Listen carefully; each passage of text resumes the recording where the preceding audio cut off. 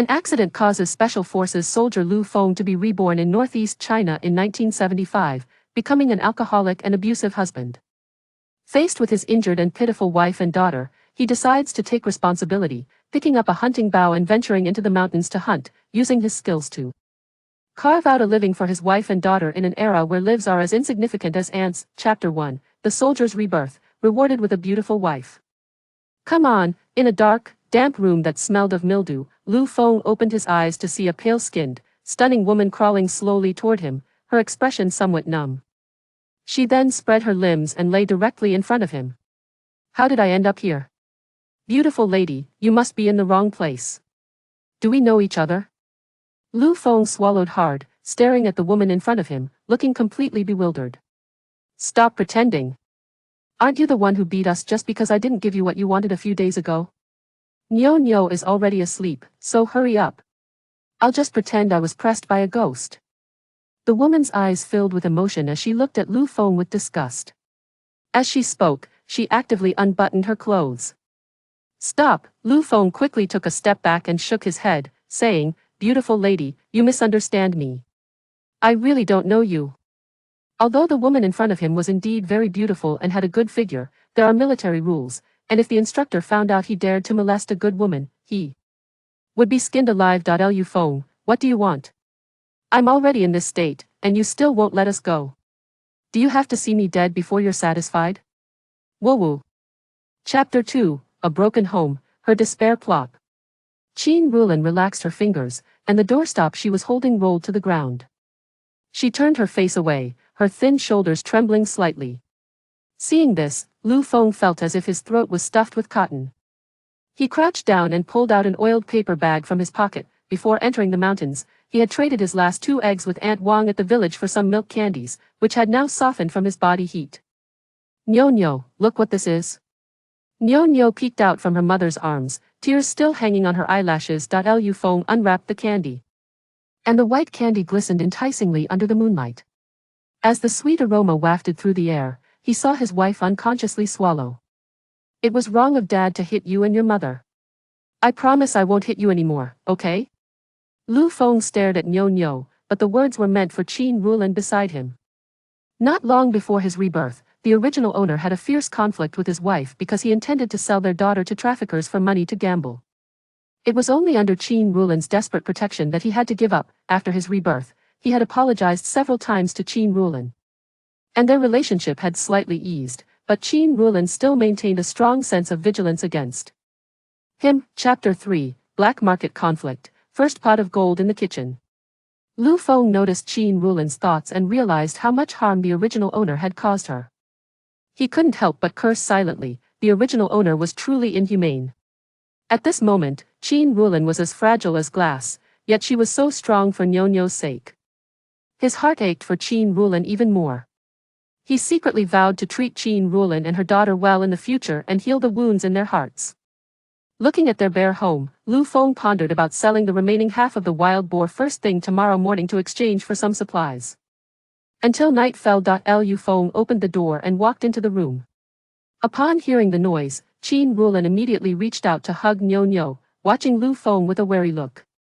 Although she already knew Lu Feng hadn't tampered with the soup, she still didn't let her guard down. Lu Feng's behavior seemed strange this time. She didn't believe he could change so quickly and suspected he had some ulterior motives. Seeing Qin Rulan's reaction, Lu Feng quickly said, I just came in to see you. Everything is fine, you and Nyo should rest.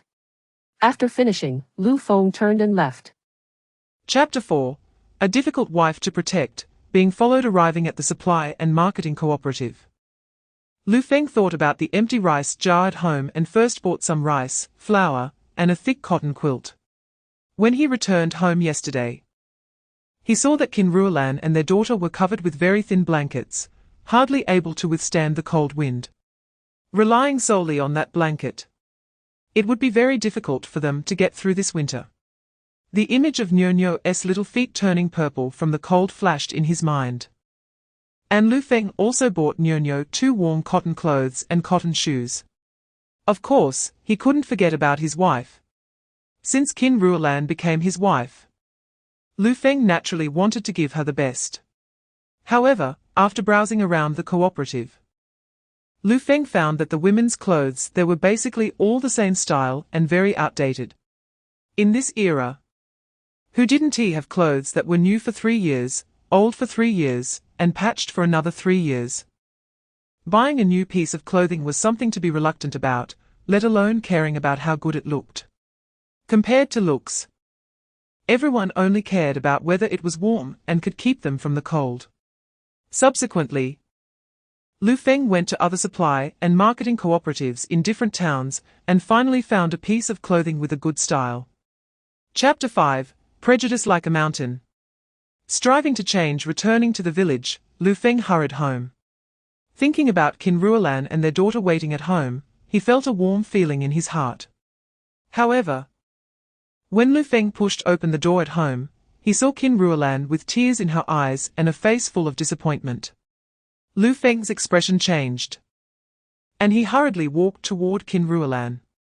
"Ruolan, what's wrong? Is someone bullying you? Tell me, and I'll get revenge for you." Lu Feng's face was filled with anxiety and anger. He raised his hand to wipe away Qin Ruolan's tears. Slap! Unexpectedly, in the next moment, Qin Ruolan suddenly slapped him across the face. "Get out! You deceived me again. How many more times do you want to deceive me? You went to gamble again. Don't you want to see me and Nyo die in front of you before you're satisfied?" Qin Ruolan screamed in despair. Although she didn't fully believe that Lu Feng had changed, she vaguely hoped for it. Sure enough, she shouldn't have had any expectations. This bastard lost everything again. It's always like this. "Don't sell me, wah, Daddy is going to sell Nyo." Nyo had already remembered Lu Feng's words about how he would sell her if he went to gamble, so upon hearing Qin Ruolan's words, she began to cry loudly. Chapter 6, Entering the Mountain Again, Unexpected Gains. "Ruolan, don't misunderstand, I saw you forgot to take your clothes, so I brought them to you. I'll go out now." Lu Feng didn't expect to stumble upon this scene. Seeing Qin Ruolan's terrified expression, he quickly explained. After saying that, he put down the clothes and retreated outside. Qin Ruolan still hadn't let her guard down against him, and he was afraid of provoking her. Lu Feng stood outside the house, looked down, and couldn't help but sigh. In his previous life, he was focused on building a career. Not only did he not start a family, but he didn't even have a girlfriend, and such thoughts were very faint. After being reborn, he did have a wife and began to have thoughts, but he could only watch and not indulge. Before he could win over his wife, he could only endure a little. Once he had properly won her over, he could show his true colors later. When the cold wind outside calmed Lu Feng's restlessness, he returned to the house and spread out the new cotton padding and quilt. Looking at the soft kang, Lu Feng felt very satisfied. Now his wife and daughter wouldn't be cold anymore. At night, with the thick quilt, Qin Ruolan didn't have to worry about Nyo waking up from the cold. Nor did she have to worry about freezing Nyo and being unable to sleep. Qin Ruolan's body was wrapped in warmth.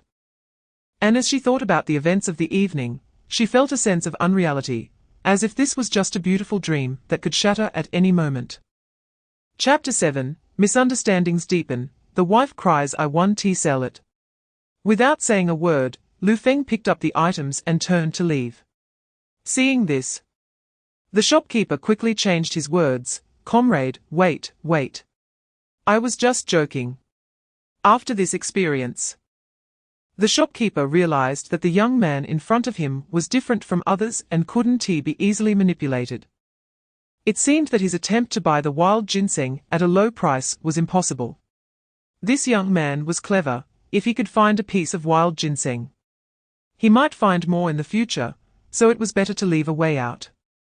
In business, the more connections, the better. After a moment's hesitation, he directly quoted his bottom price. "Comrade, adding your herbs, I'll give you 80. I dare say no one in the whole Jingyang town would offer this price. Let's just be friends." Lu Feng thought for a moment and decided to sell it. He had spent all the money he made selling wild boar meat. So how could he improve his family's conditions without money? Holding the money in his hand gave him peace of mind. The shopkeeper handed several big bills to Lu Feng and told him his surname was Zhong, assuring Lu Feng that if he had good things in the future, he could come to find him, and he would guarantee a good price. Rest assured, if I find wild ginseng in the future, I will definitely come back to find shopkeeper Zhong. Chapter 8. Turning over a new leaf.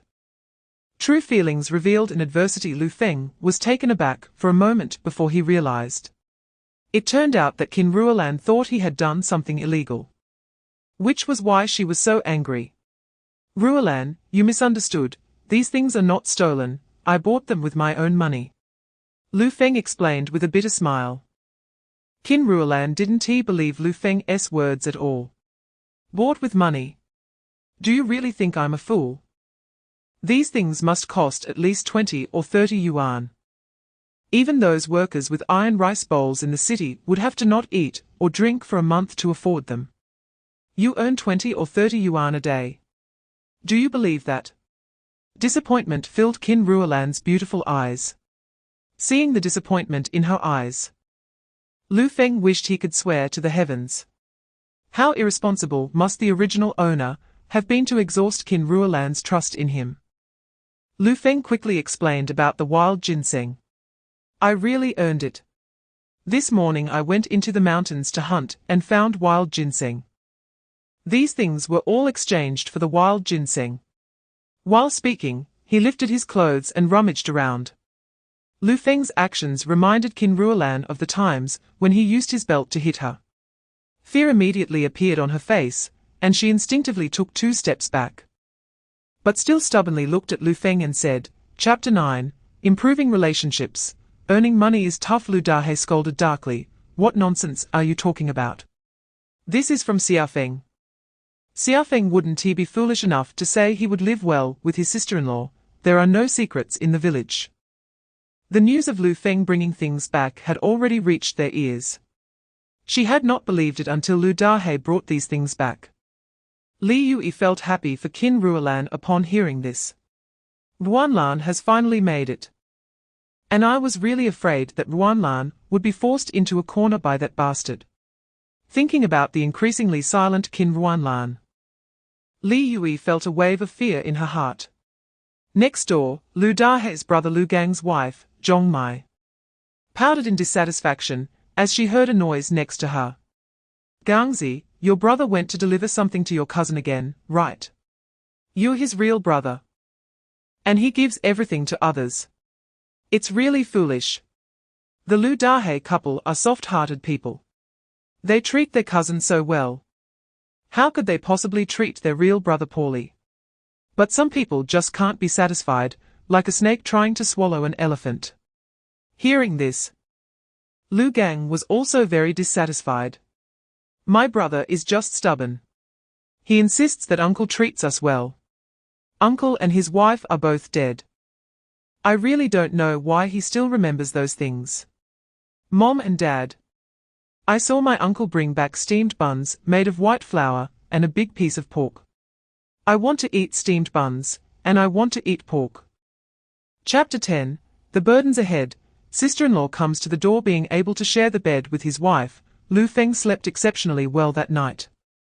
When he woke up in the morning and saw his big and small wives, era.An and their daughter, his heart felt incredibly soft. What could be better than this moment? He felt that his life was complete. At that moment, a cold wind suddenly blew in through the gaps in the window, causing era.An and Nyo to shiver. Lu Feng then noticed the dilapidated window, and the walls were full of cracks. If it rains heavily, this house might not even be able to keep out the rain. It seems that not only do they need to use electric lights, but the house should also be repaired. However, repairing the house requires a lot of money. And he is currently financially strained. The road ahead is long and arduous. Lu Feng thought about earning money to rebuild a new house, and was filled with motivation. When he got up, he deliberately made less noise, prepared breakfast as usual, and then went into the mountains. era.An got up with Nyo. And the house was already devoid of Lu Feng's presence, but there was breakfast left in the pot. She knew Lu Feng had gone into the mountains again. Even though it wasn't the first time, she still felt a sense of unreality. Just as Qin Ruanlan and Nyo were having breakfast, there was a knock on the courtyard door. Seeing that the door was not locked, the person outside simply pushed the door open and walked in. Chapter 11, Traps Set. Things have truly changed in the mountains. Lu Feng did not go directly to dig the 2 wild ginseng he found yesterday, but continued to search the mountain. Hard work pays off. After several hours of searching, he indeed found a few more wild ginseng. Lu Feng felt a surge of joy. With these wild ginseng, their new house would have hope. He did not plan to dig up those wild ginseng immediately. There wasn't enough time today. He still needed to return early to accompany Qin Ruanlan and their daughter, lest he return late and his wife worry that he had gone gambling. Since his wife lacks a sense of security, he would give her a sense of security. Lu Feng remembered the locations of those wild ginseng and went to check the traps he set yesterday. Today, luck was on his side. There was already a wild chicken and a rabbit inside. Lu Feng tied up the wild chicken and rabbit, tossed them into his backpack, and headed down the mountain. As soon as he entered the village, he saw his wife, Qin Ruanlan, clearing land in the field. Seeing her lift the heavy hoe, Lu Feng was worried she might strain her back and quickly walked over to her. Tang Hong, who was working not far away, also saw Lu Feng. Looking at the tall and imposing Lu Feng, she felt her legs go weak. Such a handsome and tall man is actually that BTCH Qin Ruanlan's husband. Chapter 12, Stirring Up Trouble. Firm attitude. Lu Feng's words made Qin Ruanlan's eyes heat up. Years of grievances surged to her heart at that moment. In the past few years, if only Lu Feng had stood by her side even once, if only he had said something like that once, she wouldn't have felt so desperate.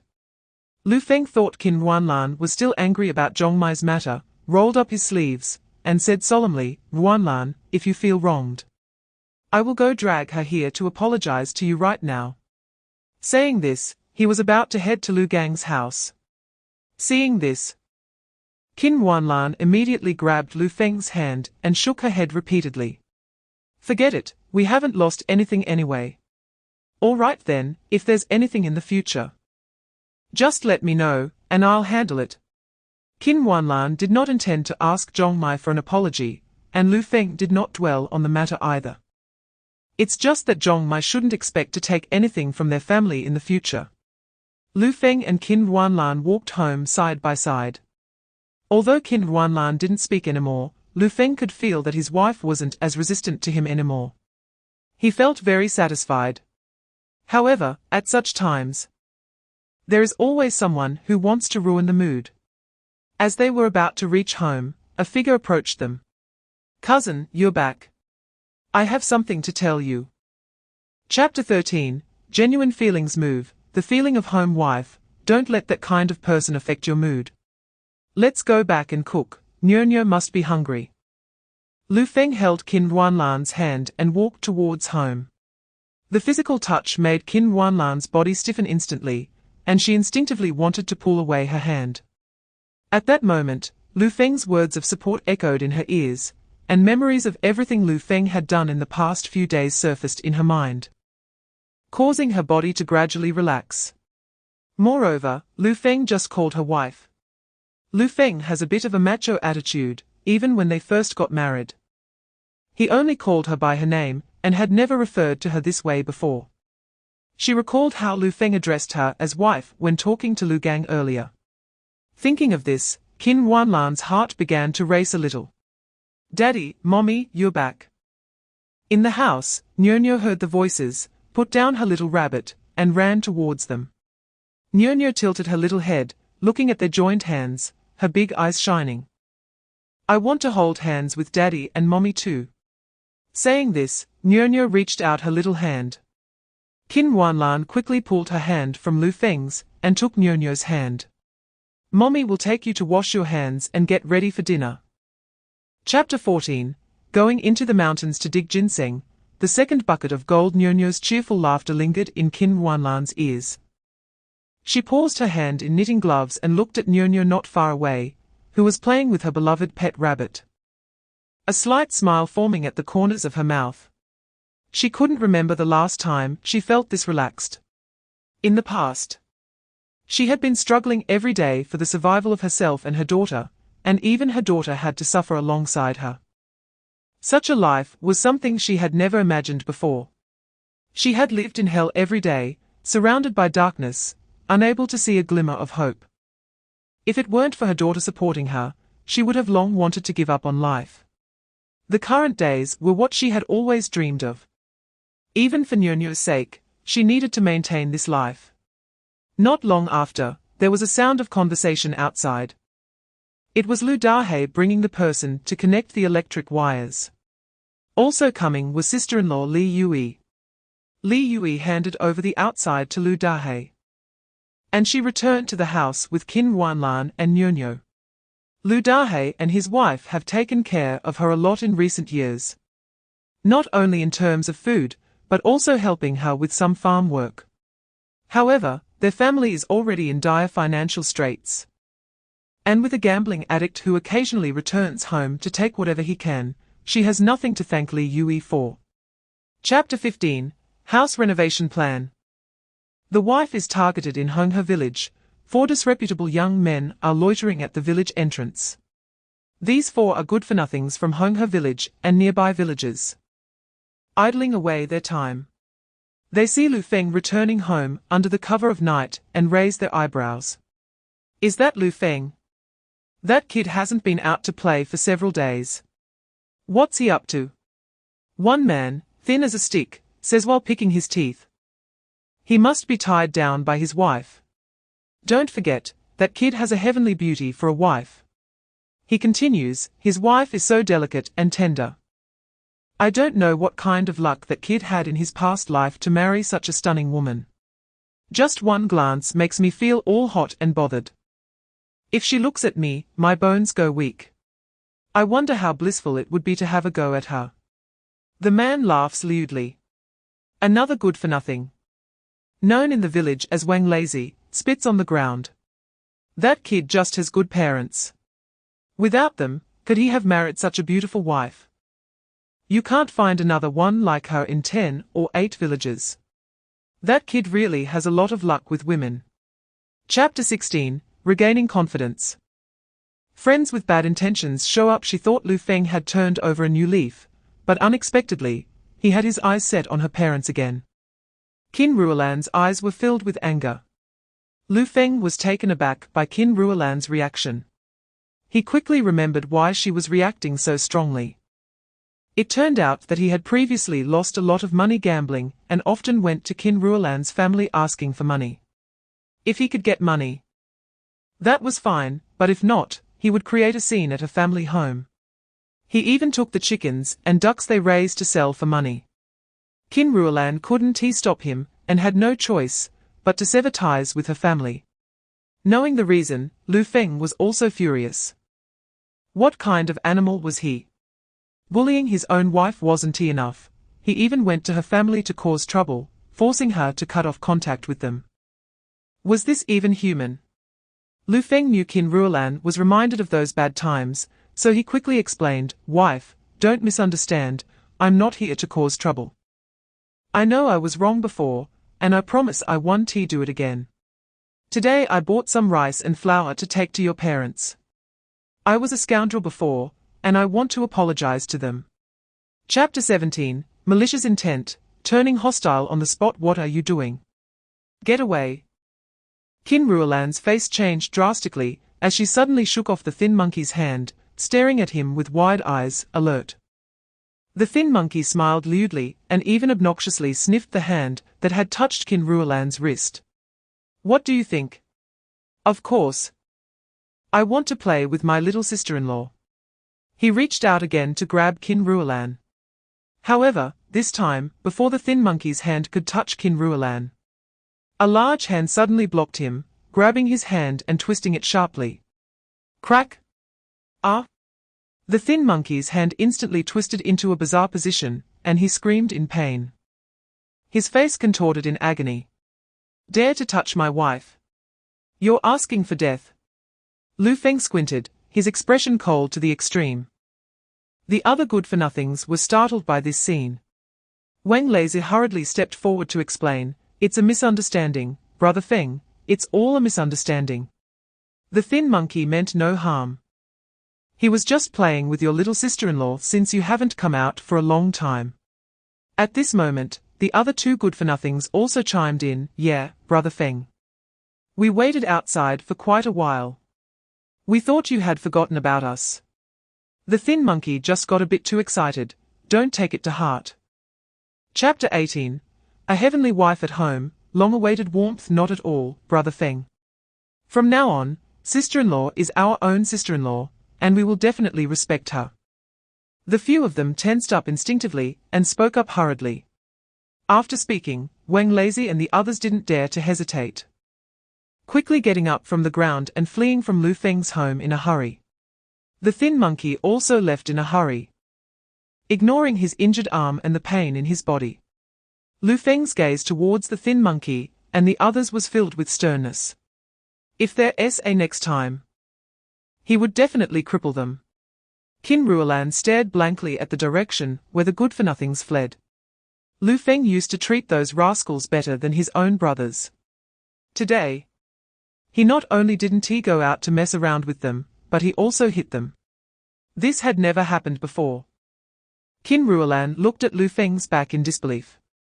If she hadn't seen it with her own eyes, she would have thought it was an illusion. At that moment, Lu Feng turned around and saw the incredulity on Aria'sWhisper's face. He walked up to her and gently said, "Wife, I told you I wouldn't hang out with them. I didn't lie to you, did I?" Hearing this, Aria'sWhisper realized it wasn't her illusion, and her eyes suddenly became warm. Lu Feng felt a tightness in his heart at the sight of her. He didn't continue the topic, took her chilly little hand into his palm, and led her into the house. Chapter 19. Ambiguous atmosphere. First intimate contact. Aria'sWhisper was stunned. She didn't expect Nyonyo to suddenly say something like that. Nyonyo's thoughts were actually very simple. In her understanding, a kiss represents affection.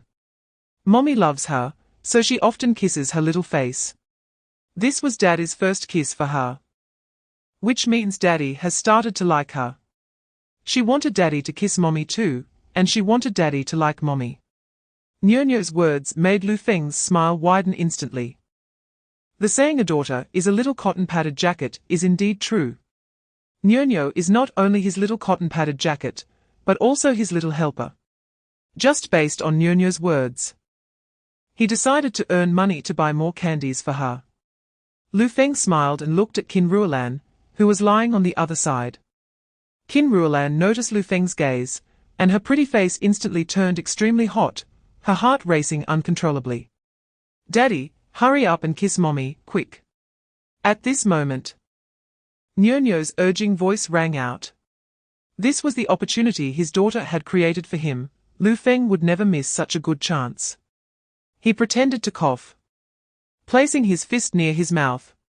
"Wife, Nyonyo is watching, we can't let the child down." Saying this, without waiting for Aria'sWhisper to refuse, he leaned in and kissed her on the face. Chapter 20. Near home, nervous reunion on the other side. Aria'sWhisper had just entered Daohua village when she encountered two ruffians. Chewing on a stalk of grass, one of them carried a bulging snake skin bag. When they saw Aria'sWhisper, their eyes lit up, and both pairs of eyes were glued to her exquisite face. "Hey, girl. Why are you carrying such a heavy load all by yourself? Let me help you with that." One of them spat out the grass and revealed a mouthful of yellow teeth. Nyonyo was frightened and tightly held onto Aria'sWhisper's hand. Aria'sWhisper's expression changed. She ignored them, gripping Nyonyo's hand, and quickened her pace towards the village. The ruffian's eyes remained fixed on Aria'sWhisper, admiring her graceful figure, and curiously asked, "When did Daohua village have such a stunning young woman?" Long Ge, that seems to be Lu Feng's wife, the other one recognized Aria'sWhisper and said, "After all, it was hard to find such a standard woman in the surrounding villages." Lu Feng's wife, just a glance, and no one could forget her. The ruffian called Long Ji's eyes brightened at the mention of this. So, this is Lu Feng's wife. That big fool Lu Feng actually has such a beautiful wife. Chapter 21, Family Matters. Hunting incident. Qin Urge occasionally visited Honghe village, so Qin Ersao was well aware of Qin Ruolan's situation. Lu Feng had already lost everything valuable at home, and they didn't even have any leftover food. She thought Qin Ruolan and her son would be in dire straits. But she was surprised to see that they were doing quite well. If someone said they were from the town, no one would doubt it. Even many people in town weren't as well dressed as the mother and daughter. Qin Ersao's gaze was fixed on the new clothes that Qin Ruolan and Nyo were wearing. In these times of poverty, whose clothes didn't have patches? To make new clothes, one had to start saving fabric tickets and cotton a long time ago. Buying ready-made clothes was basically impossible. The money for one piece could make 2 or 3 pieces instead. Who would want to waste that money? However, the clothes on Qin Ruolan and her daughter didn't look homemade, but rather like ready-made clothes sold by the supply and marketing cooperative. The clothes from the cooperative cost at least several dollars each. The combined value of their clothes must be at least $20 or $30. $20 or $30 was several months' income for their family. Were they getting rich? As she thought about this, her eyes darted around the living room. Chapter 22, Wild Beasts. Surviving a disaster. A wild goat. It was actually a wild goat. Goat meat is a great supplement. If he could catch this wild goat, it would definitely be good for Qin Ruolan and her daughter to nourish their bodies. Lu Feng held his breath, his body taut like a drawn bow. His gaze fixed on the wild goat a few meters away. The surroundings were quiet, and he could even hear the goat chewing on dry grass. Lu Feng's sharp gaze fell on its neck as it swallowed food. Then he drew back the bamboo arrow and swiftly released it. Whoosh!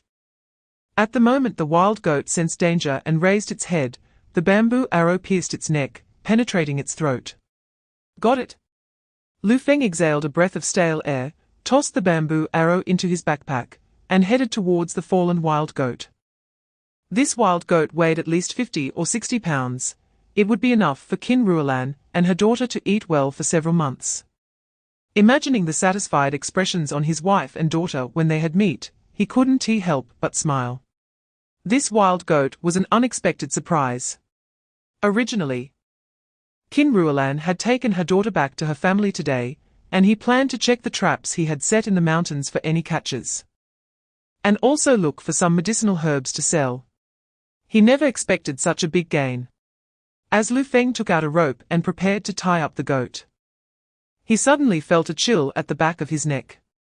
Chapter 23, A Change in Appearance. Family shock. Meanwhile, in Daohua village, at the Qin family.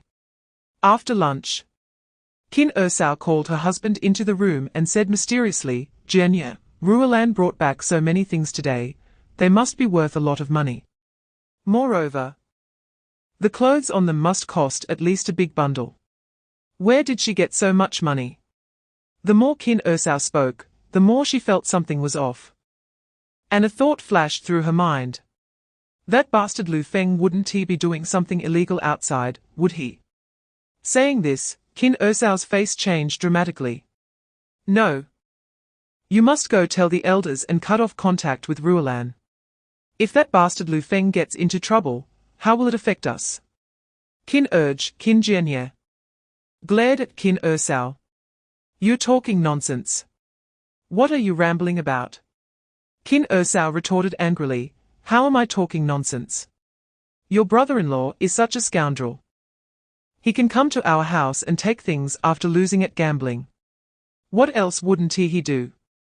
If it weren't for this, how would Ruolan have those clothes and things when they are so poor? Your family favors your sister so much, you wouldn't want to harm our family for her. Would you? Can we still live our lives? Do you have the heart to let our stone be bullied since childhood?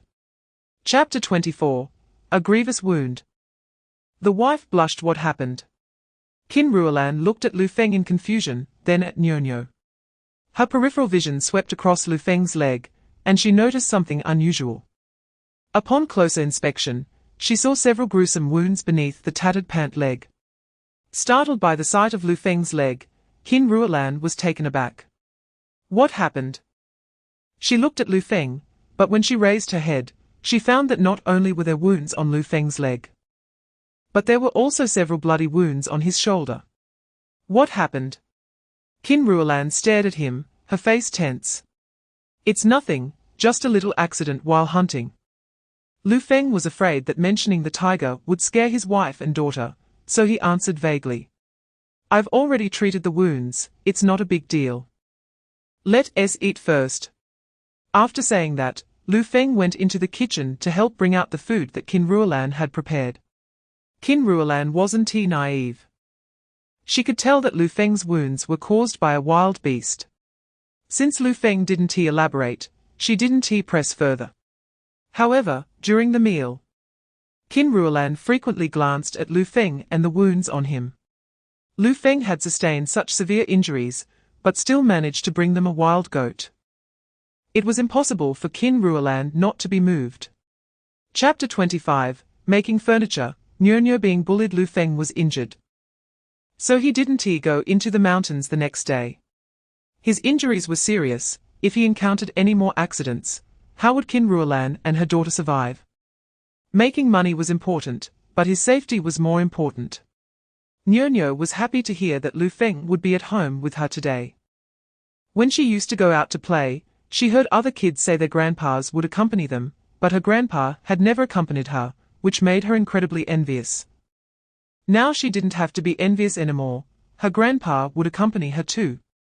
After breakfast, Lu Feng took a piece of meat and some money, and went to the carpenter Shu's house at the end of the village. Lu Feng was well known in Honghe village as a gambler, and he was even used as a negative example by others to educate their children.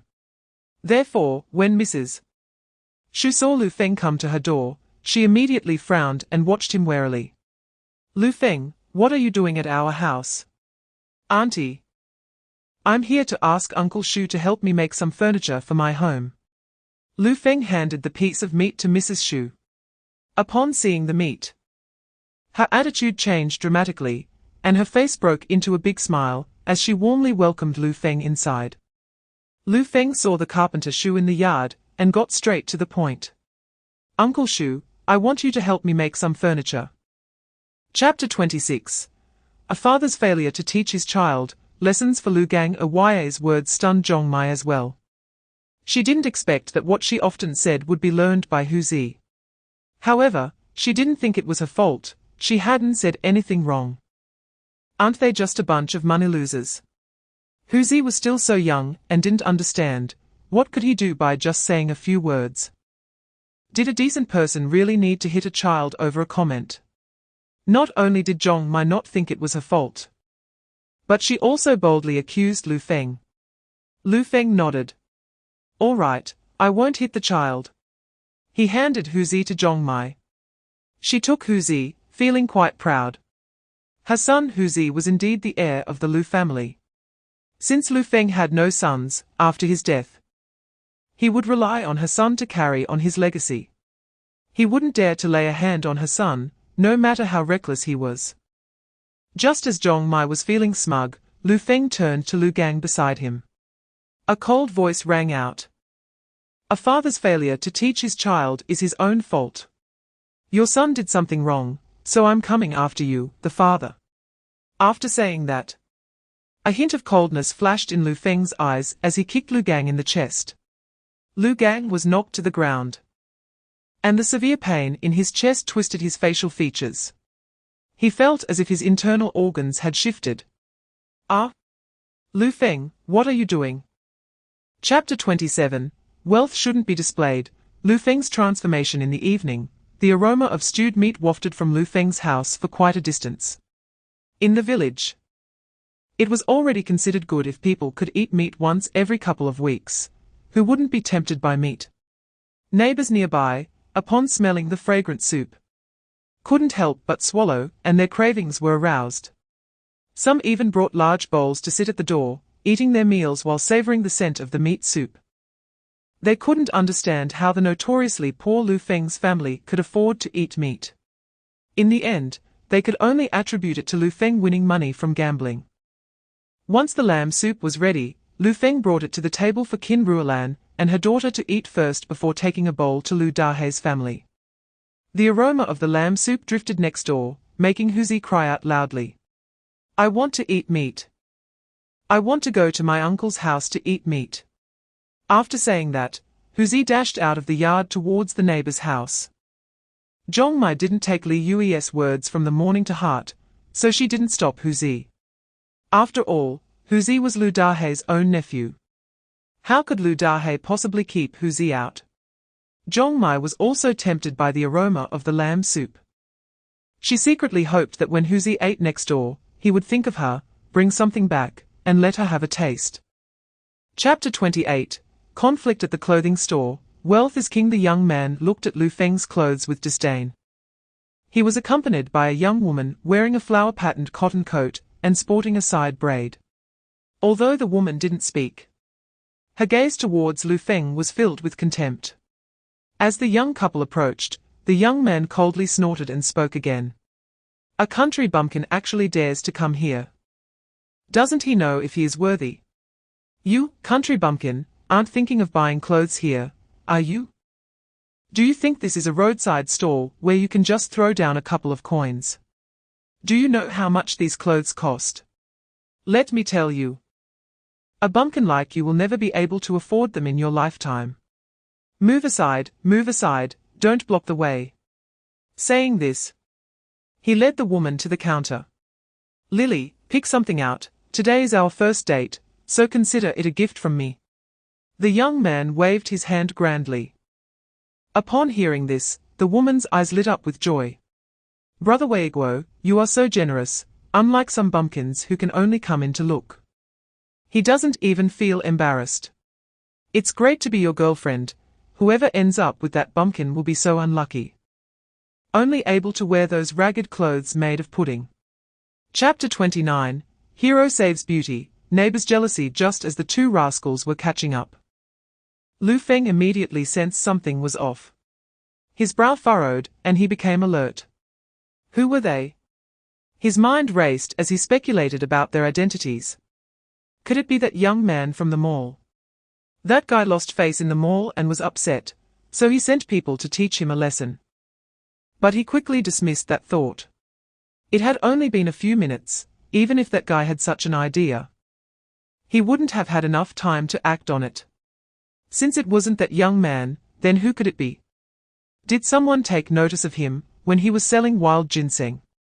Were they after the money in his hands? Regardless of who they were or why they were here, what he needed to do now was to shake them off. Lu Feng quickened his pace, deliberately weaving through the alleys in town.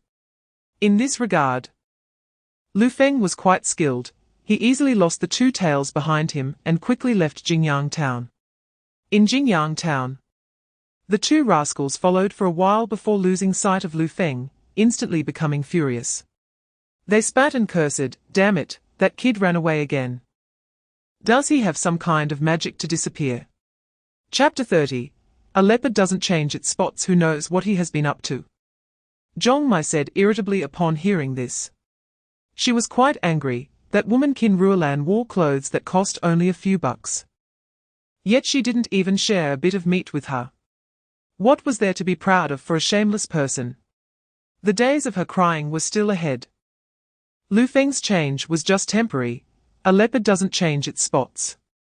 If Lu Feng could quit gambling, that would truly be a miracle. He would have quit long ago. Why would he wait until now? Sooner or later, Lu Feng would sell them both out. Lu Feng was a scoundrel capable of anything. His temporary change might just be to lower Qin Ruolan's guard. He must be harboring something sinister in his heart. She was waiting to see what would happen to Qin Ruolan. Zhongmai hated Lu Feng and Qin Ruolan to the point of gritting her teeth, eagerly wanting to see them fall into misfortune. She never expected that she would soon find an opportunity. At this moment, Lu Feng had returned home, unaware that he had become the topic of discussion for others. He pushed open the courtyard gate and saw Qin Ruolan and Nyo Nyo in the yard. In his previous life, he had not settled down, living alone, and could leave whenever he wanted and return whenever he pleased, with no one waiting for him at home. Every time he returned, the house was cold and lifeless, lacking any warmth. Chapter 31. Trouble Comes Knocking. Accused of theft in Honghe village.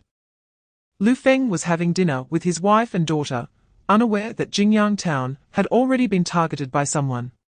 As night fell, the village gradually quieted down. Lu Feng was enjoying the process of Qin Ruolan applying medicine to his wounds. Just looking at those deep wounds made Qin Ruolan feel extreme pain. Yet the injured Lu Feng didn't make a sound. Lu Feng's reaction caught Qin Ruolan's attention. Noticing her gaze, he stared at her, smiling, "Wife. If you want to watch, you can do so openly. Why sneak around? We are a certified couple, there's nothing to be shy about. You're just talking nonsense." Qin Ruolan glared at him. Her glare had no effect on Lu Feng, he even found it somewhat playful and charming. When the lights in Lu Feng's house dimmed, the entire village fell into a deep sleep. In the dead of night, a figure stealthily slipped out of the village. The next morning, Lu Feng woke up to the crowing of a neighbor's rooster. He got up and went to the kitchen to prepare breakfast for Qin Ruolan and their daughter. He suddenly remembered that they didn't have any poultry at home upon hearing the roosters crowing. Chapter 32. Words Can Forge Gold. Intense conflict. Tang Hong was also jealous of Qin Ruolan. In her eyes, Qin Ruolan married Lu Feng solely because of her seductive looks. Now, with Qin Ruolan wearing that outfit, the gap between them seemed to widen even more. How could Tang Hong not be furious? She was so angry that her teeth almost crumbled, wishing to rush up and rip that outfit off. That cheap woman Qin Ruolan didn't deserve to wear such high-end clothes. Moreover, it was bought with money from her brother's family. Qin Ruolan was oblivious to the envious or jealous gazes around her. She directly looked at Lu Feng, and, with a pale face, asked, "Lu Feng, what is going on? Why are they saying you stole money? Did you do anything shady?" Qin Ruolan was also uncertain about this matter. Lu Feng claimed that the items he brought back were exchanged for wild ginseng, but in this freezing weather, was wild ginseng really that easy to find? Were those items truly obtained through ginseng, or were they the result of some illicit activities? Lu Feng had told too many lies in the past. And Qin Ruolan had long lost the ability to discern truth from falsehood. Seeing Qin Ruolan about to crumble, Lu Feng knew he had made her worry and gently reassured her. Chapter 33. Distinguishing Right from Wrong. The hunter emerges. Tang Daqiang choked. He indeed did not dare to go to Yama Mountain, but did Lu Feng dare to go? What a joke! Tang Daqiang was convinced that this was a lie made up by Lu Feng. "Are you saying you went to Yama Mountain? Ha, who are you trying to fool? Do you have the guts for that?" Zhu Zuehua impatiently said, "Enough with the excuses, quickly compensate me for the money. Or I will immediately go to the village chief and call the police. I believe Lu Feng didn't do anything shady." At that moment, a voice suddenly rang out among the crowd, "I also believe Lu Feng didn't steal anything." It was Lu Dahe and his wife, who had hurried over after hearing about the incident. Zhong Mai frowned upon seeing Lu Dahe and his wife, her face revealing dissatisfaction. "Brother, sister-in-law, the evidence is right in front of us. If Lu Feng didn't steal money from Sister Zhu's family, how could he afford those meats and clothes? Even if you are biased towards Lu Feng, you can't be so blind to right and wrong." The implication of Zhong Mai's words was that Lu Dahe and his wife were here to help Lu Feng. Seeing his sister-in-law, Lu Dahe's face immediately darkened, and he sternly reprimanded, "Shut up. Gangzi, keep your wife in check." After that, Lu Dahe and his wife stood beside Lu Feng, facing everyone together. Chapter 34. Escaping from Danger. Proving Innocence. Tang Daqiang only selectively listened to the first half of Hunter Sun's words. "Did you hear that, folks? Uncle Sun said there are no wild boars or wild goats in the nearby mountains. Lu Feng sneered, there aren't any in the nearby mountains. But there are on Yama Mountain. Tang Daqiang didn't believe a word Lu Feng said. You say those things were shot down from Yama Mountain. What proof do you have?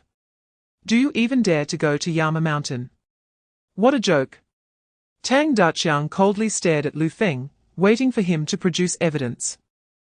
The villagers also didn't believe Lu Feng had the guts to go to Yama Mountain.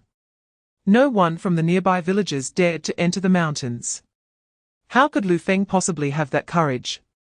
For decades, no one had entered Yama Mountain, no one knew the situation there, nor how dangerous it was. If they encountered a wild beast, they wouldn't even be able to save their lives. Lu Feng truly had no fear, boldly claiming he had been to Yama Mountain. I doubt he even knows where Yama Mountain is. If you ask him to find a drinking place or a gambling spot, he would surely find it. But does he know where Yama Mountain is? Hunter Sun frowned at these words. How dare this young man tell such lies? Chapter 35, The Thief Within. A slap in the face sure. Lu Dahe and his wife were also startled. They never expected that Lu Feng would take such a great risk to enter Yama Mountain to improve Qin and their daughters' lives, and even encountered a tiger. They were also surprised to learn how Lu Feng's family came to have meat. Lu Dahe furrowed his brows tightly, staring at Lu Feng, moving his lips as if he wanted to say something, but in the end, he said nothing. Not only they, but even Tang Daqiang and his wife, as well as Tang Hong, were shocked. No one expected Lu Feng had truly entered Yama Mountain. For a moment, they didn't know what to say. Zhu Zuehua's face darkened, and doubts began to arise in her heart. Could it be that their money really wasn't stolen by Lu Feng? Previously, when they discovered the money was missing, they immediately began searching their home. It was Zhongmai, passing by, who heard the commotion, learned about what had happened, and informed them of Lu Feng's sudden wealth, which made them suspect Lu Feng. After all, Lu Feng was not a good person. He was capable of doing all sorts of shady things, so it wasn't surprising if he engaged in theft. Otherwise, how could Lu Feng's family, which was almost starving, explain having meat to eat and Qin being able to buy new clothes? Chapter 36, Anger and Discontent. Couple turns against each other before Tang Daqiang could deny it. Zhu Zuehua had already furrowed her brows and spoken up. What does this mean? For the past 2 days, Daqiang indeed went out every night.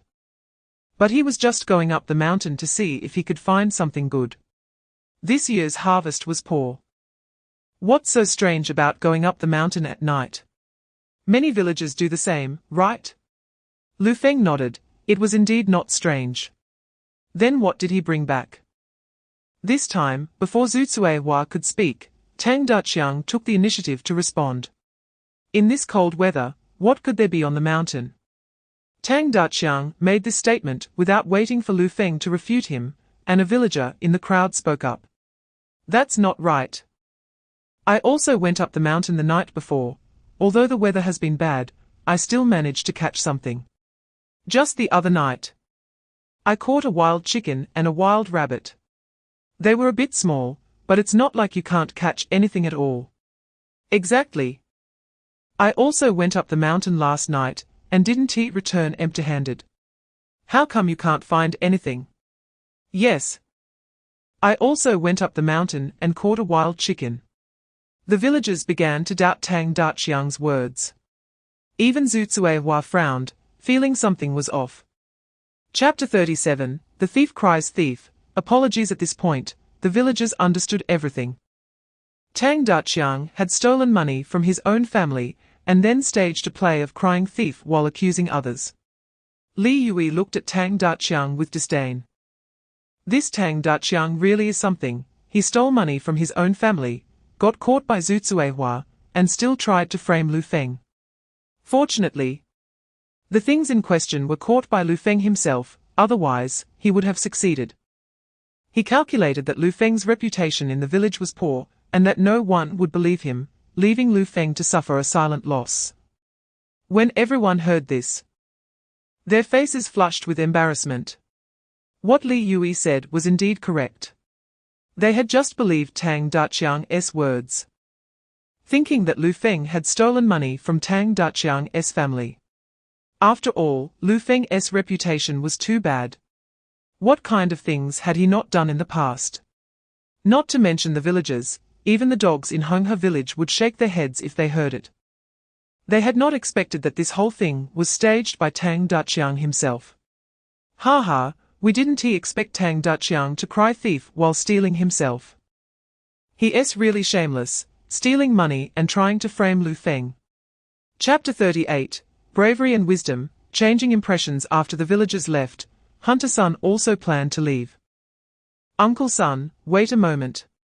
Lu Feng called out to Hunter Sun, went into the house to grab some milk candies and pack some food before returning to the yard.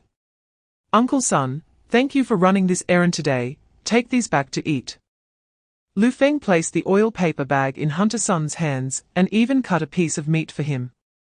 Seeing this, Hunter Sun quickly waved his hands. No, no. No, I can't accept this. Those people already said I colluded with you. If I take these things, wouldn't that confirm the accusation?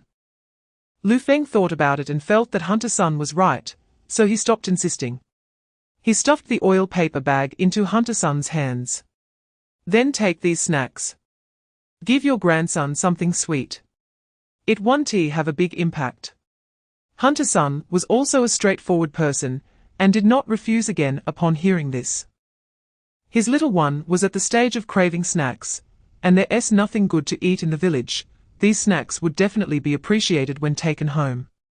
All right. Then I'll accept them. Hunter Sun left Lu Feng's house with the things, and on the way home, he reflected on Lu Feng's earlier actions, feeling that Lu Feng was not as unbearable as the rumor suggested. Chapter 39, Not Done Yet. Fearless of the strong. Once Nyo went out to play, Lu Feng noticed Qin Ruolan looking at him with a strange expression. He stared at Qin Ruolan in confusion. Wife, what is wrong? Are you still not done? Saying this, Lu Feng raised his eyebrows and moved closer to Qin Ruolan. Qin Ruolan stretched out her hand to block him, her face showing an accusatory expression.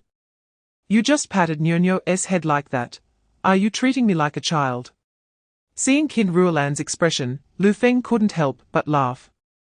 He found this moment of Qin Ruolan to be somewhat childish, and it made her feel very lively, unlike before when she seemed so hollow. He enjoyed seeing Qin Ruolan's expression like this. As for Qin Ruolan's words, treating her like a child wasn't entirely wrong. After all, she was only in her 20s. How could she not be considered a child?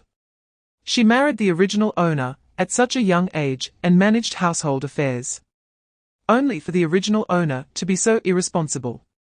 He genuinely felt sorry for Qin Ruolan. In my eyes, you are just a child. Lu Feng patted Qin Ruolan's head again.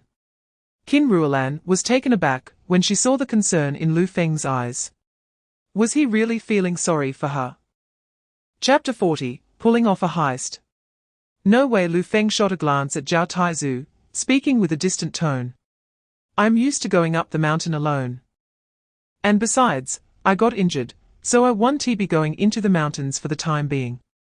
He faced great danger to bring back those things. And Zhao Taizu thought he could get such a big benefit from him just by talking. What a dream. Zhao Taizu rubbed his hands and smiled. No problem. Just call me when you go into the mountains next time. It was unclear whether he genuinely didn't hear Lu Feng's refusal, or was just pretending to be foolish.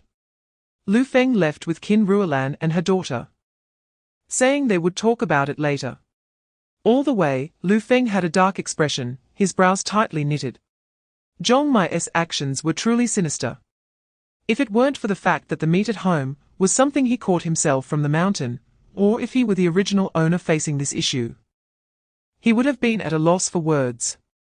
Moreover, the original owner had such a bad reputation that the villagers wouldn't believe him. In the end, this matter would fall on him. $80 was not a small amount. The original owner, being a gambler, wouldn't he have a single cent to spare, let alone 80? If he couldn't come up with the money to compensate, he would definitely be sent to jail. The ones who would suffer would be Aria'sWhisper and her daughter. Chapter 41. The real culprit. Be tough. Zhongmai pretended to be calm as she stared at Lu Feng, accusing him. Lu Feng, what do you want to do? Have you had too much to drink? How dare you come here and make a scene? This is my home. If you want to make a scene, go back to your own house. Also, you broke my door, so pay for it immediately. Lu Gang quickly ran through the events of the past 2 days in his mind and confirmed that they hadn't done anything to provoke Lu Feng during this time. Only then did he feel relieved and gain some confidence. Cousin, what do you mean by that? He stepped forward with a frown, glaring at Lu Feng with dissatisfaction. Lu Feng barged into his house and caused a commotion. Did he not regard him, the head of the family, at all? No matter how powerful Lu Feng was, he couldn't just intrude and run wild without reason. He couldn't beat Lu Feng, but he could seek help from the village chief. As long as he was in the right, the village chief would definitely stand by him. What was there to be afraid of? What do I mean?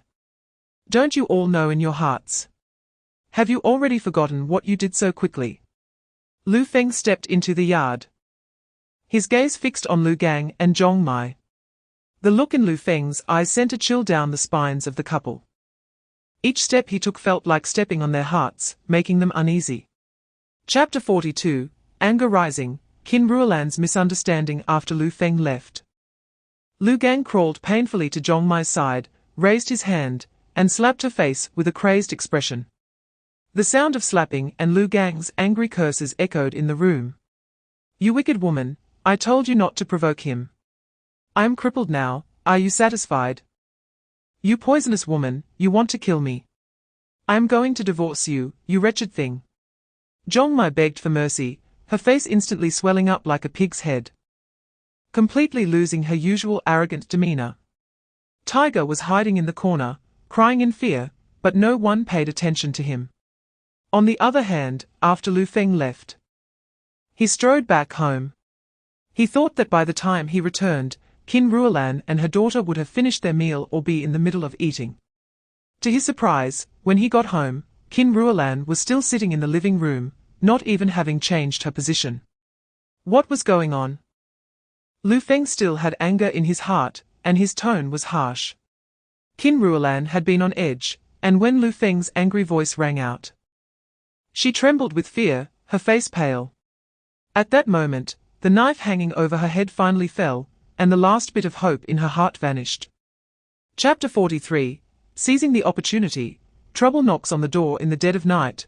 Lu Feng heard the breathing of a big and a small person beside him, and he felt an unprecedented calm.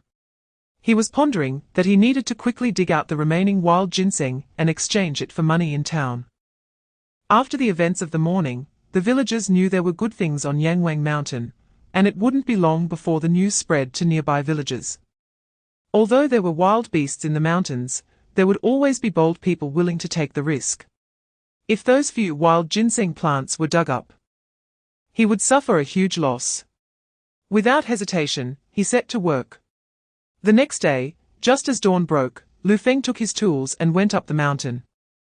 The sooner he got the goods, the more secure he would feel. Those wild ginseng plants were the bricks and tiles for his new house. Just as Lu Feng expected, news of his hunting on Yangwang Mountain quickly spread. The first to hear about it in other villages were people like Zhongmai, who were idle.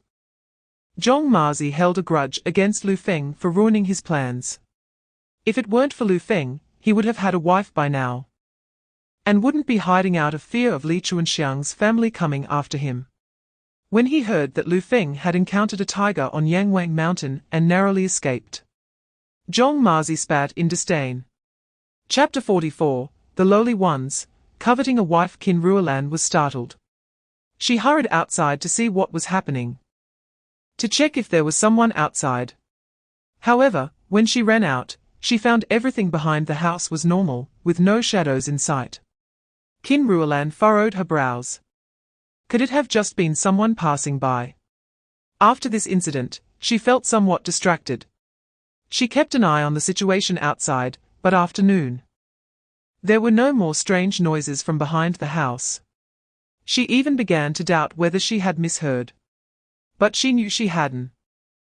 At the foot of the mountain behind Honghe village, Zhong Mazi was sitting under a tree, munching on a rough pancake he had stolen from someone else's house. Once he satisfied his hunger, he thought of the beauty he had seen behind Lu Feng's house earlier. Thinking of that stunning little face and fair skin made his body heat up. However, remembering that the beauty was Lu Feng's wife, he spat in frustration. Damn it! That scoundrel Lu Feng is just lucky to marry a heavenly wife. That scoundrel has a wife now and is ruining my chances. Making it impossible for me to find one is simply inhuman. Since he has ruined my chances, I'll take it out on his wife. That scoundrel is either gambling or drinking every night. After he's gone, tonight will be my wedding night. Chapter 45, A Wall Apart. 2 realms next door to Lu Dahai's house, Lu Gang saw Lu Feng approaching from a distance, and he quickly shut the yard door. Looking like a mouse seeing a cat. Hearing the commotion, Lu Feng only glanced at the tightly closed door next door, and walked straight into Lu Dahai's house. Inside, his sister-in-law Li Yui and Qin Ruolan were busy preparing dinner in the kitchen. Initially, Li Yui didn't want Qin Ruolan to help, but couldn't resist her persistence.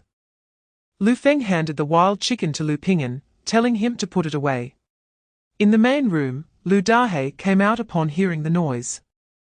Why did you bring something when I called you for dinner? He glanced at the wild chicken, frowning. Your injury isn't healed yet, and you've gone up the mountain again. Lu Feng smiled and explained, I was just at the foot of the mountain, I was very careful, nothing happened. Of course. This was just a kind lie from Lu Feng. How could there be wild ginseng at the foot of the mountain? Lu Dahai opened his mouth, initially wanting to say something, but thinking that Lu Feng was not gambling and was trying to support the family, which was already difficult. He swallowed the words that were on the tip of his tongue. Lu Feng is here. Dinner is ready. At that moment, Li Yui's voice came from the kitchen. The 4 members of the Lu Dahai family and the 3 members of Lu Feng's family sat around a square table, filling the room with the laughter of children and the chatter of adults. Chapter 46, Teaching Zhong Mazi a Lesson. Guarding the yard, Zhong Mazi was in a panic. Clearly, Lu Feng was just a lazy gambler, but at that moment, he felt an overwhelming fear, instinctively wanting to beg for mercy. However, his mouth was covered, and he could only make muffled sounds. But Lu Feng ignored him and continued walking toward Zhong Mazi's house. Thinking of what had just happened, his heart was filled with rage. He wished he could tear Zhong Mazi apart.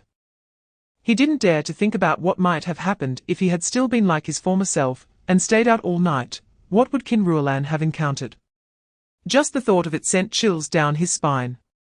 Lu Feng kicked open Zhong Mazi's door and threw him into the room, towering over him with a face full of anger. You dare to have designs on my wife? You're asking for death. He stepped on a certain part between Zhong Mazi's legs. Zhong Mazi sensed Lu Feng's intentions, and his eyes widened in shock, his body drenched in cold sweat. He made whimpering sounds and frantically twisted his body, trying to escape from under Lu Feng's foot. However, no matter how he moved, Lu Feng's foot remained steadfast. Amid Zhong Mazi's whimpering, Lu Feng stepped down hard, and a loud cracking sound echoed.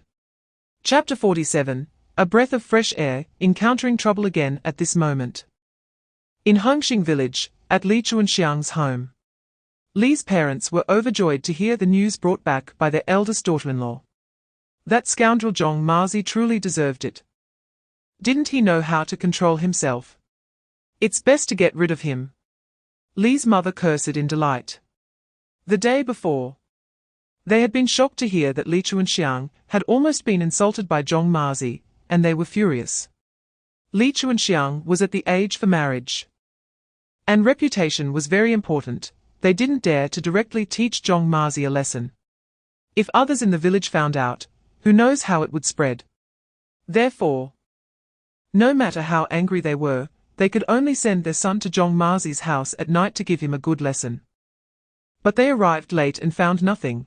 It seemed that Zhong Mazi had anticipated their visit, and had long since hidden away. Their pent-up anger had yet to be released. Now that they heard about this incident, they felt a sense of relief. If Zhong Mazi had really succeeded that day, the consequences would have been unimaginable. If word got out, even if they resisted the pressure and refused to let Chuanxiang marry Zhong Mazi, no one would want to marry her. And their family would be unable to hold their heads high in the village. Chapter 48, The Casino Comes Knocking. Qin Ruolan's world falls apart. Lu Feng did not take the earlier incident to heart. When the soldiers come, block them. When the water comes, cover it up. What is there to be afraid of? He quickly walked towards Henghe village, eager to return and share the good news with Qin Ruolan about their substantial fortune. Qin Ruolan would surely be very happy to see this money. Including the money he made from selling wild ginseng, their savings had reached nearly 1,000. Even in the entire Henghe village, they would be considered one of the wealthiest families. With this money, they could not only build a new house, but also have a significant amount left over afterward. The new year was just a few months away. They could celebrate in their new home. The remaining money could buy many things for the new year, and this time, she and her daughter wouldn't have to suffer from the cold and hunger. Everything they had missed in previous years would be made up for this year. He wanted to celebrate a lively new year with the two of them. This would be a new beginning for their family of 3. Every year from now on, they would be better and better. Thinking about the future, Lu Feng felt an indescribable excitement. The large bundles of money in his pocket felt solid against him. Chapter 49, Wife and Daughter as Debt Payment, a near catastrophe stop. At that moment, an angry roar came from a distance. Everyone looked up to see a figure sprinting towards them. The villagers immediately recognized that it was Lu Feng. Their eyes were filled with indignation. That scoundrel Lu Feng still had the face to come back. He's truly a disgrace. I thought he had changed for the better when I saw him hunting in the mountains, but he had already sold his wife and daughter. How could anyone do such a thing? He is even worse than an animal. Indeed, the Qin family's daughter marrying him was a stroke of bad luck. Lu Feng had lost all the valuable things in his house, and now he had even sold his wife and children. What a beast! Old Lu and his wife gave that scoundrel such a good wife, and even after losing everything, Ruolan didn't leave him, yet he did this. It's simply unacceptable. The Qin family's daughter truly suffered for marrying such a scum. Even though this incident didn't happen to them, they still felt furious. Chapter 50, Shocking the Crowd. Stuck in a deadlock, the villagers scoffed at Lu Feng's words. Everyone in the village knew that Lu Feng had already lost all the valuable things in his house. It would be a miracle if he could produce 30 large bundles of cash. No one present believed Lu Feng could come up with that much money. Oh? Is that so? Lu Feng said coldly. He pulled out a roll of cash from his pocket. Seeing that roll of money, Long Ji and the other's eyes widened in disbelief. From the thickness of the roll, it was clear that there was far more than 30 large bundles. How could Lu Feng have so much money? Had he struck it rich? At that moment, Lu Feng pulled out 30 large bundles and tossed them in front of Long Ji. This is 300, from now on. We're square. Give me back the IOU. Lu Feng extended his hand. Long Ji had never imagined Lu Feng could produce such money. He had been eyeing that young wife for several days, planning to enjoy her once Lu Feng sold her to him. He never expected Lu Feng would gather 30 large bundles. Reluctantly, Long Ji had to return the IOU to Lu Feng. However, when he saw the remaining roll of cash in Lu Feng's hand, his eyes lit up, and a plan formed in his mind. Chapter 51, Painful Affection. Trust crisis. Good news doesn't leave the house, but bad news travels far and wide. The events at Lu Feng's home quickly spread throughout the village. Zhong Mai and Tang Hong, who were working in the fields, learned of the incident during their break from other villagers. Tang Hong was shocked. She hadn't expected Lu Feng, who seemed decent, to commit such a heartless act, selling his own wife and children. At that moment, she felt relieved that she hadn't married Lu Feng, otherwise, it would have been her being sold today. Zhong Mai was also surprised to hear about this, but soon felt immense satisfaction. Her life had been miserable these past few days, her husband had been very cold towards her, and any small mistake on her part led him to threaten to divorce her. Her treatment at home had also plummeted. All of this was caused by that woman era.An. If she had agreed to lend her meat, none of this would have happened. And her life wouldn't have turned out this way. That shameless woman era.An deserved it. She always knew Lu Feng was a hopeless case. Indeed, she was right. Lu Feng had really sold era.An and that burden. Lu Feng was no good, good riddance. That scoundrel Lu Feng could just wait to grow old alone. Chapter 52, Investigating the Truth. The wife wants a divorce, damn it. Two useless eaters. You two can't even handle a mud leg, what use do I have for you? In Shui town, in a brick house. Scarface Chiong scowled, angrily pointing at the two men and cursing loudly.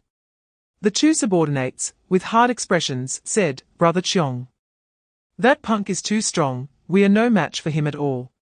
Remembering the scene of Lu Feng's attack on the street that day, Scarface Chiong frowned as well. But how could he admit that his own strength was too weak? He just underestimated his opponent.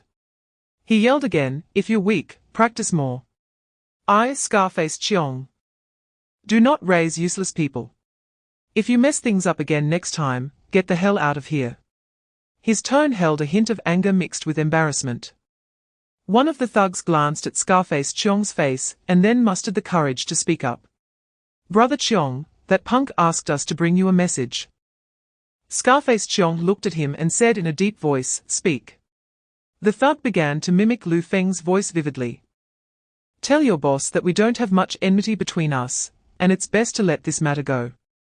If he doesn't want to and seeks trouble with me, I'm not afraid, then we'll see whose fists are harder.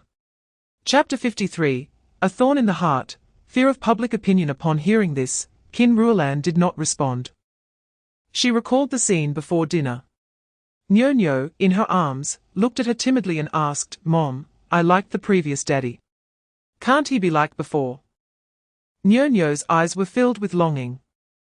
era.An could clearly feel how happy Nyo had been these past few days, and how much she liked the reformed Lu Feng. However, it is said that a leopard cannot change its spots. Could Lu Feng really do what he said?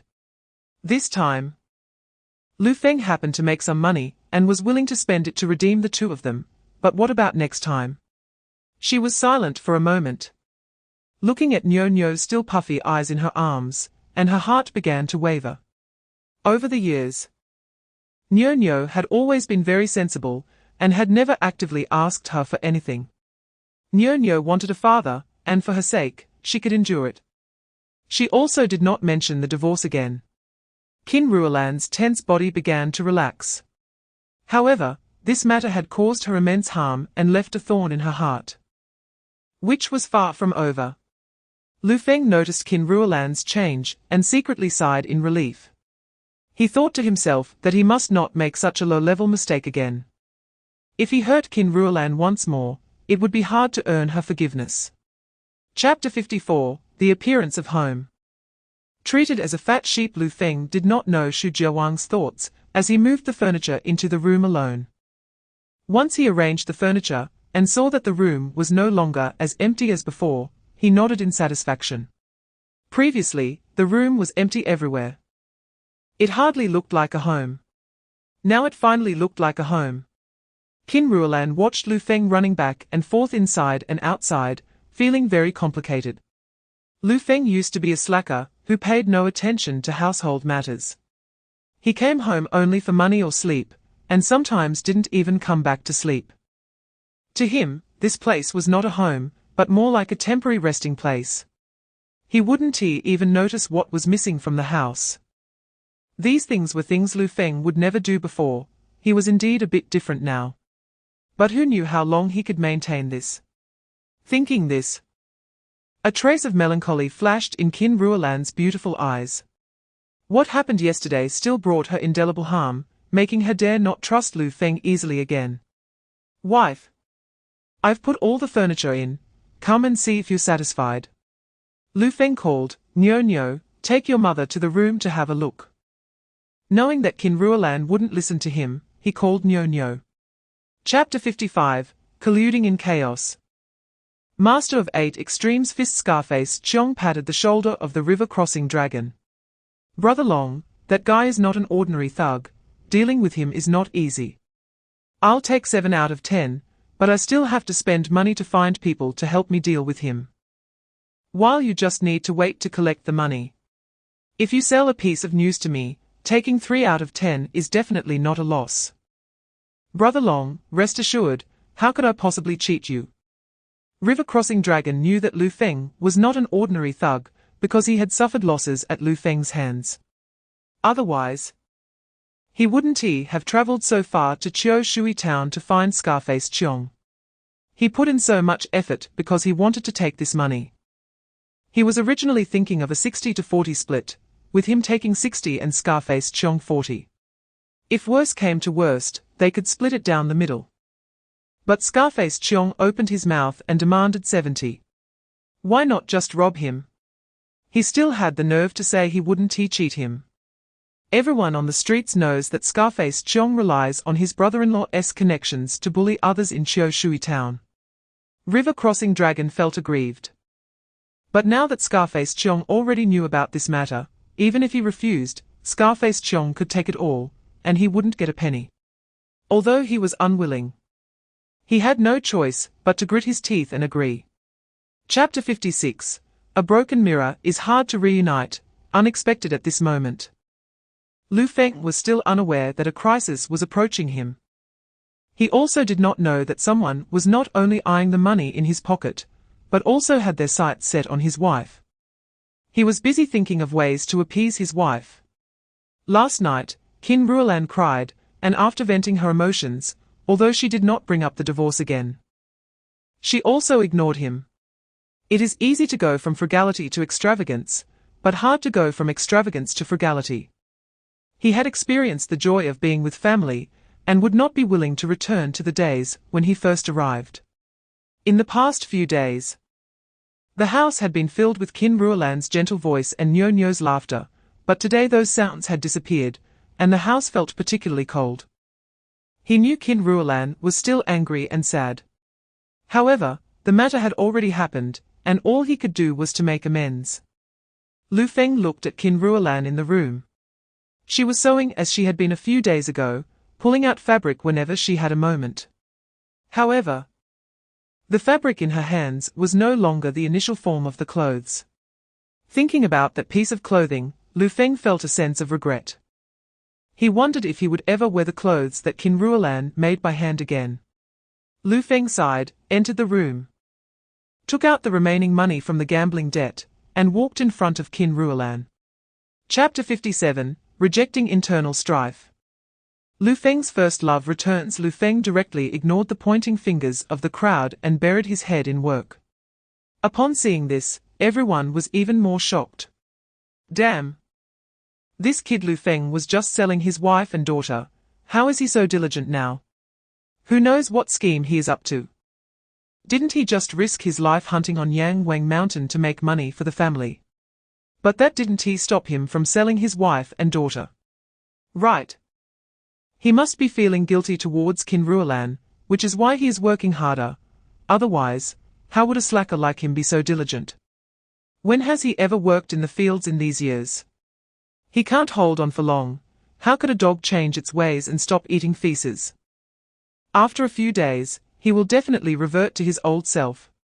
Because Lu Feng is going to sell Qin Ruolan and her daughter, the villagers do not look favorably upon him and even scoff at him. In this era, couples may argue and fight, but in Honghe village, there has never been a case of selling one's wife and daughter. It's simply insane, no different from a beast. They feel embarrassed to be in the same village as a scoundrel like Lu Feng. Lu Feng knows what everyone is thinking, but he doesn't care. Chapter 58, Reforming. Cousin's shock. Lu Feng then remembered that Qian Guoqing was already in his 20s and still unmarried. In rural areas during this era, both men and women marry early. It's no wonder that his third uncle and his wife are anxious. Before Lu Feng could ask, Qian Guoqing began to vent his frustrations. Cousin, you don't know my two sisters-in-law, they are both competitive. Ever since my older brother and second brother married them, our home has never been peaceful. Today your kid eats one more egg, there's a fuss. Tomorrow her kid eats one more steamed bun, still a fuss. What's the point of getting married? If my wife is going to be like this, I'd rather not marry, it's too annoying. I've always envied you. Look at how good your wife is, she's not only beautiful, but also so nice. You're simply a winner in life. I want to find a good woman like your wife. Otherwise, I'd rather not get married. Lu Feng felt that Qian Guoqing's words were increasingly inappropriate, and his face darkened. He slapped Qian Guoqing on the back and said sternly, "That's your sister-in-law. Do you want to get beaten?"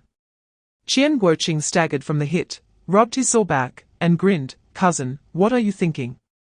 How could I, Qian Guoqing, be that kind of person?" Chapter 59, House Repair Plan. On the agenda after dinner, Qian Guoqing saw that it was getting late and decided to leave.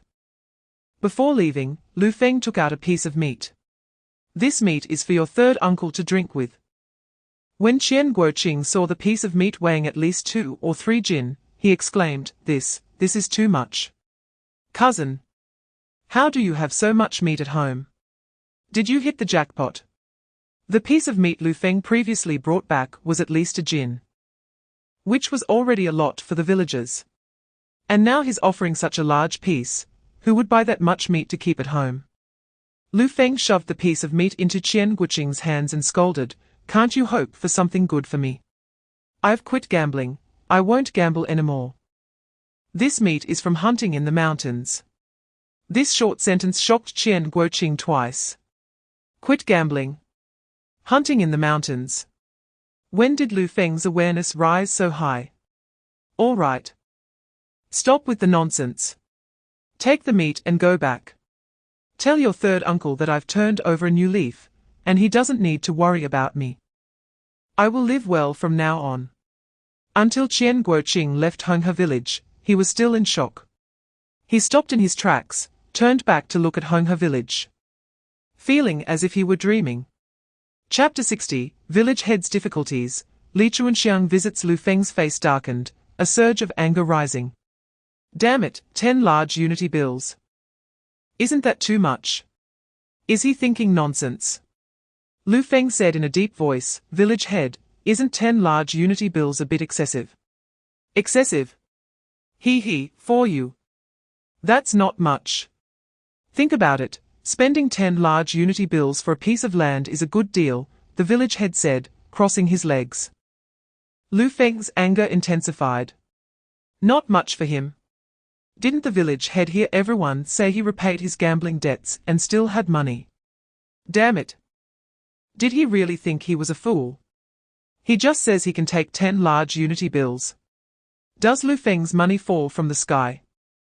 The village head took a sip of water from a bowl and then glanced at Lu Feng. Don't rush, go back and think about it. If you're willing to play along, as the village head of Honghe village, I'll help you out a bit. If you're not willing to play along, then don't think about building a house. But this winter is going to be a bit cold. I wonder if your wife and child can withstand it. The village head even mentioned Qin Ruolan and her daughter, trying to use them to pressure him. Chapter 61, Plan falls through. Hope in sight. Qin Ruolan was taken aback. Lu Feng saved her. She looked at Li Chuanxiang, feeling a bit uncertain. Did Lu Feng really save this girl?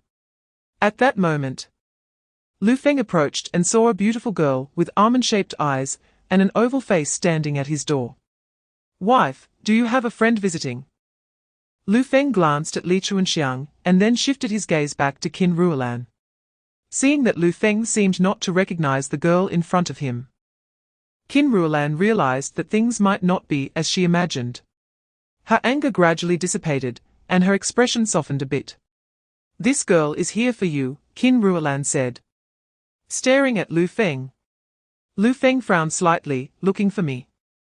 I don't know any young girls, could it be trouble caused by the original owner? At that moment, Li Chuanxiang turned to look at Lu Feng. Big brother Lu, it's me, Li Chuanxiang. You saved me before, and I'm here specifically to thank you. This is a little gift I've prepared, you must accept it. Saying this, Li Chuanxiang stepped forward and handed the basket in her hand to Lu Feng. This was something she had exchanged with her own pocket money for eggs and meat from the village aunties. Chapter 62, Offering Help. Heading to Qingxi town, Lu Feng and Qin Ruolan looked toward the kitchen door. They saw Li Chuanxiang walk in, her eyes shining. Big brother Lu, sister-in-law. I can help you with the land issue. Lu Feng had done her a great favor, and she was worried about finding a way to repay them. If she could solve the problem Lu Feng was facing, it would be a way to repay his kindness. Qin Ruolan's eyes lit up upon hearing this. Sister Chuanxiang. Are you a relative of the village head? Li Chuanxiang shook her head. No, I don't know the village head of Honghe village. This made Qin Ruolan's hope fade again. Lu Feng said, all right, stop causing trouble here. The land issue is not a small matter. If they want to build a house, they must go through the village head. If the village head doesn't agree, he won't be able to build a house. This is not something a girl can resolve. Lu Feng didn't take Li Chuanxiang's words to heart. Li Chuanxiang glared at Lu Feng, her face showing dissatisfaction. Why am I causing trouble? Big brother Lu. How could you underestimate me? Although I am not a relative of the village chief of Honghe village, my aunt is the deputy mayor of Qingxi town. Chapter 63, Proof in hand, ready to start work. Lu Feng nodded. Yes. He did not hide the fact that he was already married. Li Guiying felt a pang of regret. This young man seemed very stable, and his eyes were not as erratic as those of other young people. It was clear he was someone with his own opinions. She originally thought this young man was quite good and that he was worthy of her niece, but unfortunately, he was already married. Just the fact that this young man openly acknowledged his marital status made her think more highly of him. Li Chuanxiang had good qualities in many aspects. If it were other young men, they would have had other thoughts by now. But this young man seemed to have no such intentions at all. Such young people are indeed rare. Li Guiying did not continue on this topic. Considering that you saved my niece, I will help with this matter. After saying this, she approved Lu Feng's land use permit and stamped it with an official seal. By the way, what kind of house do you plan to build? I plan to build a few brick houses, Lu Feng answered. Li Guiying raised an eyebrow. Brick houses. Bricks are hard to come by, can you manage that? Lu Feng shook his head and honestly replied, I don't know yet. I'll first check a few nearby towns. If I can't find any, then we'll see. Chapter 64, Midway Ambush, Battling a Master of Bajikan. At the village chief's house, the village chief's son, Zhong Xuejuan, conveyed this news to the village chief. Upon hearing this, the village chief's face darkened, and he snorted coldly, saying, this kid. In Honghe village, without my permission, Lu Feng dreaming of building a new house is simply ridiculous. Zhong Xuejuan said, Dad. Should I take a few people to warn him now? The village chief shook his head, unhurriedly saying, no need to rush, it's still early. If he wants to build a house, let him build it. When he is halfway through, we'll bring people over. Are we afraid he won't hand over the money? If he dares not to pay, we'll just tear down his new house. A calculating glint flashed in his eyes. Zhong Xuejuan's eyes brightened. Dad is right. Building a house doesn't just cost 10 bills of money if we go over. He will definitely spend money to resolve this. If we really tear down the house, his losses will be more than just 10 bills. As you said. Let Lu Feng enjoy a few days first. Zhong Xuejuan seemed to envision the 10 bills flying towards him, laughing excitedly. At the same time, Zhong Mai also heard about Lu Feng's plans to build a house. Chapter 65. An eye for an eye, hatred grows. Lu Feng pulled the trigger. Bang! The bullet shot straight into Scar Qiong's thigh, instantly creating a bloody hole. Ah! Scar Qiong let out a scream, his legs going weak as he fell to the ground. Lu Feng put away the hunting rifle, revealing a cold smile. I told you. You'd better not provoke me again. Since you've come, be prepared to bear the consequences. After saying this, Lu Feng walked towards Scar Qiong. Scar Qiong trembled, fearfully staring at Lu Feng. What do you want? My brother-in-law is the famous Zhenji from Chushui town. He has influence in several nearby towns. If you dare touch a hair on me, my brother-in-law will definitely take your life. He quickly invoked his brother-in-law's name in an attempt to intimidate Lu Feng. However, Lu Feng was not swayed. He continued walking towards Scar Qiong, his cold voice ringing out. Useless. No one can help you today. We don't have much of a conflict. You insisted on entangling me, so I'm not afraid. Just afraid you can't bear the consequences of provoking me. He stood in front of Scar Qiong, stepping on his injured leg, his eyes filled with coldness. Chapter 66. New house under construction. Third uncle comes to visit. In Honghe village, Lu Feng was still unaware that danger was approaching him. He looked at Nyo, who was curled up under the blanket with only a small head showing, and asked, Nyo, soon we'll have a new house to live in. Are you happy? Nyo beamed with a bright smile. Happy? We'll live in a new house. And it won't leak when it rains anymore. Lu Feng was also infected by Nyo's joy and smiled. He looked at Qin, who was leaning against Nyo, her face full of smiles. Is Nyo's mother happy? Qin didn't expect Lu Feng to suddenly ask her, and fell silent for a second before nodding and saying honestly, happy. She had never lived in a new house before, and now she could live in a new house, and it was a brick house. How could she not be happy? In the past, it was a problem for them to have enough to eat and wear, and she had never thought about living in a new house, let alone one made of bricks. This felt like a dream to her. Looking at Qin smiling face, Lu Feng's throat felt a bit itchy. Wife, we'll build a new house and prepare a room for Nyo. We can't have her sleeping with us all the time, right? Faced with Lu Feng's passionate gaze, Qin thought of certain things, and her little face couldn't help but turn red. Chapter 67. Unresolved past, continuous turmoil. Lu Feng, you little brat, get out here. Qian Yujin angrily rushed to Lu Feng's house, kicking open the courtyard door and shouting. Upon hearing the noise, Lu Feng came out of the house and saw Qian Yujin's furious face. Third uncle. What brings you here? Come in and sit. Qian Yujin picked up a stick beside him and swung it at Lu Feng. Sit. Today, I'm going to beat this scoundrel to death for your parents. He was almost driven mad with anger, the stick raining down on Lu Feng. Lu Feng hurriedly dodged, loudly saying, Third uncle, what are you doing? What did I do? Third uncle did not stop, continuing to hit him even harder. What did you do? Don't you know? How could my sister give birth to such a beast as you, selling your own wife and daughter? You're really courting death. Today, I must beat you to death. Lu Feng finally understood why Qian Yujin was so furious and hurriedly explained. Third uncle, you've got it wrong. I didn't sell my wife and daughter. Liar. You're still trying to deceive me now. Qian Yujin didn't believe Lu Feng's words at all, thinking he was lying, and his anger flared even more. Chapter 68. Family from the maternal side arrives, unexpected conflict. After a while, Wang Yufan finally came to her senses. She exclaimed in rebuttal to Auntie's words. Impossible. How could this be?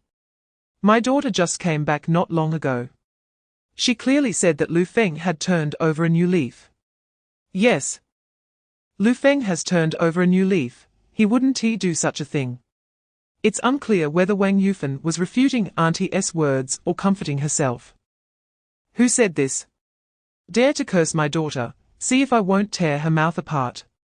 Wang Yufan glared with wide eyes, ready to confront. Although she said this, her body started to tremble uncontrollably. Auntie looked at Wang Yufan with sympathy and sighed, it's true, this matter came from Honghe village. We in Daohua village don't know. But could the people in Honghe village not know? This was like a bolt from the blue for Wang Yufan, her face lost all color, and her legs went weak. She turned and staggered towards home, rushing through the courtyard gate, and broke down, shouting, Old Kin, Lan Lan and Nyo have been sold. That bastard Lu Feng sold Lan Lan and Nyo. Wang Yufan's scream startled everyone at home, and they all rushed out of the house. Chapter 69, The Truth Revealed. The Qin family is angry. Yes, mother, you all go sit inside. Qin Ruolan came back to her senses and understood why the Qin family was here today. She pulled Wang Yufan and called Qin Zhenzhong and others into the yard.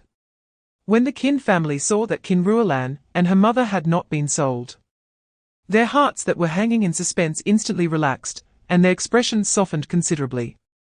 Lu Feng breathed a sigh of relief. He quickly brought water to the Qin family. However, he had relaxed too early, as this matter was not over for the Qin family. After Wang Yufan sat down, she stared at Qin Ruolan and asked, Lan Lan, tell me honestly, what is going on? Why did rumors spread from Honghe village that you and Nyo were sold? This made Lu Feng tense up again. And he quickly took over the conversation. Dad, Mom, this is a misunderstanding. I owed some money to the casino before and forgot to pay them back. They wanted to use Ruolan and Nyo as collateral, which led to a bit of conflict, but it has been resolved. He then told everyone what happened that day. When the people from the casino came to their door, many villagers from Honghe were present and witnessed the incident. The Qin family could easily find out by asking around. So there was no need to hide anything. Chapter 70, Old Grudges Resurface. Starting over at this moment, Nyo seemed to understand that their family was about to separate. Tears filled her eyes as she tightly hugged Qin Ruolan's neck, her voice trembling as she said, Mom, are we leaving home? Are we not going to live with Daddy anymore?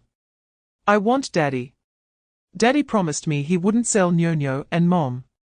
Nyo's big eyes stared fixedly at Lu Feng, as if afraid he would disappear with a blink. Daddy, tell Grandma you won't sell me and Mom, okay? Nyo wants Daddy. Nyo's voice was soft but clearly reached everyone's ears. The women present, all mothers, couldn't help but tear up at such a scene. Even the men felt a lump in their throats. Lu Feng walked up to Nyo, wiped her tears, and patted her head. Don't worry. Daddy will work hard to keep you and your mom. Wang Yufan saw that the house had indeed gained quite a bit of furniture, and witnessed the harmonious interaction between Nyo and Lu Feng, which touched her heart. Previously, Lu Feng had looked down on Nyo, thinking she was a burden, and had never considered getting close to her. Chapter 71, Second Sister-in-law's Scheme. Trouble approaches again after lunch. Qian Yujin prepared to return to the village. He needed to go back early to arrange things at home, and bring his 3 sons to help tomorrow. Before leaving, Qian Yujin specifically called Lu Feng out and said seriously, you know your father-in-law's attitude. You better turn over a new leaf. If you mess up again, neither I nor your cousin can help you. By then, if you lose your wife and daughter, just wait to be a lonely old man. Qian Yujin felt a bit scared thinking about the previous events. If it weren't for Qin Ruolan willing to give Lu Feng another chance, the Qin family would have likely taken Qin Ruolan and her daughter back by now. Lu Feng nodded and solemnly assured, I understand, third uncle. Thank you for today. I won't make those mistakes again, so don't worry. In the afternoon, after the villagers finished their work for the day, Lu Feng settled their wages. The villagers took the money, but felt a bit regretful. They had been hoping to get meat from Lu Feng's family, if he didn't pay them. They could have used the meat as payment. However, their disappointment didn't last long. Receiving their wages on time meant they could continue working. So they left happily with their money. Chapter 72, Raising the Price, Bullying Too Much. Upon hearing this, Lu Feng secretly sneered. He knew that old man wouldn't let it go easily, but fortunately, he was well prepared. Cousin, don't worry, I'll go take a look. Lu Feng returned to his room before heading outside. Lu Feng, what's going on? Is the village chief really going to demolish our house? Era.An came out of the kitchen, her face pale with worry, staring at Lu Feng. It's fine, I've got everything under control. Did you forget we have the approval papers from the town? Lu Feng's words reassured Era.An. Yes, they had the papers approved by the town. So the village chief definitely wouldn't dare to touch their house. After calming Era.An, he finally stepped out of the courtyard. In the past few days, Lu Feng had kept the villagers at his home for meals, successfully winning over many hearts. At this moment, those villagers stood in front of the village chief and his men. Village chief, why did you bring so many people to my house? Lu Feng stepped forward, staring at the village chief. Hearing this, the village chief turned to Lu Feng and sneered. What do you mean? Lu Feng, you dare to occupy village land to build a house without obtaining the necessary approval from above. That is already against the rules. As the village chief, I have the right to demolish your house. Chapter 73, A document settles the dispute. Wild men on Yangwang Mountain Zhongshuejuan was thrown at the village chief's feet. The village chief's face darkened further. This brat actually dared to hit his son in front of him, which was no different than publicly slapping his face. This brat was offending his authority. If he couldn't deal with this brat, he might as well not be the village chief anymore. He gritted his teeth and said, Fine. Fine, fine. Even if you bring a big group to beg me for help now, I won't help you. Let me tell you. As long as I'm in Honghe village, you can forget about building this house. The village chief glared at Lu Feng, his old face reddened with anger. He had been the village chief for many years. No matter how unruly or tough the villagers were, they always respected him. He had never been so openly disrespected. Nor had he ever been slapped in the face in front of others.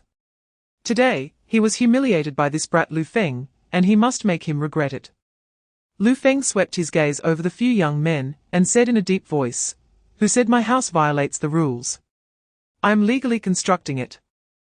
If anyone dares to touch my house, don't blame me for being rude.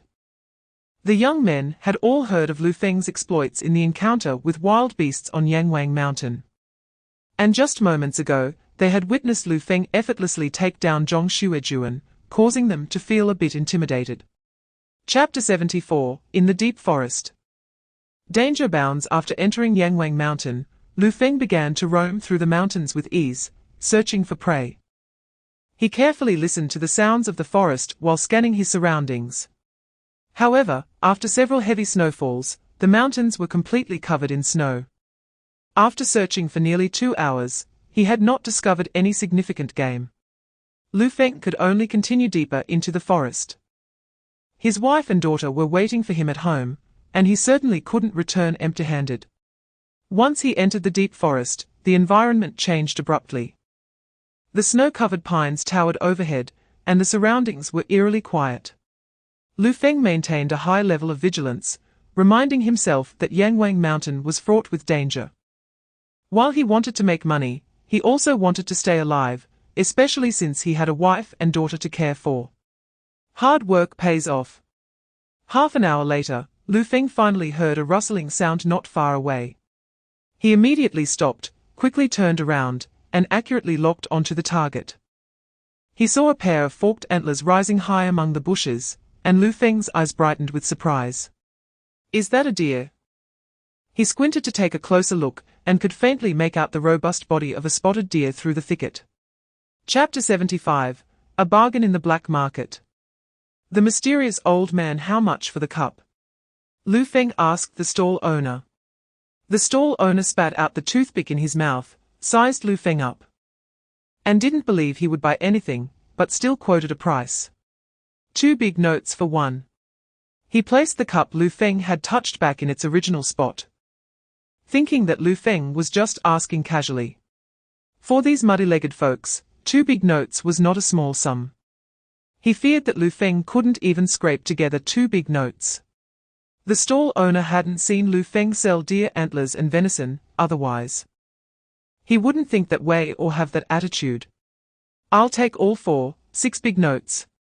Lu Feng didn't care about the stall owner's attitude and quoted a price. The stall owner paused, his hand holding the cup suddenly stopped, and he looked up at Lu Feng with wide eyes, shocked as he said, "What? You want them all?" It was no wonder he was so shocked.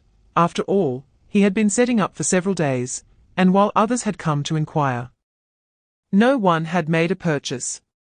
After a few days, he hadn't sold a single cup. If it had been decades ago, these cups would have been worth something. But in this time where people couldn't even afford enough to eat, who would spend money on such frivolous items? Chapter 76. Grandfather and Granddaughter Shocked. Teaching military boxing young man, show some mercy. The old man exclaimed, his face changing dramatically. Jingru, quickly dodge. Lu Feng's intention was merely to spar a bit after seeing the old man practice boxing. He didn't want to harm anyone. Therefore, as soon as the old man spoke, he immediately eased his force. His fist stopped just an inch away from Han Jingru. Han Jingru naturally heard her grandfather's warning. But the person's speed was too fast and the attack too fierce. She couldn't dodge in time and watched as the fist halted before her, letting out a breath of relief. Fortunately, he pulled back, otherwise, that punch would have landed squarely on her chest. She took a few deep breaths to calm her racing heart, and then stared in shock at the person before her, never expecting him to possess such skills. During the exchange, she had indeed felt unprecedented pressure. Growing up under her grandfather's tutelage, she had been influenced by military matters since childhood, and began practicing boxing with her grandfather as soon as she could understand. Now, she couldn't claim to be the strongest in the military, but she could confidently say that her skills were among the best. However, today she had been ruthlessly crushed, and she hadn't even had the chance to counterattack. Chapter 77. Unintentional Luck. Cousin's hidden intentions. It wasn't until Lu Feng's figure completely disappeared from sight that Han Jingru turned to Han Wukai and spoke. "Grandpa, I didn't expect that he would be willing to teach us that set of boxing techniques, and even let us use it in the military. In this era, talented individuals placed great importance on their own interests. Without benefits, it was impossible to make concessions." His actions indeed surprised her. Han Wu also didn't expect that such an outstanding young person would exist in the small town of Qingxi. He glanced in the direction Lu Feng had left, openly showing his admiration. This person, whether in strength or vision, was not something ordinary people could compare to, and to be so young, he surely had a limitless future. "Jingru, go investigate this person's identity and background. I have great use for it." Han Jingru didn't know what to think and showed a look of astonishment. "Grandpa, you're not thinking," Han Wu said meaningfully. "Just investigate first, we'll talk about the future later." Lu Feng was still unaware that this unintentional act today would help him solve a big problem in the future, let alone that it would help him avoid a prison disaster. He hurried home to take out half a deer. Chapter 78. Imitating without knowledge, fearless dad. "Tomorrow Goen has something on, let's finish our business before helping," Chen Sifeng hurriedly said. Wu Liping immediately chimed in. "Yes, Dad. We can't just ignore our own matters to help Lu Feng build his house." Usually, Chen Sifeng and Wu Liping were sworn enemies who opposed each other in everything. But they were surprisingly united on this matter. Qian Yujin thought they were just trying to slack off. His face darkened as he said sternly, "What business? What can be happening at home now? I see you just want to be lazy. Each of you trying to dodge work. Did Xiao Feng shortchange you on food or drink? During these days helping build the house, Xiao Feng has been generous with the meat. Don't forget. Our rice and flour jars are nearly full, all thanks to Xiao Feng. Faced with Qian Yuejin's anger, Chen Sifeng gritted her teeth and could only voice her plans. Dad. I'll be honest, I want Goen to go hunting in the mountains. If we can catch big game, we'll have meat to eat this winter. Isn't that good for our family? Of course, her motivations were more for herself. If they caught prey, her husband would turn it into money, who could know? Chapter 79, Encountering Danger in the Mountains, Searching for People at Midnight. Red River Village. Qian Yujin and the others arrived at Lu Feng's house, rolled up their sleeves, and got to work, unaware of the situation at home, nor that Qian Goen had gone up Yangwang Mountain. As noon approached, a figure drew near. Li Chuanxiang was quite surprised to see the brick house in front of her already taking shape. It had only been a few days. Yet Lu Feng's house had already been constructed. Lu Feng's actions were too swift. Get out of the way. Quickly, move aside. Just as Li Chuanxiang was in her state of surprise, a shout rang in her ear. Before she could react, she was suddenly pulled aside and bumped into a chest. Immediately, half a brick fell in front of her, crashing down with a thud at the spot where she had just stood, shattering into pieces. Looking at the pit created in the ground, Li Chuanxiang broke out in a cold sweat. If that brick had hit her on the head, the consequences would have been unimaginable. Qian Guoqing was startled as well. He quickly asked, Are you okay? Hearing this, Li Chuanxiang came back to her senses and realized she was still in someone else's embrace. Not only able to hear the heartbeat from the person's chest, but also able to smell the masculine scent coming from them. The temperature on her face suddenly rose, and she quickly stood upright. Chapter 80, divided into two groups, special markings. Yes, let's hurry and find someone. Lu Dahe said immediately. Lu Feng stepped forward. I'm familiar with Yangwang Mountain, I'll go look. At this moment, Qian Yujin spoke up, It's too dangerous at night, let's go together. Lu Feng did not object. After all, Yangwang Mountain was so large that no one knew where Qian Guowen might be. Having more people to search would allow them to find him sooner, and help him escape danger. They did not waste any time, leaving the women at home, while the others took flashlights and torches and headed towards Yangwang Mountain. Before setting off, Lu Feng specifically went back to grab his hunting rifle. Upon reaching the foot of the mountain, Lu Feng looked at Qian Yujin and his sons, as well as Lu Dahe, and arranged, Third uncle. You and your sons will team up with my cousin, you go left, and I'll go right. Take this hunting rifle with you, if you find my cousin. Fire a shot, and we'll meet here. Third uncle immediately called out to Lu Feng, Xiaofeng, wait. Can you do it alone? Why not let Dahe go with you? It's too dangerous for you to go alone. Lu Feng firmly refused, no need, you're all unfamiliar with Yangwang Mountain. Having one more person means more care. Don't worry. I've been to Yangwang Mountain many times before, nothing will happen. Chapter 81, Wild Man's Trail, Rumors Resurface. Swish. Chen Sifeng's face changed drastically upon hearing this. She stepped back 2 paces in fear, worried that Qian Yujin would notice her. The other members of the Qian family looked gratefully at Lu Feng. Yangwang Mountain was so vast, and they were completely unfamiliar with it. If Lu Feng hadn't volunteered to look for someone, it would have been nearly impossible for them to find Qian Guowen. They were well aware that it was Lu Feng who saved Qian Guowen. After Dr. Yang finished treating the wounds and left, the room fell into silence, creating a very heavy atmosphere. Chen Sifeng was also terrified. She knew she had made a mistake and didn't dare say a word, not even breathing loudly. Ghost? Ghost? There's a ghost. At that moment, Qian Guowen on the bed suddenly shouted, Big brother. Hearing the commotion, Qian Guoqing quickly walked to the Kang and called out, Ghost? Qian Guowen opened his eyes wide. Suddenly sitting up from the Kang, drenched in cold sweat, with a terrified expression on his face. Big brother, it's okay. You've already come down from the mountain. You're safe.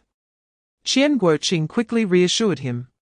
Hearing this, Qian Guoan looked at Qian Guoqing, then turned his head to look around, realizing this was not a dream. He had truly been rescued from Yangwang Mountain, and the terror on his face gradually faded.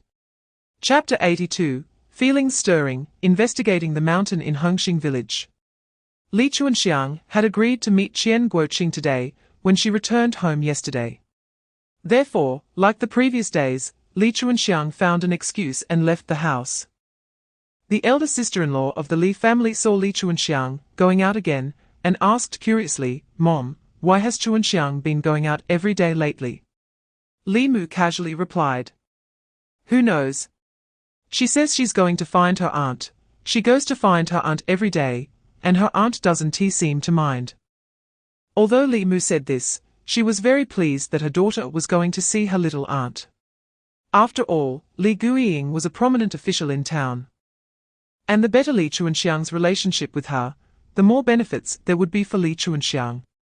If Li Guiying could introduce a well-off partner to Li Chuanxiang, that would be even better.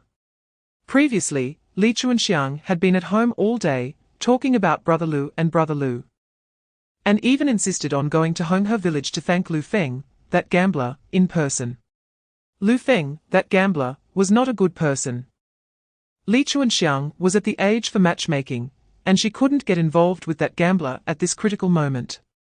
As long as Li Chuanxiang didn't get involved with that gambler, even if she went to town every day, Li Mu wouldn't oppose it. The eldest sister-in-law of the Li family raised an eyebrow upon hearing Li Mu's words.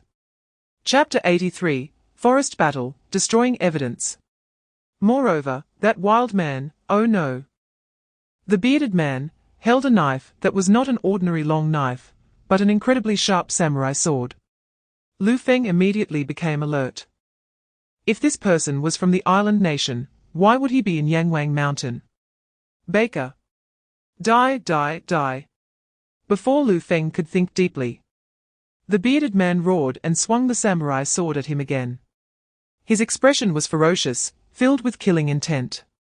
The blade grazed past his ear, causing Lu Feng to feel his scalp tingle.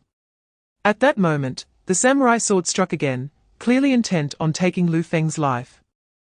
Lu Feng quickly drew the machete from his waist and blocked the samurai sword that was aimed at his face. Clang! A piercing sound of metal clashing rang out. During the collision, sparks even flew. The bearded man was incredibly strong, even Lu Feng felt it was quite strenuous. He gritted his teeth, gripping the machete tightly, blocking it in front of the samurai sword. The bearded man's veins bulged, and his face turned red. Kill! Kill! Kill! The bearded man shouted wildly, retracting the samurai sword and swinging it again at Lu Feng. The two immediately became entangled, with the bearded man attacking chaotically and seemingly fighting for his life. Chapter 84, Diary Decryption, Crafting Furniture. The further back in the notes, the more chaotic the content became. The words in the notebook were also disjointed. Lu Feng recalled the scene of encountering the bearded man on Yangwang Mountain, and remembered what Qian Guoan had said when he woke up that night. He began to form a guess in his mind. Could it be that the bearded man had stayed on the mountain too long and had lost his mind? At this moment, a particular entry in the notebook caught Lu Feng's attention. It recorded that the bearded man had hidden some things on the mountain. However, the notebook did not mention where those things were hidden. Just as Lu Feng was about to put away his notebook, he discovered a hand-drawn map at the end of it. At first glance, he felt it was somewhat familiar. Upon closer inspection, he realized it was the map of Yangwang Mountain. After living on Yangwang Mountain for decades, he had a deep understanding of its terrain. With this map, Lu Feng gained a general understanding of the geography of Yangwang Mountain, making hunting much more convenient in the future. At that moment, Lu Feng noticed a location on the map marked with a special symbol. He touched the mark with his finger, speculating that this place should be where the bearded man had been hiding for years. Chapter 85, Secret Base, Blood for Blood. In the following week, Lu Feng stayed at home to finish up various tasks with everyone. After the incident with Zhong Mazi, Lu Feng deliberately raised the walls during the construction of the house and added some glass shards on top. Even if some petty thieves came, they wouldn't be able to get in easily. During these days, Li Chuanxiang arrived at Lu Feng's house on time every day. After a few days of interaction, the relationship between Li Chuanxiang and Qian Guoqing heated up rapidly. Li Chuanxiang brought water for Qian Guoqing every day and wiped his sweat. Although there was no physical contact, it was clear to everyone what was going on between them, and everyone tacitly accepted that they were dating.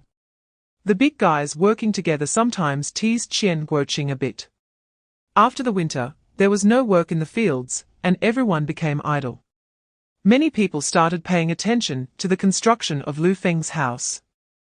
When they saw Li Chuanxiang coming to Lu Feng's house every day, they became more convinced that Li Chuanxiang had an affair with Lu Feng, and that she was Lu Feng's mistress. Before long, rumors spread that Lu Feng was building the house to bring his mistress back to live with him.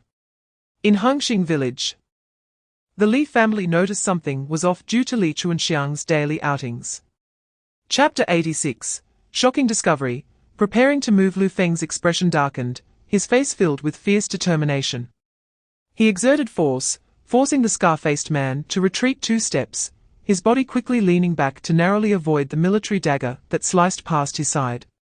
"Come at me." The scar-faced man didn't expect to dodge that, his face turning ashen as he brandished his dagger and military knife again towards Lu Feng. "Damn it, get lost!"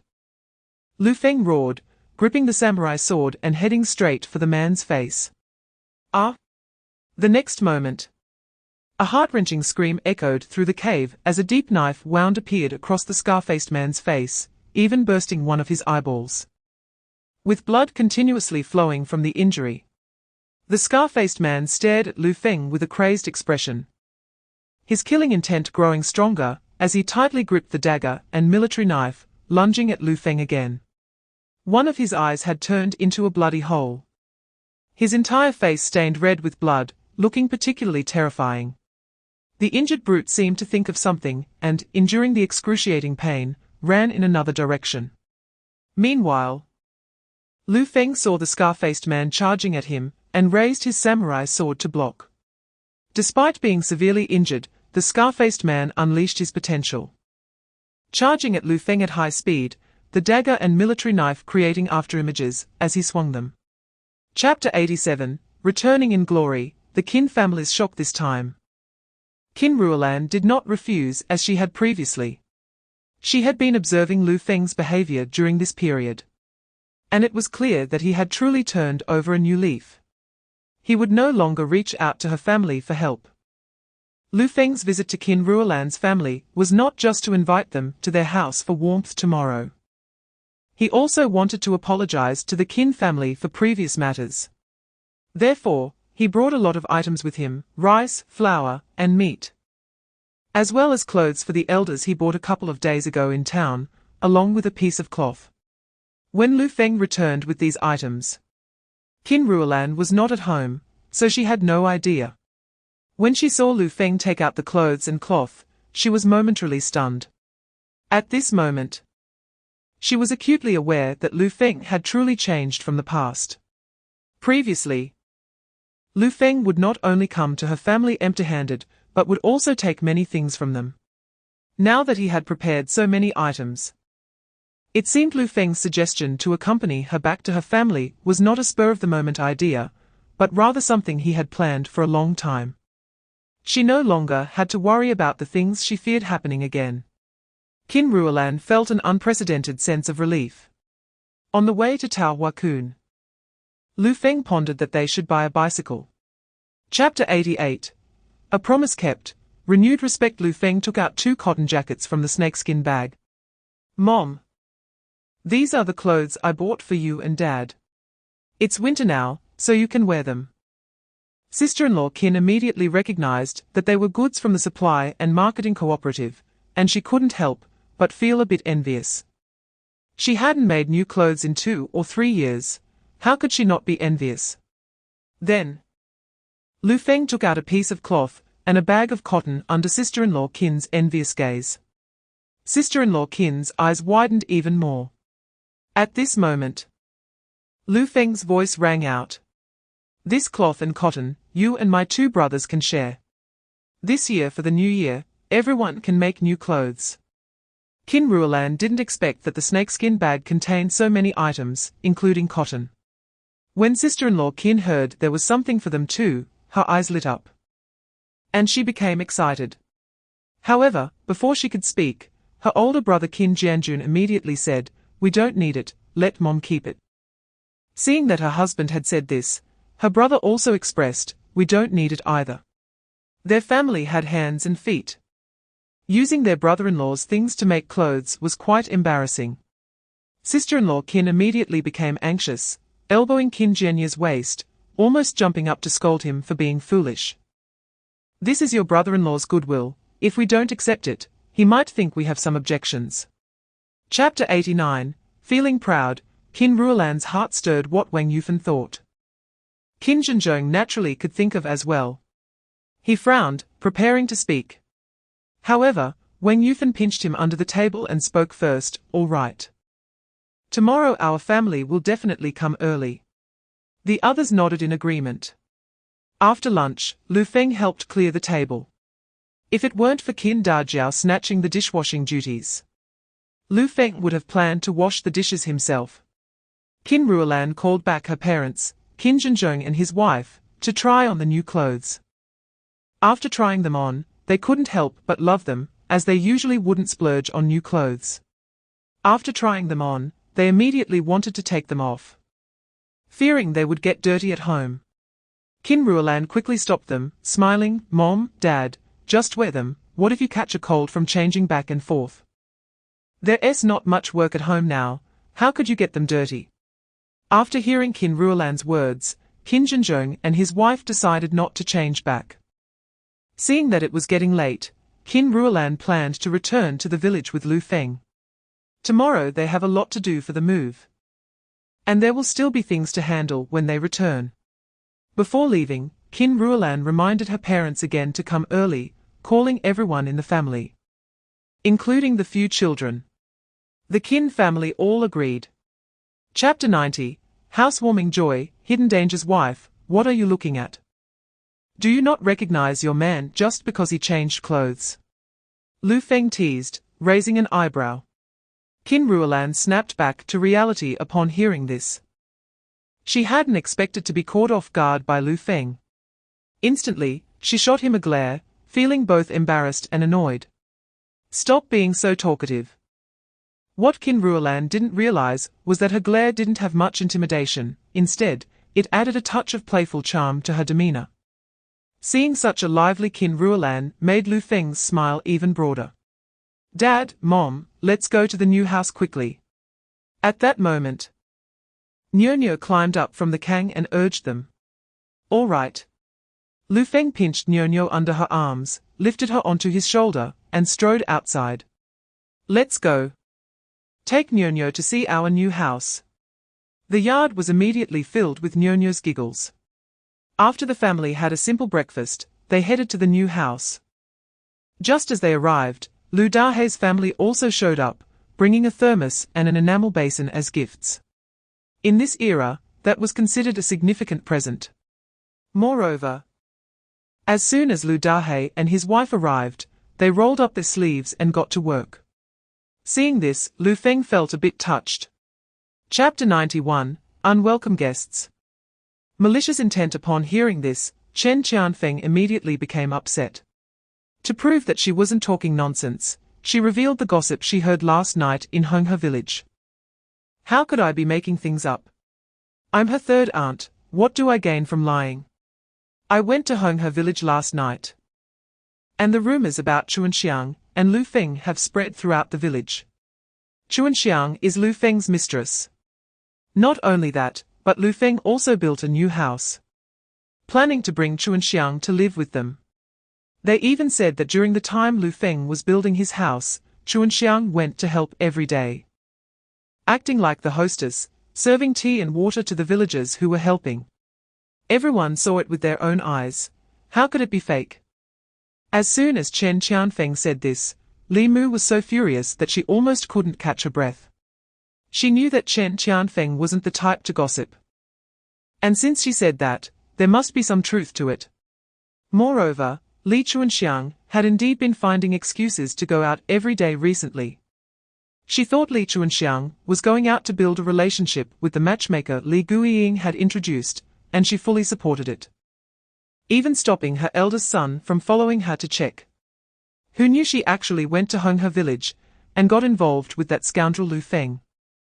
Chapter 92, Bitter and Sweet. Sowing discord at this time, the Qin family also arrived at Lu Feng's home. Although they thought Lu Feng's family only built 2 small houses for shelter, they could see that Lu Feng was indeed improving. And they were happy for Qin Ruolan and her daughter. So, they brought a lot of items as well. However, when they saw the impressive big house in front of them, they were all stunned. "Dad, Mom, is this the house Lu Feng built?" Qin Jianjun exclaimed in disbelief, his mouth agape. Although Qin Jianjun was asking his parents, he was already certain that this house was built by Lu Feng. Because in the entire Honghe village, no one else built a new house. Moreover, when they came here last time, Lu Dahei and his family were just laying the foundation. It couldn't be wrong. Heavens! This is actually the house Lu Feng built. Wang Yufan exclaimed. The construction period was too short. She had thought Lu Feng only built 2 small houses. Who knew he would build such an impressive house? She finally understood why Nyonyo said their house could be big and beautiful. It turned out Nyonyo wasn't lying, this house was indeed big and beautiful. Not to mention that this house was unique in Honghe village, even in their peach blossom village, it was top-notch. Chapter 93, Distorting Black and White. Severing relationships. Wang Yufan frowned. She exchanged glances with Qin Dajie beside her, both looking towards the courtyard gate, confused about what was happening. The guests at Lu Feng's house and the villagers who came to visit also looked towards the gate, puzzled about what was going on. Just then, a middle-aged woman stormed into the yard, her face full of anger, shouting, "Where's that scoundrel Lu Feng? Tell him to get out here. How dare he seduce my daughter? I'll break his legs." Behind her were several men and women, all looking fierce. Lu Feng and the others were busy building the house, and didn't know about the village gossip. But the other villagers were aware that Lu Feng's mistress had come to the door. So when they heard Li Mu's words, everyone guessed the identity of the visitor, and understood what was happening. So it turns out Lu Feng seduced that girl. I said. How could a good girl do something like this? It turns out that scoundrel Lu Feng tricked her. Isn't that right? It really proves that the saying men become bad when they have money is true. He just got a little money and started messing around, daring to seduce someone else's daughter. Truly. A dog can't change its habit of eating shit. Chapter 94, Clear Misunderstandings. Qian Guoqing's worries. It's me. Li Chuanxiang's partner is me. Qian Guoqing quickly walked in from outside the yard, standing beside Li Chuanxiang. He hadn't expected that just going out to borrow a table would lead to such a situation. Li Chuanxiang was actually being called Lu Feng's mistress. It was simply ridiculous. He once again realized how gossiping people in the village could be. That aunt looked at Qian Guoqing and said, "You say it's you, so it's you. Who can prove it? Who knows if you are just covering for them and saying that on purpose?" As soon as she said this, other villagers nodded in agreement. Yes. We all saw their matter with our own eyes. Even if you cover for them, it's useless. Even if Qian Guoqing stands up, everyone still won't believe him.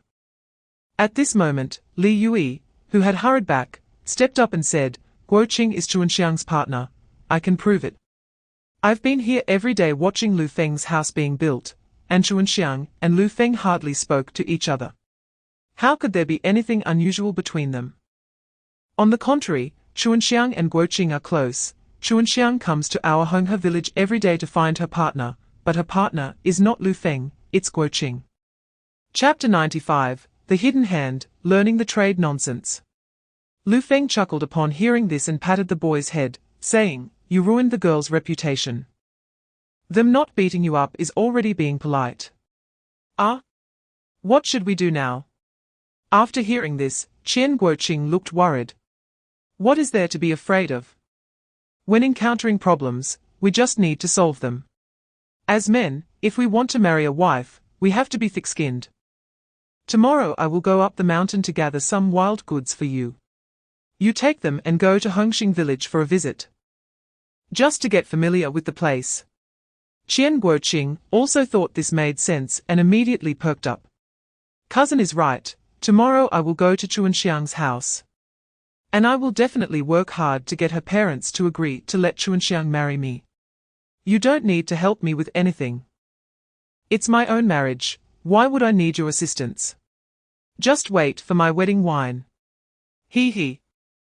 No one noticed that after the villagers, who came to watch the excitement, left Lu Feng's house.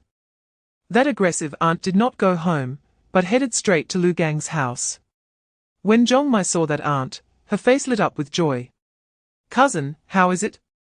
Did Lu Feng's family get into a fight? The aunt replied speechlessly, what fight? Lu Feng and that girl are not even in that kind of relationship. Chapter 96, Unyielding Thieves. The village chief's scheme. Qin Ersao did not expect Lu Feng to be so straightforward. She frowned, wanting to express her dissatisfaction. But upon reflection, Lu Feng wasn't wrong. Isn't it human nature to run away when faced with danger? Even she would probably do the same. Thinking this, she could only swallow the words that were on the tip of her tongue. She pondered over Lu Feng's words and felt a bit scared inside. What if her younger brother lost his life because of her suggestion? Her mother would definitely tear her apart. Then, let me think about it first. Qin Ersao did not insist anymore. She truly didn't dare let her younger brother take that risk. Lu Feng did not tell anyone about the wild man. Even Qin Ruolan did not get a hint. This was not a good thing. Whether it was the identity of the wild man or the things left behind by the wild man, if leaked, it would only bring him trouble. Moreover, it's better for everyone to believe that there are still wild men in the mountains. If everyone goes up the mountain, it would be even harder to catch the wild goods. Besides, even without the wild men, there are still fierce beasts. His combat experience was rich enough to escape from a tiger's mouth. Even he was seriously injured. It would be impossible for anyone else to survive and come down from the mountain. Chapter 97, A World for Two, a warm snowy night on the other side. Lu Feng's family was immersed in the joy of moving to a new house, unaware that someone held a grudge against him. Even more so that he had been plotted against. In the evening, the guests who came to visit had finished their meal and helped return the things. And they all went home. After a lively day, Lu Feng's house quieted down. Lu Feng looked at the house in front of him, feeling very satisfied. This house was the best condition he could create for Qin Ruolan and her daughter at this stage, and it was also their first home. Their lives were getting better and better under his efforts. He believed that with his hard work, their lives would get even better. He had a wife, a child, and a warm king bed. Shouldn't he continue to work hard?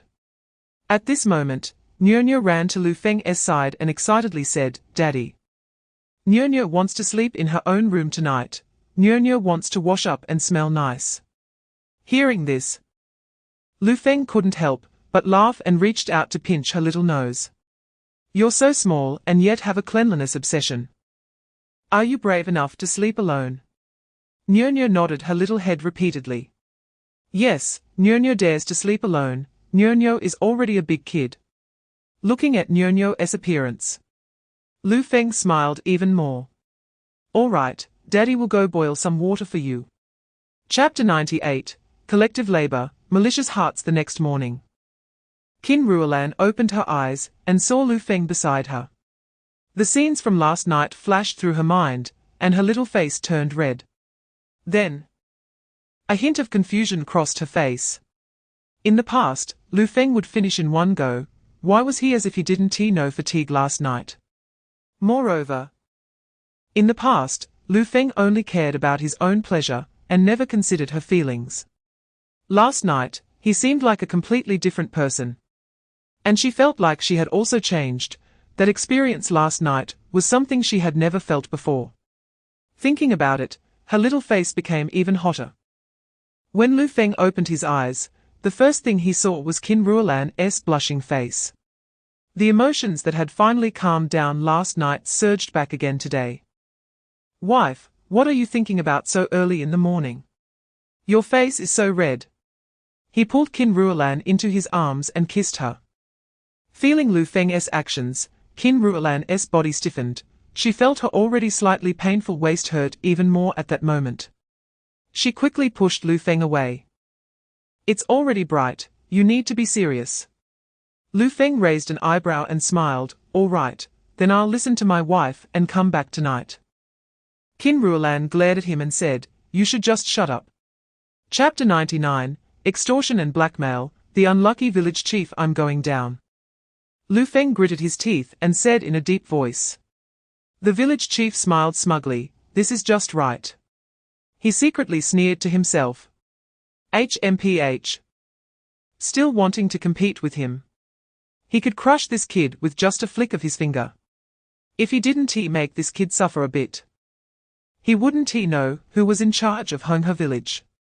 In the evening, when Lu Feng returned home, Qin Ruolan saw him soaked through, and her expression changed. What happened? She hurried to the kitchen to boil a pot of hot water for Lu Feng and urged him, "Hurry, go take a shower." After Lu Feng finished his shower, Qin Ruolan asked worriedly, "Lu Feng, what exactly happened?" "The village chief wanted to force me into a big unity before, but didn't he succeed, so he specifically made things difficult for me." Lu Feng did not hide anything from Qin Ruolan and recounted what had happened. Qin Ruolan frowned tightly. "What should we do? The weather is so cold now. If this goes on, your body definitely won't hold up." Lu Feng smiled. "Didn't he expect you to worry about me so much, wife?" Qin Ruolan glared at him. "It's already this time, and you still have the mood to joke." Lu Feng said, "Don't worry, I'll find a way to avoid it." Chapter 100, Sending Educated Youth to the Countryside, Apologizing. "Damn it. I've never felt so aggrieved in Honghe village. If I don't deal with him, I've wasted all these years." The village chief continued. Zhong Xuejuan looked at his father with confusion. "But didn't he Deputy Town Chief Li say he would let this go?" The village chief snorted coldly. "Just don't let her see it." "What are you planning to do, Dad?" Zhong Xuejuan immediately asked.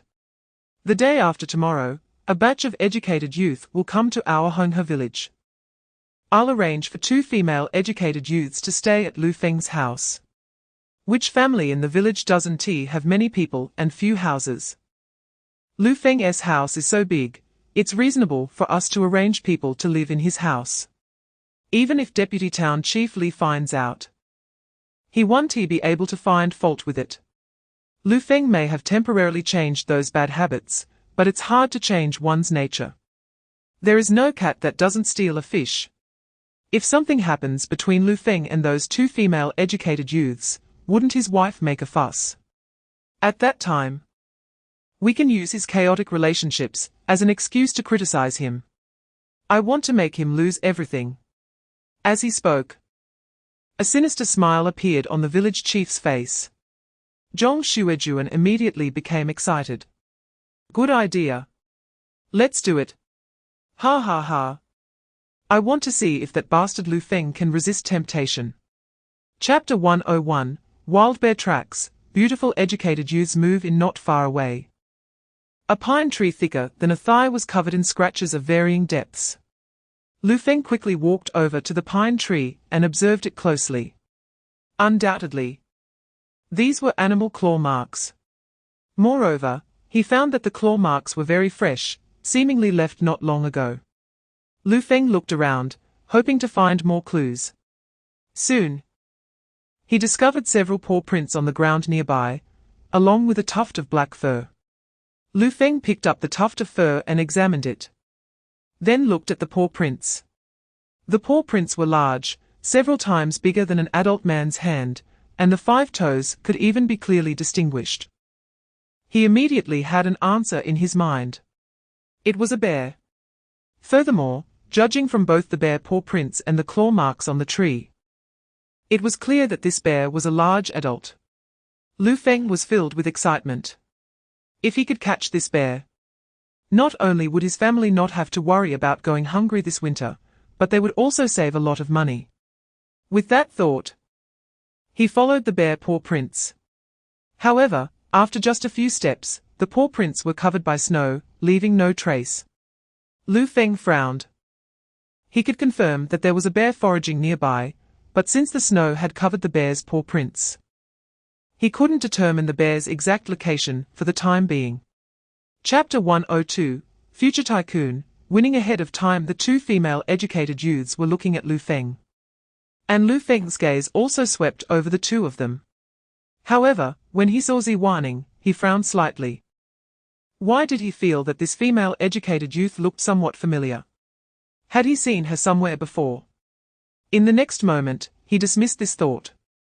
These educated youths all came from other places, and he hadn't even left the city, so how could he have met this female educated youth? He must be overthinking it. Lu Feng, they are the female educated youths assigned to our family. Qin Ruolan's voice rang out, bringing both the 2 female educated youths and Lu Feng back to reality. Big brother Lu, hello, I'm Yi Juo. I'll be troubling you and Sister Ruolan from now on.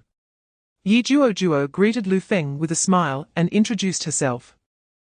Ziwaning also looked at Lu Feng and said her name. Hello, I'm Ziwaning.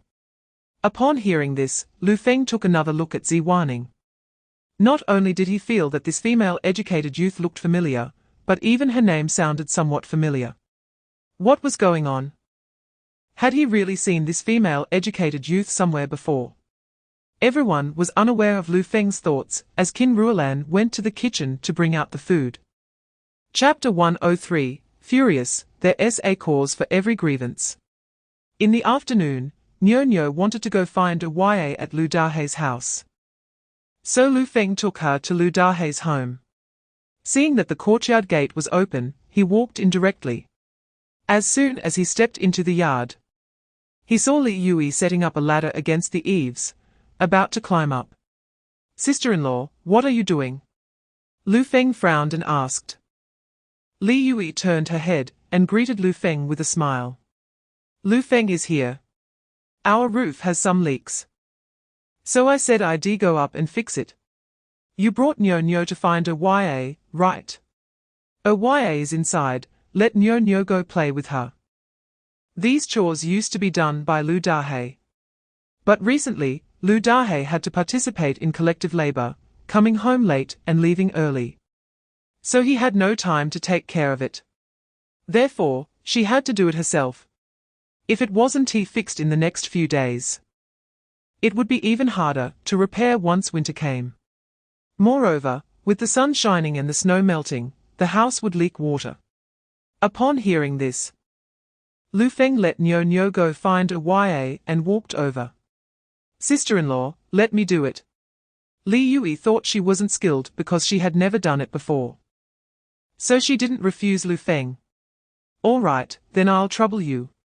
It's just a small thing, no need to be polite. You and your brother have helped our family so much over the years, you don't have to be polite for this little thing. Chapter 104, Distinguishing Right from Wrong. Completely furious seeing this scene, she understood everything. On the day Lu Feng moved, she felt that this aunt was a bit off. Jumping around and constantly slandering Lu Feng and Li Chuanxiang. Unexpectedly, she was indeed right, this aunt had a problem. It turned out that Zhongmai, that troublemaker, was behind the scenes causing chaos. Such matters cannot be casually spoken about. In this day and age, information was not advanced, and rumors could be more damaging than knives. If it couldn't be explained clearly, Lu Feng and Li Chuanxiang would have their backs stabbed for a lifetime. Zhongmai's intentions were truly malicious. If it weren't for her and those villagers testifying for Lu Feng, not only would Lu Feng lose his wife, but Li Chuanxiang's reputation would also be ruined. Could this be a small matter? A wave of anger surged in Li Yui's heart, as she pointed at Zhong Mai and shouted, "You troublemaker! You brought this on yourself. You'll have to bear the consequences of your own actions." After saying this, Li Yui turned and left the yard. First, she slandered Lu Feng for stealing money. And then she let people slander Lu Feng. It would be mild for Lu Feng to retaliate against her. She was simply fed up with Zhong Mai. She didn't want to deal with Zhong Mai's problems. Zhong Mai should learn a lesson. Lu Feng raised his stick and pointed at Zhong Mai, saying coldly, "This time, I'll teach you a lesson. You'd better keep your mouth in check in the future." Chapter 105, Entangled in her own web, Lu Gang gets divorced. Crack. A sound of a bone breaking echoed. "Ah!" Lu Gang's scream reached everyone's ears, startling them. They hadn't expected Lu Feng to act so ruthlessly without hesitation. The two female educated youths at the door were also shocked. In their previous interactions, they thought Lu Feng was easy to get along with. But now he was being so brutal, directly breaking someone's leg. However, they could also understand that the other party had indeed gone too far. Lu Dahe, who had hurried over after hearing Li Yui's words, changed his expression instantly upon seeing this scene. However, he couldn't scold Lu Feng because this matter was instigated by Zhong Mai. Zhong Mai's behavior was clearly intended to ruin Lu Feng's family. In serious cases, Lu Feng could even lose his life. Lu Dahe immediately became furious at Zhong Mai. He said that Zhong Mai is indeed a troublemaker. Last time, she slandered Lu Feng for stealing money, and Lu Feng taught them a lesson, yet she still didn't restrain herself and caused another incident. Now it's bad. It resulted in Lu Gang getting his leg broken by Lu Feng. But now is not the time to think about these things. He hurried over and said, "Xiao Feng, you've already taught Gangzi a lesson, let's just forget about this matter." Chapter 106, Names, Shadows, Bear Hunting Plan. A Night of Madness. The next morning, when Qin Ruolan saw the two female educated youths, she felt a bit awkward. However, when she noticed that the two girls didn't seem to have any unusual expressions, her discomfort disappeared. Unexpectedly, when she turned her head, she saw Lu Feng laughing at her for being embarrassed. She shot him a glare, feeling both shy and angry. The root of the trouble was him, yet he was here gloating. Last night, she had almost bitten her lip off. Seeing Qin Ruolan getting angry, Lu Feng quickly walked over to smooth things over. "Wife, you go rest, I'll take over." Lu Feng took the work from Qin Ruolan's hands and started doing it skillfully. The two female educated youths were surprised and thought to themselves that this couple had a really good relationship. Yi Juo and Zi Wanning also didn't idle around and came over to help. After breakfast, Yi Juo and Zi Wanning went out to meet up with other educated youths to prepare for collective labor. The educated youths gathered together and talked about their living situations. When discussing this matter, everyone frowned and complained about how terrible their living conditions were. During this time, everyone was poor, and there were many people in each household. It was basically impossible to give the educated youths a separate room. Chapter 107, Preparing to go up the mountain, Bear tracks in the snow with 10 big unity certificates. He no longer worried about not having money to marry a wife. Not only did he have the bride price, but also money to buy things. Moreover, Qian Guoqing knew that if he and Lu Feng weren't brothers, such good fortune wouldn't come his way, so how could he miss this great opportunity? After all, that was 10 big unity certificates. Even if he worked for a year, he probably couldn't save that much money. "Cousin, when are we going up the mountain?" Qian Guoqing asked impatiently, looking like he wanted to go up the mountain right now. "Tomorrow, we'll head up early." Lu Feng decided the time for going up the mountain for the next day since it was already almost noon. "Okay, I'll go back and prepare." After saying that, Qian Guoqing picked up his backpack and left Lu Feng's house, refusing Lu Feng's invitation to stay for lunch. After returning home, Qian Guoqing didn't he tell his family about Lu Feng taking him up the mountain to hunt? On one hand, after what happened with his elder brother, his family had been avoiding Yangwang Mountain, and if he mentioned it, they would definitely worry. On the other hand, his two sisters-in-law were not easy to deal with.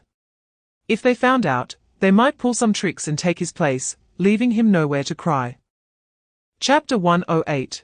Brothers joining forces to get rich. Just as the black bear pounced in front of him, time was tight.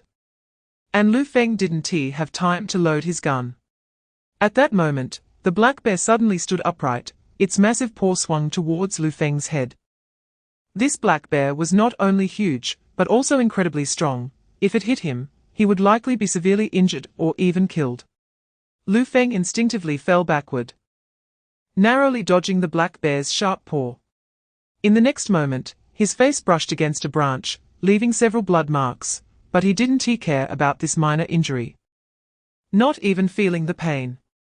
The black bear missed and roared again, charging at him once more. Just as it lunged, Lu Feng quickly drew his military dagger from his waist and aimed for the moment, stabbing it into the black bear's paw. The black bear let out a painful roar, exposing its yellow fangs, and crazily lunged at Lu Feng. Lu Feng pulled out the dagger and braced himself against the bear's snapping jaws. However, the bear's strength was beyond what Lu Feng could withstand. In its fury, the black bear pressed down like a mountain. Even though Lu Feng exerted all his strength, it hardly made a difference, and his hands were forced to bend. As the black bear's gaping mouth drew closer to Lu Feng's face, he could even smell the foul odor coming from the bear's stomach. Chapter 109. Black Market Merchant, making a fortune again. Entering Qingxi town, Lu Feng skillfully arrived at the black market. As before, he found a place to set out his goods. Qian Guoqing had never been to the black market, and was unsure how well these items would sell, feeling a bit nervous since this was related to his marriage. But soon, they opened for business, and someone bought some bear meat. Although it wasn't much, it eased Qian Guoqing's anxious heart. Lu Feng wasn't worried about selling out. He had been to the black market many times, and knew it wasn't difficult to sell bear meat. After all, everyone needed meat tickets to eat meat, making the meat in the black market quite popular. However, selling bear paws, bear bile, and bear skins was the most challenging, as these items were the most valuable. To sell these things, they not only needed to encounter buyers who needed them, but also required the buyers to have certain financial means, which greatly increased the difficulty of selling these items. It all depended on their luck today. Today, there were quite a few buyers for bear meat, but the most valuable bear skins, bear paws, and bear bile went unnoticed. Lu Feng couldn't help but feel a bit disappointed, thinking about where these items might end up. Chapter 110. Training hunting dogs. Qin Ruolan's worries after Qian Guoqing left. Qin Ruolan walked into the house and asked curiously, "What is Guoqing doing? What did you tell him?" Just as she finished speaking and before Lu Feng could answer, they heard a whimpering sound. Qin Ruolan immediately frowned, surprised as she looked in the direction of the sound. "What sound is that?" Lu Feng suddenly remembered the little black bear he had brought back. It should have been sleeping and hadn't made any noise, and he had forgotten about it. Lu Feng smiled and walked over to the backpack, pulling the little black bear out. When Qin Ruolan saw the little black bear, her eyes widened in surprise. This is a black bear." Lu Feng nodded. "Yes, I stumbled upon the black bear's trail while hunting on the mountain, and for the past few days, Guoqing and I have been waiting on the mountain for the black bear. Today, we finally spotted that black bear." Previously, Lu Feng hadn't told Qin Ruolan about the black bear to avoid worrying her, but now that he had caught it, it was fine to tell her. Qin Ruolan's expression changed as she exclaimed, "What? A black bear? You mean you guys caught a black bear today? You weren't hurt, were you?" Chapter 111. Quietly making a fortune, doing something big. The Qian family. Chen Sifeng and Wu Liping noticed that Qian Guoqing had brought back prey for several consecutive days, and they guessed that he must have gone hunting with Lu Feng. Qian Guoqing wasn't skilled at hunting. So they speculated that he must have followed Lu Feng up the mountain. Their initial thoughts of giving up were instantly revived. Their men, like Qian Guoqing, were all cousins of Lu Feng. If Lu Feng could take Qian Guoqing up the mountain, why couldn't their men go up the mountain with him? Whatever was hunted could belong to whoever caught it, and if their men followed Lu Feng up the mountain and caught something big, they could exchange it for a significant amount of money. However, today Qian Guoqing returned empty-handed and even had blood on him, which surprised them. Qian Guoqing was well aware of his two sisters-in-law's thoughts, so when they inquired, he specifically mentioned that the weather wasn't good, making hunting much more difficult. And it would be hard to catch anything big. He also mentioned that he had encountered danger today, and wouldn't be going up again tomorrow. His cousin kindly took him hunting to help him with his bride price issues. How could he bring trouble to his cousin? Sure enough, when Chen Sifeng and Wu Liping heard Qian Guoqing's words, they thought of what had happened with Qian Guoan on Yangwang Mountain. Chapter 112, Wives and Daughters Missing. Crisis approaches. The family bought a bicycle, and Qin Ruolan and her daughter were very happy. Lu Feng even took them around the village on the bicycle. The news of Lu Feng's family buying a bicycle quickly spread throughout Honghe village. Villagers had mixed feelings, most were either envious or jealous. Lu Feng had just built a brick house not long ago, and now he had bought a bicycle, making him the first in Honghe village.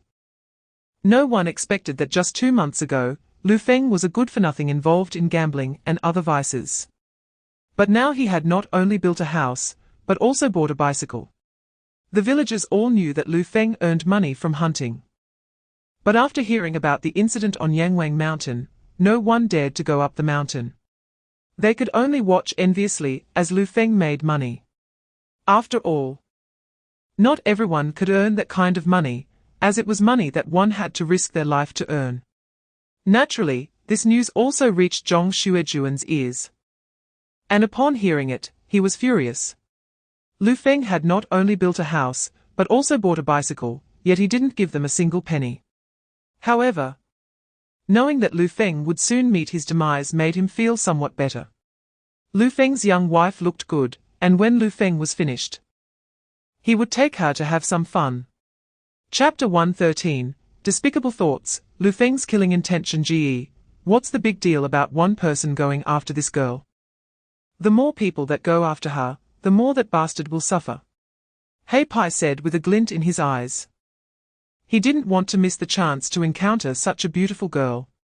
The other 3 subordinates also chimed in, trying to secure benefits for themselves. Yeah, Zhenji. Why don't we take turns with this girl? No man can accept his wife being taken by others, if we take turns with her. That bastard will be powerless to stop us. Wouldn't that be even more satisfying? Zhenji, that bastard doesn't even take you seriously, we must teach him a lesson. When he gets here, we'll take him down and have his wife in front of him. Yang Zhen saw through their thoughts and said, all right, anyway. I plan to send the whole family on their way today. Before sending them off, let you all have your fun first. Hearing this, Hei Pai and the 4 others were instantly extremely excited, their eyes revealing lewd intentions. At this moment, Yang Zhen glanced at Qin Ruolan and said, wake that woman up. If she falls asleep, it would be too boring for us. After hearing this, Hei Pai walked up to Qin Ruolan and pinched her philtrum. Chapter 114, A Critical Moment. Gunshots ring out. Hei Pai sneered. Ha, save you. He's barely able to protect himself, how can he save you? Besides, with so many of us here, does he dare to act against us? He glanced at Lu Feng, his tone full of disdain and contempt, clearly not taking Lu Feng seriously at all. After saying this, Hei Pai looked at Qin Ruolan with a lewd smile. Be good, let my brothers and I let you experience the pleasure of being a woman. The other 3 immediately burst into laughter, their laughter echoing in Lu Feng's ears. Yang Zhen stood in front of Qin Ruolan, pinching her chin, and said with a playful smile, what use is that waste of a husband to you? You can only blame yourself for choosing the wrong man. Picking such a useless one. Even if we take you in front of him, he can't do anything to us. With that, Yang grabbed Qin Ruolan's clothes. Rip! The sound of fabric tearing echoed, and Hei Pai and the others laughed even louder. Qin Ruolan's body tensed, enveloped in overwhelming despair. No! Help! Help! Lu Feng, Lu Feng! Qin Ruolan's desperate screams continuously stimulated Lu Feng's nerves. Watching Qin Ruolan being bullied ignited a powerful killing intent within Lu Feng. Chapter 115, A Bloody Rampage. Lu Feng gets hurt immediately after. Two sounds of PUCI rang out simultaneously. At the moment Hei Pai's knife sunk into Lu Feng's shoulder. A bullet fired from Lu Feng's handgun also buried itself in Yang Zhen's head. Yang Zhen collapsed instantly. The handgun that was pressed against Qin Ruolan's head dropping to the ground. Even as he fell, his eyes remained wide open. Unable to believe he would die at Lu Feng's hands. Blood spread from his forehead, blooming into a blood flower on the pristine white snow. Seeing that Yang Zhen was dead and Qin Ruolan was no longer in danger, Lu Feng finally breathed a sigh of relief. However, when Hei Pai saw this scene, his face changed dramatically, a wave of unease and fear rising in his heart. Just at that moment of distraction, Lu Feng grabbed his hand and twisted it hard. Crack! Hei Pai's arm immediately contorted into a bizarre position. In the next second, Lu Feng yanked out the knife embedded in his shoulder, quickly adjusting the blade's direction. Covering Hei Pai's mouth with one hand and slitting his throat with the other. The whole process took only a few seconds. Hei Pai didn't even have time to react before he died at Lu Feng's hands. Nearby, the severely injured thug, seeing Yang Zhen and the others dead at Lu Feng's hands, turned pale and scrambled to his feet, running away without caring about the intense pain in his chest. Chapter 116, Disappearing without a trace. The siblings shocked Qin Ruolan thought about the two educated youths still at home, and hurriedly carried a ceramic basin into the room. Closing the door behind her, she looked at the numerous wounds on Lu Feng's body, her voice trembling. "You hurt so badly, why didn't you say anything?" She put down the ceramic basin, wrung out a towel, and walked in front of Lu Feng, gently wiping the dried blood around his wounds. Seeing the injuries on Lu Feng's body, tears instantly streamed down Qin Ruolan's face, filled with heartache. Lu Feng raised his hand to wipe away the tears on her face. "Don't worry, my dear, these are just minor injuries, they'll heal with some care." Qin Ruolan remained silent, continuing to tend to Lu Feng's wounds. When she saw the deep, bone-visible injury on Lu Feng's shoulder, tears couldn't help but fall again. Lu Feng had suffered so many injuries, yet he said nothing. "Does it hurt?" she asked softly. Lu Feng smiled and said, "A kiss from my dear wife will make it feel better." He was deliberately teasing Qin Ruolan, but this time she didn't blush like before. She stood on her tiptoes and kissed his face, then kissed near his wound. After that, she took out Yunnan Bai Yao, applied the medicine to Lu Feng, and told him to rest while she changed clothes to cook. Chapter 117, Change of Mindset, Teaching Nyonyo to Catch Birds. Qin family. Everyone was surprised to see that after Lu Feng built a new house, he also bought a bicycle. Bicycles are not cheap, and even in their entire peach blossom village, few families owned one. The Qin family was curious and happy for Lu Feng and his wife. Only Qin Ersao was filled with jealousy. She guessed that the bicycle was bought from hunting earnings. She knew hunting was profitable, but didn't expect the money to come so quickly. If someone in her family went hunting, could they also have these things? Thinking of this made her even more unwilling. After dinner, Wang Yufan called Qin Ruolan into the room. "Lan Lan, do you and Lu Feng want to have another child?" Qin Ruolan was taken aback by her mother's words. Wang Yufan noticed her reaction and realized that she hadn't considered this matter. Wang Yufan said earnestly, "Lan Lan, Lu Feng used to dislike Nyonyo for being a girl. But now he has changed his ways. He can earn money, built a brick house, and bought a bicycle. Plus, Lu Feng is quite good-looking, he will surely attract attention. Listen to me, have another son for Lu Feng." In the village, having a son gives you confidence, and you won't have to worry about Lu Feng running around. Chapter 118, Speculation. Lu Feng is arrested. Hearing that sound, Qin Ruolan suddenly felt a strong sense of unease. Lu Feng, what's going on? She looked at Lu Feng, calling his name. Don't worry, I'll go take a look. Lu Feng opened the courtyard door, and saw two uniformed police officers standing at the entrance. Upon seeing them, Lu Feng's body stiffened for a moment, but he quickly returned to normal. He looked at the two officers and calmly asked, "Is there something you need?" One tall officer, with a serious expression, stared at Lu Feng and asked, "Are you Lu Feng?" Lu Feng nodded, "Yes, I am Lu Feng." The officer said in a deep voice, "Someone reported you for speculation. Come with us to assist in our investigation."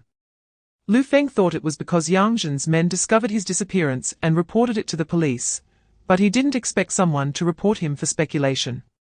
After all, Yang Zhen's gang was not clean themselves. How could they dare to report him? However, he did not feel relieved. The consequences of speculation in this era were severe, at best. Public humiliation, at worst, it could lead to execution. He pondered that it was highly likely he had been targeted due to his frequent visits to the black market. And his mind raced to come up with a countermeasure. Chapter 119, Rules are like mountains. Meeting Han Wu again in his past life. Lu Feng had undergone interrogation training that was 10 times more terrifying than this, so he would not be easily scared or flustered. He maintained his stance. "Comrades, I have not engaged in speculation. The meat was all hunted by me in the mountains, not bought from anyone for resale. My previous house was about to collapse. If it did, my family of 3 would not survive this winter. I had no choice but to risk my life to hunt for some money to build a house. If I continued to mess around, my wife and daughter would either starve or freeze to death. How could that be wrong? He hadn't committed a crime, so there was nothing to fear." The two police officers, thinking of Lu Feng's wife and daughter, were somewhat moved. However, the law is strict. They had to do their jobs according to the rules. You frequently visit the black market, and each time you sell quite a bit of meat. How could one person hunt so much? I'll say it again, confess and you'll be treated leniently. If you keep arguing, don't blame us for using force. The two officers, seeing Lu Feng's refusal to admit anything, grew serious and somewhat angry. Using force? Is that how you handle things? Are you planning to force a confession? Chapter 120, Military Merits. Shock from all sides. Meanwhile, in the deputy town head's office. "Guo Qing, why are you and your wife here?" Li Guiying asked in surprise upon seeing Qian Guoqing and Qin Ruolan in her office. Qian Guoqing immediately replied, "Aunt, my cousin is in trouble, can you help him?" Only then did Li Guiying notice the anxious expressions on their faces. She frowned and asked, "What happened to Lu Feng?" Qin Ruolan hurriedly said, "This morning. 2 police officers took Lu Feng away, saying he was involved in speculation. Deputy Town Head, can you help?" She looked at Li Guiying with hope. She was the only one she could think of to help Lu Feng. Li Guiying was startled, her expression turning serious. "Speculation? That's not a small issue." At that moment, Qian Guoqing anxiously explained, "Aunt, my cousin didn't speculate. Everything he sold was hunted from the mountains." Li Guiying replied, "Whether it's speculation or not is not for you to decide. The police handle things based on evidence. If Lu Feng really did engage in speculation, I can't help him." Chapter 121, Natural Talents. Recruitment of Han's father and son on the way back to the village. It was Qin Ruolan's first time in a car. She felt both nervous and curious, constantly observing the vehicle. In contrast, Lu Feng sat relaxed in the car, not looking around at all. Han Wu and his son noticed Lu Feng's reaction, and were somewhat surprised. Lu Feng's demeanor was not at all like that of a mountain dweller, who had never seen the world. Han Wu, thinking about the military boxing routine, started discussing it with Lu Feng. The subordinate driving overheard their conversation, and guessed that the military boxing they had been practicing recently came from Lu Feng.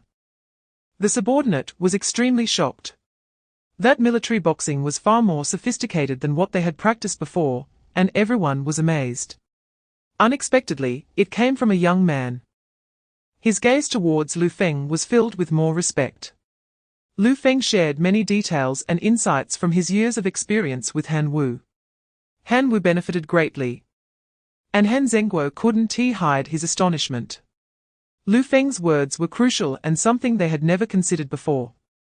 Qin Ruolan, sitting next to Lu Feng, looked at him in surprise upon hearing his words. When did Lu Feng come to understand these things? How come she didn't know? Watching Lu Feng speak confidently with the two prominent figures, she felt a strange sensation in her heart. Chapter 122, Photographic Memory. Lu Feng learns to drive. Compared to Han Zhenguo's excitement, Han Songgang was much calmer. He said in a flat tone, "Don't rush, let's understand more first. You don't need to worry about this matter, I have my own plans." Upon hearing his father's words and realizing that he had his own plan, Han Zhenguo did not intervene further. Soon, with the help of Qian Guoqing, Lu Feng and his wife prepared lunch. After serving the meal, Lu Feng took out the wine Qian Guoqing had brought back and poured it for Han Songgang and Han Zhenguo, as well as Qian Guoqing. Qian Guoqing reminded him, "Cousin, you haven't poured wine for this comrade yet." Lu Feng replied, "No drinking while driving, no driving while drinking." As soon as he said this, the room fell silent. Qian Guoqing felt extremely nervous, sweating for Lu Feng. It wasn't just these two older men. Even the comrade acting as the driver was not someone they could afford to offend. By skipping this comrade when pouring wine, wasn't that offending someone? If they got angry, it wouldn't be something these farmers could bear. Thinking of such consequences made Qian Guoqing's scalp tingle. Just then, Han Songgang raised his eyebrows and suddenly laughed. "This statement is quite novel. In all my years, I've never heard such a saying." Chapter 123, Showing Off. Guiding again, even the elites in the military couldn't learn it after just a few looks. Yet Lu Feng actually managed to do it. A genius. This was a born talent for leadership. Han Songgang and his son looked at Lu Feng with even more fervent eyes. With such strong learning ability, if he could pick up driving after just a glance, what about other areas? Could he also grasp other things with just a look? Han Songgang eagerly wanted to verify this. However, he also knew that nothing could be achieved overnight. So, he could only temporarily suppress this thought. There would be plenty of opportunities in the future, they could take their time. When Lu Feng jumped out of the car, Han Songgang approached him, smiling as he patted Lu Feng on the shoulder. "I didn't expect you actually learned it." Not bad, your learning ability is indeed strong." Saying this, Han Songgang even gave Lu Feng a thumbs up. At that moment, this usually serious top figure in the military looked incredibly amiable. If his former subordinates had seen this, they would probably have dropped their jaws. Xiao Zhong also admiredly said, "Yeah, I also didn't expect Comrade Lu Feng to learn it after just a few looks. Comrade Lu Feng is the fastest learner I've ever seen." Previously, he thought Lu Feng was just boasting about his learning ability. Chapter 124, Unyielding, Encounter in the Mountains. Meanwhile, in Shui town. "Sister, have you sent someone to deal with that damned bastard Lu Feng?"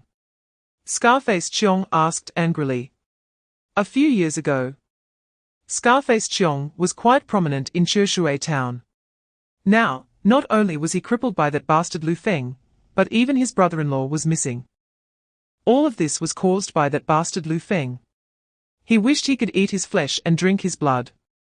Humaya sneered, feeling proud as she said, "Don't worry, I've already sent someone to report that bastard for speculation and profiteering." In this day and age, speculation and profiteering is a serious crime. The amount involved in what he did is huge. Once he's caught, he'll be waiting to be shot. At this time, he should have already been sentenced by the Public Security Bureau, and there's no way he could escape. As she spoke, a ruthless look appeared on her face. Scarface Chiong imagined the scene of Lu Feng being shot and felt extremely pleased. Just when Humaya and Scarface Chiong thought they had avenged their grievances, a lowlife suddenly rushed into the room, saying urgently, "Sister-in-law, it's bad. That bastard Lu Feng has been released by the police station." "What?" Scarface Chiong's face changed drastically, his eyes widening in shock. "Released? How could he be released? Could it be that he wasn't involved in speculation and profiteering? How is that possible?" Chapter 125, Special Identity. Safe learning, the middle-aged man walked over, picked it up, and examined it closely. It was actually a foot trap. Foot traps are commonly used by hunters. How could this thing be here? Could it be that the people who found Koizumi Ichiro and the others were not from the government of the Great Shia, but rather local hunters? It seemed that no matter what, he had to find out who discovered Koizumi Ichiro and the others and locate their whereabouts. If it turned out that those who discovered Koizumi Ichiro and others were hunters, that person must be silenced. Once their news got out, the consequences would be unimaginable. Thinking of this, a ruthless expression appeared on his face. After finding the clue, he did not stay here for long. He packed up and left the cave. If someone discovered he was here, his identity could easily be exposed, and he couldn't take that risk. Meanwhile, Lu Feng had already returned home. He was unaware that someone had discovered the disappearance of the Japanese soldiers on Yangwang Mountain and had come looking for them. He also didn't know that those 3 Japanese soldiers had special identities. Upon returning home, Lu Feng found that Qin Ruolan and her daughter were not at home. Only Zi Waning was there. At that moment, Zi Waning was sitting at the table in the main room, writing in a notebook. Chapter 126, The Dilemma of the Educated Youth, Affection and Admiration. The next morning, early morning. Lu Feng had just gotten up and walked out of his room, when he heard a knock at the door, and the voice of Lu Ping'an. "Uncle, are you up?" Lu Feng was somewhat surprised. Opening the courtyard door, he saw Lu Ping'an standing at the entrance. "When did you come, kid?" Lu Ping'an scratched his head and laughed, saying, "I've been here for a while. I saw it was quiet inside, so I waited outside for a bit." Hearing this, Lu Feng looked at Lu Ping'an again. No wonder there was a knock at the door right after he stepped out. It turned out he had been listening for movement in the courtyard. "Good kid, well done." Lu Feng patted Lu Ping'an on the shoulder. "Let's get started." Since he was going to teach Lu Ping'an to avoid disturbing Qin Ruolan and the others, Lu Feng took Lu Ping'an outside. After more than an hour of training, Lu Feng found that Lu Ping'an had a good understanding and some talent. Moreover, Lu Ping'an was very serious in his studies, and it was evident that he genuinely liked it. Therefore, Lu Feng paid a bit more attention to Lu Ping'an's training. After the training, Lu Feng kept Lu Ping'an at home for dinner. Lu Ping'an immediately refused, saying that he hadn't paid a dime to learn from Lu Feng. So how could he eat here anytime? Chapter 127, Early Investment. The second sister-in-law, who loves to take advantage. Zwan Ning said seriously, "Brother Lu, thank you for taking care of us during this time. If it weren't for you taking us in, we wouldn't be having such a good life." The experiences of other educated youth indeed made her feel scared. She couldn't imagine how she would hold on if those things happened to her. Yi Juo also looked at Lu Feng with immense gratitude. "Yes, Brother Lu, we really have to thank you. If it weren't for you, we might have faced the same situation as Sun's educated youth." News in the village spread quickly, and Lu Feng naturally heard about Sun's situation. He was not surprised. Such things were too common in the villages during this era. Lu Feng waved his hand dismissively. "Thank you for what? You educated youth are contributing to the country's construction. As a part of the Great Shia Kingdom, I naturally have to support you. Besides, taking care of you and providing some material things is just an investment. I'm waiting for you, Zwan Ning, to help me soar in the future." Lu Feng's words surprised both Zwan Ning and Yi Juo. Yi Duo exclaimed. Brother Lu, I didn't expect you to have such awareness. Lu Feng smiled, you can stay in my house with peace of mind. As long as I, Lu Feng, have food to eat, you won't go hungry. Chapter 128. Spreading rumors, mother-in-law urging for a second child. Wang Yufan and the others stayed under Qin Ruolan's invitation. However, Qin Ruolan did not let Qin Asao take action, as she was a guest and couldn't let them do the work. While Qin Ruolan was cooking, Wang Yufan entered the kitchen.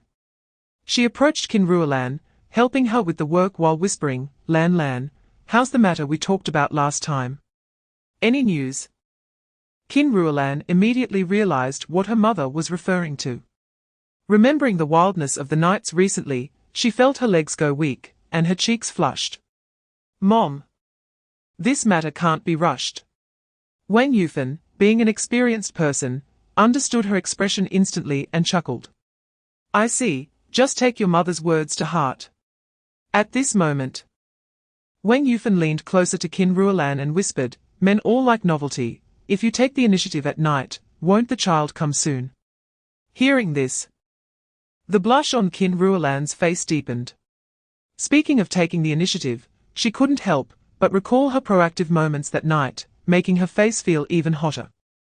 If she didn't take the initiative, she couldn't withstand Lu Feng's enthusiasm. Being more proactive would make it even harder to get out of bed. Chapter 129. Hunting with dogs. Illegally cutting trees. My son-in-law hasn't committed any crime. Someone is envious of my son-in-law making money, and reported him for speculation. He went to the police station to cooperate with the investigation. The facts prove that my son-in-law hasn't committed a crime. Not only was he released, but he was also sent back to the village by a military vehicle. Don't believe it? Go ask around Honghe village. Who doesn't know my son-in-law was sent home by a military vehicle? Wang Yufan's words were not only to inform Huang Fenglian, but also to tell those outside. She felt that for the past few days, the villagers had been looking at her strangely.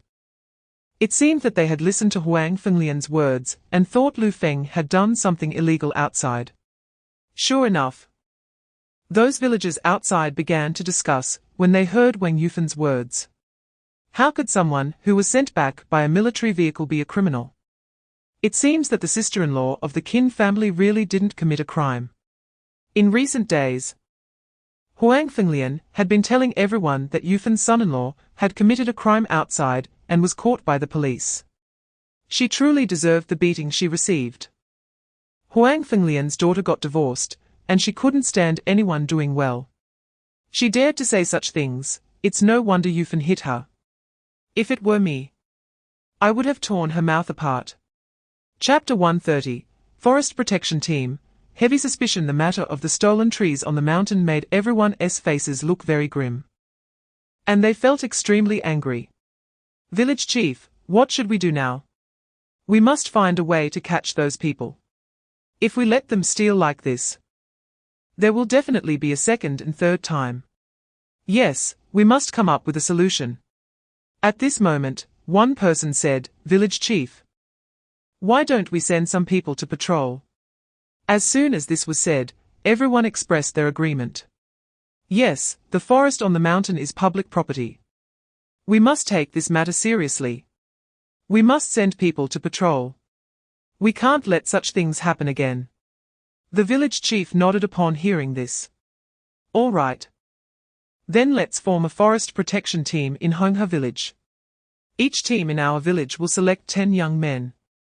After speaking, the village chief looked at the captain of the second team. Captain Jiang, let Lu Feng from your team be the captain of the forest protection team. He managed to escape from the jaws of a tiger, so he must have some skills. It's very appropriate for him to be the captain of this team. The matter of forming the forest protection team couldn't be delayed. Let's disperse. You all go back immediately to select people. And let everyone gather at the drying field at 8 o'clock tomorrow morning. Chapter 131. Cousin brings gifts, forming the forest protection team after lunch. Lu Dahe came to Lu Feng's house. He was carrying half a snake skin bag of grain. Xiao Feng.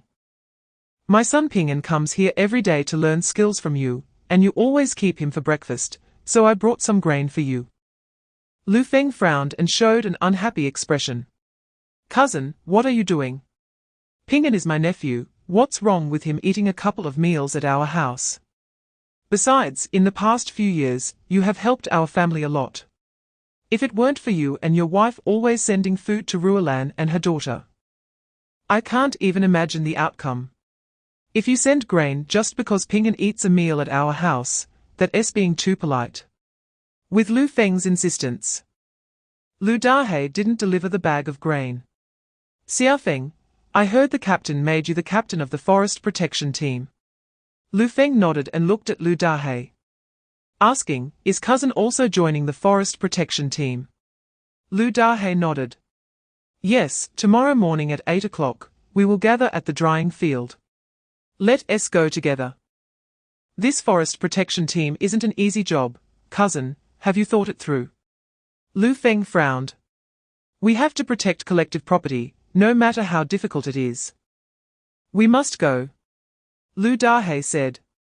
All right, I understand. Then let us go together tomorrow morning. Chapter 132, Starting Training, New Goals. You just want to complete the task. Do you not want to protect your lives? Lu Feng coldly stared at them. The villagers were stunned by his words, frowning as they looked at Lu Feng. Lu Feng. What do you mean by that? Lu Feng said in a deep voice, none of us knows who the tree thieves are. If stealing trees were just an individual act, it wouldn't be hard for a 10-person patrol team to take down one person. But what if it's a gang? Those people dare to commit illegal acts. What else wouldn't they do?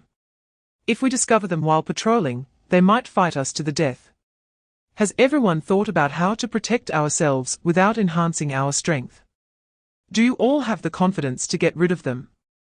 Everyone's expression changed upon hearing this. It was something they hadn't considered. What Lu Feng said was highly likely.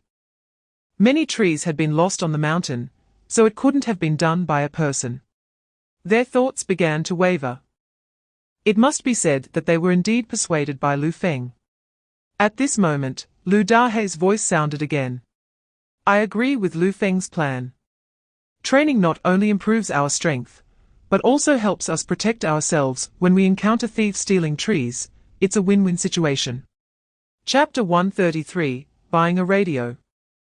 Arriving in town, Arya also looked at Lu Feng and said, Uncle, Mao Dan is a bad kid, he bullies Nyo.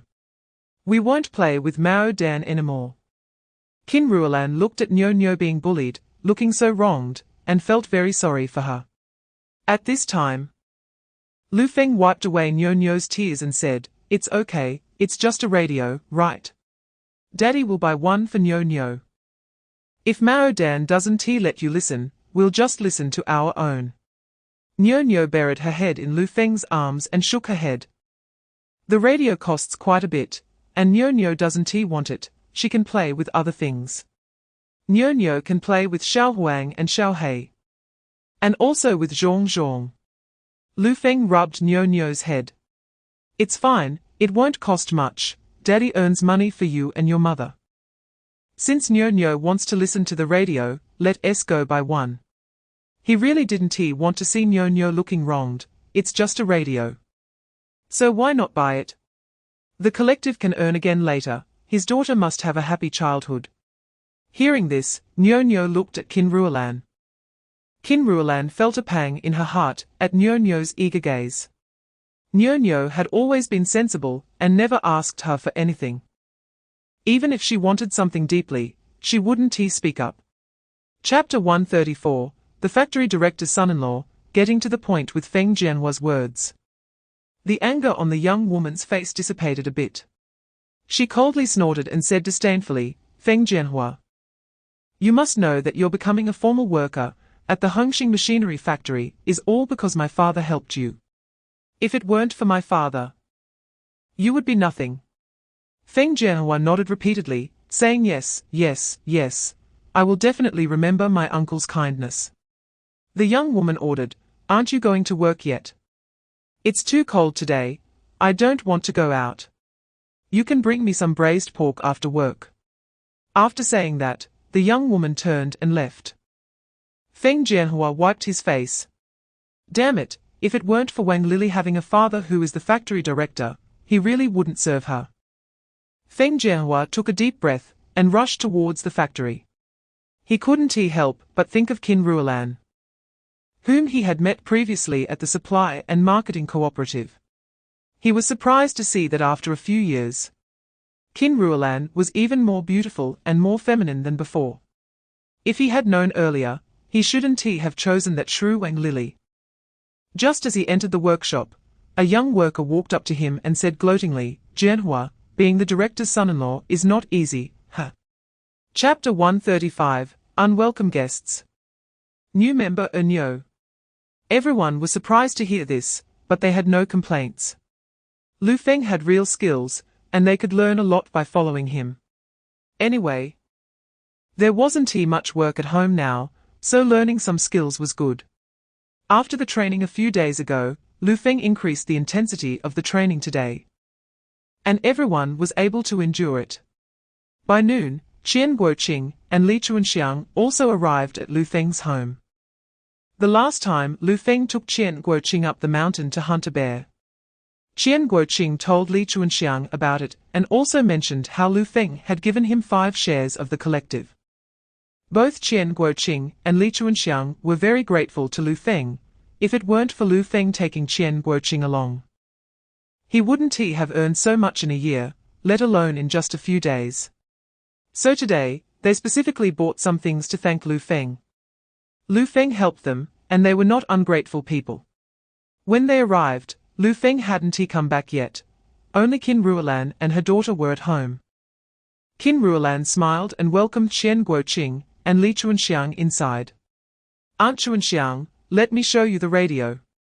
The radio is Nyo-Nyo's treasure. She has to show it off to anyone who comes.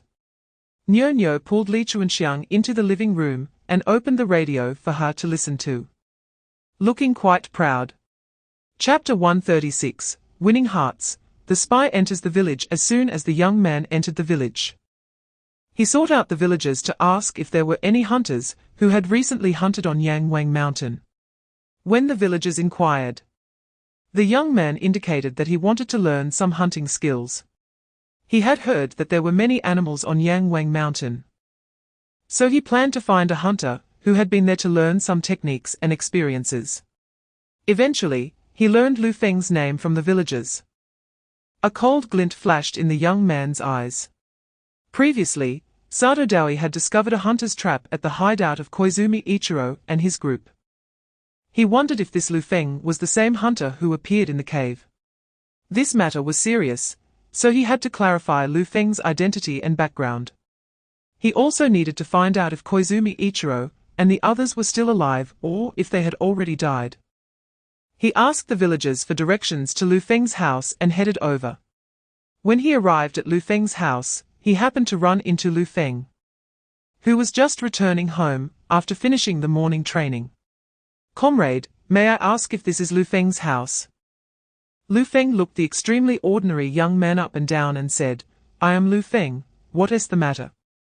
The young man smiled and said, Chapter 137, Restless Spirits. Gunfire at midnight. Once everyone had eaten and drunk enough, they were full of energy. They hadn't had any meat for 10 days or half a month at home. And today they not only had a big bowl of chicken soup, but also wild chicken meat, leaving everyone immensely satisfied. After drinking the meat soup, the members of the forest protection team were more serious in today's combat training than before. Watching their performance, Lu Feng felt very satisfied and believed even more that he had made the right decision. Just then, as the members of the forest protection team were engaged in one-on-one combat training, the village chief arrived at the threshing ground again. The last time the village chief came, he was accompanied by Zhong Xuejuan. But today it was not Zhong Xuejuan. Lu Feng noticed the person beside the village chief and frowned slightly. It really was a restless spirit. The person was the one who had approached him yesterday, wanting to learn hunting skills. Lu Feng looked at the man with a more scrutinizing gaze. Why was he with the village chief? What was their relationship? At this moment, the village chief walked towards Lu Feng. Lu Feng, starting today, Wang Daming is also a member of the forest protection team. You will train him together. Lu Feng glanced at Wang Daming but did not refuse.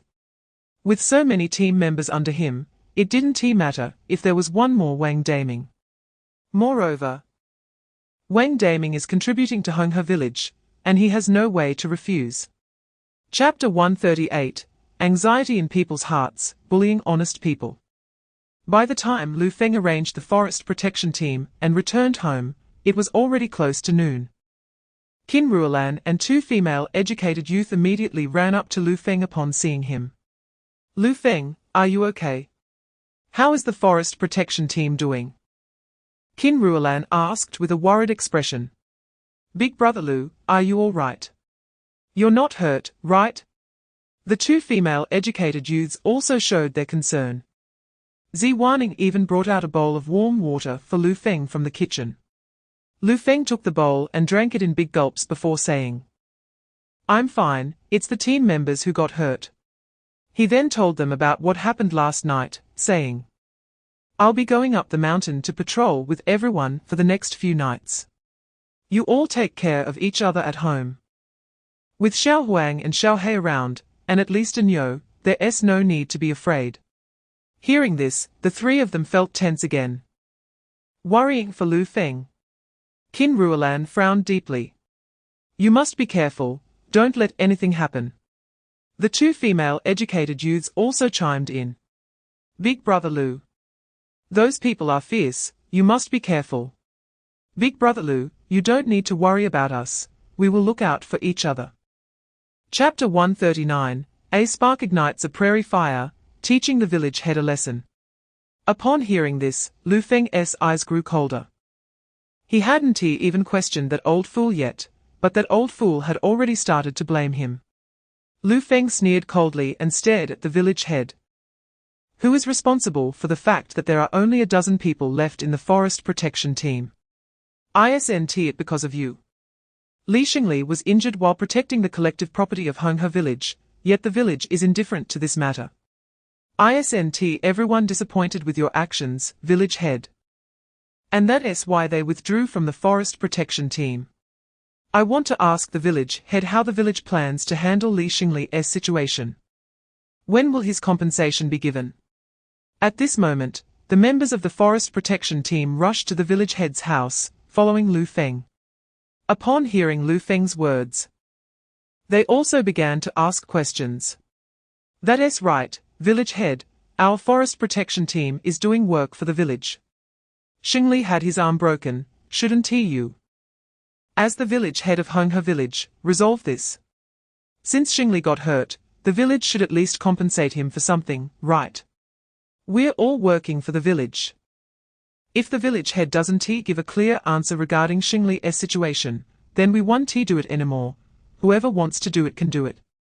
Everyone was holding back their anger and had long wanted to vent it. The village head snorted coldly. Chapter 140, Irreconcilable, Determined. Report it. At this moment, Lu Dahe stood up and said, when the police arrive, we can help Lu Feng testify together. Other team members echoed, yes, we can all testify.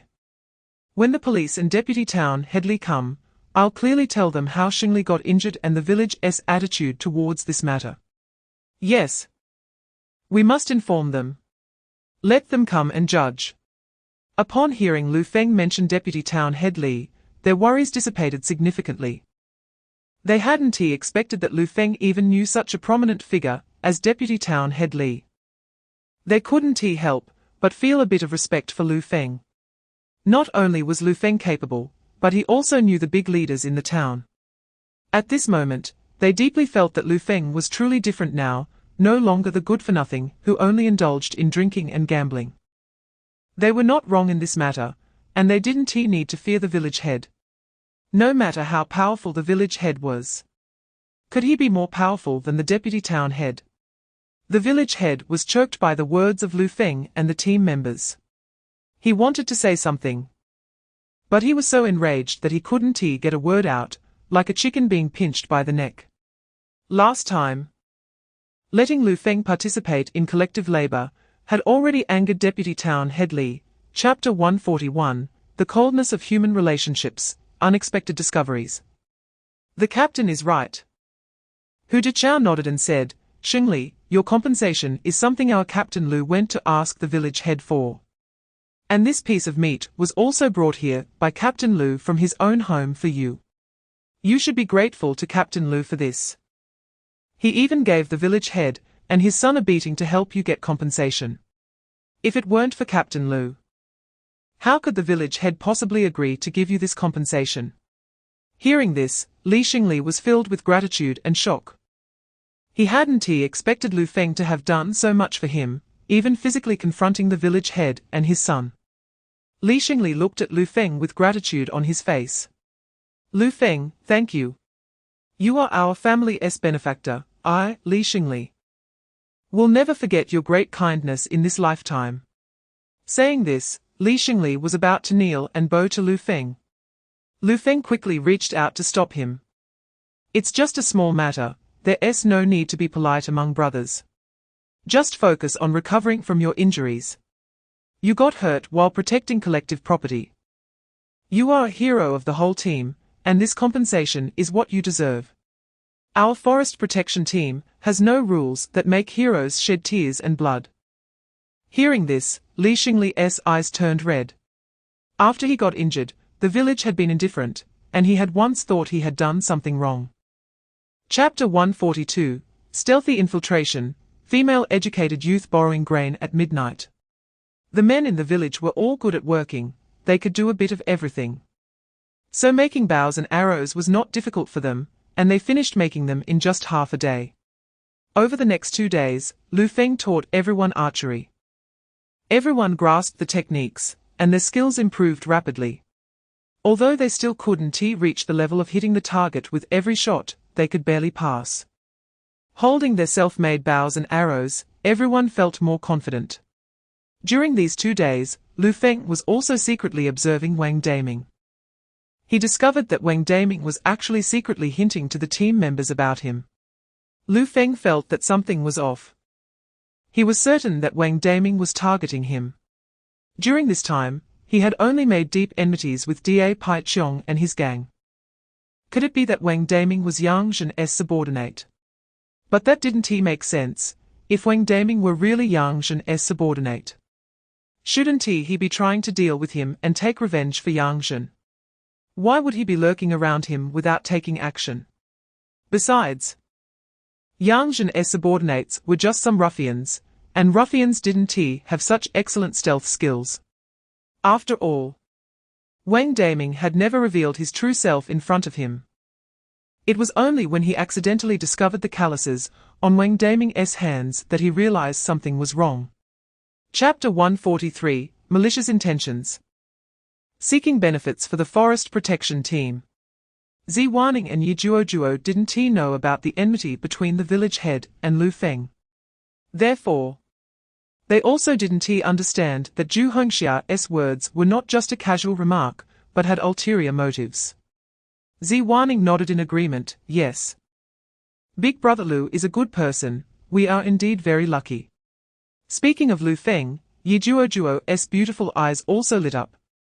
Big Brother Lu is a very good person, we are fortunate to have been placed in Big Brother Lu's family. Lu Feng lent Yijuojuo 10 pounds of grain. And he didn't ask for her watch, which made Yijuojuo feel very grateful to Lu Feng, and her fondness for him grew stronger. Zhu Hongxia also noticed the gratitude and admiration on the faces of Ziwaning and Yijuojuo. She couldn't help but feel happy inside. There's hope. She turned her eyes and said, it's really tough for educated youth to go to the countryside these days. Not only is it common for them to not have enough to eat, but it's also common for them to get into trouble.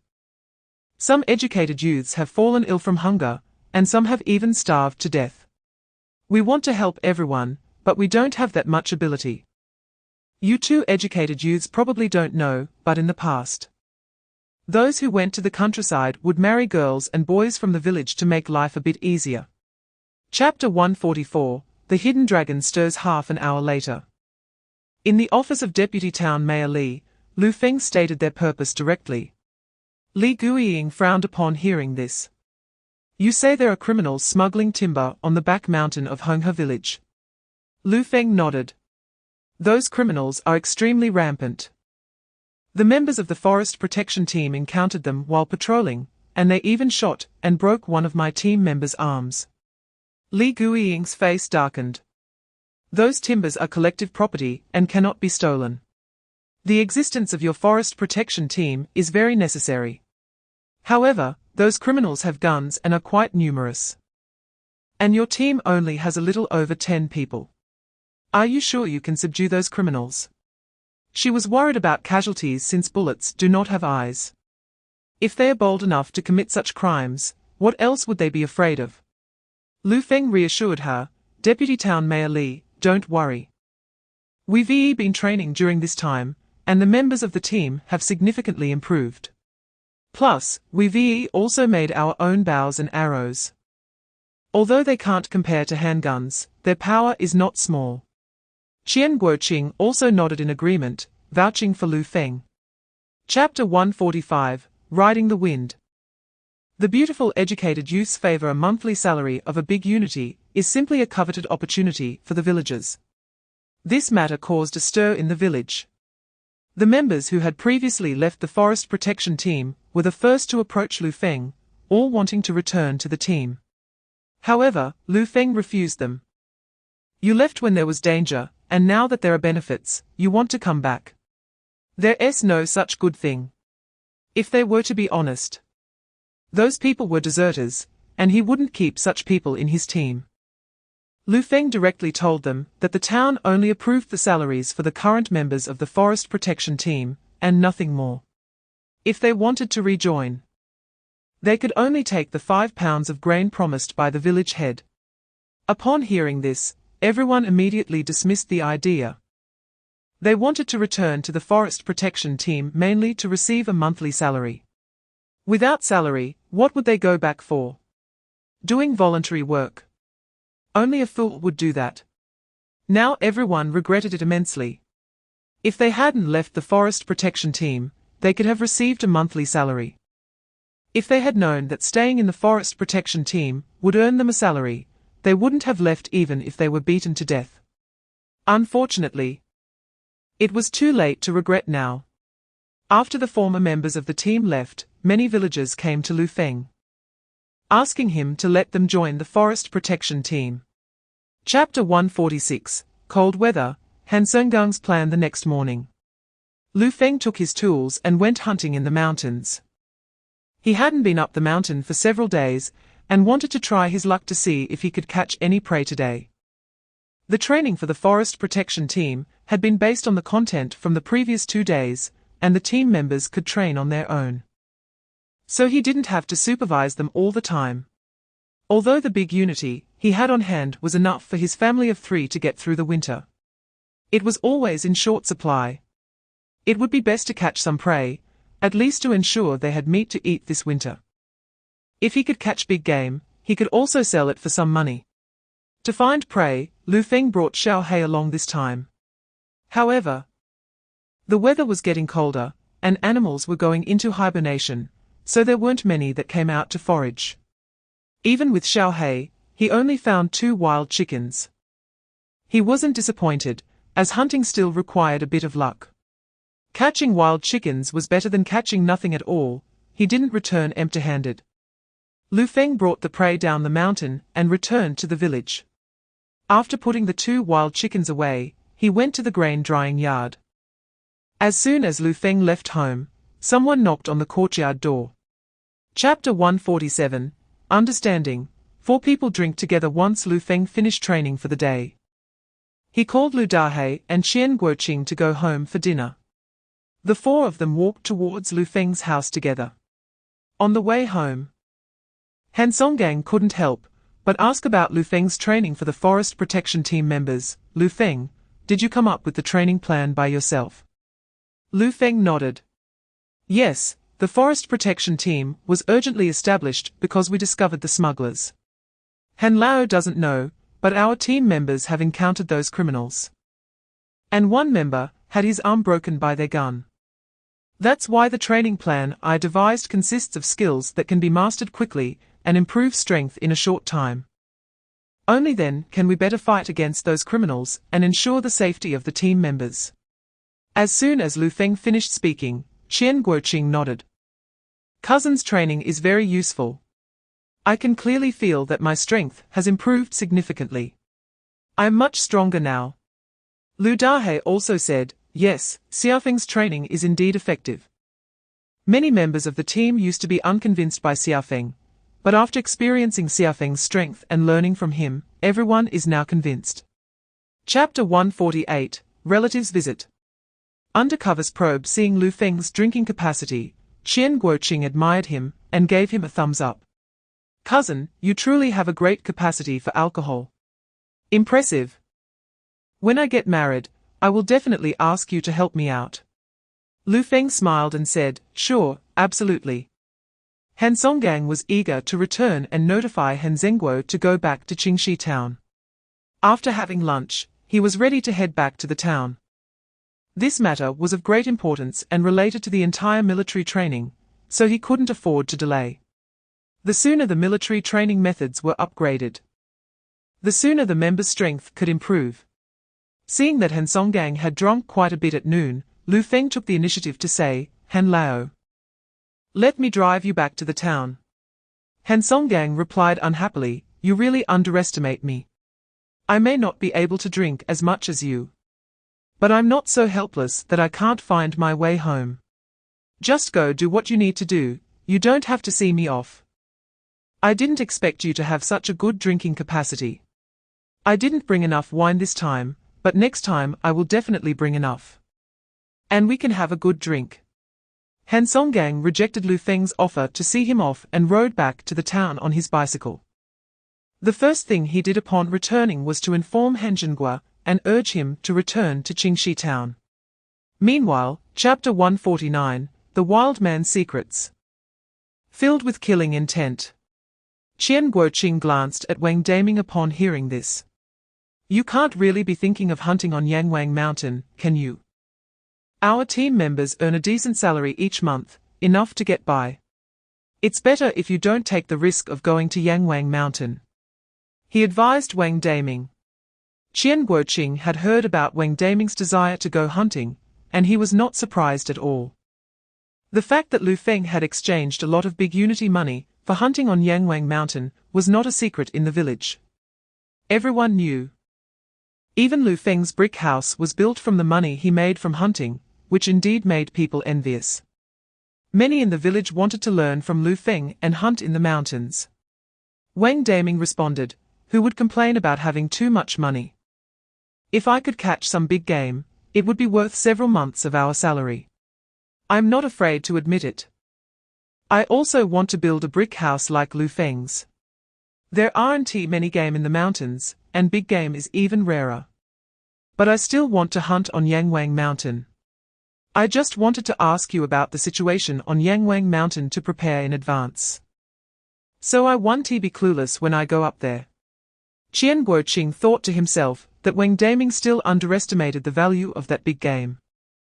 Those big game were worth far more than just a few big unity notes. The last time he and Lu Feng hunted that black bear, they exchanged it for dozens of big unity notes on the black market, which could cover several years' salary. Chapter 150, Training a Nyo, Going Astray. At this moment, Lu Feng was at home training the two dogs and a Nyo, unaware that Wang Daming had deduced that the person who discovered Koizumi Ichiro and the others was him. He also did not know that Wang Daming was harboring intentions to kill him and was planning to find an opportunity to take his life. In the yard, Qin Ruolan saw that the two dogs and a Nyo were becoming increasingly obedient under Lu Feng's training, and she was quite surprised.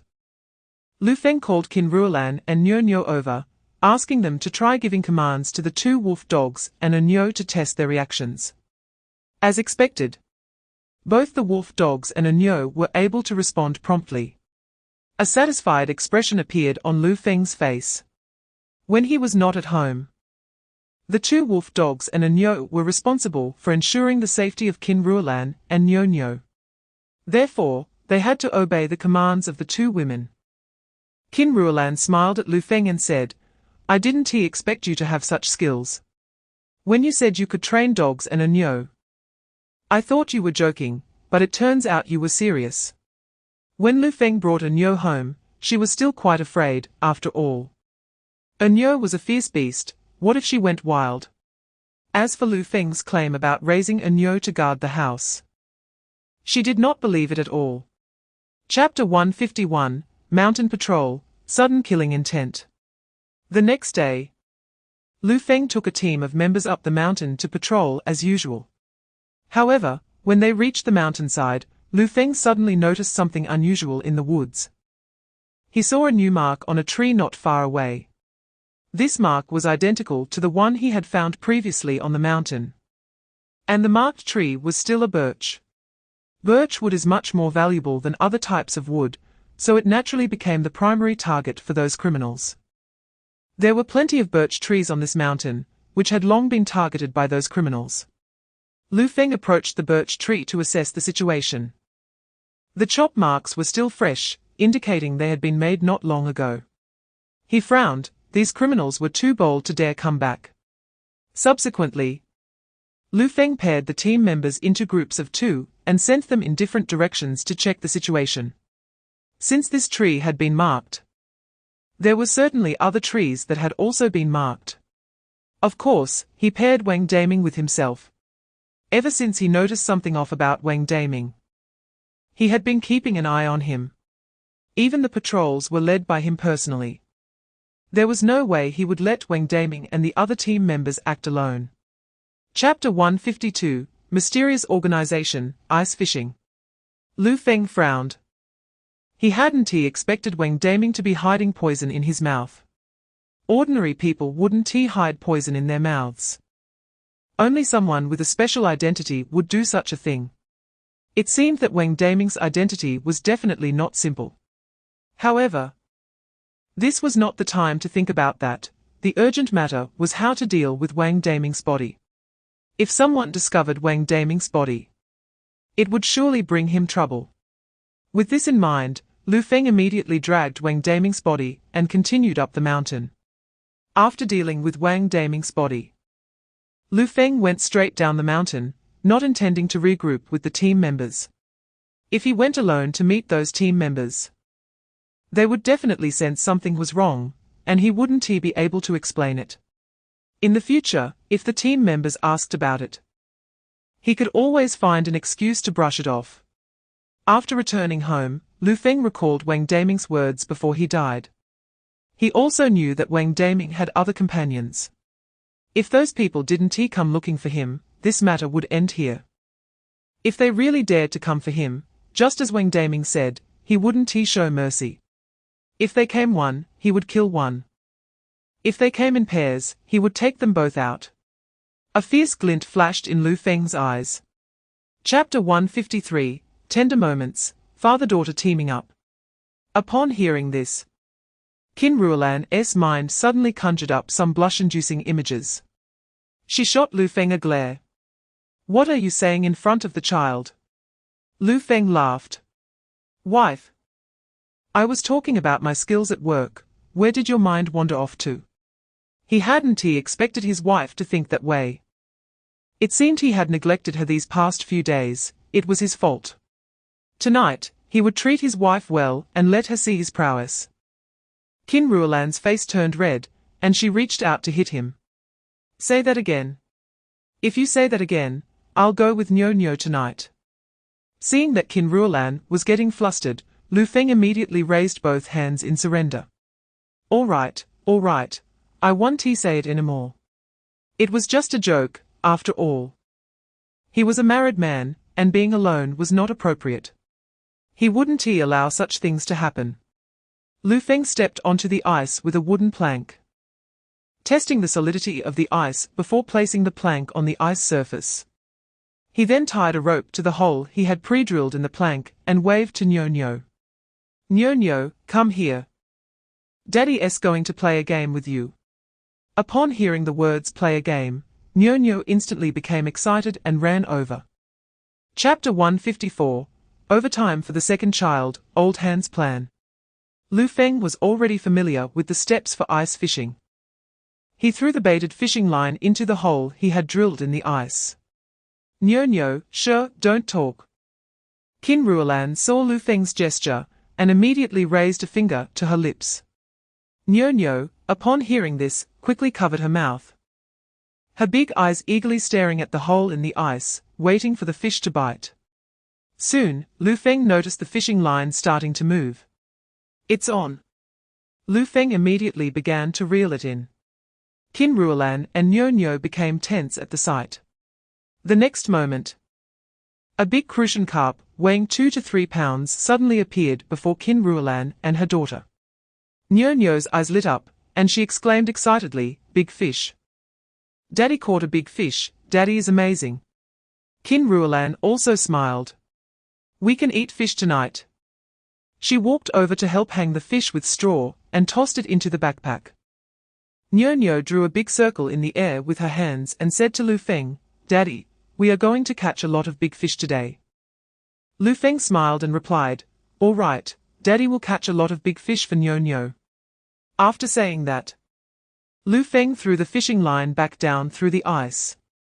The villagers from nearby were afraid to approach Yangwang Mountain. So there were indeed quite a few fish in this river. Chapter 155, Forge swords for the country, apply what you've learned after that. Han Songgang and his son got into a military vehicle and headed towards Honghe village.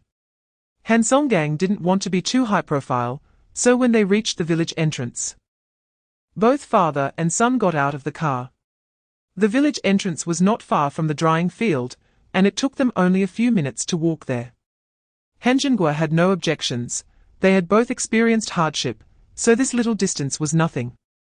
If he hadn't been able to handle some affairs in the car, he and the old man would have ridden their bicycles there. Han Zhenghua instructed Xiao Zhong on a few matters, and asked him to go back to the town immediately to take care of them, and then come back to pick them up after lunch. After giving his instructions, they finally got out of the car with their things. Han Songgang and his son did not go to Lu Feng's house, but headed straight to the village's drying field. Last time, Han Songgang learned from Lu Feng that he would train the squad members there every morning unless there were special circumstances. Han Songgang and his son came specifically for Lu Feng's training, so they went directly to the drying field. As soon as they approached, Lu Feng noticed them. Lu Feng walked up to greet them. "Old Han, Uncle Han, what brings you here?" Han Songgang smiled and said, "Last time I couldn't outdrink you, so this time I brought a helper. I've brought enough liquor, let's have a good drink at noon today." Chapter 156, Framing Charges, hitting a hard wall. Hearing this, Han Songgang pondered for a moment and shook his head. "Let's not rush. I need to think this over again. Last time, we learned military boxing from Lu Feng, and he didn't ask for anything in return. Those who come to serve the country and contribute to the Great Shia can still make a living in the army, receiving allowances each month. Lu Feng has made such a big contribution for us without gaining anything, and now we want him to help us lead a team. That would be too shameless. Let's set this aside for now. Remember the ideas Lu Feng mentioned, go back and try them out first. If the results aren't good, we can consider your proposal again. Even if we want Lu Feng's help, we need to ask if he agrees." "Okay," Han Zhenghua nodded. His father was right. It made sense. In the kitchen, Qian Guoqing approached Lu Feng and whispered, "Cousin, how did you come to know these impressive figures? They seem to have a good relationship with you." He hadn't forgotten the military vehicle that Han Zhenghua rode in last time. It was quite flashy. Lu Feng replied nonchalantly, "I met them by chance. I helped them with a small favor, and we became familiar." Chapter 157, Small People Gaining Power. Slapping faces on the spot, Zhong Xuejuan felt quite pleased. They had always been at a disadvantage under Lu Feng's hand, last time. Lu Feng even hit him and his father. Both of them hated Lu Feng to the bone, and now they finally saw him in trouble. Zhong Xuejuan looked at Lu Feng and laughed. Lu Feng, meeting Wei Ming is your bad luck. Brother Wei can walk sideways in the county. It would only take a word to deal with you. Just wait to rot in jail. Ha ha ha. Qin Ruolan and the others' expressions changed drastically upon hearing the village chief's words. They understood everything. The accusation of privately occupying collective property was just the village chief's way of getting back at Lu Feng. A charge he was trying to pin on him. All right, take them away. Jiang Weiman waved his hand. Qin Ruolan and the others immediately panicked. These people were clearly brought in by the village chief to take revenge. If they were taken away, how could Lu Feng come out safely? At that moment, Lu Feng stared coldly at Jiang Weiman and said, "The organization chose you as the office director to do real work for the people, not to abuse your power. You casually pinning charges on me is illegal and against the rules." Jiang Weiman shot Lu Feng an annoyed glance. How am I abusing my power? This wood was cut down from the mountain. Now we have both witness and evidence. The facts prove that you are privately occupying collective property. Chapter 158, Dreams Shattered. Regret comes too late. Laid off. No longer hired. Jiang Weiman immediately panicked, his legs going weak, nearly kneeling on the ground. He had worked hard to get the position of office director, he couldn't be laid off. He hurriedly pleaded, "Old Han, I was wrong, I regret it. Please have mercy and let me off this time. I promise to do real work for the people in the future. I assure you, I will never make such a mistake again." At this moment, Jiang Weiman was no longer the arrogant figure he had been earlier. The other two staff members from the County Forestry Bureau were also very scared. They stiffened up and forced themselves to say, "Old Han, this is all a misunderstanding.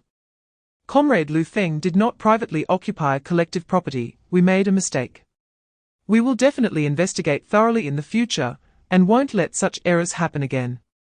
Yes, Old Han, it was our mistake, we won't make such mistakes again in the future. The two were now filled with regret. They had thought Lu Feng was just an ordinary mountain dweller, so they were willing to give Jiang Weiman some face. Who would have thought that these two big shots were at Lu Feng's house? If they had known earlier that Lu Feng knew these two big figures, they would never have agreed to help Jiang Weiman. Chapter 159, Grateful for Kindness. The village chief is laid off by the time Lu Feng and the others finished cooking and brought the dishes to the main room. They saw Nyo giving Han Songgang and his son back rubs. Lu Feng couldn't help but smile. Nyo, you are helping Grandpa Han and Grandpa Han express your gratitude." Nyo nodded earnestly. "Yes, Daddy taught me to be grateful. I'm repaying Grandpa Han and Grandpa Han." Han Songgang laughed and said, "Lu Feng, your daughter has been taught very well." Lu Feng quickly replied, "I can't take credit, that's my wife's accomplishment." Nyo was raised by Qin Ruolan alone, so he didn't dare to take that credit. "You are indeed fortunate. Not only do you have such a lovely daughter, but you also have a virtuous daughter-in-law." Han Songgang's smile remained undiminished. "Even little Nyo knows how to be grateful and give back. You wouldn't be unaware of that, would you? You must join us for a good drink later." "No problem. We won't go back until we are drunk today at noon." Lu Feng immediately agreed. During the meal, Han Songgang brought out 6 bottles of Da Fei Qian. "I didn't know your drinking capacity was so good last time, let's have another competition this time." Lu Feng nodded. "All right. But don't blame me for being merciless when the time comes, Han Lao." Han Songgang chuckled a couple of times and said, "Bring it on, I have brought back up today." Chapter 160, Unsettled Aftermath. Trouble at the door. Jiang Weiman pointed at him, his face fierce as he said, "Let me tell you, if my job really has a problem, I will make sure to kill you." After saying this, he hurried back to the county. Although Han Lao said he would have them laid off, the approval document hadn't been issued yet, so he still had hope. As long as he could think of a way to gain Han Lao's forgiveness, he could keep his job. Back in the county, Jiang Weimin prepared a generous gift and rushed to Qingxi town without delay, wanting to apologize to Han Lao. Just as he arrived at Han Lao's doorstep, he ran into two people from the forestry bureau, who were also carrying quite a few items. It was obvious that they had come up with the same remedy. The two forestry bureau people turned dark when they saw Jiang Weimin, their eyes filled with rage, looking as if they wished they could kill him. However, this was Han Lao's doorstep, and even though they hated Jiang Weimin, they didn't dare to act here. Moreover, it wasn't the time for revenge. Their urgent task was to seek Han Lao's forgiveness. So, they could only suppress their anger for the time being. They waited at the door for several hours, but still couldn't see Han Lao. Chapter 161. A plan gone awry. The Jiang family had the advantage in numbers, and soon the village head was pinned to the ground. The village head hugged his head and shouted, "Cousin, calm down. Stop hitting me. Even if you beat me to death, it won't change the fact that Weimin has lost his job." Jiang's father glared at the village head, looking as if he wanted to eat him alive. "Damn it, how dare you still speak sarcastically?" Saying this, Jiang's father raised his fist and was about to smash it into the village head's face. The village head hurriedly said, "I will compensate you." Upon hearing this, Jiang's father stopped his movements. "Compensation? How do you plan to compensate us?" The village head said, "Weimin's matter arose because of us, and I, Zhong Dafu, am not heartless. From today on, I will share half of my benefits with you." Of course, the village head wasn't a fool. He had his own motives for saying this. Although Jiang Weimin had been laid off, he had known many people during his years in office. If Jiang Weimin held a grudge against him and found someone to take his position as village head, he would lose everything. He was just a small village head, and it was incredibly easy to take away his position, even with just a word from those big officials in the county. Chapter 162. Adding insult to injury. There's always a cause and effect. Zhong Dafu had never thought that one day he would be removed from his position as village head. As for finding a solution, director he represented Qingxi town, and this matter had already been decided. He had no ability to change it. If Jiang Weimin was still the office director in the county, he could have sought Jiang Weimin's help to keep his position. But now that Jiang Weimin had been laid off, how could he help him? Not to mention helping him. Jiang Weimin had already lost his job because he helped him seek revenge, and he hated him for it. Zhong Dafu knew very well that no matter what he did, he couldn't keep his position as village head. He felt completely hopeless. This result reignited the anger that Jiang Weimin had barely suppressed. With Zhong Dafu removed from his position, naturally, no one in the village would offer him any benefits, and the conditions that Jiang Weimin had just discussed with Zhong Dafu lost all meaning. Would he just let Zhong Dafu's actions cause him to lose his job without any consequences? Impossible. He had to make Zhong Dafu pay the price. A cold light flashed in Jiang Weimin's eyes. "Dad, let's move, take the valuable things inside." Hearing this, the Jiang family members rushed into different rooms to collect valuables. "No. You can't do this, you can't take our things." Chapter 163. Wild Monkey Head Mushroom, Authentic or Fake Ancient Painting. That morning, after the team members finished training, Lu Dahe suddenly found Lu Feng and said mysteriously, "Xiao Feng, come with me for a moment." Lu Feng looked at Lu Dahe with confusion, but still followed him. "Cousin. What's up?" Lu Dahe lowered his voice and said, "Xiao Feng, I found something on the mountain, and I don't know what it is.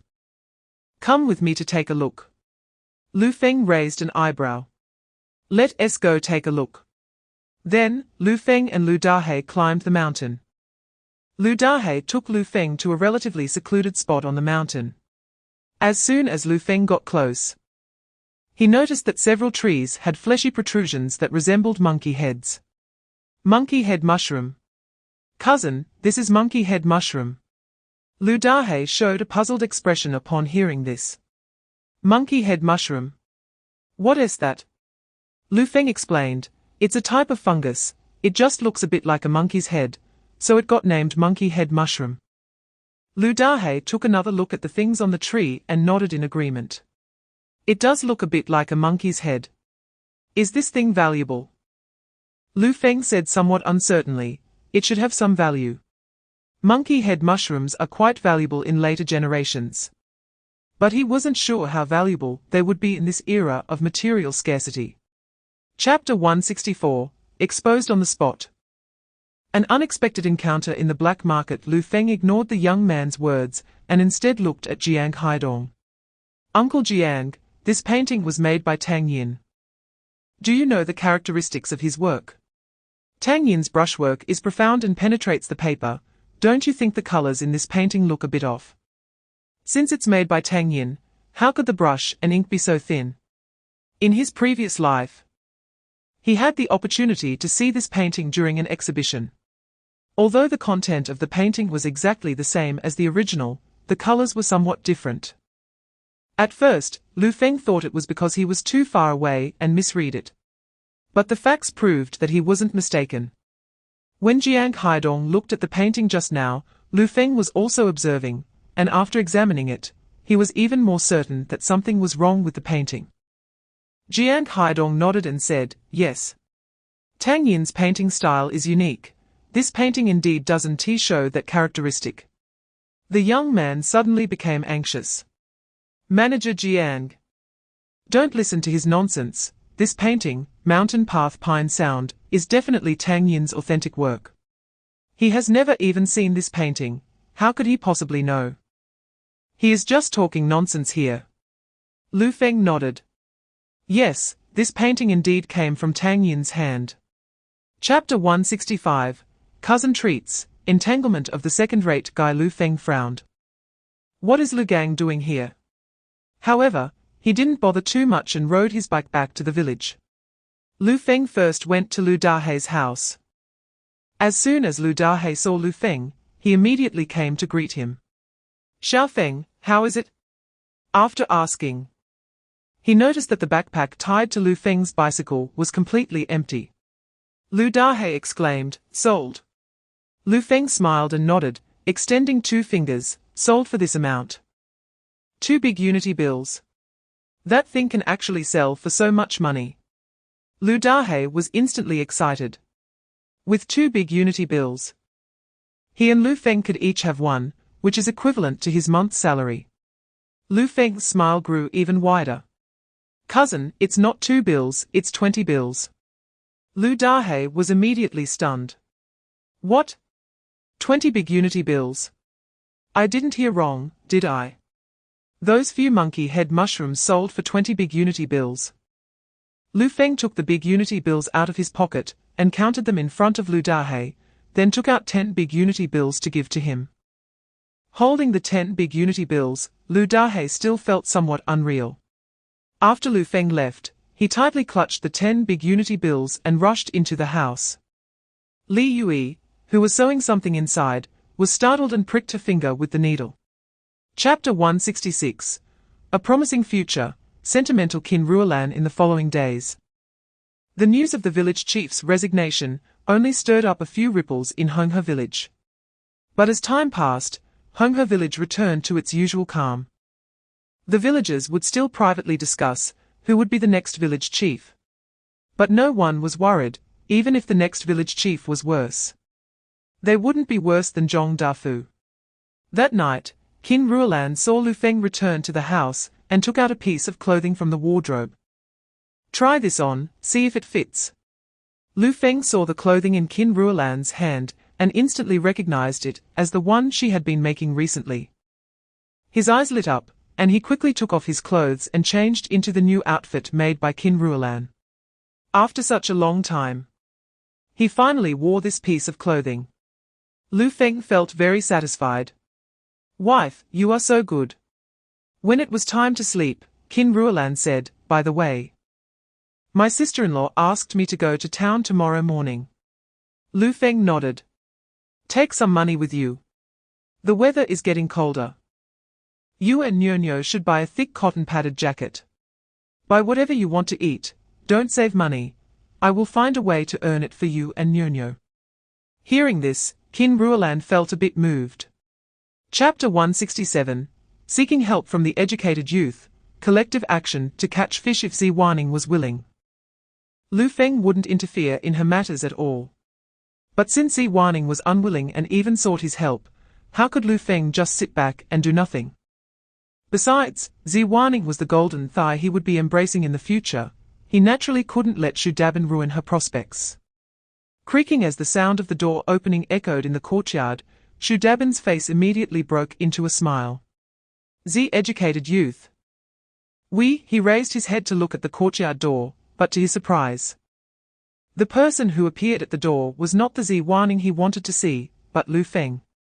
Lu Feng frowned, coldly looking at Shu Dabin, and said unhappily, "What are you shouting outside my house for?"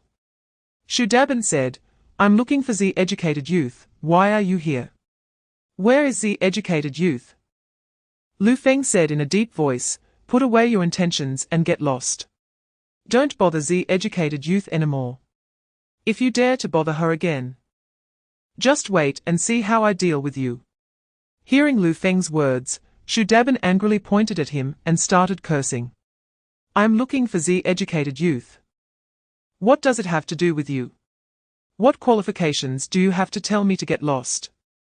Lu Feng narrowed his eyes filled with coldness. "I'll say it again, get lost." Shu Dabin was instantly furious. Chapter 168, Full Harvest, shocked team members upon arriving at the destination. Lu Feng looked at the team members. "We'll catch fish and have dinner at my place tonight. I'll show you a few cooking methods."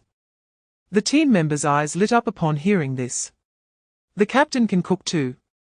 The captain not only has skills but can also cook. Do we still want to live?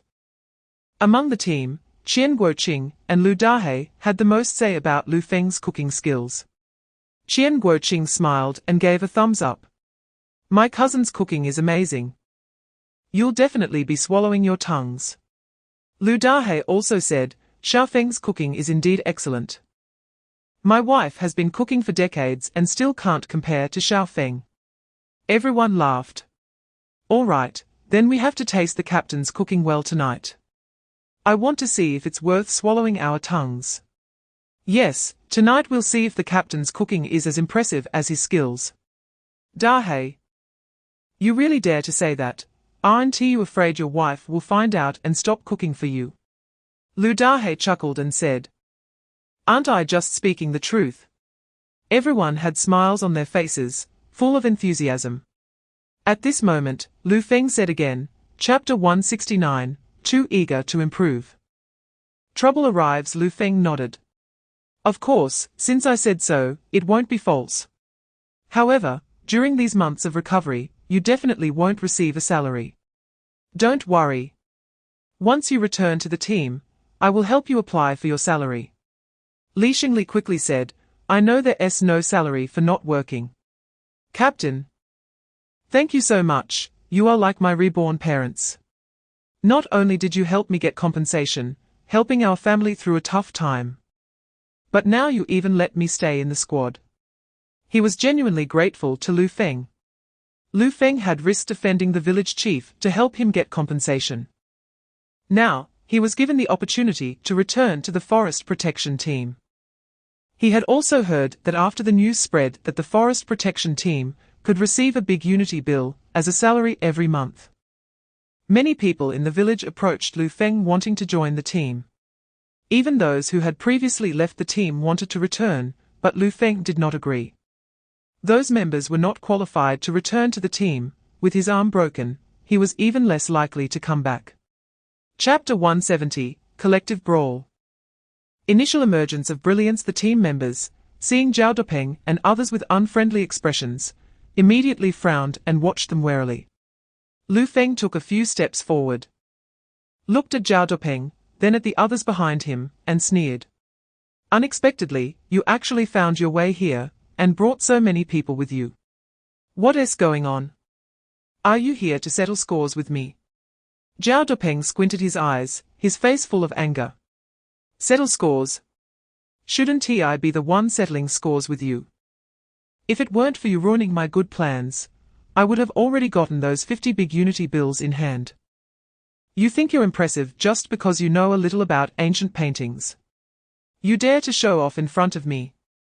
Today I must teach you a good lesson. After speaking, Zhao Dopeng waved to the people behind him. Get him. Today we must teach this bastard a lesson. So he knows the heights of heaven and the depths of the earth, and dares to ruin my good plans. As soon as Zhao Dopeng finished speaking, the few people behind him immediately echoed, Don't worry, brother Dopeng, today we will definitely beat him up so badly that even his mother won't recognize him. Saying this, they headed towards Lu Feng. The team members remained vigilant, and seeing their movements, charged forward instantly. Damn it! Do you really think there's no one in our Honghe village? You dare to run wild in our Honghe village? Chapter 171, Oppressing Others, Overestimating Oneself at this moment. The faces of the few people were full of disdain and pride. Qian Guoqing clenched his fists, his face looking very bad. My cousin is right.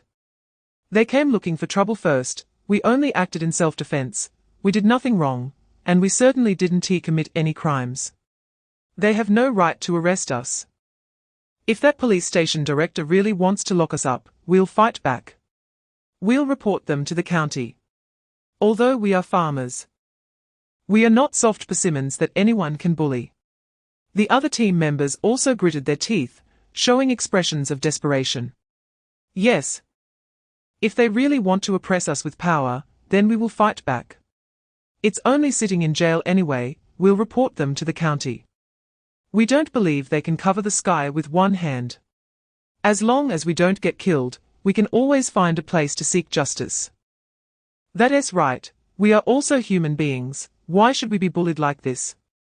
If they want to arrest us, we'll go to the county. If that doesn't work, we'll go to the city. After the incident with Li Xingli, they all realized that constant retreat only leads to being bullied.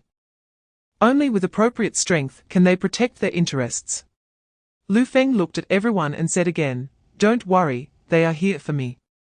Even if something happens, it has nothing to do with you. I, Lu Feng, will bear it all alone. Chapter 172, Two Slaps. Sitting in a well, and looking at the sky, Comrade Lu Feng. Director Wang exclaimed in shock. The team members standing next to Lu Feng were startled, exchanging glances. What, this police station director actually knows Lu Feng? Zhao Dopeng also didn't expect Director Wang to know Lu Feng, and furrowed his brow. Looking at Director Wang and asking, Uncle, you know that bastard? Shut your mouth. Director Wang said sternly, his face serious. His expression softened as he looked at Lu Feng. Patiently asking, Comrade Lu Feng, what's going on? Previously, he had listened to Zhao Dopeng's words at the police station, and really thought that Zhao Dopeng had encountered a troublesome person. When they were handling cases before, they had encountered those arrogant and lawless mountain villagers. So, Director Wang's reaction was so strong that he directly brought the police to punish the troublemaker. However, he never expected that the troublemaker Zhao Dopeng mentioned would actually be Lu Feng. How could Lu Feng be a troublemaker? He is a military hero. Someone that even the Han family would stand up to protect. If Lu Feng were really that kind of person, Han would have intervened long ago. How could he have let Lu Feng stay until now? Therefore, this matter is most likely Zhao Dopeng lying. Lu Feng coldly glanced at Zhao Dopeng and said, A few days ago, I caught Zhao Dopeng trying to deceive someone with a fake painting at the state-run restaurant in town. He immediately demanded 50 big unity bills. And when I exposed his lie, he held a grudge against me. Chapter 173, Undercurrents. Mother and son come to the door. Those villagers originally wanted to see Lu Feng's misfortune. As a result, when they didn't see the police arresting Lu Feng, they lost interest and quickly dispersed. The team members felt very pleased when they saw Zhao Dopeng's attempt to oppress others fail, and instead, He was taken away by the police. With the matter resolved, everyone breathed a sigh of relief and went back to what they were doing. On the other side, at the Chingstone Town Police Station. "Uncle, are you really going to lock me up? I'm your nephew." Seeing that Director Wang was serious, Zhao Dopeng's expression changed. And he hurriedly said. Director Wang stared coldly at Zhao Dopeng, warning him in a deep voice, "You better behave. I haven't settled the accounts with you for the scams and tricks you've pulled outside. I'm telling you, Lu Feng is not someone you can mess with. You'd better behave yourself in the future. If you really anger him, even I won't be able to protect you. By then, you won't even know where to cry. For this period, you will stay here to reflect. Whenever you've reflected enough, I'll let you out." After speaking, Director Wang turned and left with a serious face, not giving Zhao Dopeng a chance to speak. Chapter 174, Second Sister-in-Law Seeks Employment, Adhesive Plaster During Lunch. Qin Ersao gave Shichu quite a bit of meat. Her actions caused everyone to glance at her a few more times. Shichu was so intimidated by Qin Ersao's display that he didn't dare to move. Only when Qin Ruolan urged him to eat did he start. The two female educated youths, seeing Qin Ersao's actions, avoided the meat and ate the vegetables, leaving the meat for her. After the meal, Qin Ersao heard that Honghe village had established a forest protection team, with Lu Feng as the captain, and that they could earn a big unity salary every month. She was immediately taken aback. She immediately had an idea, and found Lu Feng with a smile, saying, "That Lu Feng. Do you guys still need people for the forest protection team?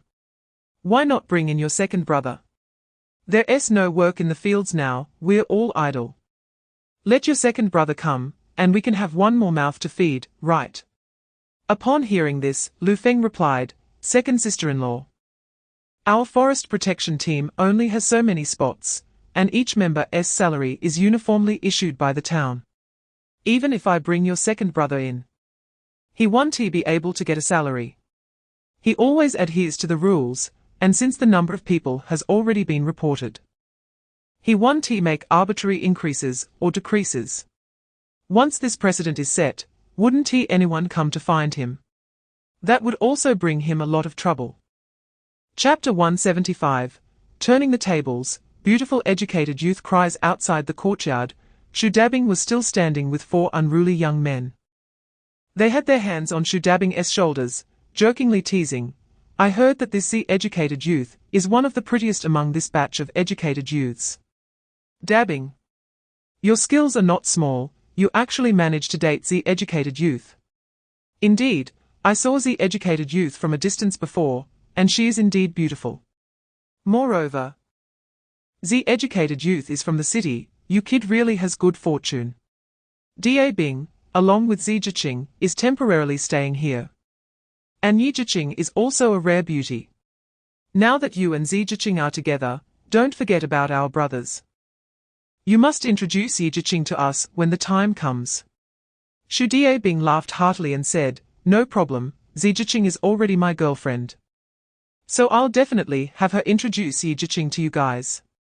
The others also got excited, patting Shu Dabing on the shoulder, looking like good buddies. "Dabing is really a good brother, we thank you in advance. Once it's done, we will definitely show our gratitude." Just then, the courtyard door was opened. Shu Dabing and the others heard the noise and looked towards the entrance. Chapter 176, Lies Exposed.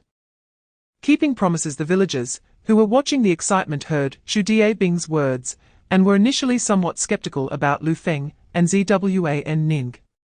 After all, being under the same roof, it would be too easy for something to happen. But after hearing what ZWAN Ning and Yi Juo said, they quickly believed them. The gazes of the villagers towards Shu Dabing were filled with disdain and contempt. Shu Dabing was truly despicable, unable to pursue Zi Jiqing. He slandered her and Lu Feng. Is this something one can just say casually? Zi Jiqing is a sent-down educated youth, while Shu Dabing is a native villager. It's normal for Zi Jiqing to be afraid of seeking Lu Feng's help, yet Shu Diebing twisted it into something else. Shu Diebing had indeed come here to find Zijiqing several times, but she had never come out to meet him. I said Zijiqing is a cultured person from the city and is young and beautiful. How could she possibly like a good-for-nothing like Shu Diebing? Turns out Shu Diebing is just deceiving people. At this moment, one of the aunties scoffed coldly, articulating Shu Diebing's intentions. Shu Diebing's pursuit of Zijiqing has become common knowledge in the village. He is deliberately ruining her reputation so that she has to marry him. Chapter 177, Han Lao visits, military training for the nation. The next day, Lu Feng went to the drying field early as usual to train the squad members. When Qin Ruolan woke up, Lu Feng had already left home. She propped herself up with her waist, and it took her a while to get out of bed. Feeling the soreness in her back and legs, she silently vowed never to promise Lu Feng such things again. If this continues a few more times, she wouldn't be able to stand it. After getting up, Qin Ruolan went to Li Yui's house to retrieve the things she left there yesterday. Then hurriedly started knitting a sweater. At the drying field, Lu Feng had just finished training the squad members when he saw Han Songgang arriving on his bicycle.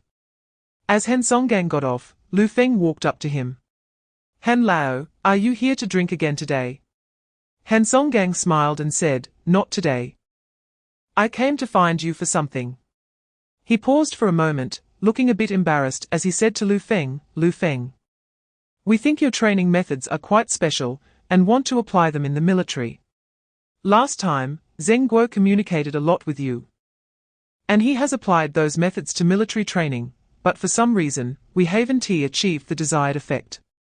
Chapter 178, A Rare Opportunity, Patrol Discovery. In the end, Lu Feng still accepted those things under Han Songang's insistence. Lu Feng invited them to have breakfast and then went to the drying field with them. During this time, the four people, excluding Xiao Zhong, kept their eyes on Lu Feng, observing him. They also learned about Lu Feng's achievements from Xiao Zhong. However, it was hard for them to imagine that this young man before them was truly as impressive as Xiao Zhong described. Han Songgang noticed their gazes and secretly smiled. These guys still doubted Lu Feng's abilities. Soon they would be convinced by his strength. Upon arriving at the drying field, Lu Feng led them in training alongside the squad members. Although Xiao Zhong and the others hadn't participated in the previous training, they often trained in the military. So they quickly caught up with Lu Feng's pace. After training for a while, the four of them, excluding Xiao Zhong, felt somewhat disappointed. They had high expectations for Lu Feng's training, but found it to be no different from what they did in the military. And it was even less rigorous than their usual training. Chapter 179, Gunshots Ring Out, Defying the Odds. In the evening, Lu Feng was at home preparing for dinner. Just as he picked up the bowl, he heard an anxious shout from outside the courtyard. Captain, something happened. There's trouble on the mountain. Lu Feng's expression changed. And he put down the bowl and rushed out. He looked at Wu Jun, who was running towards him, and said in a deep voice, what happened on the mountain? Wu Jun was panting heavily as he replied, we discovered criminals stealing timber while on patrol. Guo Qing and the others are currently holding them off on the mountain. There are a total of 12 criminals. Guo Qing and the others can't hold on much longer. Captain, you have to go help. Upon hearing this, Lu Feng's face turned extremely grim. You go notify the other squad members and have them head up the mountain immediately, I'll go first. After asking for the specific location, Lu Feng dashed into the courtyard, shouted to Qin Ruolan in the house, wife, there's trouble on the mountain, I'm going. After speaking, he pushed his bicycle out of the courtyard and quickly headed towards the back mountain. On the mountain, Lu Dahei and the other 6 were hiding in the dark, observing the criminals.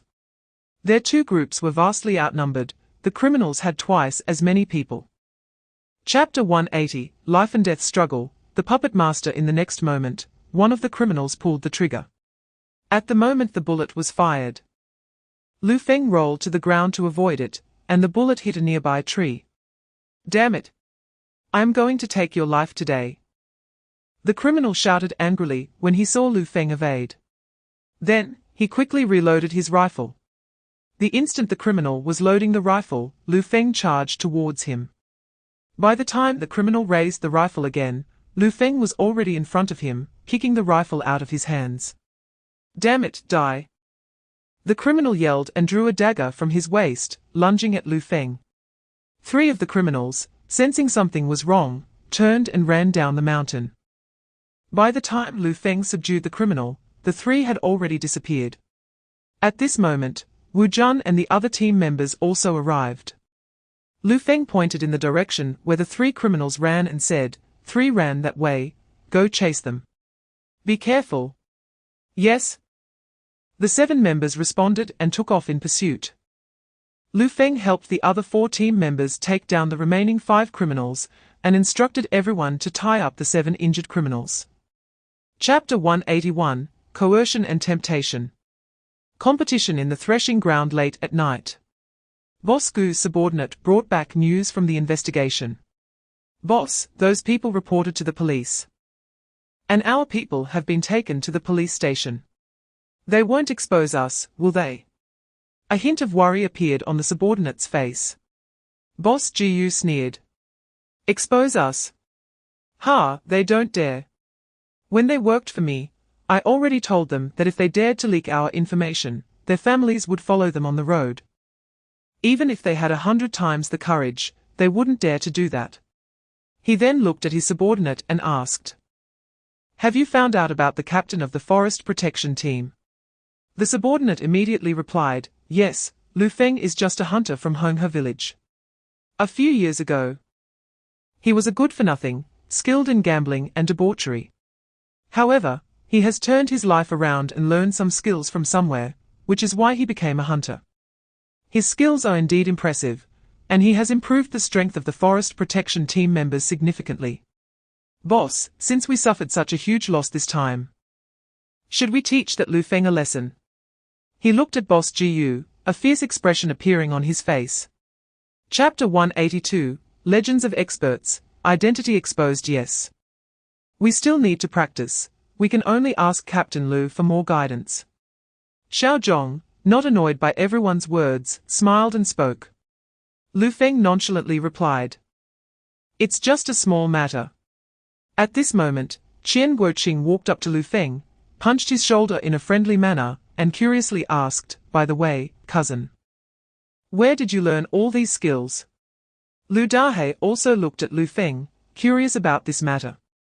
Lu Feng had been a good-for-nothing before. Where did he learn all these skills? Lu Feng had already anticipated that people around him would have doubts upon seeing his skills and would ask about it. Therefore, he had already thought of an excuse. Now that Qian Guoqing asked, he immediately said the excuse he had prepared without changing his expression. "A few years ago, after gambling in town, I was on my way home when I saw a poor old beggar by the roadside. I gave him a baked pancake. To thank me, he pulled me aside and taught me some self-defense techniques. I found it quite interesting, so I tried practicing it myself. With the old beggar's guidance, it felt like I had opened up my channels, and my skills improved." Chapter 183, Killing with a Borrowed Knife, Sending Grain Home. Just then, Sato Daoi's voice sounded again. "Once the matter is settled, I'll give you 5 little yellow fish." Yang Kaigui raised his eyebrows. Little yellow fish is hard currency. 8 little yellow fish can easily be exchanged for over $1,000 on the black market. This is a huge sum. Even if he called his brothers along, each could get a good share. Yang Kaigui couldn't help but feel tempted. With money to make, he didn't care who the person in front of him was. He looked at Sato Daoi and asked, "Who do you want to kill?" Upon hearing Yang Kaigui's words, Sato Daoi knew the deal was on. "That person is named Lu Feng, a hunter from Honghe village. I want you to disguise yourselves as bearded men, infiltrate Lu Feng's home, and kill Lu Feng and his entire family. Oh, by the way, Lu Feng must have earned quite a bit hunting. His family has built a brick house. I only want Lu Feng's life. As for the things in his house, they all belong to you. Hearing this, Yang Kaigui's eyes brightened. Building a brick house requires a lot of money. If Lu Feng could build one, his family must be among the better off in the village. As long as he agreed, they could not only get several little yellow fish, but also acquire Lu Feng's belongings. This was simply too good. Chapter 184. Staying at the maternal home. Shudaban's bad idea, Mom. Lu Feng won't do that. Don't worry, we still have food left. In the past years, you two have worried a lot about our family's matters, and my two brothers have helped me a lot. Both Lu Feng and I remember that. This grain is just a thank you gift from us. Aria'sWhisper explained. Mom, since Aria'sWhisper has brought it back, let's accept it. If we don't, brother-in-law might think we haven't forgiven him for his past actions, which would hurt everyone's feelings. Aria'sWhisper quickly said, fearing Wang Yufan would make Aria'sWhisper take the grain back. Lu Feng and Aria'sWhisper had provided grain for those two educated youths. It was only natural for Aria'sWhisper to send them some grain from her maternal home, right? Moreover, as Aria'sWhisper said, the Qin family had worried a lot for them over the years. Now that Aria'sWhisper was living well, it was unreasonable not to care for her maternal family. Aria'sWhisper said, what Ersao said is right, Mom, just accept it. In the end, Wang Yufan still accepted the grain. At lunch, Ersao put some meat on Shitu's plate. Shichu glanced at the meat in his bowl and divided half of it for Hui, who was sitting beside him and had been overlooked by Ersao. Chapter 185. Guarding an empty house. Gathering of educated youths as expected. Aunt Shu was shaken by his words. $2 big would be a huge sum for her family, but she still felt a bit worried. What if they were discovered? Shudaban chuckled. The medicine I bought is colorless and tasteless. She won't be able to tell. Aunt, don't worry, an educated youth won't cause much of a stir. Once I make her my woman, and we consummate our marriage, she won't have a choice but to marry me. At that time, not only can I marry a wife, but my cousin can also court a girl. Isn't that killing two birds with one stone? Aunt Shu thought about it and felt it made sense. In these times, a girl's reputation was extremely important. If she lost her purity, the villagers' gossip could drown her. If the educated youth became Shudaban's woman, then she would have to marry him. At that moment, Shudaban added another dose of strong medicine. Also, Aunt, once I marry the educated youth, and she becomes your daughter-in-law, we can also have her introduce a female educated youth for my cousin. These educated youths sent to the countryside lived very hard lives. And there had been cases of educated youths starving to death. If a female educated youth couldn't stand the hardship, she would seek to marry a local man. Chapter 186. Exposing the conspiracy. Tears of excitement. Aunt Shu walked out of the courtyard and nodded at Shudaban, who was hiding in the shadows. The educated youths in the room did not notice anything unusual about Aunt Shu. They chatted and ate.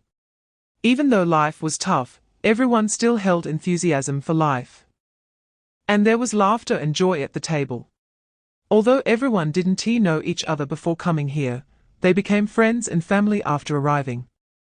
Ziwaning initially chatted with everyone. But after a while, she felt a bit dizzy and hot. She thought that the weather had been too cold lately, and she might have caught a cold and developed a slight fever. She didn't want to spoil everyone's fun, but she felt increasingly uncomfortable. So she could only get up and apologize to everyone, planning to go back first. Seeing that Ziwaning's complexion was indeed a bit abnormal, everyone asked a few questions and then suggested sending her back to rest. Yi Juo stood up and said, Waning, let me take you back. Ziwaning waved her hand and refused, saying, you guys continue to have fun, Brother Lu's house isn't far, I can go back in just a few minutes. We finally have a chance to gather, don't spoil everyone's mood. I just caught a bit of chill, it's nothing serious. Chapter 187. A major disaster averted. Lu Feng is angry, damn it, you think my words are just wind in your ears, huh? Lu Feng glared at Shudaban with a face full of anger, and punched Shudaban hard in the face. Ah! Shu Dabin cried out in pain. Shut up! Lu Feng shouted angrily, lifting his hand to skillfully dislocate Shu Dabin's jaw. Then, without stopping, he continued to punch Shu Dabin's face. In just a moment, Shu Dabin's lewd face had swollen up like a pig's head. He could only make muffled groans of pain, drool dripping from the corner of his mouth. Lu Feng kneed Shu Dabin in the abdomen, and with a kick, sent him flying amidst Shu Dabin's painful grunts. Shu Dabin felt as if his internal organs had shifted, the heart-wrenching pain making him curl up on the ground, unable to even muster the strength to escape. Lu Feng temporarily spared Shu Dabin, ignoring him, and walked over to Ziwaning, removing the cloth from her mouth and untying the ropes on her hands. Due to the lighting, Lu Feng did not notice that Ziwaning's expression had become somewhat dazed. Just as Lu Feng released Ziwaning, she involuntarily let out a low moan. Her body continuously rubbing against Lu Feng, her hands tightly gripping his. Chapter 188, Dazed Consciousness, Cooling Methods Crack. In the next moment, Shu Dabin suddenly felt a sharp pain in his leg. The intense fear made his body tremble uncontrollably, and he quickly shook his head repeatedly, using this gesture to express to Lu Feng that he wouldn't leak any information, fearing that Lu Feng might cripple him with a single blow. Shu Dabin was indeed frightened by Lu Feng's ruthlessness. If Lu Feng could break his legs without hesitation, he would definitely not hesitate to cripple him.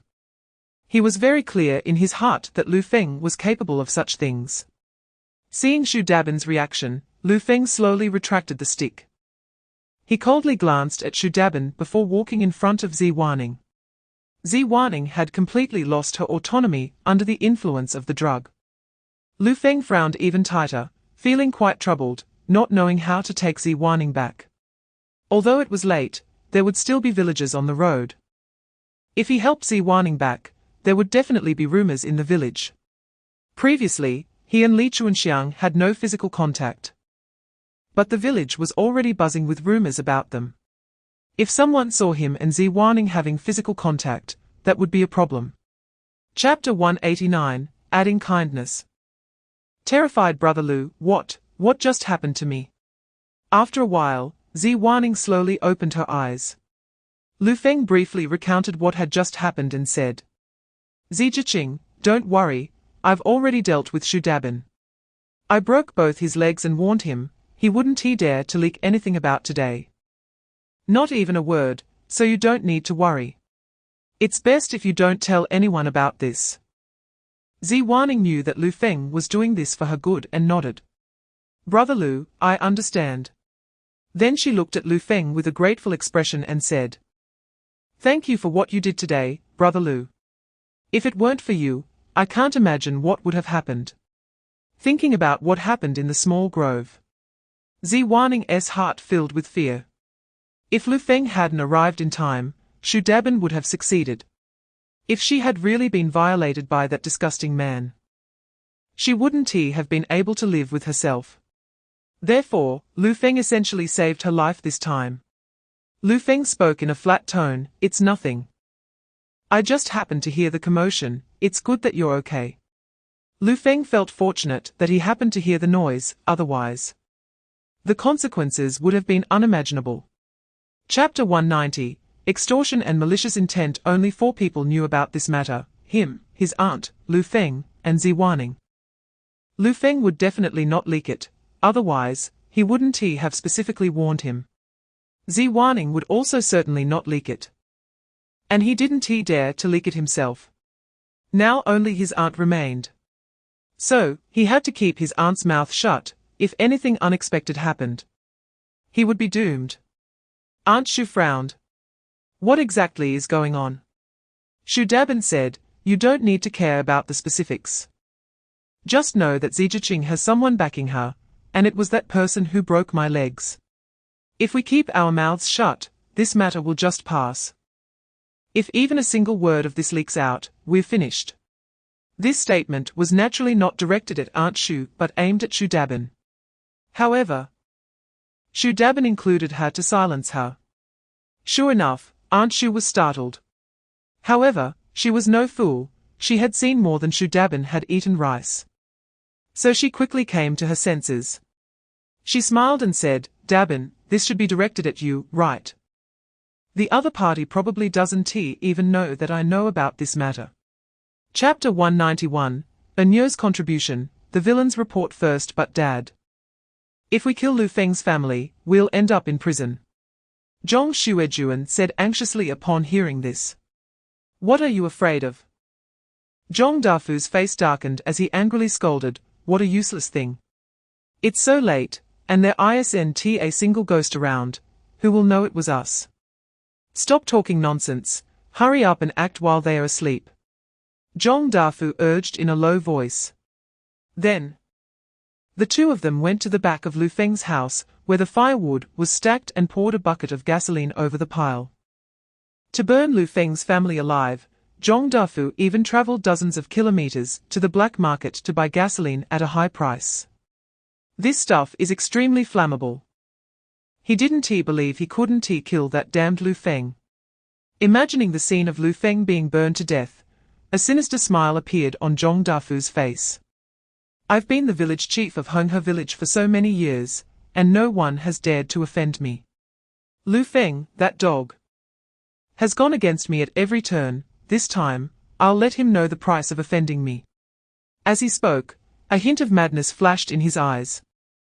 He took out a firestone, and was about to ignite the firewood soaked in gasoline, when Zhong Dafu suddenly noticed a pair of eyes staring intently at them from around the corner of the house.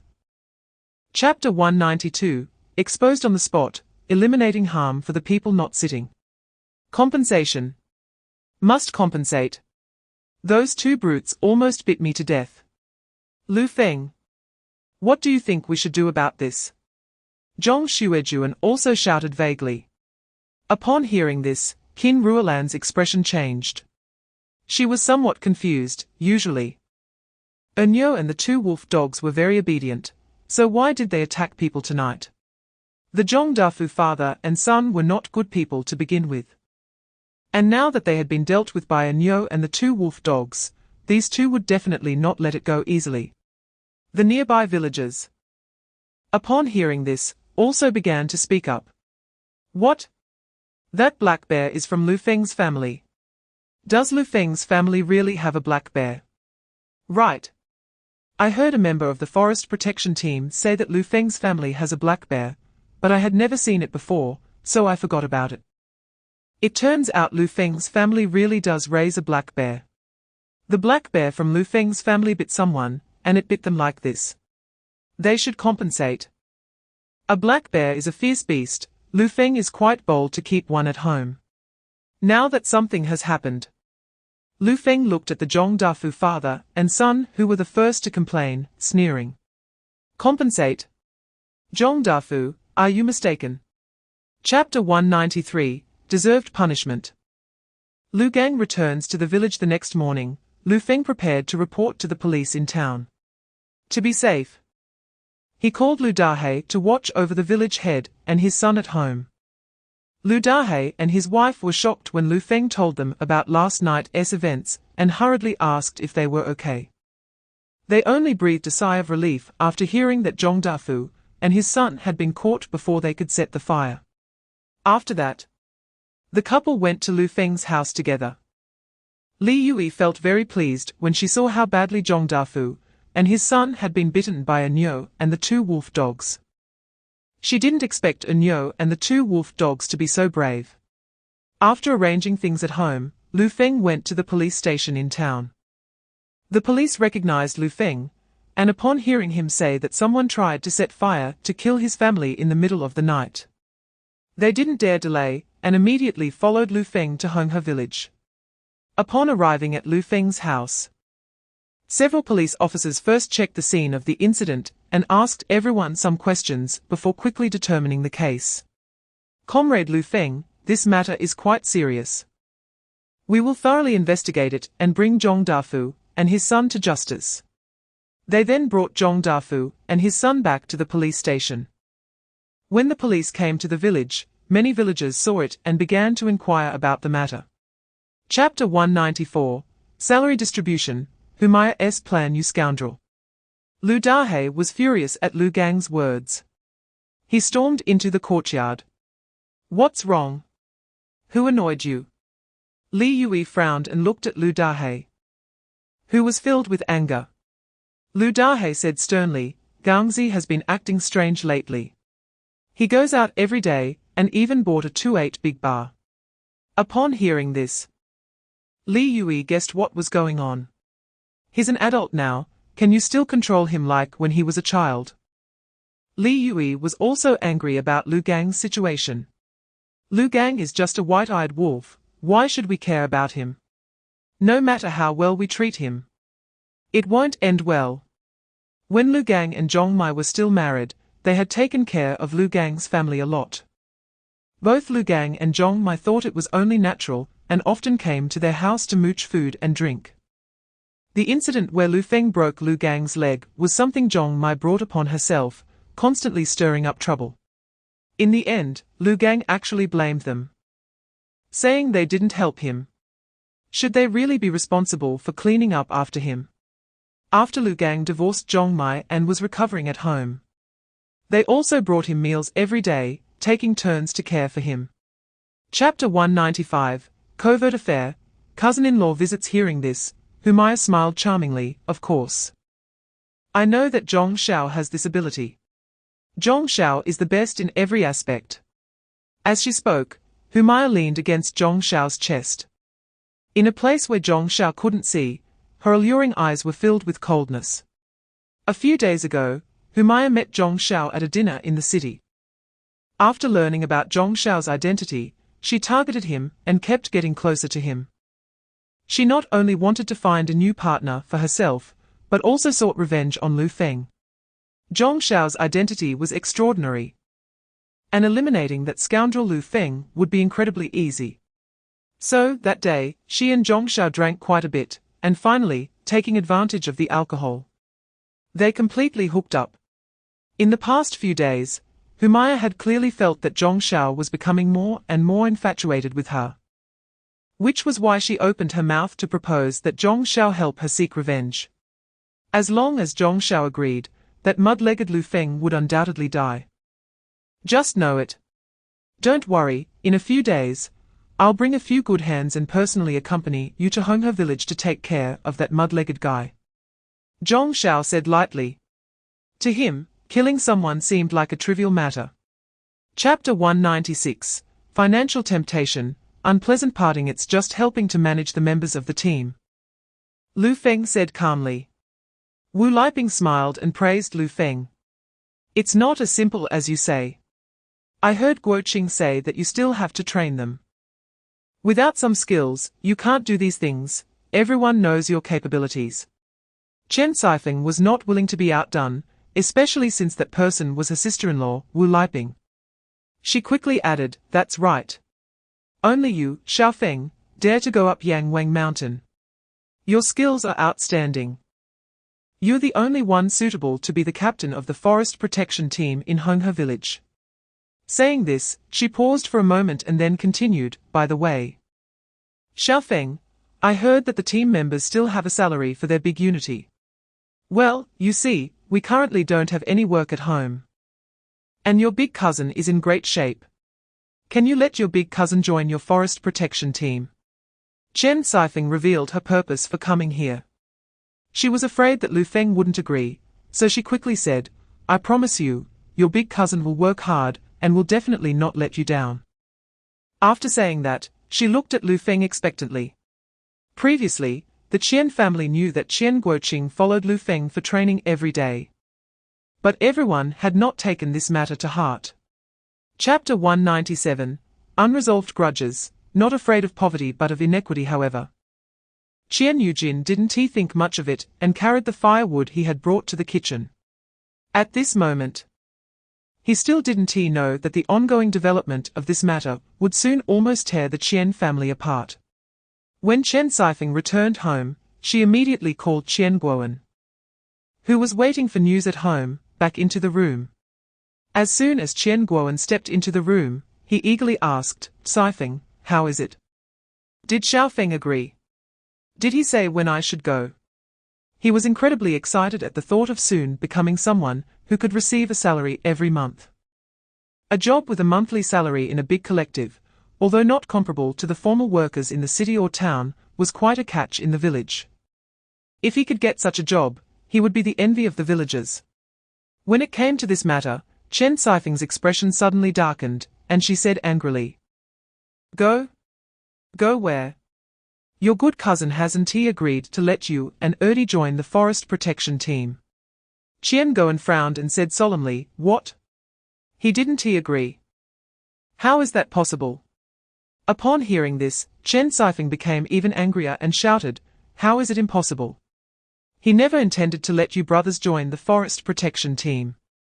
When Lu Feng was down on his luck, he came to our family, but he never thought of us." Chapter 198, Dinner and Trouble. Fish and Net Broken Wu Liping also chimed in, "What the big sister said is right. Your girlfriend's aunt is a big official in town. Our family is made up of hard-working peasants. If they look down on us, how will you and your girlfriend continue? Once you become the captain of the forest protection team, no matter the size, at least you will be a captain with a dozen subordinates. It sounds good to say. This is clearly your connection. Why should you let Lu Feng take it? Guo Qing, we are all your sisters-in-law, of course, we are doing this for your own good. We are family, and we will definitely think for you." She spoke earnestly, as if she cared so much for Qian Guoqing. Qian Guoqing didn't he understand why they were bringing this up and frowned, explaining, "Sisters-in-law, I think you misunderstood. My cousin didn't he become the captain of the forest protection team because of me. He secured that position through his own ability. Moreover, even if my cousin did become the captain because of me, I wouldn't he take his position. I don't have the ability like my cousin to handle this job. Besides, my cousin treats me so well, how could I take his captain position?" Chapter 199, Calculating. Relationship in trouble. Wu Liping and Chen Sifeng felt a surge of joy inside when they saw Qian's mother come out of the courtyard. Their faces were even more excited. "It seems even God is helping us." Wu Liping looked at Chen Sifeng and asked, "Big sister, do you remember what I told you?" Chen Sifeng nodded, "Don't worry, I remember it clearly." At this moment, Chen Sifeng's peripheral vision caught sight of Li Chuanxiang walking toward the kitchen. And she immediately perked up, whispering, "She's coming." Then, according to their prior plan, Chen Sifeng and Wu Liping began their performance. Wu Liping pretended not to notice that Li Chuanxiang had arrived, saying, "Big sister, our Guoqing isn't being very honest, that girl Chuanxiang is so nice." Yet Guoqing actually deceived her. Chen Sifeng joined in, "Yeah, Guoqing only started dating Chuanxiang because he knows her aunt is a big official in town. We are just poor farmers struggling for a living, it's so hard to get ahead, but if we can find a partner from a good family, it would save us years of effort. Look, Guoqing just started dating Chuanxiang not long ago, and he can already receive a salary every month." Chapter 200, Bad Premonition. Things are serious. Chuanxiang said she had some matters at home and left first. Qian's mother relayed Chuanxiang's words to Qian Guoqing. "Impossible." Qian Guoqing's frown deepened. He had arranged to meet Chuanxiang 2 days ago. She would definitely finish her matters in advance. It was impossible for her to remember something at his house only after arriving. Something must have happened. A wave of bad premonition surged in Qian Guoqing's heart. No. He had to find out what was going on with Li Chuanxiang. "Mom, I'm going out." After saying that, Qian Guoqing dashed out, quickly riding his bicycle toward Hengxing village. Seeing Qian Guoqing's reaction, Qian's mother felt even more uneasy. Could something really have happened? In the kitchen, Chen Sifeng guessed that Qian Guoqing had gone to find Li Chuanxiang after he left, and a sense of panic surged in her heart. "Sister-in-law, you don't think Li Chuanxiang will tell Guoqing what she heard from us, do you?" Wu Liping frowned, feeling uncertain. "She probably won't, right? That girl is so proud, how could she directly ask Qian Guoqing?" "Don't panic, if Li Chuanxiang doesn't say anything, we might end up exposing ourselves. Chen Sifeng nodded, okay. Chapter 201, Heavy Blow. Brothers heart-to-heart. Qian Guoqing stared at the tightly closed courtyard gate, stunned. He stood there for a long time before coming to his senses. He wanted to knock on the door, to see Li Chuanxiang one more time. However, the image of Li Chuanxiang's cold demeanor flashed through his mind, and he lowered his hand. Qian Guoqing took a deep look at the gate in front of him, then turned and pushed his bicycle step by step away. On the way home, Li Chuanxiang's words kept echoing in his ears, making his heart ache. He had a good relationship with Li Chuanxiang. How could she want to break up with him after just 2 days? Why weren't they suitable anymore? Qian Guoqing returned home in a daze. When Qian's mother saw his expression, her heart sank, and she hurried over to ask, Guoqing, what's wrong? What happened? Qian Guoqing moved his lips and murmured, Chuanxiang said I'm not suitable for her, and she broke up with me. Upon hearing this, Qian's mother's face changed drastically, and she became anxious. What? Chuanxiang broke up with you? What's going on? Weren't you both doing fine before? Li Chuanxiang was a good girl with a decent family background. Qian Guoqing being able to date her made her very happy. She was looking forward to Qian Guoqing working hard and bringing Li Chuanxiang home as his wife. Chapter 202, Intricate Connections. Led doubts. Lu Feng frowned upon hearing this. Did she really say she looks down on your family's poverty? She's not that kind of person. He could never believe that Li Chuanxiang was someone who despised the poor and loved the rich, even when the original owner had such a bad reputation. Li Chuanxiang didn't mind. She not only helped him obtain the land use permit, but also came to help when building a new house. If Li Chuanxiang were the kind of person Qian Guoqing described, she wouldn't have approached him, even though he had saved her. Qian Guoqing remained silent for a moment before saying, I don't believe Chuanxiang is like that either. But clearly, she was fine before coming to my house. After coming to my house, she wants to break up, saying we're not suitable. Isn't that looking down on my family's poverty? As he spoke, Qian Guoqing returned to his previous despondent state. He couldn't choose his family background, but he could work hard. Why was Li Chuanxiang unwilling to give him that chance? Hearing Qian Guoqing's words, Lu Feng furrowed his brows and pondered for a moment before saying, Is there some misunderstanding in this? Your previous relationship was so good. How could Li Chuanxiang suddenly break up with you? The most important point is that Li Chuanxiang is not that kind of person. She knew about your family's situation beforehand. If she really disliked your family, how could she possibly date you? Chapter 203, The Truth Revealed. Guoqing is angry. Heard it with my own ears. What happened? Those words were spoken by Guoqing himself. Qin Ruolan's expression darkened upon hearing this. Li Chuanxiang shook her head. It wasn't Guoqing who said it directly. It was the 2 sisters-in-law from the Qian family who said it. They claimed that Qian Guoqing was with me not because he liked me, but because he wanted to connect with my aunt, who is a leader in the town. Sister Ruolan, the 2 sisters-in-law of the Qian family are Qian Guoqing's real sisters. How could they possibly lie? It must be that Qian Guoqing said such things in front of them, which is why they said that. When Qian Guoqing saw that I liked him, did he think I was foolish? He must be very proud of himself. He is really too much. I never want to see him again. I, Li Chuanxiang, am not someone who must be with him.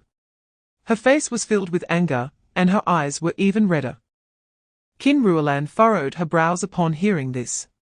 She finally understood why Li Chuanxiang broke up with Qian Guoqing, just as she thought. It wasn't because Li Chuanxiang disliked the Qian family for being poor, but for other reasons. Li Chuanxiang overheard the conversation between the 2 sisters-in-law of the Qian family, which is why she didn't want to stay any longer.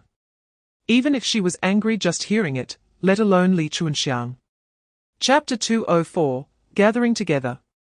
Justified and indignantly Guiying frowned, knocked on the door, and walked into the room.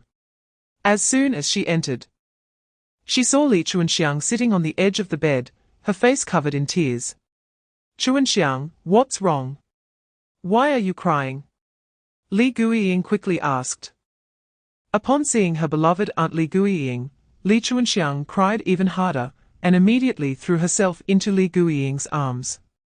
Aunt? Li Guiying furrowed her brows and asked, what happened?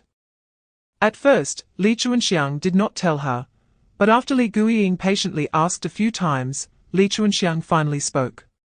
Aunt, I broke up with Qian Guoqing.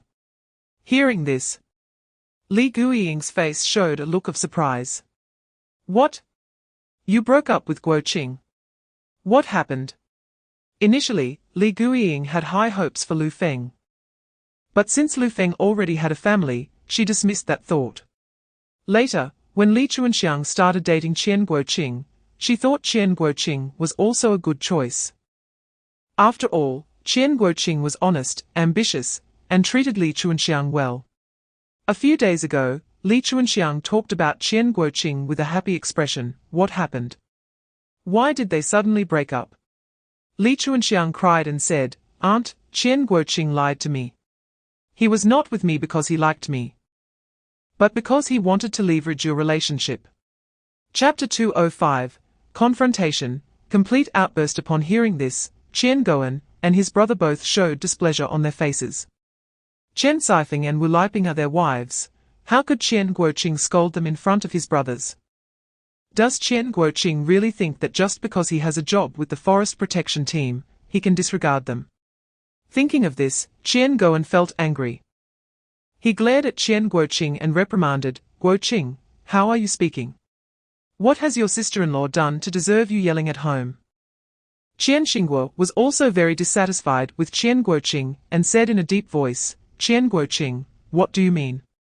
Don't think that just because you can earn a salary, you can look down on us. What did my wife do to you? Don't go too far. They both felt resentful that they couldn't enter the forest protection team, and now they vented their anger. Lu Feng remained silent. And seeing the situation getting more out of hand, he frowned. At this moment, Qian Guoqing looked at the Qian Goan brothers with gritted teeth and said, I am yelling. Why don't you ask what my two good sisters-in-law have done? Do they dare to say what bad things they have done? Chapter 206, Brothers Clash. Li Guiying steps in Wu Liping had also had enough and pointed at Qian Guoqing, scolding, Sister-in-law is right, big brother and Xingguo are your real brothers. If you have good things, you don't even think of your own brothers. What kind of brother are you? And Lu Feng, you only got your position as the forest protection team leader because of Qian Guoqing.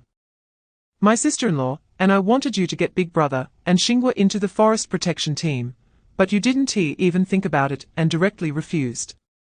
Since we are not having a good time, no one should expect to have a good time.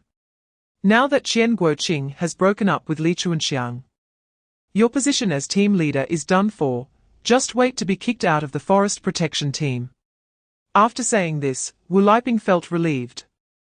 This matter was originally unreasonable for Qian Guoqing and Lu Feng, and she didn't believe their parents would side with Qian Guoqing and Lu Feng. They messed up Qian Guoqing's relationship with Li Chuanxiang. At most, their parents would just scold them a few times. After all, they had given birth to boys for the Qian family, so she didn't believe their parents would kick them out. Thinking this way, they felt fearless. Earlier, because Chen Sifeng and Wu Liping had sabotaged Qian Guoqing's relationship, Qian Goan and Qian Xingguo felt a bit guilty.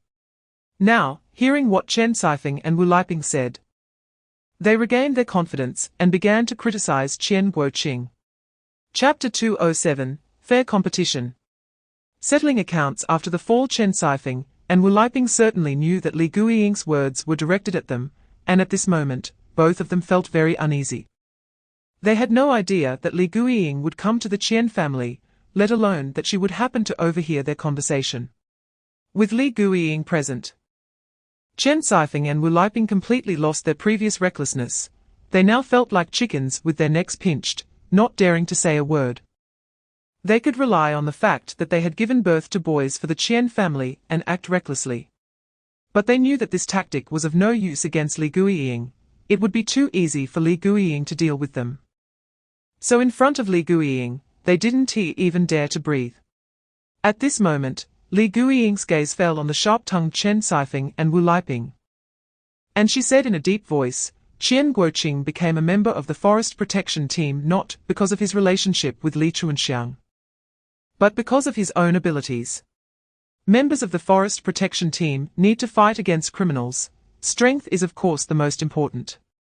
Qian Guoqing happens to have this ability, so he naturally became a member of the team. The forest protection team is for the capable. If you want your husbands to join the forest protection team, fine. I am a fair and just person. Let them fight Qian Guoqing. As long as they win against Qian Guoqing, I will go back and apply to the town for them to join the forest protection team. Chapter 208. The Qian family splits.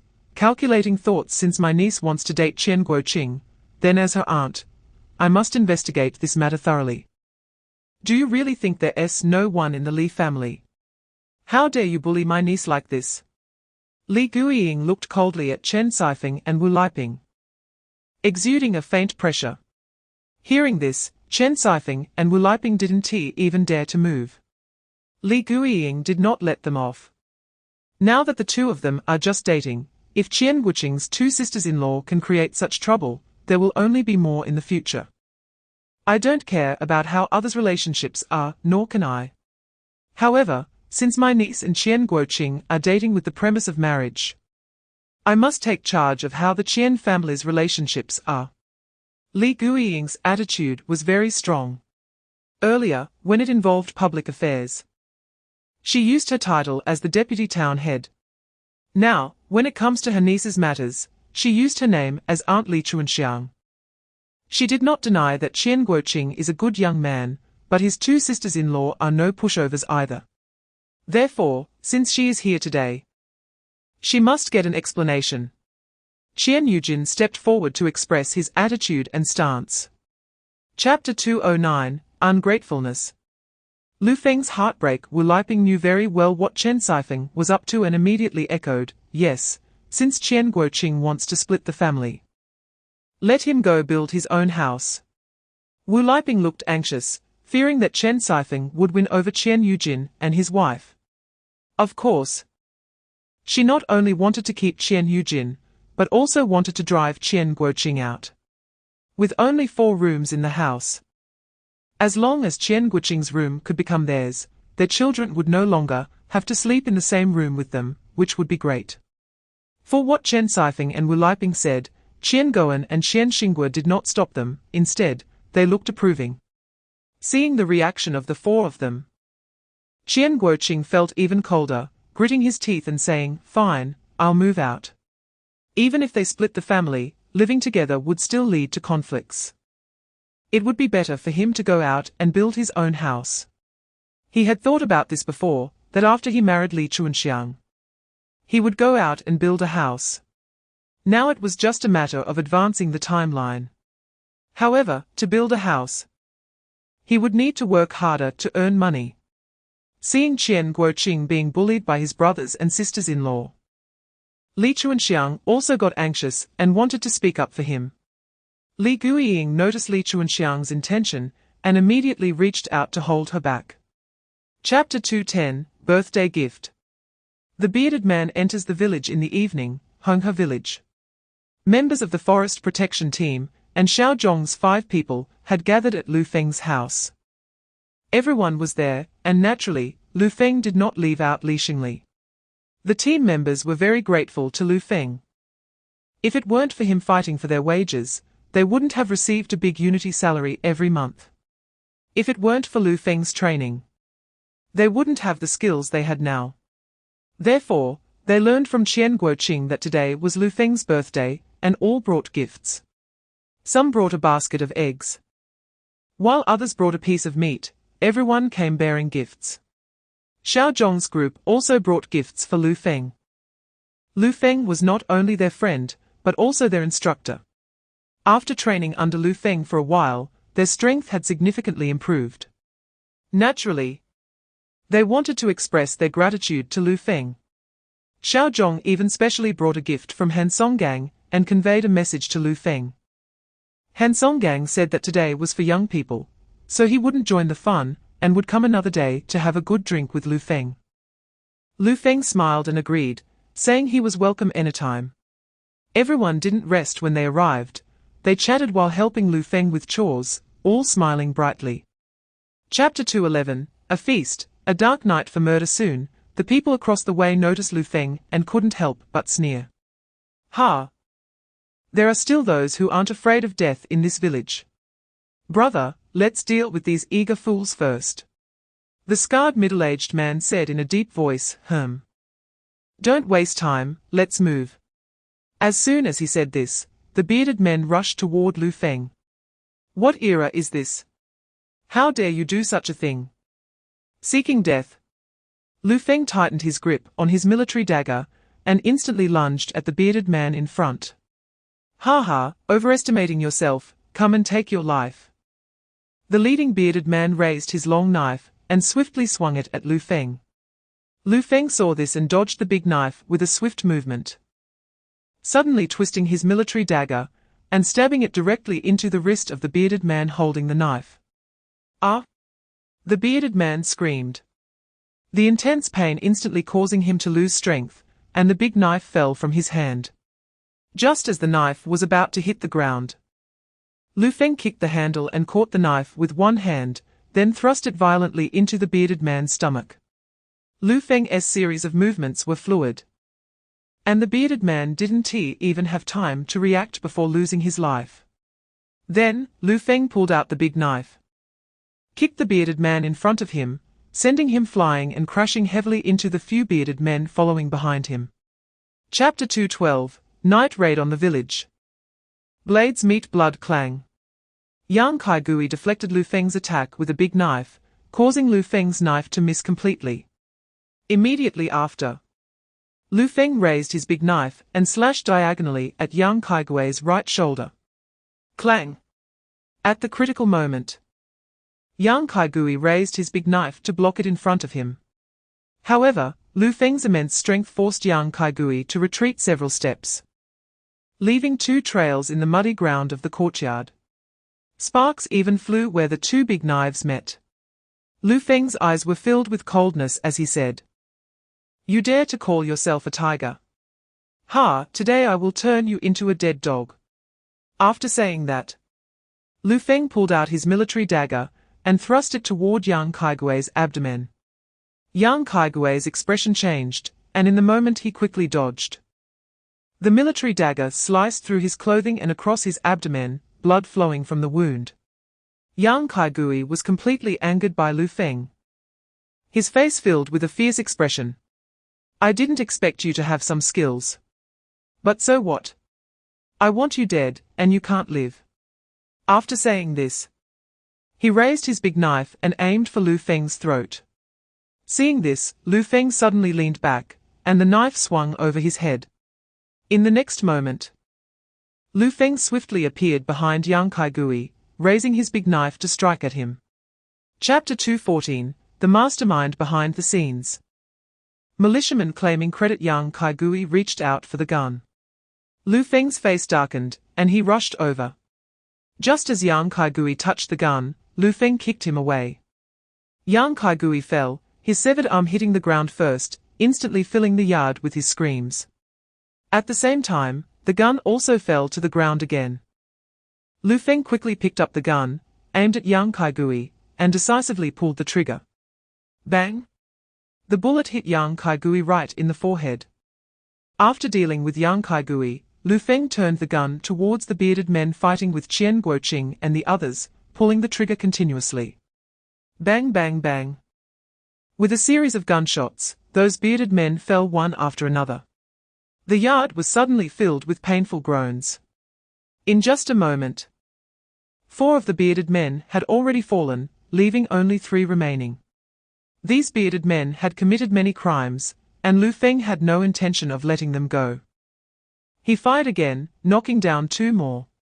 The last remaining bearded man, seeing his comrades fall one after another, panicked. They had come to massacre the village. How could they now be completely annihilated? At that moment, Lu Feng raised the gun again, aiming at the last remaining short and skinny bearded man. Chapter 2:15, A Night of Fear, Huang Changxing's Grudge. Swish! The next moment, Lu Feng stepped forward and grabbed Huang Changxing's hand that was reaching towards Wu Jun. He coldly stared at Huang Changxing and said, "What's wrong? Did I hit a nerve and make you angry? With me here today, you can try and see if you can touch my people." Lu Feng's action in front of everyone made Huang Changxing feel utterly humiliated. He forcefully shook off Lu Feng's hand, glaring at him fiercely. "Lu Feng, don't think that just because you're the captain of a forest protection team, you can look down on me. When I, Huang Changxing, was the captain of the militia, you didn't even know where you were playing in the mud. You think you can act tough in front of me? You're not that capable. Today, I'll teach you how to be a person." After saying this, Huang Changxing threw a punch at Lu Feng's face. "Xiao Feng, be careful. Captain, watch out." As the team members nervously shouted, Lu Feng raised his hand and caught Huang Changxing's fist, forcefully throwing him to the side. "Captain Huang! Captain!" Huang Changxing stumbled, but luckily two militia members quickly caught him, preventing him from falling awkwardly to the ground. Chapter 2:16, Rooting Out the Weeds, the commendation meeting is at Dahe and Xiafeng. "Ping'an, can you see clearly? Is it really them?" Li Yui hurriedly asked, fearing that Lu Ping'an might be mistaken. Lu Ping'an nodded vigorously, "It's them. Dad and Uncle are back." His voice could hardly contain his excitement and joy. Lu Ping'an was just a half-grown child, and in this situation, how could he not be scared? Now that Lu Dahe and Lu Feng had returned, it gave Lu Ping'an a sense of security, and his anxiety dissipated. Outside the house, Lu Feng heard the conversation inside, and knew they must have been quite frightened tonight. He quickly shouted into the house, "Cousin, wife, we are back. The bearded men have all been wiped out, so don't be afraid." Lu Dahe laughed as well, "Yes, we've caught all those bearded men. It's safe now, come out." Upon hearing this, everyone inside breathed a huge sigh of relief. As long as the bearded men were eliminated, that was enough. They then got up and moved the table that was propped against the door, exiting the room. Seeing that it was getting late, Lu Dahe took his wife and children home. On the way back, Lu Dahe, under Li Yui's inquiry, recounted the events of killing the bearded men. Chapter 2:17, Honor and Rich Rewards. Villagers were gradually arriving, and more people were gathering at the threshing ground. At this time, Xiao Zhong and his 5 companions came to Honghe village for training as usual. Who would have thought that upon arriving at the threshing ground, they would see this scene? The few of them exchanged glances, guessing that the villagers of Honghe village must have gathered to discuss what happened last night. Just as they were unsure whether to leave or stay, Lu Feng noticed them. He exchanged a few words with Qin Ruolan before walking over to them and standing together. "Let's wait a moment. Captain Jiang must have gathered everyone here to talk about the bearded men entering the village last night. After he finishes speaking, we can train." The 5 of Xiaozhong nodded, waiting while chatting with Lu Feng. The team members, seeing Lu Feng and the others standing at the edge of the threshing ground, also came out to join them. Soon, Qian Guoqing arrived, and upon seeing this scene, he was momentarily stunned until Lu Feng called out to him. The crowd gathered again to talk about what happened last night. Wu Jun spat and cursed, "Damn it. I didn't expect there would still be bearded men in this day and age. Those bearded men actually wanted to massacre the village, they are too bold." As soon as he said this, the other team members began to speak up as well. Chapter 2:18, Holding a Grudge. Messing around. This reward was decided after discussions between Captain Jiang and the village officials, and they all felt it was very reasonable. They believed the villagers would have no objections. 30 pounds of grain and 100 work points were not insignificant. But Lu Feng and his team had saved the lives of all the villagers. Sure enough, as soon as he finished speaking, he immediately received the villagers' approval. Very reasonable. Yes. If it weren't for Lu Feng and his team's timely arrival, many more would have died at the hands of those bearded men. Lu Feng and his team risked their lives to stand up. These rewards are what they deserve. Just then, a sudden voice rang out from the crowd, "I oppose." Everyone immediately looked towards the source of the voice, and saw Huang Changsheng stepping out from the crowd. Captain Jiang frowned. "Captain Huang, what do you oppose?" Lu Feng and his team wiped out the bearded men, and saved our villagers in Honghe village. Shouldn't we hold a commendation meeting to reward them? 30 pounds of grain and 100 work points may be a lot, but compared to the lives of our villagers, it's not worth mentioning. Huang Changsheng nodded, yes. We should indeed reward those who protected the safety of our villagers in Honghe village. But not showing up to defend Honghe village. Wanting to take advantage of the chaos and claim the rewards from our village, I, Huang Changsheng, absolutely disagree. Chapter 2:19, following the clue to the source. Meeting place. Everyone exchanged glances. 300 caddies of grain is quite a lot. Just as Huang Changsheng said. 300 caddies of grain is enough for a family to get through the winter. This winter. How many households in the village have to tighten their belts just to barely survive? If Lu Feng really intends to use this opportunity to get several hundred caddies of grain, that would be simply outrageous. Many villagers felt anger rising in their hearts. Among the crowd, a middle-aged man with dark skin furrowed his brow and glanced at Huang Changsheng. His home is right next to Chen Guizhi's. And if Lu Feng hadn't arrived in time with his people, after the bandits finished off Chen Guizhi, it would have been their turn. Their family wouldn't have had time to wait for Huang Changsheng to bring people. They would have died at the hands of those bandits. He didn't want to offend Huang Changsheng, but Lu Feng and his group had saved their lives. The middle-aged man gritted his teeth and stood up. Captain Jiang. I testify for those 5 comrades. Those 5 comrades did indeed participate in fighting the bandits. My house is right next to Chen Guizhi's. And those bandits were originally going to come to our house, but were stopped by those 5 comrades and the forest protection team members. At that time, I was behind the courtyard door, planning to fight them if they broke in. It was those 5 comrades and the forest protection team members who saved our family's lives. Chapter 2:20, a critical moment, coercive interrogation impossible. Sato Michikazu said dismissively. Those bandits have more than 10 people, and each one is quite capable. Even if that guy Lu Feng has great abilities, he can't possibly survive against more than 10 people. They must have been delayed by something. It hasn't been long, so why rush? He knew very well the capabilities of those bandits, otherwise, he wouldn't have sought them out to handle this matter. And precisely because he knew, he wasn't worried. At that moment, footsteps sounded at the cave entrance. A smile appeared on Sato Michikazu's face. I told you they were delayed for a bit, see, they've arrived. After saying that, Sato Michikazu looked towards the entrance of the cave. However, when he saw that the newcomers were not Yang Kaigui and the others, but a few young people, he suddenly felt that something was wrong. Sato Michikazu's expression changed drastically, as he said in a low voice, the situation is compromised, run. He was well aware of the situation with those bandits. They were all middle-aged men, and there were no young people among them. Moreover, he had explicitly told Yang Kaigui that the people they were meeting had to be Yang Kaigui. And now, Yang Kaigui was also not among them. Chapter 2:21, Bad Premonition. The Amaterasu Society. What? People from the island country. When Xiaozhong and the others heard Lu Feng's words, their expressions changed again. And their gazes towards Sato Michikazu and the others were filled with sharpness. There's nothing wrong with people from the island country. But how could normal people hide poison in their mouths? These people definitely have issues. Lu Feng's words startled Sato Michikazu.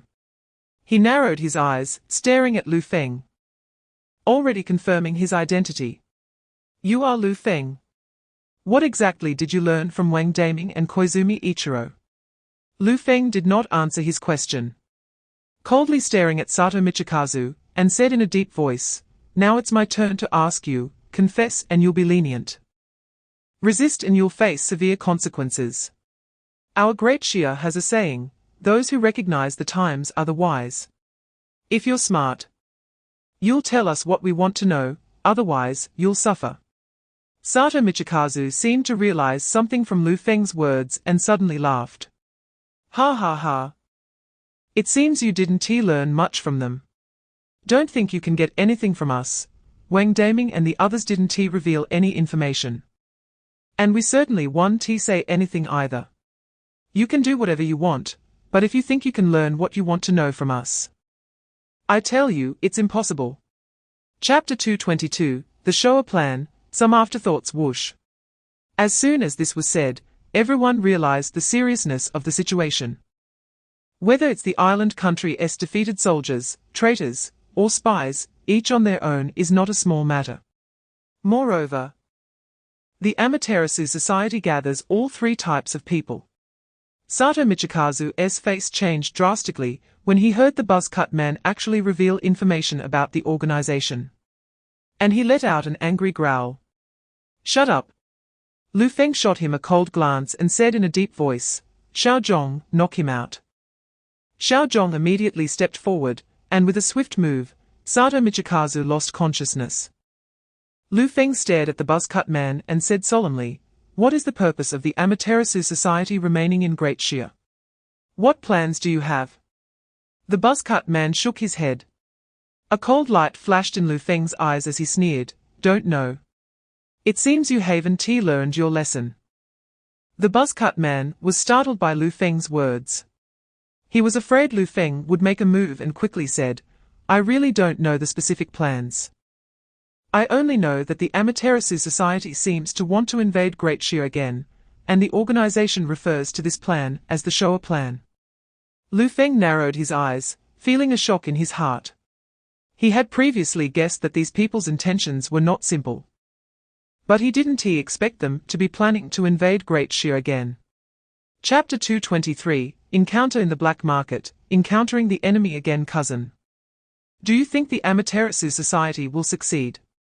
Qian Guoqing furrowed his brows. Although he didn't experience the events of many years ago firsthand, he had heard his parents mention them. If history were to repeat itself, the consequences would be unimaginable, and a sense of unease surged in his heart. Upon hearing this, Lu Feng stopped, looked at Qian Guoqing, and said with a serious expression, "No. Those who attempt to harm our Great Shia will ultimately meet their demise. Our Great Shia has already gone through the hardest times. Such trivial matters cannot threaten our safety. Guoqing, don't mention this when we go back." To avoid alerting the members of the Amaterasu society lurking in the shadows and alarming the snake, Qian Guoqing nodded. "Cousin, you can rest assured. I won't say a word about this." After Lu Feng and Qian Guoqing returned to the village, Lu Feng asked Qian Guoqing to have dinner before he took the dozens of catties of grain awarded to Honghe village back home. Late at night, Lu Feng began to reflect on this matter. He had indeed guessed the identities of Koizumi Ichiro and Wang Daming. But the existence of the Amaterasu society and its purpose had truly exceeded his expectations. Invading Great Shia again. Chapter 224, Fierce Battle on the Snow Field. Betting lives against lives. Zhong Shao took out a cigarette case, pulled one out, and someone next to him promptly lit it for him. He exhaled a smoke ring, excitedly watching Lao Cao's movements. The people he brought today are all the most capable subordinates of his father. He's not worried about not being able to kill this guy. Just a mountain dweller, killing Lu Feng is as easy as squashing an ant. If it weren't for Humaya serving him well and asking him to take action, this kind of trash wouldn't even be worthy of his intervention. A cold and fierce look appeared in Lu Feng's eyes. "Do you really think I'm an easy target? If you want to kill me, you'd better see if you have the capability." After saying that, Lu Feng jumped down from the bike and quickly grabbed Old Cao's wrist, forcefully twisting it backward. Old Cao winced in pain. his expression changing. He didn't expect that not only did he fail to touch Lu Feng, but he was also met with a show of strength. This made Old Cow feel extremely embarrassed, and he became completely vicious. Suddenly, with a clever move, Old Cow broke free from Lu Feng's grip, clenched his fist, and aggressively swung it towards Lu Feng's face, the punch cutting through the air with a whooshing sound. "You little brat, I'm going to take your life," Old Cow shouted fiercely. Lu Feng bent his elbow and met Old Cow's punch. Chapter 225, Hidden Killers. Seizing weapons, Lu Feng sensed danger and quickly fell to the ground, rolling twice. The dagger of the hawk-eyed man also missed. Lu Feng flipped over and suddenly stabbed towards the hawk-eyed man's right eye with the dagger. "Ah!" The hawk-eyed man screamed in pain. Lu Feng held the dagger and plunged it directly into the hawk-eyed man's throat, twisting it forcefully. At that moment, a thin black man appeared behind Lu Feng, raising his dagger with a fierce expression and stabbing towards Lu Feng. Lu Feng sensed the person behind him and swiftly dodged to the side. Seeing this, the thin black man immediately adjusted his dagger. Slashing! The thin black man's dagger grazed Lu Feng's arm, tearing his shirt and leaving a long wound on his arm. Lu Feng's eyes were filled with endless coldness. "You're asking for death." Lu Feng kicked the man's knee. The thin black man stumbled, and Lu Feng lunged at him. The thin black man, sensing Lu Feng's movement, quickly raised his dagger to block in front of him and stabbed towards Lu Feng. Lu Feng swung his dagger from below, striking the thin black man's dagger. The powerful impact made the thin black man's hand go numb, causing the dagger in his hand to fly away. Chapter 226, The Dragon Has Its Reverse Scale, Touch It and You Will Die. Zhong Xiao, waiting in the valley for news, frowned in displeasure when he didn't hear anything from a Biao on the hillside. "A Biao, stop wasting time and take action. If you can't kill that guy, then you can get lost. We don't keep useless people." However, there was still no response from a Biao on the hillside. Zhong Xiao felt a surge of anger, throwing away his cigarette, but in saying sharply, "What is the matter, you still don't submit? I see you don't want to work under my father anymore. A-kun, you take action." He ordered the people on the other side of the hillside. Yet, there was still no reaction from A-kun, the subordinate. Zhong Xiao sensed something was off, his brows furrowing as he called out to the two on the hillside again. "A Biao? A-kun?" Yet, there was still no response from the hillside. Usually, these people wouldn't dare to ignore him. Something must have happened. A sense of unease surged in Zhong Xiao's heart, a chill creeping up from his feet. Just then, a cold voice rang out. "Looking for your subordinates. They are dead. How about I do you a favor and send you on your way to the Yellow Springs?" Upon hearing this, Zhong Xiao's face lost all color, and he panicked. Chapter 227, Underground Casino. Arriving in the city after dealing with a few corpses, Lu Feng finally returned home. The first thing he did was change clothes and treat the wounds on his hands. While washing the blood-stained clothes, Lu Feng thought about the events of the day. Someone had previously reported him for speculation and profiteering, and he suspected it was the Hu siblings. Before he could settle the score with them, they had actually connected with someone in the city to have him killed. The Hu siblings had repeatedly attacked him, and this time even involved his wife and daughter. They were simply courting death. Lu Feng was not a soft target to be manipulated. It was time to settle this account. A glint of killing intent flashed in Lu Feng's eyes. As night fell, Lu Feng arrived in the city. He took a tour around the city and gathered information about Brother Quan's influence and territory.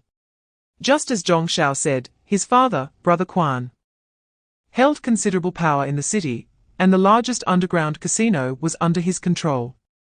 The city was vast, and with so many people, finding the Hu siblings based on hints was like looking for a needle in a haystack.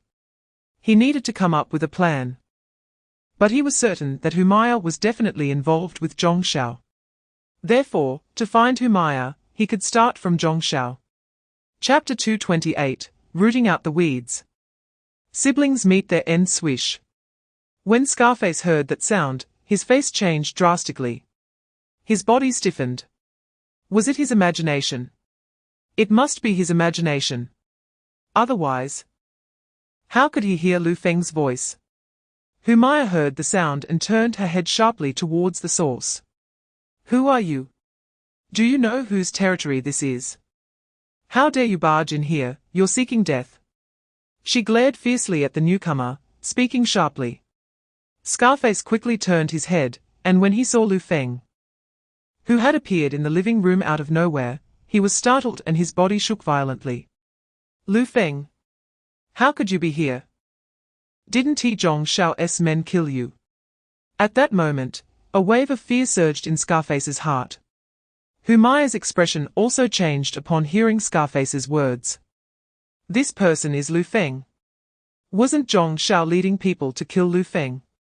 How could Lu Feng still be alive? Did something happen to Zhong Shao and the others? Impossible. Lu Feng is just a country bumpkin. How could he have such capability? Besides, Zhong Shao and the others even brought 2 sniper rifles. Even if he had great abilities, he shouldn't have survived. There must have been a mistake somewhere. Chapter 229, A Secret Rivalry, The Last Ascent. The next morning, Lu Feng trained Xiao Zhong and the 5 others as usual. Xiao Zhong and the others were also hard-working individuals. No matter how intense the training was, they never complained. Although Lu Feng had not trained them for long, their strength had improved significantly. Lu Feng felt quite satisfied with this. After finishing training with Xiao Zhong and the others, Lu Feng had just returned home, when Ziwaning came out upon hearing the noise, holding something in her hand. Brother Lu, you're back. Lu Feng nodded in response. But when he saw the item in Ziwaning's hand, he felt it looked familiar. Isn't this my clothes? Why are they in Ziwaning's room? Ziwaning noticed Lu Feng's gaze and immediately explained, I saw that your clothes were torn, so I helped you sew them up. Take a look. Saying this, Ziwaning handed the clothes in her hand to Lu Feng. It was then that Lu Feng recalled that during a fight yesterday, his opponent had stabbed him, causing not only his clothes to tear, but also injuring his arm. After returning home, he treated his wound and washed the blood off his clothes before heading out, neglecting the tear. He didn't expect that Ziwaning had noticed it and even fixed it for him. Chapter 230, Dangerous Area, Yi Juo gets lost. Lu Feng walked quickly. And since Yi Juo took some time to grab her things from the house, she couldn't catch up to him at all. In the past, if Yi Juo couldn't catch up to Lu Feng, she would have definitely given up and turned back home. But today, seeing Lu Feng and Ziwaning getting along so well made her feel a sense of urgency. She needed to prove to Lu Feng that she was not useless. Therefore, she had no intention of giving up. Yi Juo had lived in the village for a while and naturally knew where Yangwang Mountain was, but she had never been there. She chased all the way to the foot of Yangwang Mountain, yet still couldn't see Lu Feng. In the village, she had also heard the rumors about Yangwang Mountain. And initially, she felt a bit fearful. However, when she saw that Yangwang Mountain looked no different from any other mountain, her fear dissipated somewhat. Thinking that Lu Feng was somewhere in the mountain, the remaining fear vanished completely. After all, Lu Feng could even kill tigers and black bears, with him around. What was there to be afraid of? She then boldly walked into Yangwang Mountain. Yi Juo wasn't foolish. Yangwang Mountain was so vast that she didn't blindly search for Lu Feng. Chapter 231, A Costly Mistake, Wolf tracks in the snow. As Lu Feng hurried towards Yi Juo, he responded to her. Upon hearing Lu Feng's voice, Yi Juo became excited. It was Lu Feng. He had noticed her. Knowing that Lu Feng was still on the mountain, and had heard her cries for help, eased Wood's tension. Lu Ji, please come save me, I'm scared. She cried. Tears streaming down her face, her voice tinged with sobs. Before she went to the countryside, she hadn't even set foot in a mountain, let alone encountered such a situation. Today's events had truly frightened her. If she hadn't managed to descend the mountain today, she would have surely frozen to death here. Thinking of this made her shiver. However, knowing that Lu Feng was on his way calmed her heart significantly. After the earlier commotion, Yi Juo felt a bit tired and sat down on a nearby dead tree to wait for Lu Feng. Reflecting on what had just happened, she felt a wave of regret. Lu Feng was right not to let her come to Yangwang Mountain. She wouldn't dare come here again in the future. After a while, Lu Feng called out to Yi Juo again to confirm her location. Seeing that Lu Feng was almost there, Yi Juo felt another wave of worry. Chapter 232, Encounter with a Pack of Wolves, Trapped on the Mountain. Lu Ge, be careful. Yi Juo exclaimed in fright. Lu Feng quickly drew 3 bamboo arrows, knocked one to his bow, aimed at one of the wolves, and released the arrow in one smooth motion. Whoosh! Whoosh! Whoosh! The 3 bamboo arrows swiftly shot towards the wolf in the middle. The wolf dodged slightly while running, but it only avoided 2 of the arrows. The 3rd arrow struck its chest. The wolf rolled on the ground in pain, but tried to get up, only to be hindered by the searing pain in its chest. As the 2 other wolves closed in, they bared their sharp fangs. Lu Feng drew his military dagger and confronted one of the wolves. The wolf lunged at Lu Feng, baring its fangs. Just as the wolf pounced, Lu Feng swiftly dodged and stabbed the wolf in the eye with his dagger. The wolf let out a painful howl and collapsed to the ground. The 3rd wolf, seeing this, seemed to be enraged, howling at the sky before charging at Lu Feng. Leaping into the air, Lu Feng narrowed his eyes, his face filled with murderous intent. Chapter 233, Heavy Snowfall, Spending the Night in a Cave. Let's go. We need to get inside and hide. Lu Feng helped Yi Juo into the cave. Lu Ge, those wolves won't follow us in here, will they? Yi Juo asked anxiously, as she sat on a rock in the cave, worriedly staring at Lu Feng. The thought of the wolves made her uneasy. Moreover, the pack of wolves following behind was far more numerous than the 3 that had attacked them.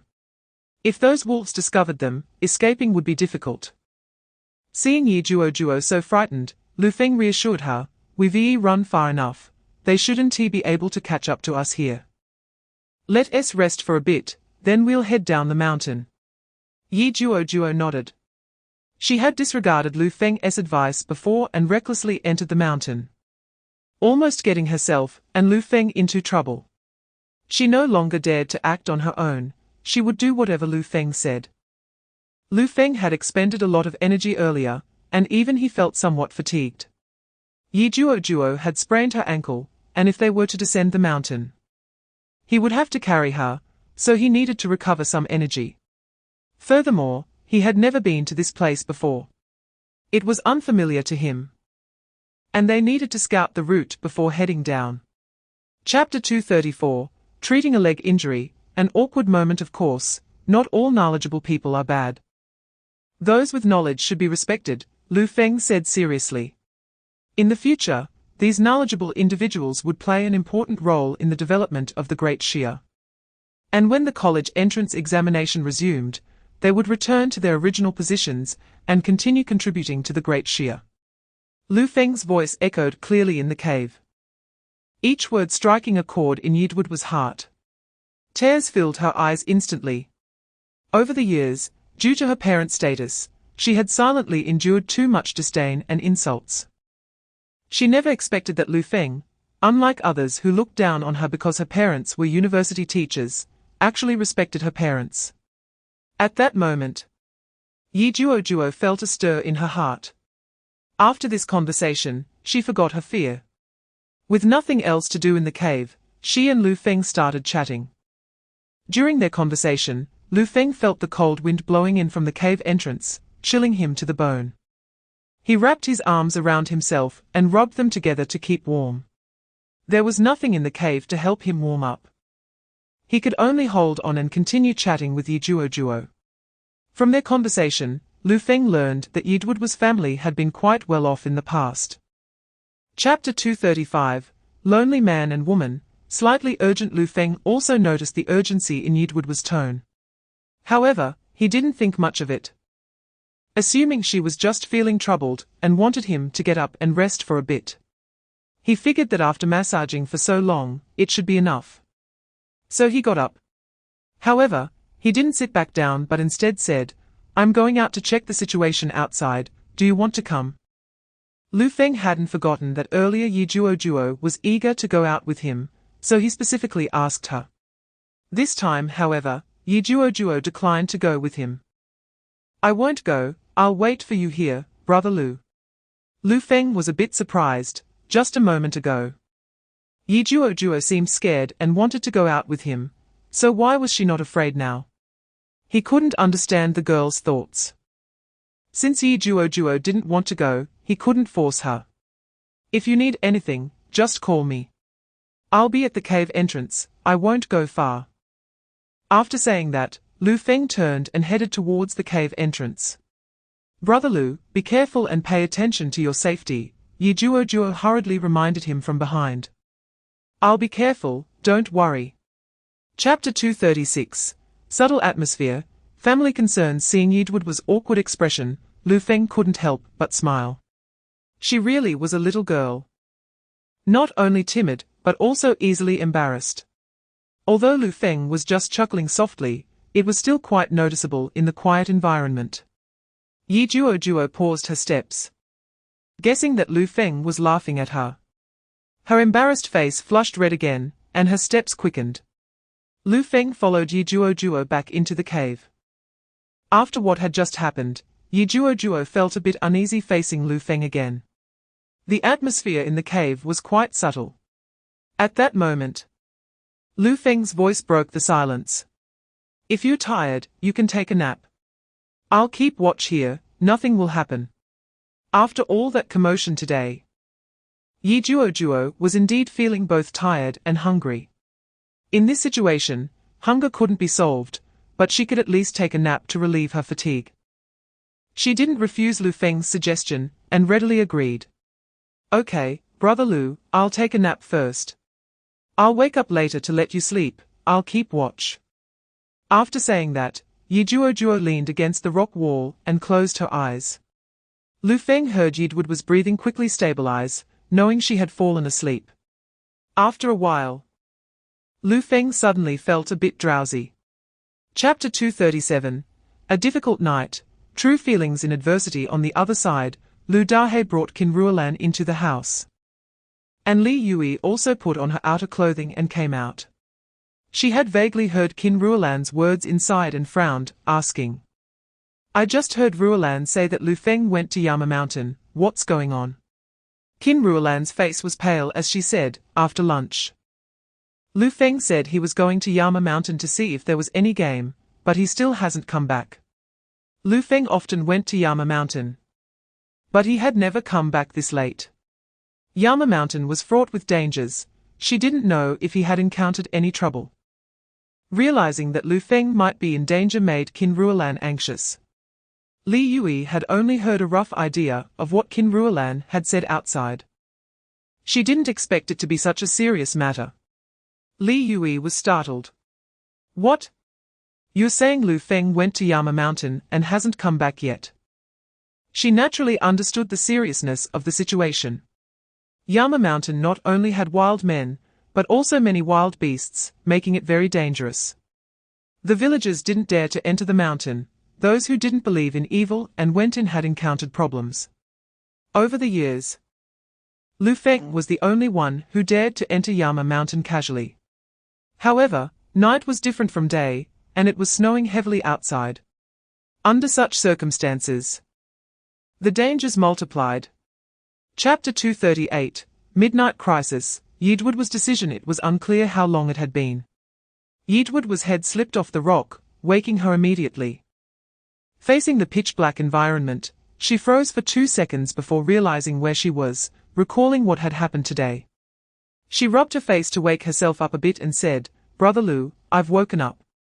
You can sleep for a while, I'll keep watch." However, after she finished speaking, she did not receive a response from Lu Feng. If it weren't for the heavy breathing next to her, Yi Juo would have thought Lu Feng wasn't in the cave. Brother Lu, are you asleep? Yi Juo frowned and called out again. This time, Lu Feng still didn't respond. Yi Juo sensed that something was off. Even if Lu Feng was asleep, he shouldn't be sleeping so soundly that he couldn't hear her voice. Right? Yi Juo immediately got up and moved towards Lu Feng's direction. She waved her hands in the dark, trying to locate where Lu Feng was. Just then, her hand touched Lu Feng and found his neck exposed. This touch made Yidwood's expression change drastically. Why was Lu Feng so hot? He must have a fever.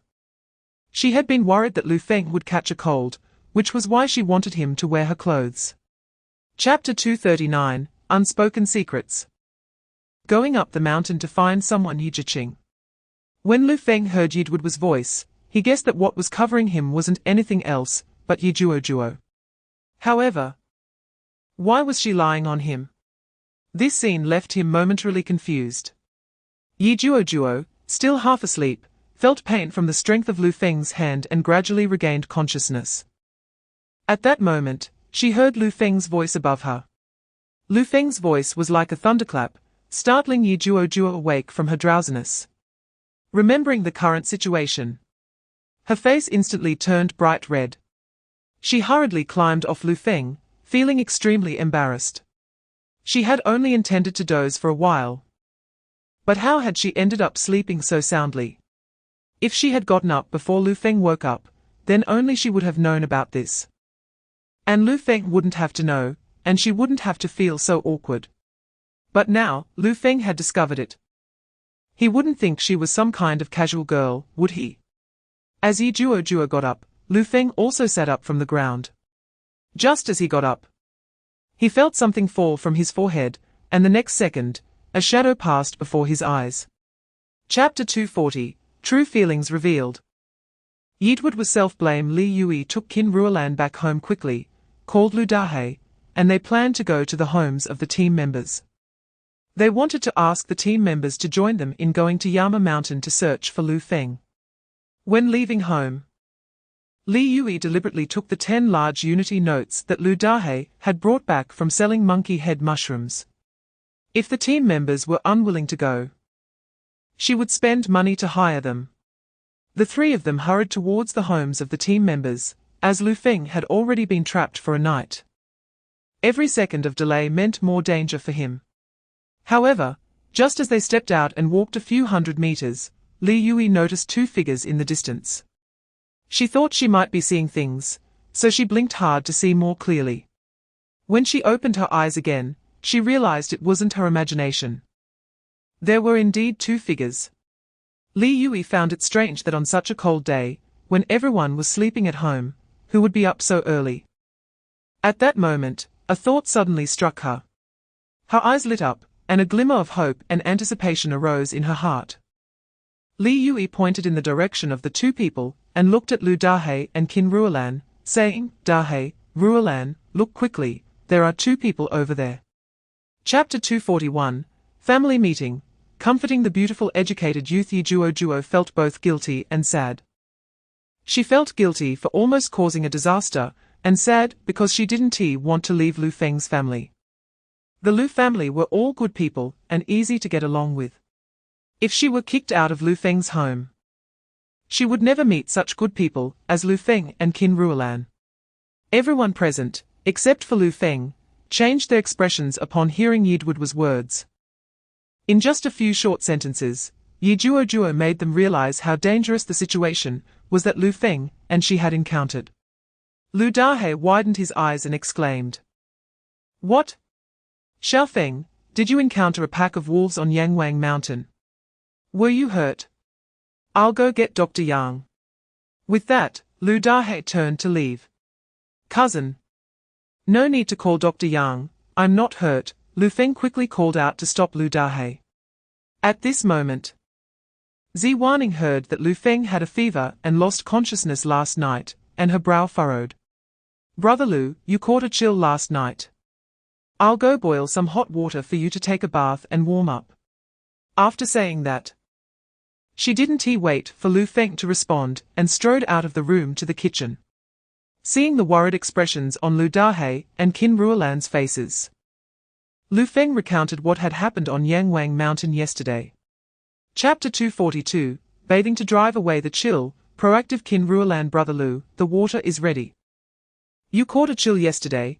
Hurry and take a hot shower to warm up, Zi Wanning said as she composed herself and walked into the room, looking at Lu Feng. Hearing this, Li Yui also said, Lu Feng, hurry, go take a hot shower to warm up, then have a good sleep. You had a high fever and fainted last night, and now you're wearing thin clothes in the cold wind coming down the mountain. Even if your body is made of iron, it can't withstand it. Besides, Ruolan didn't rest well last night either. You too should take a good rest. Don't worry about Nyonyo. I'll take Nyonyo to play with Aria in a bit. Lu Dahe nodded in agreement. Yui is right, Xiaofeng. You should rest well today, and not go to the drying yard. Your health is the most important. You need to take care of yourself. Not just for your own sake, but also for Ruolan and Nyonyo. You're a big man, don't let your wife and daughter worry.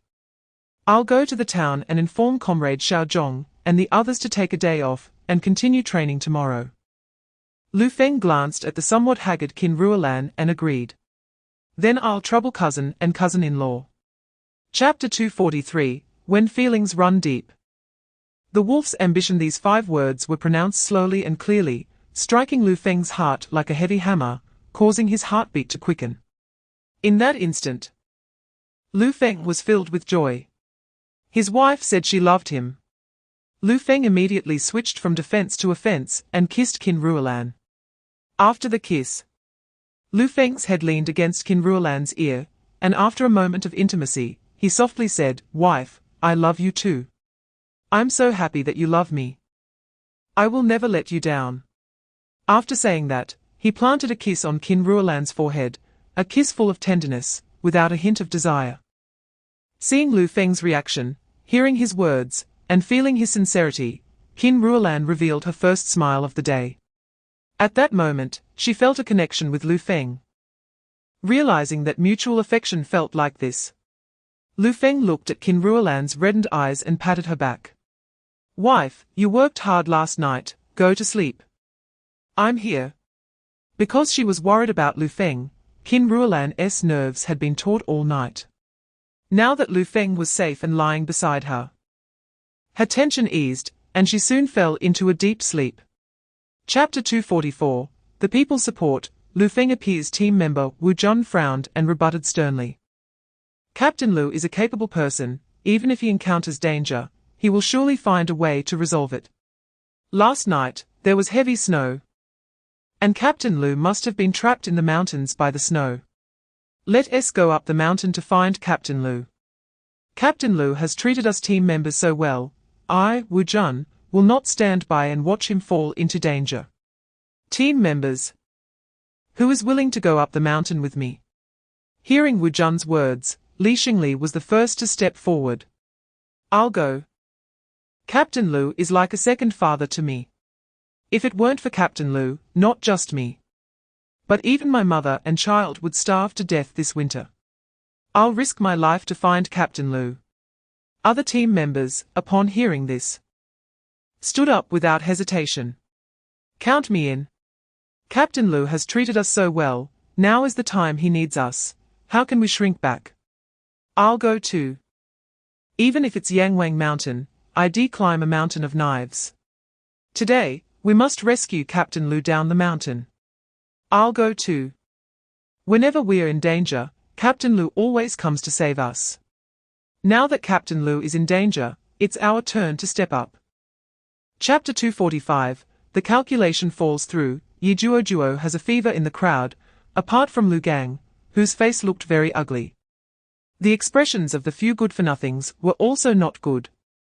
Those good-for-nothings came here to verify whether Lu Feng was really dead. They were idle all day, and the girls from the nearby villages were unwilling to marry them. It was difficult for them to find a wife. If Lu Feng died, Qin Ruolan would become a widow, and it would be easy to get her then. No matter how they looked, they were stronger than a single woman like Qin Ruolan. Once they forcibly took Qin Ruolan, would she still refuse to marry them? Although Qin Ruolan was already a second-hand product, she was not only beautiful, but also had a perfect figure. Moreover, Qin Ruolan had a brick-and-tile house, a bicycle, and stored food. Once they got Qin Ruolan, wouldn't all those things belong to them? As a result, Lu Feng was still alive. Lu Feng is not dead. They wouldn't dare to make a move on Qin Ruolan, and they wouldn't even dare to reveal their thoughts about her unless they were looking for death. Not only can Lu Feng escape from the tiger's mouth, but he can also kill the black bear with ease. Dealing with them would be incredibly easy. With one punch, Lu Feng could take half their lives. Those second-rate thugs' dreams of overnight wealth have been shattered.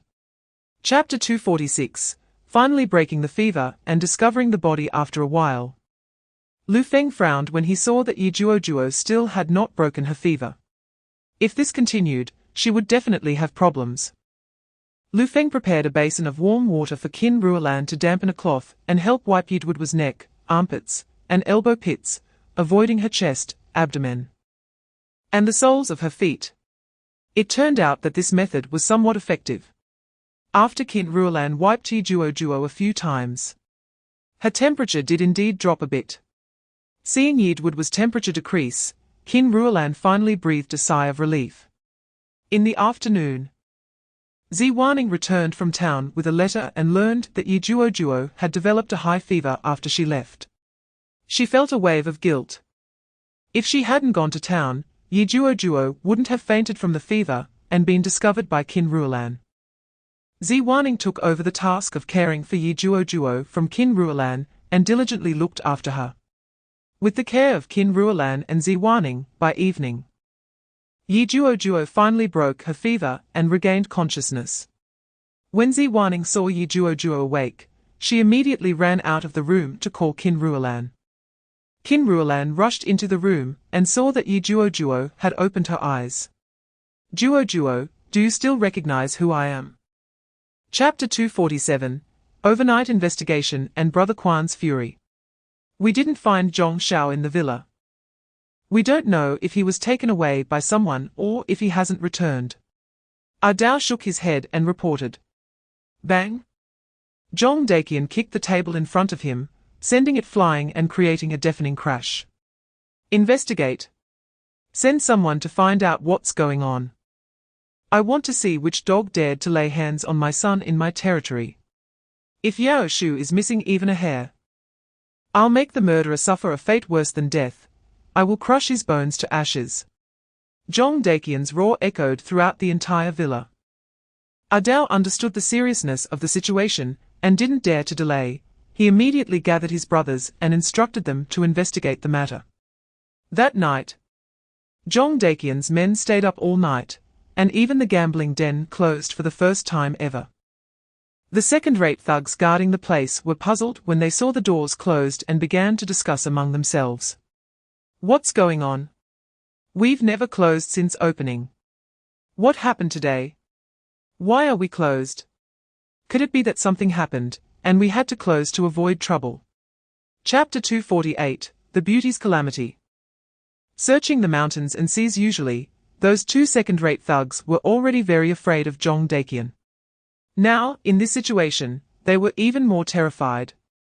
Faced with Zhong Daqian, they didn't dare to hide anything, carefully recalling Lu Feng's appearance and describing it one by one. After finishing, the two second-rate thugs hurriedly said, Brother Quan, we really didn't mean to harm Zhong Shao. We have always worked sincerely for you and never had any other intentions. Zhong Daqian sneered. No other intentions? You could reveal Yao Shu's address for 2 packs of cigarettes, and you call that no other intentions? You deserve to die.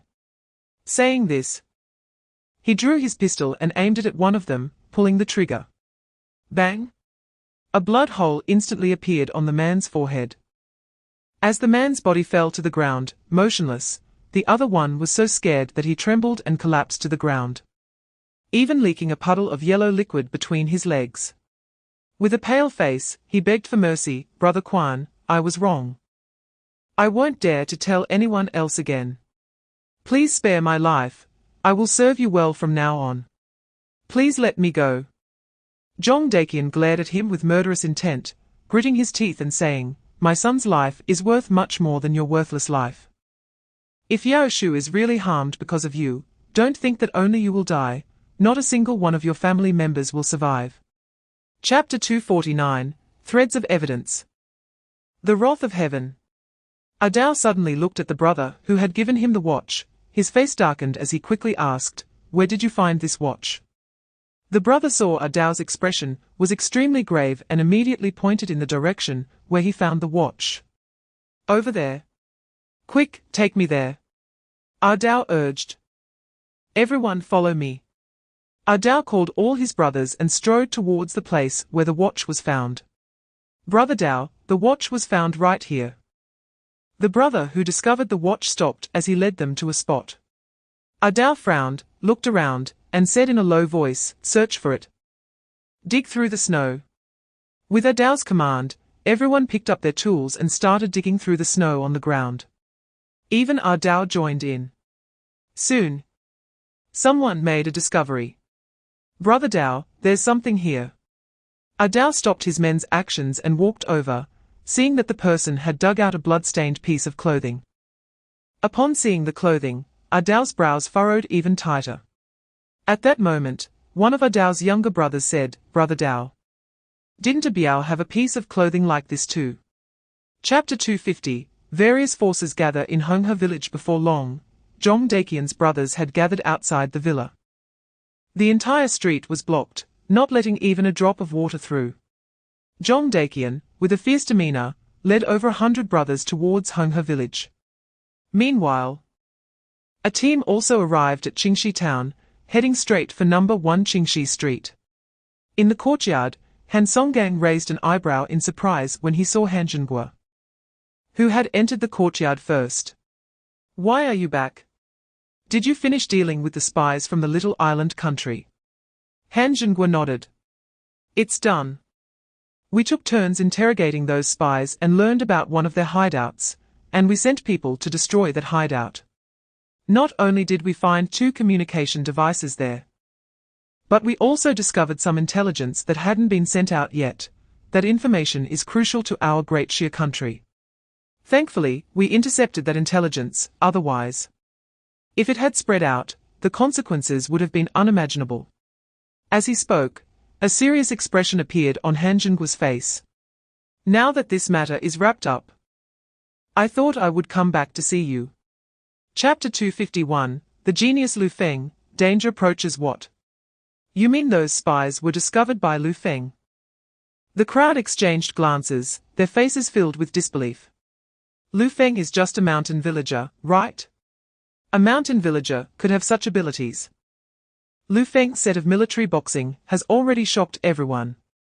The fact that a mountain dweller could create such a set of military boxing has exceeded their understanding. After all, the military's previous set of military boxing had been continuously modified, yet their version still pales in comparison to Lu Feng's. In addition, Lu Feng has some unique insights into military matters, which further amazes them.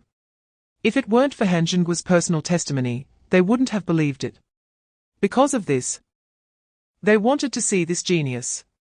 However, now Han Lao even claims that the captured spy was discovered by Lu Feng. Is this really a skill possessed by a mountain dweller? Based on Lu Feng's knowledge and understanding, can he really distinguish spies? Some among them furrowed their brows, beginning to doubt Lu Feng. A sharp-eyed middle-aged man looked at Han Songgang and tentatively said, "Han Lao, Lu Feng is just a mountain dweller. Not only does he know such exquisite military boxing, but he can also identify spies. Is this really a skill a mountain dweller possesses?" Chapter 252, The Visitors Are Not Friendly. Conflict erupts. The middle-aged woman tightly shut her mouth, not daring to make a sound despite the pain from her fall. These people looked fierce and clearly weren't good-natured. She feared provoking them would lead to her being killed. It wasn't until they had walked far away that she finally breathed heavily in fear. Nearby villagers, seeing that there was no movement outside, first peeked through the door crack. And upon seeing that no one was outside, opened the courtyard door and cautiously looked around. Once they confirmed that the danger had passed, they dared to step out of the courtyard, looking at the middle-aged woman, whose face was pale with obvious fright. "Aunt Zhong, are you okay? Who were those people? Why did they come to our Honghe village?" Aunt Zhong took a few deep breaths to collect herself before responding. "Those people came looking for Lu Feng." The crowd began to discuss amongst themselves. Those people didn't look like good individuals. What trouble had Lu Feng gotten himself into? Indeed, those people looked aggressive. And their purpose for coming here couldn't be anything good. They must be seeking revenge. Lu Feng had really stirred up big trouble this time, with so many people arriving. Even if he had the forest protection team to help him, he might not escape this calamity. Chapter 253, Brothers United, Fighting Side by Side. Swish. Lu Feng raised his hand and suddenly blocked in front of Adao's claw, countering his fierce attack with a swift move. Seeing this, Adao's face darkened as he pressed forward with his other hand toward Lu Feng. Lu Feng clenched his fist and immediately punched Adao's arm. Bang! The powerful force hit Adao's arm, causing him to stagger back several steps before barely stabilizing himself. Adao winced in pain, his hand trembling slightly, and he glared at Lu Feng with a grim expression. He was Zhong Dake's trusted subordinate, the highest-ranking person among those present. Now, not only had he failed to subdue Lu Feng, but he had also been publicly humiliated by Lu Feng. Was he going to lose face completely? If he couldn't take down Lu Feng, he might as well forget about his position as Zhong Dake's right-hand man when he returned. "Kid, don't be too arrogant. Today, I'll teach you a lesson." He shouted to his brothers, "Let's go together." After saying that, Adao lunged at Lu Feng again, throwing a punch aimed at Lu Feng's face.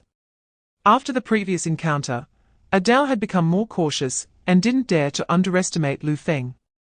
Therefore, this punch was both fast and heavy, as if he intended to take Lu Feng down in one move.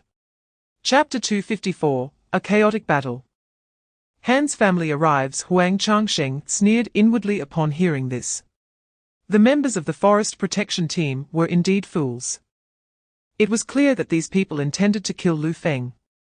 In this situation, they actually dared to intervene, which was simply courting death.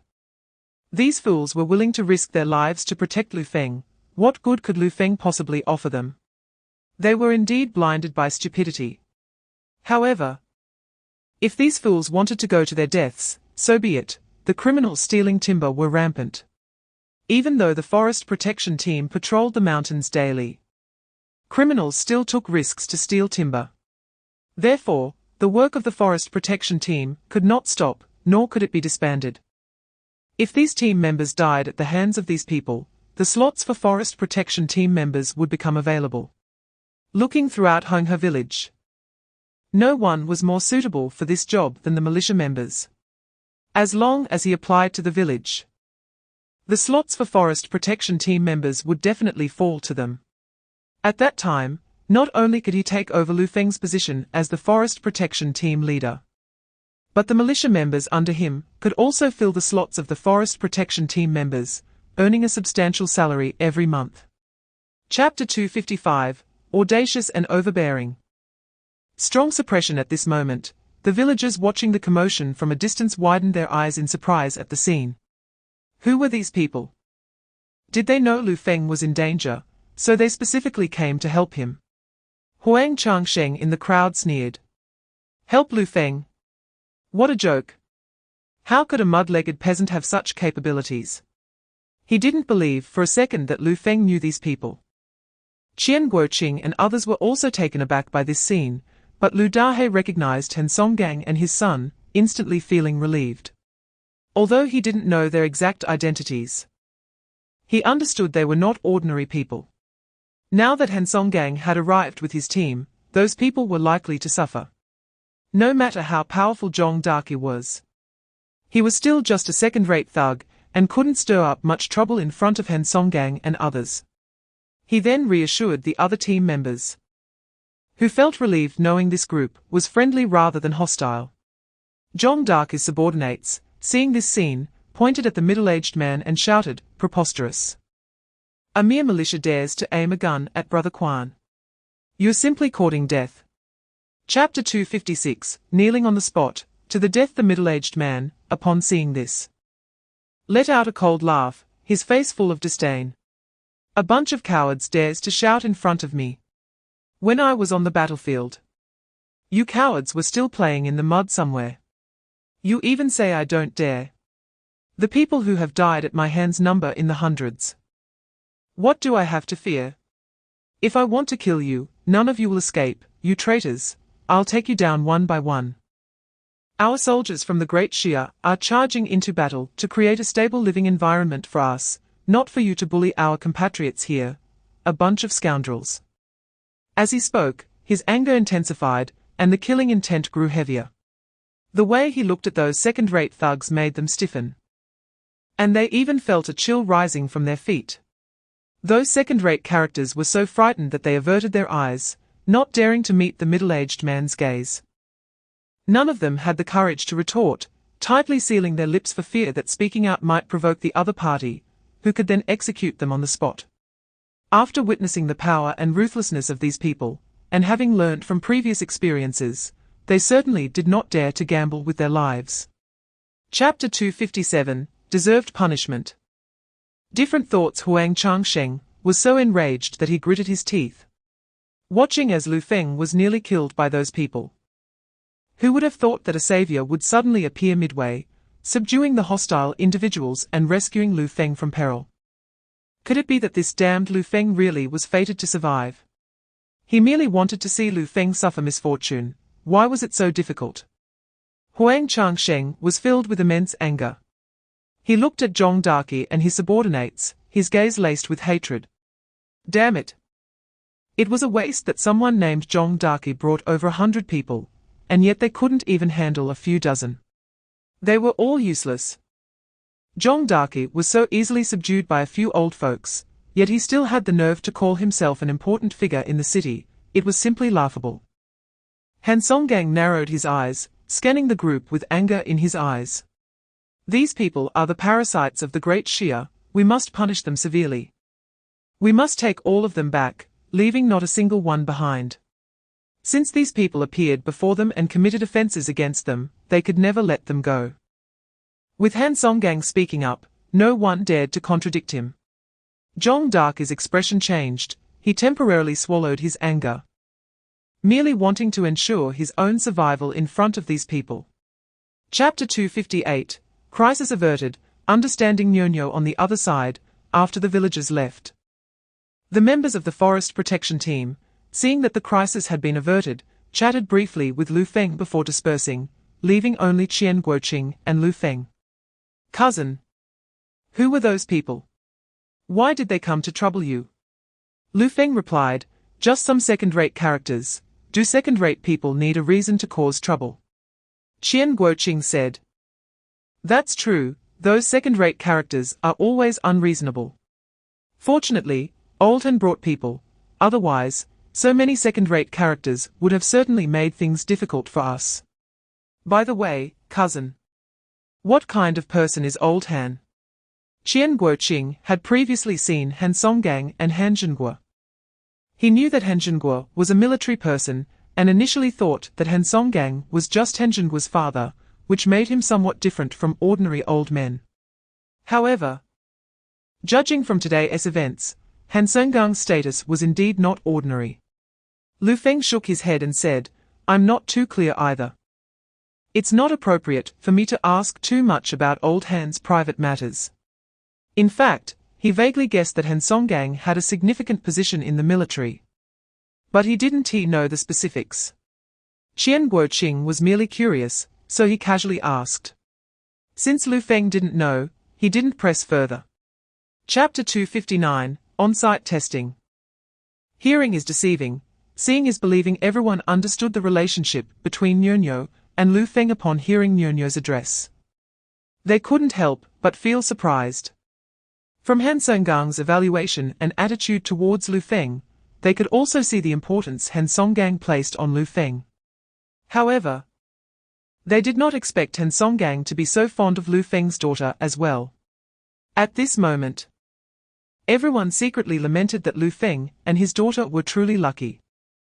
One should know that gaining Han Songgang's special treatment was something that countless people sought, but could not obtain.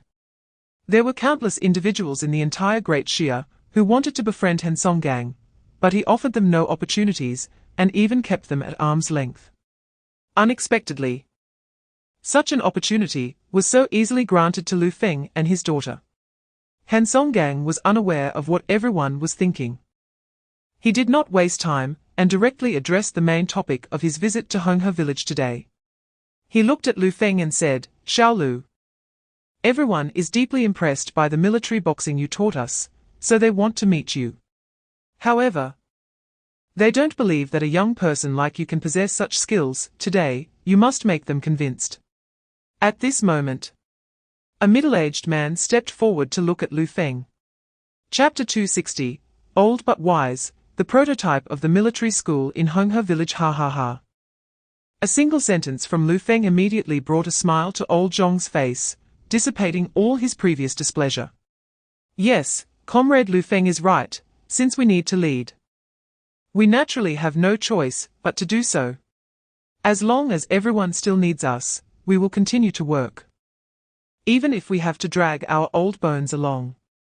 After this experience, everyone looked at Lu Feng with newfound respect. Previously, due to Lu Feng's age, they did not believe he had much capability. However, after witnessing the competition between old Zhong and Lu Feng, everyone realized Lu Feng was extraordinary. This kid not only exceeded their expectations in ability, but was also very clever. He managed to diffuse old Zhong's anger with just 2 or 3 sentences. Such skill is not something everyone possesses. With such strength and intellect, Lu Feng's future must be limitless. At this moment, Han Songgang also spoke up. Now you have seen Lu Feng's abilities, right? Although I'm old, my eyesight isn't failing. I can still recognize people clearly. Upon hearing this, everyone burst into laughter.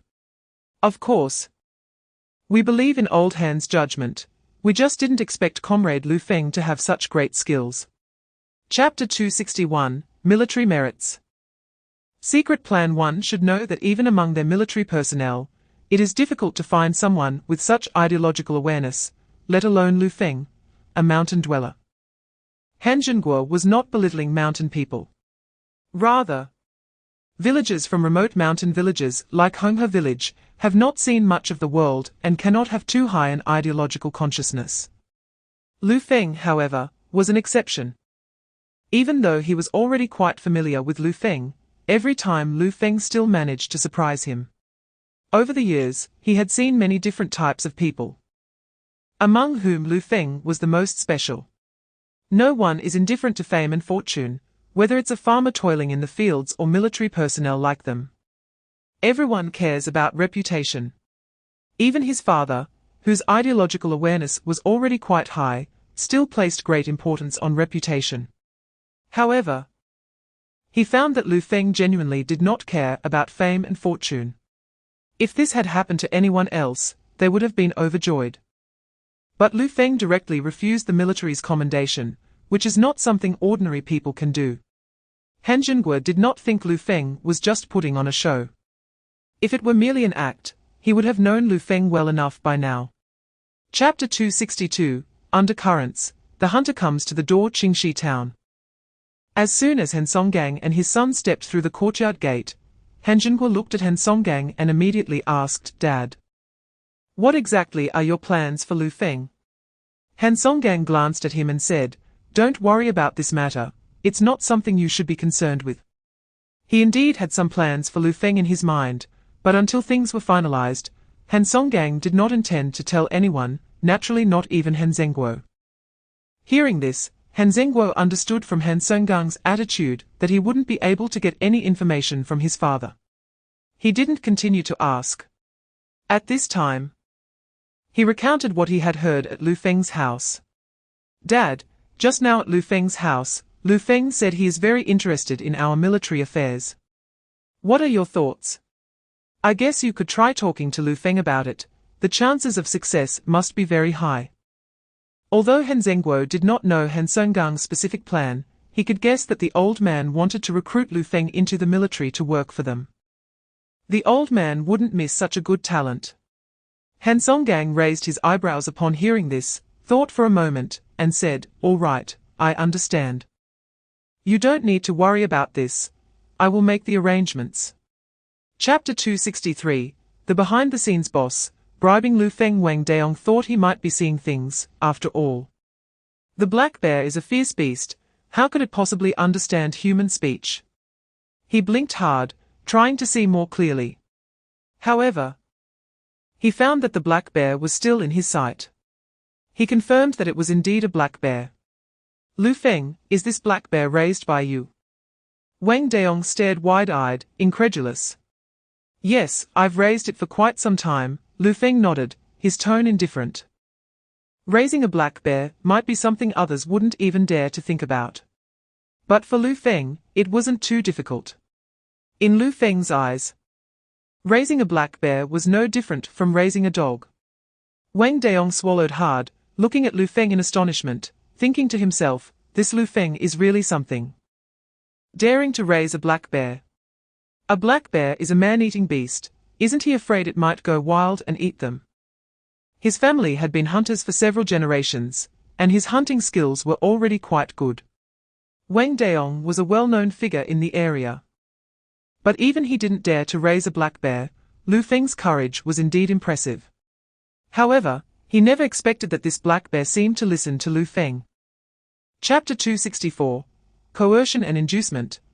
A bad apple. Although Wang Daong was a well-known hunter in the area, he would be willing to seek advice from him on other occasions. However, this matter had already crossed his bottom line. He could never agree. Not to mention 15 large reunions, even 30 large reunions, he would not agree. As for Wang Daong's hunting skills, he didn't want to learn. His previous life's experience in wilderness survival was enough for him to catch prey. Hunting was Wang Daong's means of survival. How could he possibly teach this skill to others? Teaching a disciple would starve the master. Moreover, in this resource-scarce era, Wang Daong was even less likely to do something that would ruin his own livelihood, even if old Jiyu had given him many benefits. Therefore, even if Wang Daong said he was willing to teach him some hunting skills, it would definitely be just superficial knowledge. He looked down on such trifling benefits, and would never commit to something that violated his bottom line for such small gains. Seeing that Lu Feng was determined not to agree to this matter, Wang Daong became even more anxious. Thinking that the large reunion was about to slip away, he felt a pang in his heart. Lu Feng, think about it again, this is 15 large reunions. Such a huge sum that many people can't save in their lifetime. Chapter 265, Thick-skinned and greedy. The woman waved her hand immediately, saying, "No, we didn't eat together at all. You only bought a little over a pound of meat back. You eat it all for every meal. Where would there still be meat?" Liu Genhong's eyes widened instantly. Angrily cursing, "What do you mean? Are you saying I bought too little? You and those 2 useless children you gave birth to didn't get to eat meat? And you feel wronged? Damn it, I haven't complained about you not being able to give me a son. And yet you dare to complain that I bought too little meat. Since you feel wronged, then take those 2 useless children and go back to your mother's house. Don't be an eyesore in front of me." The woman immediately said, "That's not what I meant. But Liu Genhong didn't give her a chance to speak. "Get out. Just looking at you annoys me." After the woman left the room, Liu Genhong snorted coldly. "Damn it, a yellow-faced woman. You can't give birth to a son, there are plenty of people who can give me one." After finishing his meal, Liu Genhong lay back on the kang, planning to rest up and visit Widow Li's house tonight to engage in a fierce battle. Thinking about the scene from a few days ago, when he lay on the same kang with Widow Li, Liu Genhong felt excited. Chapter 266, Resuming Training. Strength Growth in the County. A subordinate was reporting to old Jiu about the progress of the matter. Old Jiu, Wang Daong has already handled the situation. Old Jiu raised an eyebrow. Oh? Did Lu Feng agree? The subordinate shook his head. No, that kid Lu Feng is completely unyielding. Whether Wang Daong bribed him with large reunions or promised to teach him hunting skills, he remained unmoved and even kicked Wang Daong out of his house. Old Gu's face darkened. He had thought Lu Feng was just an unsophisticated mountain dweller, someone easy to deal with. He believed that as long as they bribed Lu Feng, he would be willing to turn a blind eye. Who would have thought that things exceeded his expectations, and Lu Feng actually refused? Then what did you mean by saying the matter was resolved? The subordinate immediately replied, although Lu Feng didn't agree, a member of the forest protection team did agree. Wang Daong, seeing that Lu Feng didn't agree, bribed a member of the forest protection team to tell us the patrol routes. As long as we know their patrol routes, won't we be able to avoid them? Old Gu's expression softened a bit upon hearing this. Chapter 267, Money is Good. Martial arts master at the same time, at Liu Genhong's home. Liu Genhong was lying on the kang, crossing his legs. Reminiscing about the scenes from last night at Widow Li's house, a lewd smile plastered on his face.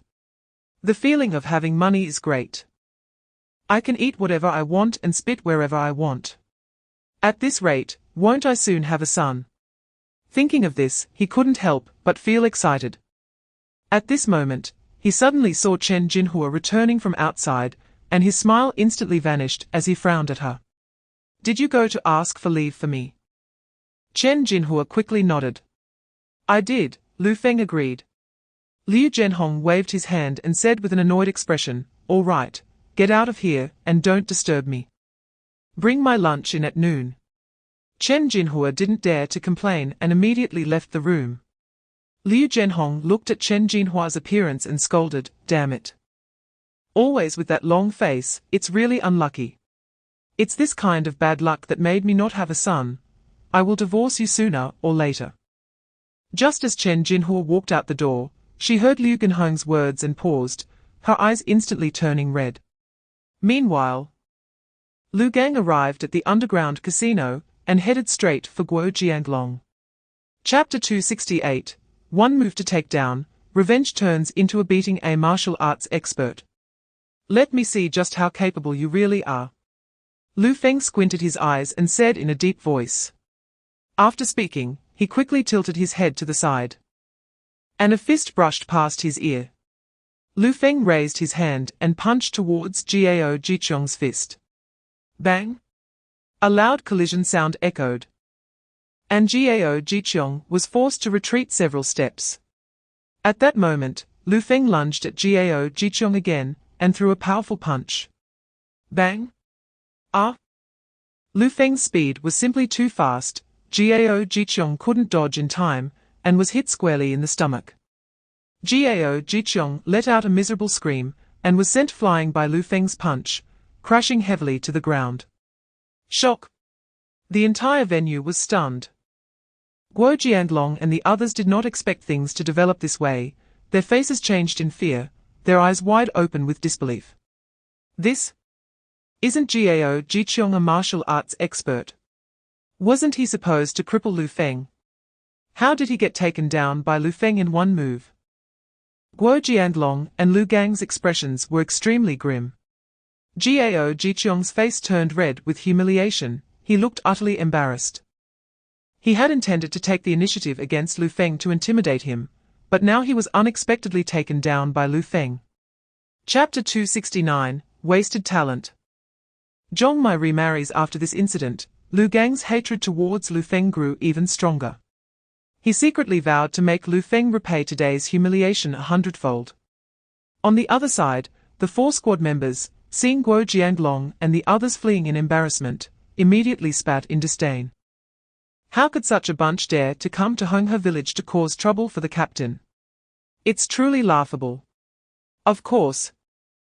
Our Captain Lu is someone who punches gangsters and kicks criminals, wanting to take action against our captain is just asking for death, right? Those few second-rate guys can't even handle us, yet they want to lay a hand on the captain. They really overestimate themselves. They sneered, their faces full of mockery. Wu Jun looked at Lu Feng and said, "Captain, if something like this happens in the future, just call us. There's no need for you to take action. We can handle them." Wu Jun patted his chest, looking confident. The other 3 squad members nodded in agreement. Wu Jun was right. Isn't there a saying that goes something like, "Killing a chicken doesn't require a bull's knife"? It really is a bit of a waste for the captain to deal with them. Lu Feng smiled and said, "All right, I'll send you all next time. You've been patrolling too, so go back and rest." Chapter 270, Exhausted Wife. Qian Guqing's dilemma. The next day, Lu Feng got up as usual, but last night Qin Ruolan was too exhausted, so Lu Feng got up without waking her. She was still fast asleep. Lu Feng casually made some breakfast, and after eating, he went to the threshing ground. Qin Ruolan slept until noon. It wasn't until Nyo entered the room, ran to the Kang, and stretched out her little hand to touch Qin Ruolan's face that she finally woke up. Qin Ruolan opened her eyes and saw Nyo's worried little face in front of her. Nyo, seeing that Qin Ruolan was awake, immediately asked, "Mom, what's wrong? Are you sick?" Qin Ruolan hurriedly sat up from the Kang and took Nyo's little hand, saying, "Mom isn't sick. I just overslept." Nyo was relieved and smiled. "Mom used to say I was a lazy pig, but it's almost noon, and you still haven't gotten up. You're a lazy pig too. You're a big lazy pig." Qin Ruolan laughed and said, Yes, Mom is also a lazy pig. Now, let Mom get up to cook, otherwise, your dad will come back hungry." Saying this, Qin Ruolan was about to get off the Kang. "Mom, Aunt Wan Ning and Aunt Juo are already cooking, you don't need to rush," Nyo said.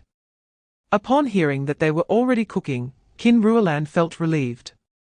Chapter 271, Hunting Plan, Clear Accounts among brothers. It's too early for you to thank me now. You can thank me once we catch some prey.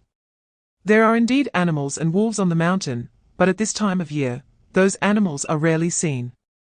Even if we go to Yangwang Mountain, it's just a gamble. I can't guarantee that we will definitely find prey. So, if we are lucky, we might catch some animals. If we are not, we won't catch anything at all, so you need to be mentally prepared. Lu Feng said honestly.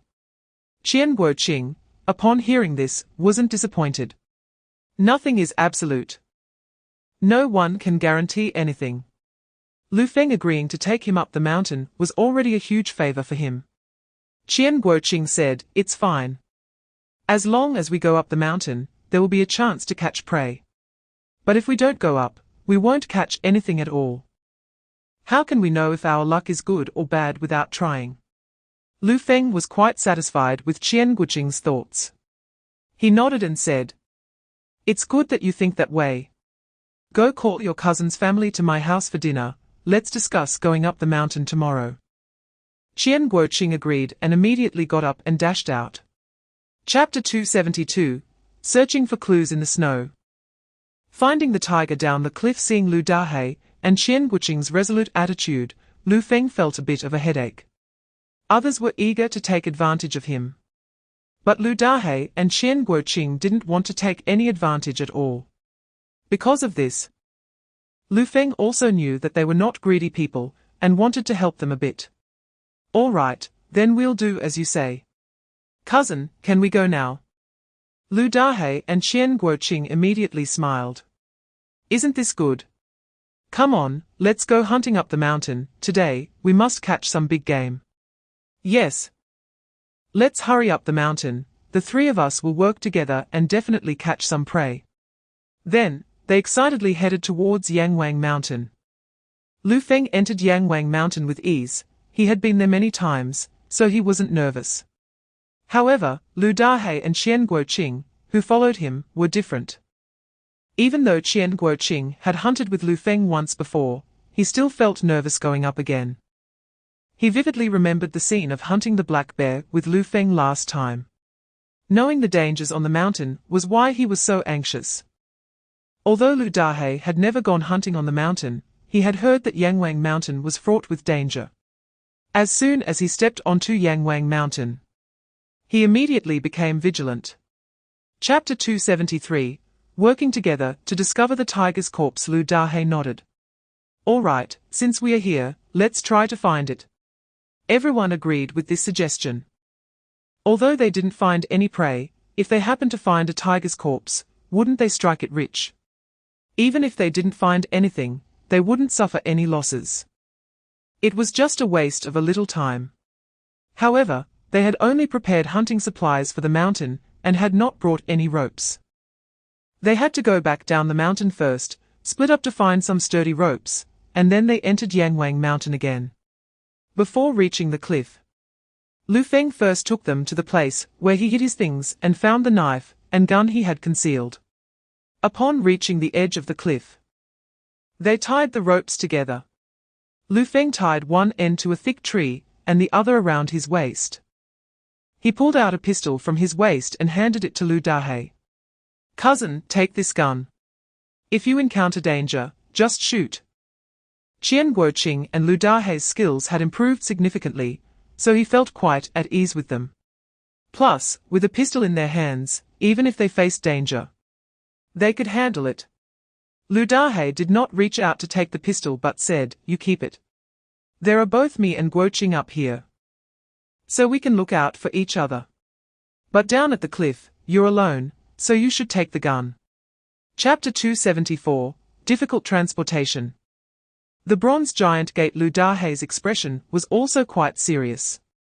It had been a while, and he had no idea what situation Xiao Feng was in at the bottom of the cliff. Both Lu Dahe and Qian Guoqing felt anxious. They could only wait for Lu Feng to send them a signal through the rope. None of them knew what was happening with Lu Feng down below. No matter how anxious they were, all they could do was wait. The two stared intently at the rope, and after a few more minutes, there was still no movement on the other end. Not only was Qian Guoqing restless, but even Lu Dahe couldn't sit still anymore. Lu Dahe furrowed his brows, his face showing visible anxiety. Xiao Feng wouldn't have encountered something down there, would he?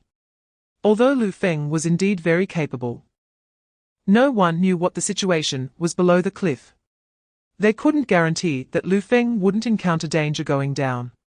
Qian Guoqing was also pacing anxiously at the cliff. Even if his cousin was looking for the tiger's corpse at the bottom of the cliff, it shouldn't take this long, right? Cousin, what should we do now? Lu Dahe didn't know what to do either. In this situation, even if they wanted to go down to find Lu Feng, it was impossible. If they were on the mountain, he and Qian Guoqing could still accompany each other to look for him. Chapter 275, Transporting the Tiger Down the Mountain. Shocking everyone soon after, Lu Feng skillfully tied the tiger to the rope and pulled it 3 times to signal Qian Guoqing and Lu Dahe at the cliff. Once Lu Dahe and Qian Guoqing pulled the tiger's corpse up, they would naturally know he was waiting at the bottom of the cliff. When they lowered the rope again, he could come up. If it was someone else, he might have some concerns that the other person would take the tiger's corpse down the mountain and no longer care about him still at the bottom. However, since it was Qian Guoqing and Lu Dahe on the cliff, he had no worries at all. Qian Guoqing and Lu Dahe were not those kinds of people, and they wouldn't do that. Meanwhile, Lu Dahe and Qian Guoqing at the cliff were worried about Lu Feng's safety. Lu Feng had not responded for so long that they began to overthink. But no matter how much they thought, they didn't dare to let go of the rope, fearing they might miss a signal from Lu Feng. Just as they were feeling anxious, Lu Dahe felt the rope in his hand being tugged 3 times forcefully. His eyes lit up, and he excitedly said, "There's a response. There's a response." Qian Guoqing suddenly looked at Lu Dahe and immediately asked, "Cousin, are you saying that my cousin is pulling the rope?" Chapter 276, State-Run Restaurant, Jiang Haidong's trouble. Lu Feng raised an eyebrow.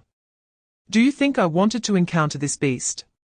I almost died in its jaws. Luckily, I was lucky enough to survive." He didn't continue on that topic and looked at Lu Dahei and Qian Guoqing, saying, "You two really worked hard just now. You should rest well, and when you're ready, we'll go down the mountain." Qian Guoqing and Lu Dahei did not refuse, as they were indeed exhausted from earlier. The tiger was no small creature, and it would be difficult for Lu Feng alone to carry it down. Once they rested, they could take turns. Qian Guoqing looked at the tiger in front of him, unable to suppress his excitement, and asked Lu Feng, "Cousin, this tiger is so big, it should be worth quite a bit, right?" This was his first time seeing a tiger in his life, and he only knew that tiger skins and bones were very valuable. But he didn't know exactly how much they were worth. Lu Feng thought for a moment and said, "It should be worth around 80 to 90 big yuan." He conservatively mentioned a figure, but he thought it should be worth more than that. If he said a higher price and couldn't sell it for that much, it would only disappoint Lu Dahei and Qian Guoqing. Upon hearing this, Qian Guoqing and Lu Dahei's eyes lit up, their faces unable to hide their excitement. Chapter 277, Selling Tiger Bones. Gaining favor in the lobby, Jiang Haidong was also planning to find a way to get some wild mountain goods. They needed ingredients for their restaurant. As soon as Jiang Haidong stood up, he noticed Lu Feng at the door. "Lu Feng, what are you doing here?" After speaking, Jiang Haidong saw Lu Dahei and Qian Guoqing following behind Lu Feng. His gaze fell on Qian Guoqing, recognizing him as the person who had previously sold a bear with Lu Feng in the black market. Then, he noticed that all three of them were carrying baskets on their backs, and his eyes brightened. "Lu Feng, did you manage to get some big goods again?" If it was something small, Lu Feng could have brought it by himself. Why would three people come together?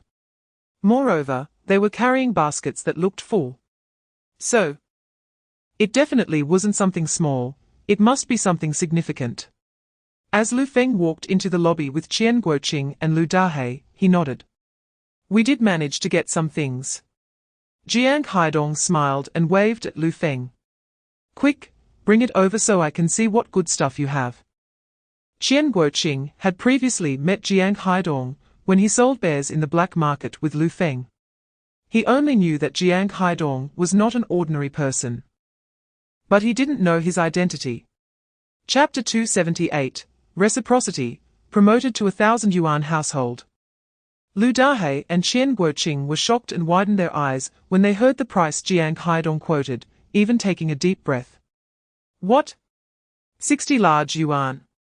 Previously, on Yangwang Mountain, Lu Feng also said that this tiger should be worth 80 to 90 large yuan. However, Jiang Haidong offered only half the price for the tiger meat and bones. Although they didn't know the exact value of the tiger, they knew that the most valuable parts were the tiger skin and bones. Now, with the bones and half the meat valued at 60 large yuan, the remaining half of the meat and the tiger skin would definitely be worth at least 60 large yuan as well. Calculating this way, the value of this tiger far exceeds Lu Feng's estimated 80 to 90 large yuan, already reaching over 1,000. The value of 80 to 90 large yuan that Lu Feng previously estimated had already surprised them. Now, as they speculated the value of a tiger, they were even more astonished, unable to close their mouths. In this day and age, 1,000 yuan holder is definitely a wealthy person. Not even a single one can be found in the entire Honghe village. And they are about to hold a huge sum of 1,000 yuan. Although the over 1,000 yuan is shared among the three of them, it is still a considerable amount. 10 large yuan is already a fortune for them, let alone over 1,000.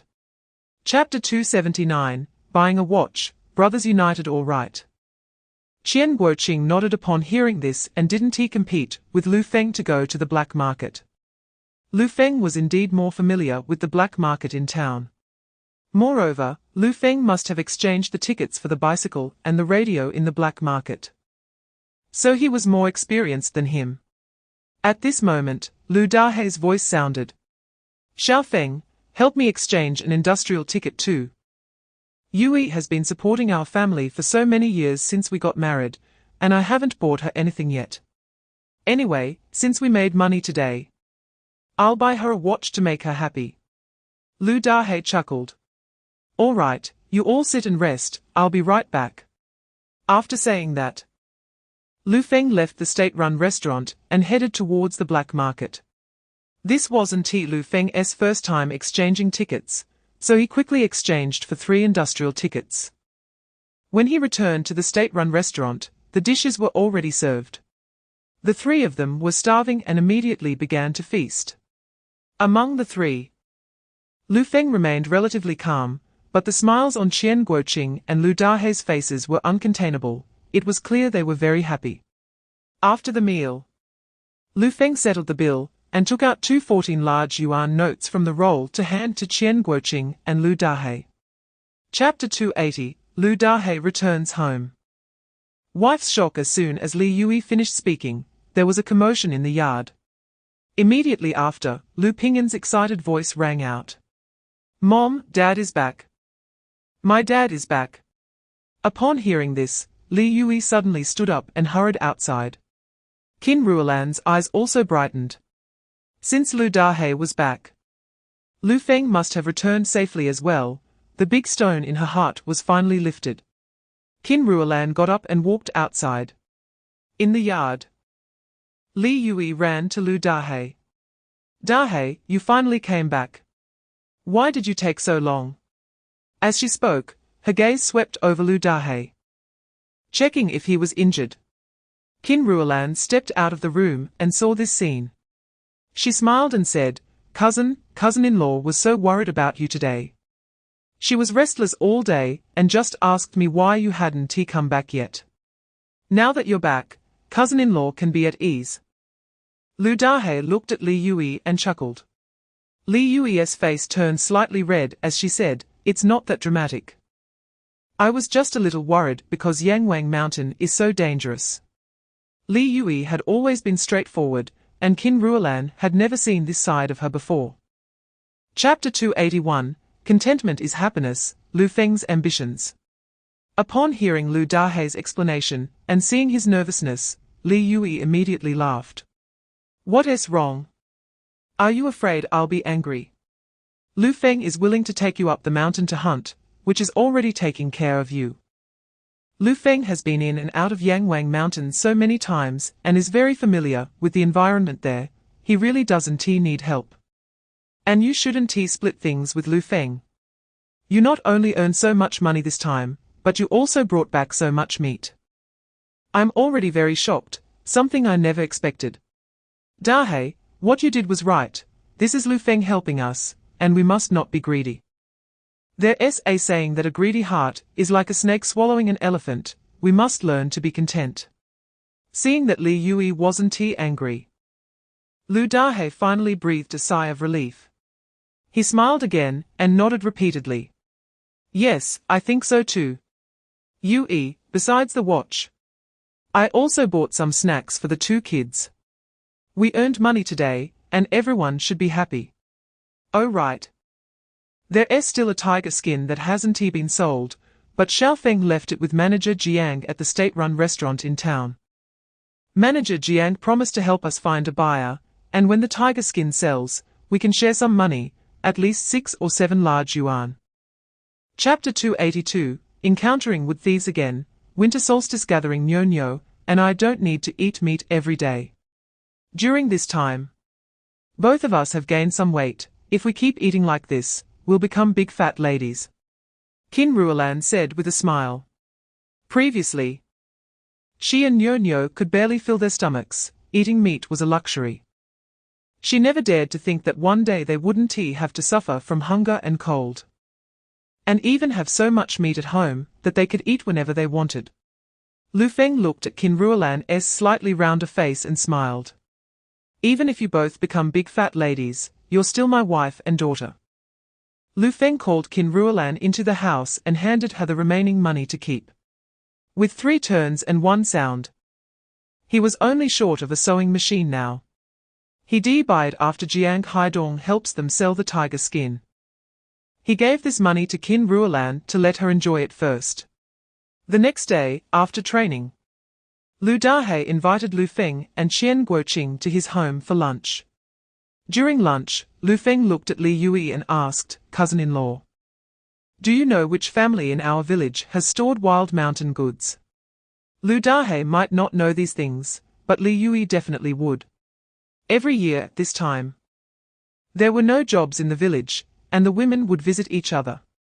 They knew everything. Not only which family had wild mountain goods, but even which family's dog had puppies. Chapter 283, The Value of Family. House issues. Having solved the wild mountain goods issue, Qin Ruolan's mood improved even more. Everyone worked while chatting. Soon, several dishes were ready. Just as another pot of food was served, Li Yui took the opportunity to rest and walked over to Qin Ruolan, saying, "Ruolan, have you heard? Lu just brought back the tiger." Qin Ruolan looked at Li Yui in surprise. "Brought it back? When did this happen?" "It was brought back yesterday. I told you this matter would stir up some excitement." Then, Li Yui shared everything she knew with Qin Ruolan. Lu Gang heard that Zhongmai had remarried and was pregnant again, and she had brought Huzi into the home of that widower. He was furious and went straight to her house, wanting to take Huzi away. Zhongmai, of course, disagreed and insisted that Lu Gang give her 10 large bills, claiming that she had heard he had made money, otherwise, he wasn't allowed to take Huzi. As a result, yesterday, Lu Gang gathered a group of ruffians and stormed into Zhongmai's current home, beat up the widower, and took Huzi away. Zhongmai screamed that her stomach hurt, and claimed that the baby inside her was gone, demanding Lu Gang compensate her with 10 large bills. Chapter 284, Resentment Lingers. National Day Moving Day. Mother Qian's face was filled with worry. "Your father and I certainly want to see you settle down, but the house isn't even built yet. Moreover, there are many preparations to be made for the marriage, and we don't even know what the Li family requires. If we talk about the engagement in spring next year, it will at least be mid-year before the wedding. We can still go up the mountain to find some wild goods to sell, and earn some money to prepare. If we talk about the engagement during the new year." Mother Qian's words were not finished, but Qian Guoqing understood her meaning. "Mom, you and Dad don't need to worry about this. I've got everything prepared." Qian Guoqing was afraid his parents would suspect he had done something bad. So he added, "My cousin took me up the mountain to hunt and I made some money. It's enough for the wedding." Qian Yujin and his wife were surprised to hear this. Getting married to Li Chuanxiang would cost at least 70 to 80. "Guoqing, your cousin is good to you. You must remember his kindness." Qian Guoqing nodded seriously. "I will definitely remember my cousin's kindness, and repay him well in the future." Qian Yujin and his wife felt relieved knowing that Qian Guoqing was already prepared. Chapter 285, Barter, Timely Assistance in Daohua Village, the Qin family. Wang Yufen's first thing upon returning to the village yesterday was to find the nearby aunties, asking if they had any wild mountain goods, and if they were willing to exchange them for grain or money. Early this morning, several aunties brought things to the Qin family. Since there was nothing much to do at home, they came to chat while waiting for Lu Feng to collect the wild mountain goods. As soon as Lu Feng's family of 3 entered the Qin family, several little kids' eyes lit up and ran towards them.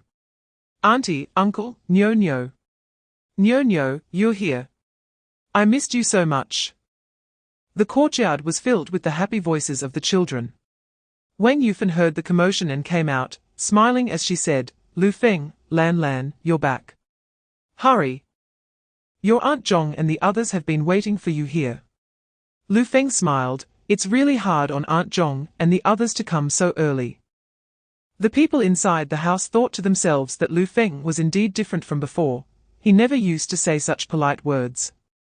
After Lu Feng and his wife entered the house and greeted the aunties, Lu Feng said, "Don't worry, aunties, if you exchange the wild mountain goods with me, I won't let you suffer any losses." Chapter 286, Developing Connections. Entering the black market, when Lu Feng arrived in Qingxi town, he went straight to the state-run restaurant. "Lu Feng, what brings you here today?" In the state-run restaurant, Jiang Haidong saw Lu Feng riding his bike to the entrance and immediately got up to walk out. He thought Lu Feng was there to inquire about the tiger skin and began to talk about its situation. I've already found a market for the tiger skin. But I'm still looking for the highest bidder, so you might have to wait a few more days. Lu Feng jumped off the bike and said, Uncle Jiang, I'm not here to ask about the tiger skin, that's not urgent. Last time I came to sell tiger bones. I heard the staff say the restaurant has run out of wild mountain goods, so I brought some for you. Let's see how these wild mountain goods are. As he spoke, Lu Feng began to untie the rope of the snakeskin bag. Jiang Haidong saw Lu Feng's actions and knew that the bag must contain wild mountain goods. He was both surprised and delighted. Wild mountain goods. You've really helped me out. This year, not only was the grain harvest poor, but there were also significantly fewer wild mountain goods than in previous years. He had been searching for a while and found only a little, which was completely insufficient for the restaurant's needs. Chapter 287, Redwood Box, Unearthing Coins in the Corner. There was a redwood jewelry box. However, Lu Feng's attention was not on the redwood jewelry box, but on the few coins inside it. Among those coins, two looked somewhat familiar to Lu Feng, resembling the coins he had seen at an auction in his previous life. However, since he was a bit far away, he couldn't see clearly, so he couldn't confirm whether those two coins were indeed what he thought they were. Therefore, Lu Feng's gaze lingered on those two coins for a few more seconds. The stall owner was also perceptive. He noticed Lu Feng's gaze and thought he was looking at the redwood jewelry box. He immediately picked up the jewelry box and handed it to Lu Feng. Brother, take a look. This jewelry box is made of redwood, a genuine family heirloom. Lu Feng was not a fool and did not believe the stall owner's words. There weren't that many family heirlooms. The stall owner looked like a typical antique dealer. But Lu Feng was not interested in the jewelry box, only in the coins inside. So he ignored the stall owner's words. He took the jewelry box and looked inside. When he saw the coins placed in the jewelry box, his eyes widened slightly. And he was overjoyed. Chapter 288, Greed and Secrets of Yi Juo Enough. Qin Jianye frowned and glared at Qin Ersao. You only see that mother gave those wild mountain goods to Lu Feng, but didn't you notice the extra grain and meat in the kitchen? Did you not eat or what?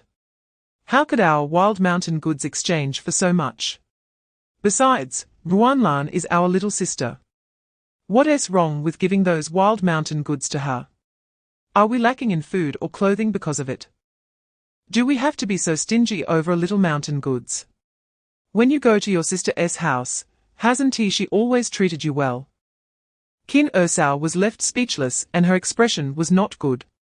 She wanted to say something more, but Qin Jianye turned around and left, not giving her a chance to speak. Qin Ersao felt unwilling in her heart. Previously, she had asked Lu Feng to take her younger brother up the mountain to hunt. But Lu Feng said it was too dangerous, so she didn't dare let her brother go. As a result, she heard that Lu Feng had recently obtained a big haul. Lu Feng must have made a lot of money, which is why he bought a watch for Qin Ruanlan. Lu Feng obviously did not want to take her brother up the mountain to hunt. Otherwise, when her brother got a big haul, she could also have him buy her a watch. Chapter 289, A Total Loss, The Threshing Ground Dispute. Qian Yujin and his wife also felt sorry for their son. And after hearing Lu Feng and his wife say this, they nodded in agreement. Sure, after National Day, we'll trouble you guys. I'll have National Day bring the grain over shortly. Qian Yujin still agreed with Lu Feng's proposal. After they got everything ready, Qian Guoqing borrowed Lu Feng's bicycle to go home and transport the grain. Of course, the meat that Qian Guoqing brought back earlier was mostly kept for the elderly couple. Qian Yujin. As for his brothers and sisters-in-law, they shouldn't even think about it. When Qian Guoan and the others learned that Qian Guoqing had moved out and taken the meat with him, they were furious. Previously, when Qian Guoqing was at home, They could occasionally have meat to enjoy. Now, with Qian Guoqing taking all the meat away, they couldn't even have a taste. Qian Guoan and Qian Xingguo blamed this on their wives, believing that if they hadn't tried to get some meat from Qian Guoqing, he wouldn't have moved out and taken all the meat. They both had a huge fight at home. Qian Yujin and Qian Guoqing were unaware of this, as they were having dinner at Lu Feng's house. After dinner, Lu Feng gave some firewood to Qian Guoqing, and also took Little Black to help guard his house. Chapter 290, Advancing by Retreating. The awkward militia squad Huang Changxing's face looked very unsightly. Wasn't Lu Feng saying that their militia squad was inferior to the forest protection squad? He gritted his teeth and said, "Ha, you really dare to dream. Our militia squad has been established long before your forest protection squad. And you think you can take over our work? That's just wishful thinking. You don't need to worry about our militia squad, just mind your own forest protection squad." Lu Feng sneered. "Then I'll be looking forward to Captain Huang's training." After saying this, Lu Feng led the members of the forest protection squad to the other side of the grain drying area, giving half of it to the militia squad. Some squad members saw Lu Feng give the space to the militia squad and felt unwilling. "Captain, are we just going to give the space to them?" But before Lu Feng could respond, squad member Hu Deqiao spoke up first. "Did you not hear what Captain Lu just said? Even if we give the space to Huang Changsheng, they won't last long. Although their militia squad was established early, they really haven't trained. Think about how difficult it was for us when we first started training, and how tiring it was." Chapter 291, Copying the Wrong Example. Suzy returns to the village at this moment. Lu Feng looked at Huang Changsheng. "Captain Huang, the villagers are right. With your training methods, what results can you expect? We are all from the same village, and we are all working for the village. Do you need me to teach you a few tricks?" The villagers heard Lu Feng's words and looked at Huang Changsheng, saying, "Captain Huang, Captain Lu has already agreed to teach you. Why don't you hurry up and agree to learn a few tricks from Captain Lu? The members of the Forest Protection Squad have improved so much under Captain Lu's training. If you learn from him, your skills will definitely improve too. Captain Huang, what are you waiting for? Hurry up and agree to Captain Lu." Everyone urged Huang Changsheng one after another. "Captain Huang, do you want me to teach you?" Lu Feng smiled as he stared at Huang Changsheng.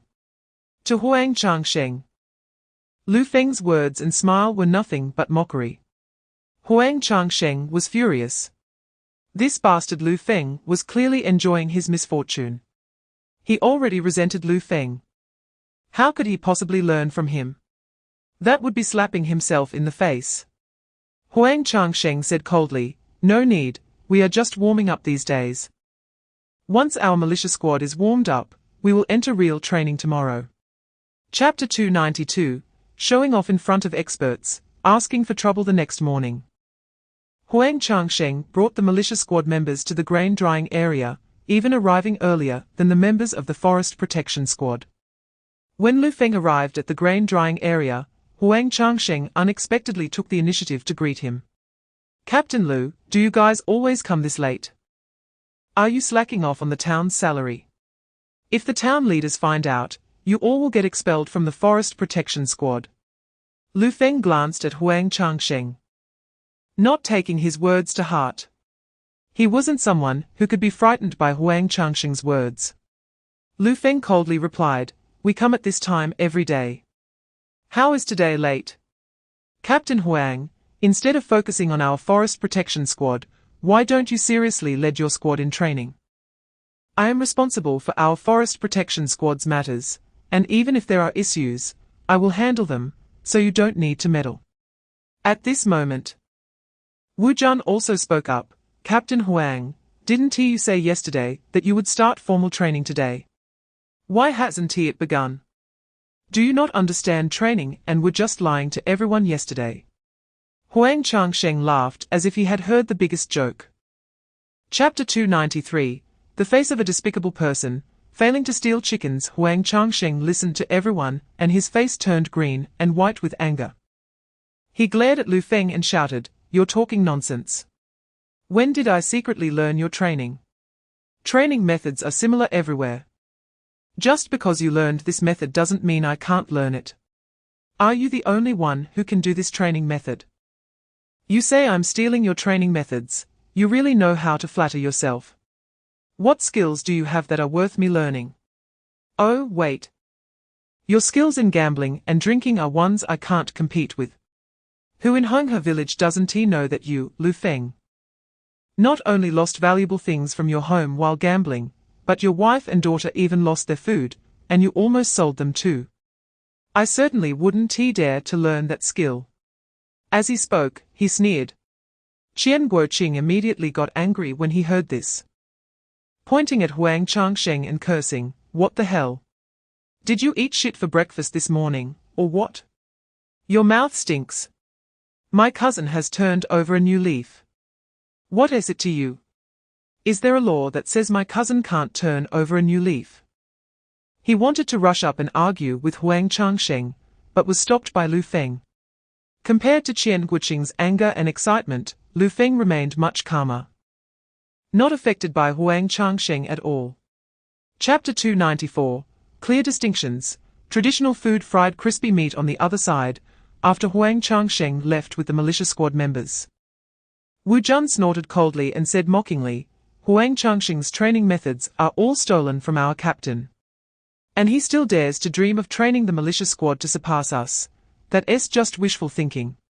As soon as he said this, other squad members chimed in. "He secretly learned from our captain's training methods and still dares to say his methods are better than our captain's. His face is simply invincible in thickness. The training he learned from our captain isn't suitable for the militia squad at all. I want to see how he trains them." Huang Changsheng wanted to pull their militia squad members out to compete with our forest protection squad, resulting in such a big joke. And he had to provide meat for the militia members to eat, which must have made him furious. In the past, Huang Changsheng relied on being the militia captain and acted arrogantly in the village. Now that he saw our forest protection squad overshadowing them, he started to create trouble for us and even trained like us, encroaching on our training grounds, which is simply despicable. Therefore, everyone felt quite pleased to see Huang Changsheng suffer a setback today. Chapter 295, Xiang is confused, making toys. Upon hearing this, the little kid's eyes lit up. And they jumped up excitedly. "Brother Huzi, you're so nice." "Thank you, Brother Huzi.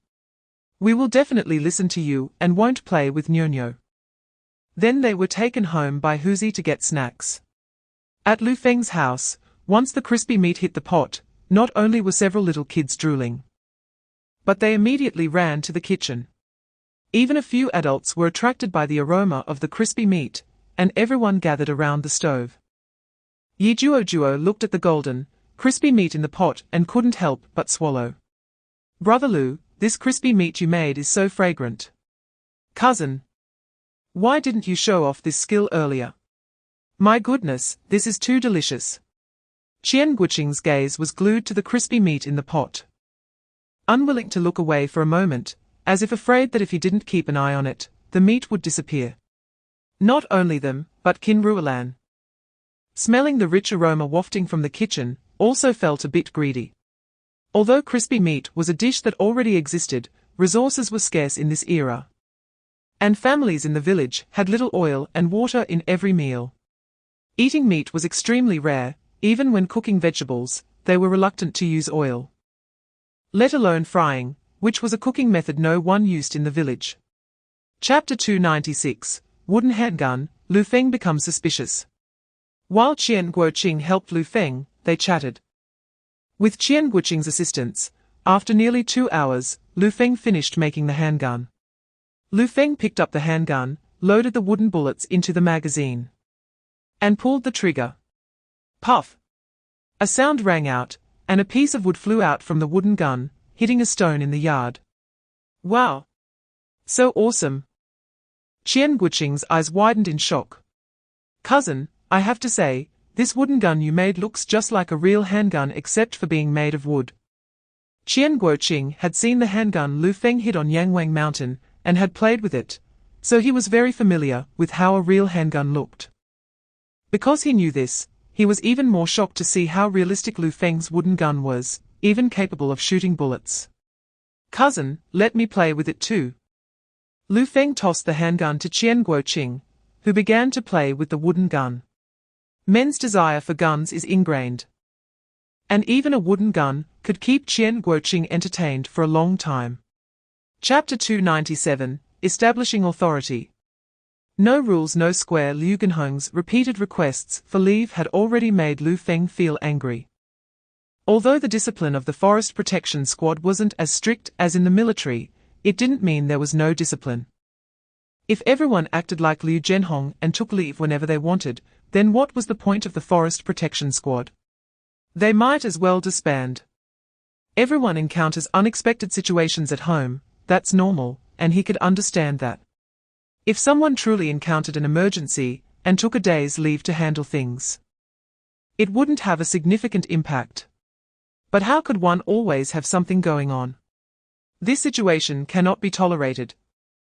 Although the work of the Forest Protection Squad isn't as good as those with stable jobs, it is still considered a very good job in the village. He thought everyone would value this job and not have lazy thoughts. In fact, everyone had been quite active before. Therefore, he hadn't emphasized discipline issues. Unexpectedly, as time passed, problems arose. No rules, no square, and since exceptions had already appeared, the issue of discipline must now be emphasized. Lu Feng stared at Chen Jinhua and said sternly, "Sister Liu, I will approve his leave for one more day today, but this is the last time." Chapter 298, Brothers Fall Out. Discontent grows after the events of the morning. Liu Genhong no longer dared to slack off. In the afternoon, he joined the patrol. One honest team member reminded him, "Liu Ge, don't take leave recently. Captain Lu said this morning that if there are any more violations of squad rules, you will be removed from the Forest Protection Squad." Liu Genhong sighed, looking helpless. "Our little kid is sick and uncomfortable. What can I do as a father but take care of him at home?" Liu Genhong's voice was not small. It was more like he was speaking to everyone rather than explaining to the team member in front of him. However, the others didn't say anything. Whether they believed Liu Genhong's words was something only they knew.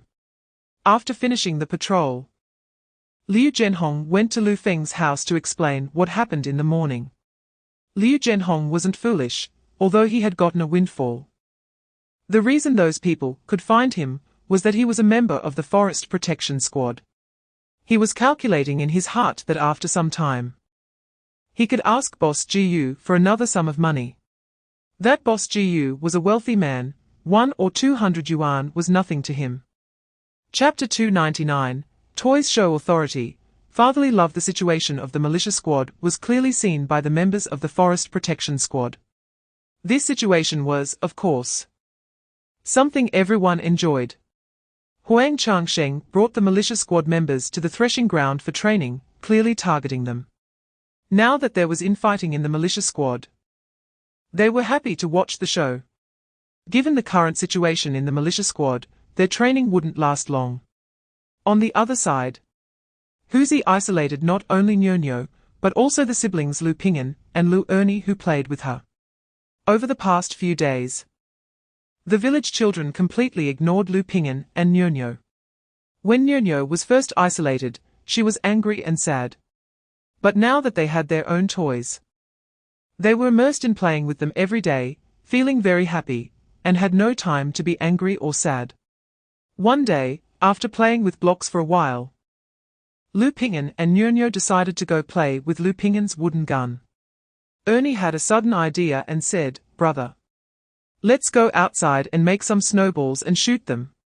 Let's see who can make more and who is the best." Nyonyo was the first to agree with Ernie's proposal. "Okay, let's go make snowballs." Chapter 300 Crisis reappears. Suspicion of an inside man. Tiger licked the sugar frosting left on his hand and nodded. "I'm done eating. Dad said he would take me back to live a good life. I don't care, I want snacks, I want tasty food. And I don't want anything that isn't good. Lu Gang gritted his teeth, unable to suppress the anger in his heart. Damn it.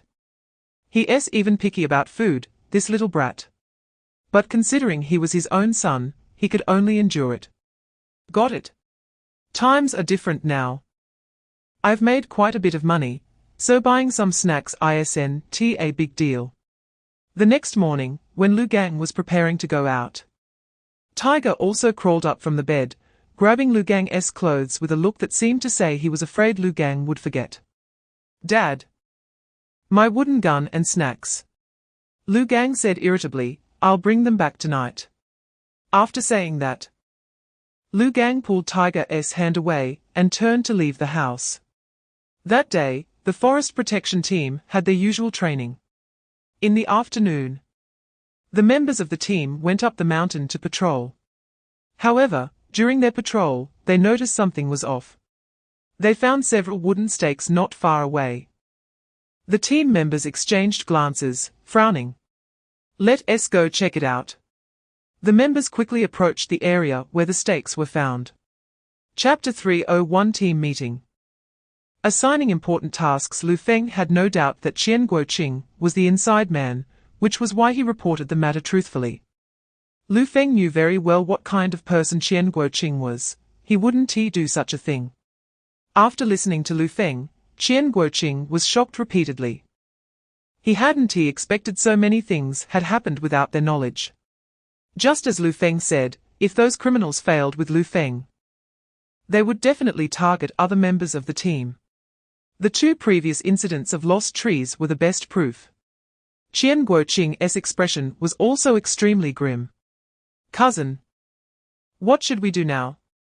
Lu Feng said, you go call our cousin. Qian Guoqing nodded and turned to call Lu Dahei. Wait, after calling our cousin, also call Hu Deqiao over. Lu Feng said again. Okay, I'll go right away. Qian Guoqing knew Lu Feng was mostly calling Lu Dahei and Hu Deqiao for the inside man issue. So he didn't dare waste time and quickly went to call Lu Dahei, then went to call Hu Deqiao. When Qian Guoqing went to call them, he didn't tell them that Lu Feng wanted them for what matter. However, Hu Deqiao guessed it was related to the birch trees being stolen on the mountain today. Chapter 302 Confidential Intelligence. Candidate issues. Meanwhile, in the county, Boss Gu, the guy we bribed, is really useful. According to the information he provided, we successfully transported another batch of timber. Although the last time they transported timber from the mountain, the forest protection team discovered it, and they strengthened their patrols. With that guy providing them with patrol information, they could successfully avoid the forest protection team's patrols. With someone helping us in the forest protection team, transporting timber from the mountain is no difficulty at all. This method is really great. The subordinate looked at Boss Gu excitedly and said, successfully transporting 2 batches of timber also put Boss Gu in a good mood.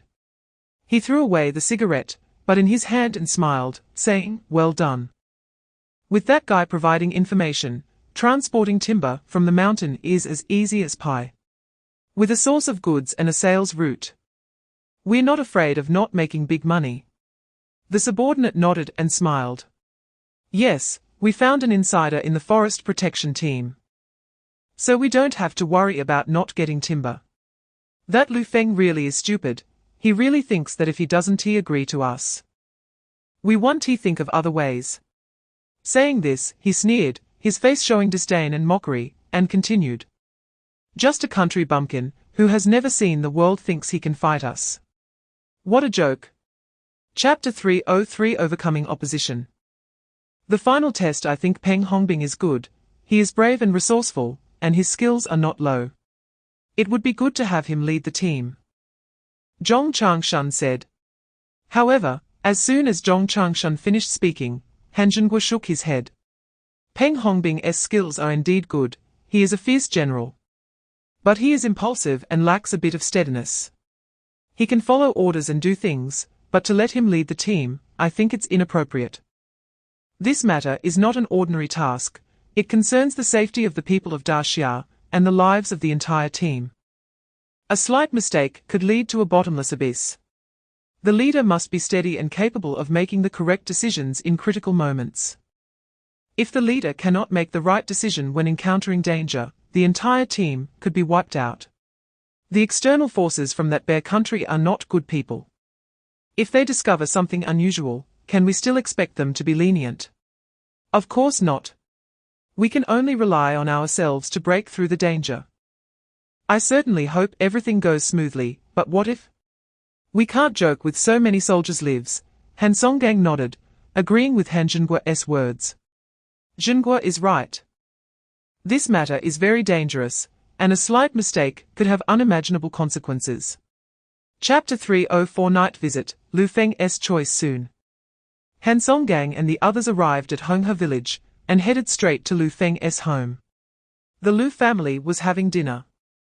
When they saw Han Songgang and the others arrive, they immediately invited them to eat. Han Songgang waved his hand and said, "We want to eat. We came to discuss something important with Lu Feng." When Lu Feng heard Han Songgang's words, he guessed it must be something important, otherwise Han Songgang wouldn't he come to Honghe village at this time. Moreover, Han Zhenguo and another military person were also following Han Songgang, which further indicated that they had serious business, likely related to military affairs. Realizing that Han Songgang and the others came for military matters, Lu Feng didn't keep them waiting. He let Qin Ruolan and the others continue eating and looked at Han Songgang and the others, making a gesture to invite them to speak. "Please, let us talk over here."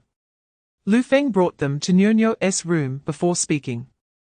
"I wonder what brings you here so late, Elder Han." Elder Han didn't beat around the bush, and directly stated his intention. "We are here to discuss something important with you. The people you found last time, with Xiaozhong, are spies from a small island country. We have wiped out a spy den through them and intercepted several pieces of intelligence there." Chapter 305 Organizing Personnel. Preparing to depart, Han Zhenguo and Zhong Changshan looked at Lu Feng with admiration, not expecting him to say such things. Not only did Lu Feng say it, but he was also able to do it. This level of awareness exceeded their expectations. Lu Feng didn't notice Han Zhenguo and Zhong Changshan's thoughts. He looked at Han Songgang and asked, "Elder Han, when are we setting off for the border?" Since Lu Feng has taken on this daunting task and agreed to lead the team to the border, Han Songgang has also informed Lu Feng of the military's specific plans. "There's no rush. Before heading to the border, we still have some preparations to make. We need to eliminate the spies who are contacting foreign forces outside the border with the Miao Bear Nation. Only by getting rid of them can we impersonate them to go to the border. Otherwise, if the foreign forces learn about our military's involvement, your trip to the border will be a trap. We would also like to ask you to lead this mission. What do you think?" Lu Feng nodded in response. "All right. Have you tracked down the whereabouts of those spies?" At this moment, Han Zhenguo spoke up. "Yes, we have. Lu Feng. There is less than a month left until the foreign forces from the Miao Bear Nation make contact. I hope you can adjust quickly and take people to eliminate those spies first. Whatever manpower you need, just say the word, and I will send people to assist you." Chapter 306 Nonsense. The tiger skin is out on the other side. Lu Gang returned home under the moonlight. As soon as he opened the door, the boy tiger rushed out upon hearing the noise. Dad, you're back. Where's my wooden gun and snacks? Hurry and show me, give them to me." Tiger couldn't wait to grab the basket that Lu Gang had hung on the bike, and he ran back to his room, dumping everything from the basket onto the Kang. Tiger had been looking forward to his dad bringing him a wooden gun since morning, and he even told the village kids that his dad would buy one tonight. Therefore, he didn't even bother to look at the snacks, tossing them aside to find the wooden gun mixed in with the snacks. However, when Tiger saw that the wooden gun was just a model that couldn't shoot anything, he instantly felt immense disappointment. Just then, Lu Gang parked his bike and returned to the house. Upon seeing Lu Gang enter, Tiger threw the wooden gun on the ground and shouted angrily.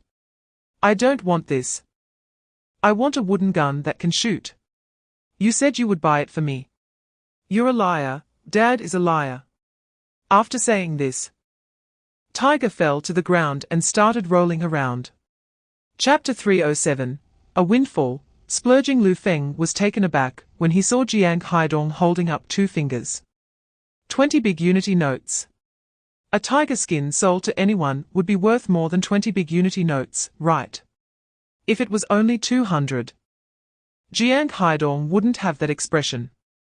Lu Feng's eyes lit up. If it's not 200, could it be 2,000? He excitedly looked at Jiang Haidong and asked. Uncle Jiang, are you saying our tiger skin sold for 2,000? Jiang Haidong nodded. Yes, it's 2,000.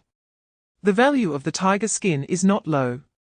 But your tiger skin is somewhat damaged and has many tiny bug holes, so the buyer is only willing to give 2,000 at most. If it were intact, it would be worth at least 4,000. I found several buyers, and only this one offered the highest price. I thought this price was about right. So I helped you sell it. Are you satisfied with this price? Lu Feng smiled and nodded repeatedly, saying, satisfied, of course I'm satisfied. Selling it for this price indeed exceeded his expectations. When he made the tiger fall off the cliff, he was seriously injured. And coupled with the fact that his body was severely depleted by the original owner, escaping from the tiger's mouth was a matter of life and death. Relying on his combat experience from his past life. Chapter 308, Future Plans. National Day debut. Lu Feng stared at the pile of items in front of him, falling silent for a moment. The items were bought, but with so many things, how could he carry them all back? The supply and marketing cooperative in this era only sells goods and doesn't provide delivery services, so he had to figure out a way to get them back himself. Lu Feng had no choice but to ask the salesperson, who sold him the items, to keep an eye on them while he took the gifts he bought for Jiang Haidong to visit Jiang Haidong's home. The door was opened by a middle-aged woman who looked well-groomed, wearing stylish clothing, with her hair styled up. The middle-aged woman saw Lu Feng and asked, Who are you? Lu Feng guessed that this person should be Jiang Haidong's wife and smiled, saying, Auntie, my name is Lu Feng, and I brought some things for Uncle Jiang. The middle-aged woman had heard Jiang Haidong mention Lu Feng before. Oh, you are Lu Feng. Come in and sit down. The middle-aged woman smiled and invited Lu Feng inside. Lu Feng, please sit. I'll get you a glass of water. Lu Feng brought the items into the house and placed them on the table. Auntie, you don't need to go to the trouble. I just met with Uncle Jiang today, and I'm just here to drop off some things for you. I'll be on my way. After saying that, Lu Feng left Jiang Haidong's house, found a donkey cart in the town, gave the driver $1, and asked him to help deliver the items back to the village. Chapter 309, Splitting the Money. Delighted, the first thing Qian Guoqing did, when he returned to Henghe village, was to head straight to Lu Feng's house. Since he had made his decision, he wanted to tell Lu Feng. Upon seeing Lu Feng, Qian Guoqing immediately said, Cousin, I've made up my mind, I'm going with you. I'm still young and it's the right time to venture out. I want to go out and explore with you. Once I achieve some merit, I will have the confidence to marry Chuanxiang. His face was filled with determination. Lu Feng smiled and patted Qian Guoqing's shoulder, saying, You're a good kid. One should not narrow their own path, then you can set off with me tomorrow. By the way, you came at the right time, I just went to the town. And Uncle Jiang has already sold the tiger skin we left with him. I brought back the big unity notes, go call your cousin over. And we'll split the money. Qian Guoqing's eyes lit up, and he was in high spirits. What? It's sold. All right, cousin, wait a moment. I am going to call cousin Lu Dahei. After saying that, Qian Guoqing turned and ran to call Lu Dahei. Qian Guoqing burst into Lu Dahei's house, shouting, Cousin! Hurry! My cousin sent me to call you over. Chapter 310, Acting Team Leader, Final Arrangement. Sisters-in-law, this money indeed comes from the sale of the tiger skin. Qian Guoqing also stepped forward to explain. Qin Ruolan was aware of this matter, and upon hearing Lu Dahei's words, she felt relieved. Li Yue, who was tightly holding Lu Dahei's hand, also recalled this matter when she heard Lu Dahei's words. For a long time, she had been in a good mood because Lu Dahei made a big profit. She had been thinking about the tiger skin, as once it was sold, her family would have more savings. However, didn't Lu Dahei say that he and Qian Guoqing only took 2%? Why did they both have such a large roll of big unity notes in their hands? Li Yue looked at Lu Dahei in confusion. Is this big wad of cash you have your share? Lu Dahei smiled and nodded, excitedly saying, yes, this is all ours. Yue, you can't even guess how much Manager Jiang sold that tiger skin for. 2,000. That tiger skin sold for 2,000. After finishing, Lu Dahei laughed so hard his eyes disappeared. His words left Li Yue and Qin Ruolan stunned. Li Yue, unsure if she heard wrong, asked again, what did you say? That tiger skin sold for 2,000. Chapter 311, A Fresh Start. Assets doubled after Lu Dahei and his wife left with Qian Guoqing. Only Lu Feng and Qin Ruolan were left in the room. Qin Ruolan was a bit reluctant and sad, thinking about Lu Feng leaving tomorrow. Lu Feng naturally sensed the change in Qin Ruolan's emotions. He smiled and said to her, wife, look what I brought back. With that, Lu Feng pointed to where the sewing machine was placed. He had to go on this trip, so he could only think of ways to make Qin Ruolan happy. Qin Ruolan looked in the direction Lu Feng was pointing, and when she saw the sewing machine not far away, her initially dull expression instantly brightened with surprise. A sewing machine? You bought a sewing machine today? Lu Feng nodded, smiling, now that we have a sewing machine, it'll be much easier for you to mend clothes in the future. Qin Ruolan walked over and touched the sewing machine, her face unable to hide her joy. However, thinking about the price of the sewing machine, she immediately frowned and said with some distress, Finger, this sewing machine must have cost a lot. Why did you buy this? I could have just sewn it by hand. Seeing Qin Ruolan's pained expression, Lu Feng couldn't help but laugh. Chapter 312, Preparedness. Lu Gang educates his son. Qian Guoqing nodded. Dad, I know. I will definitely learn well from my cousin. He then said, Mom and Dad, my cousin and I will leave early tomorrow. You both take care of yourselves. Qian Yujin frowned, leaving tomorrow. So soon. How is Xiao Feng's family arranged? If you leave, there will only be a few girls left in his family. That's not safe. Qian Guoqing informed Qian Yujin about Lu Feng's arrangements. After hearing this, Qian Yujin thought for a moment and said, Dahei is a stable person, but sometimes he has to patrol at night. And there won't be any men at home during that time. How about this? Your mother and I will go to Honghe village and stay in the old house where you currently live. It's close by, so if anything happens, we can hear the commotion and rush over. Plus, having one more person can provide extra support. Qian's mother also said, yes. There's nothing going on at home right now. Your father and I will go to Lu Feng's old house to help keep an eye on things. Not to mention how Lu Feng always thinks of them, and even earned so much money for Qian Guoqing. Even if Lu Feng hadn't made money for Qian Guoqing. After turning over a new leaf, he had given them a lot of things. Now that Lu Feng was going far away, they, as his uncle and aunt, should help look after his home. Chapter 313, Time to Part. Familiar smells. Huzi suddenly burst into tears, shouting loudly, I want my mom. My second dad treats me so well. I don't want you. I want to find my second dad. I want to be my second dad's son. Hearing this, Lu Gang was almost furious enough to spit blood. Lu Gang already hated Zhong Mai for going back to her family and getting together with that widower. Now his own son not only called that widow a second dad, but also wanted to be that widower's son. Lu Gang's anger peaked in an instant. He shouted with a twisted expression, "Shut up! You are my son. If you want to be that damn widower's son, dream on. You ungrateful brat. I'll teach you a lesson." With that, Lu Gang pulled down Hu Zi's pants and gave his backside a hard spanking. "I don't want you.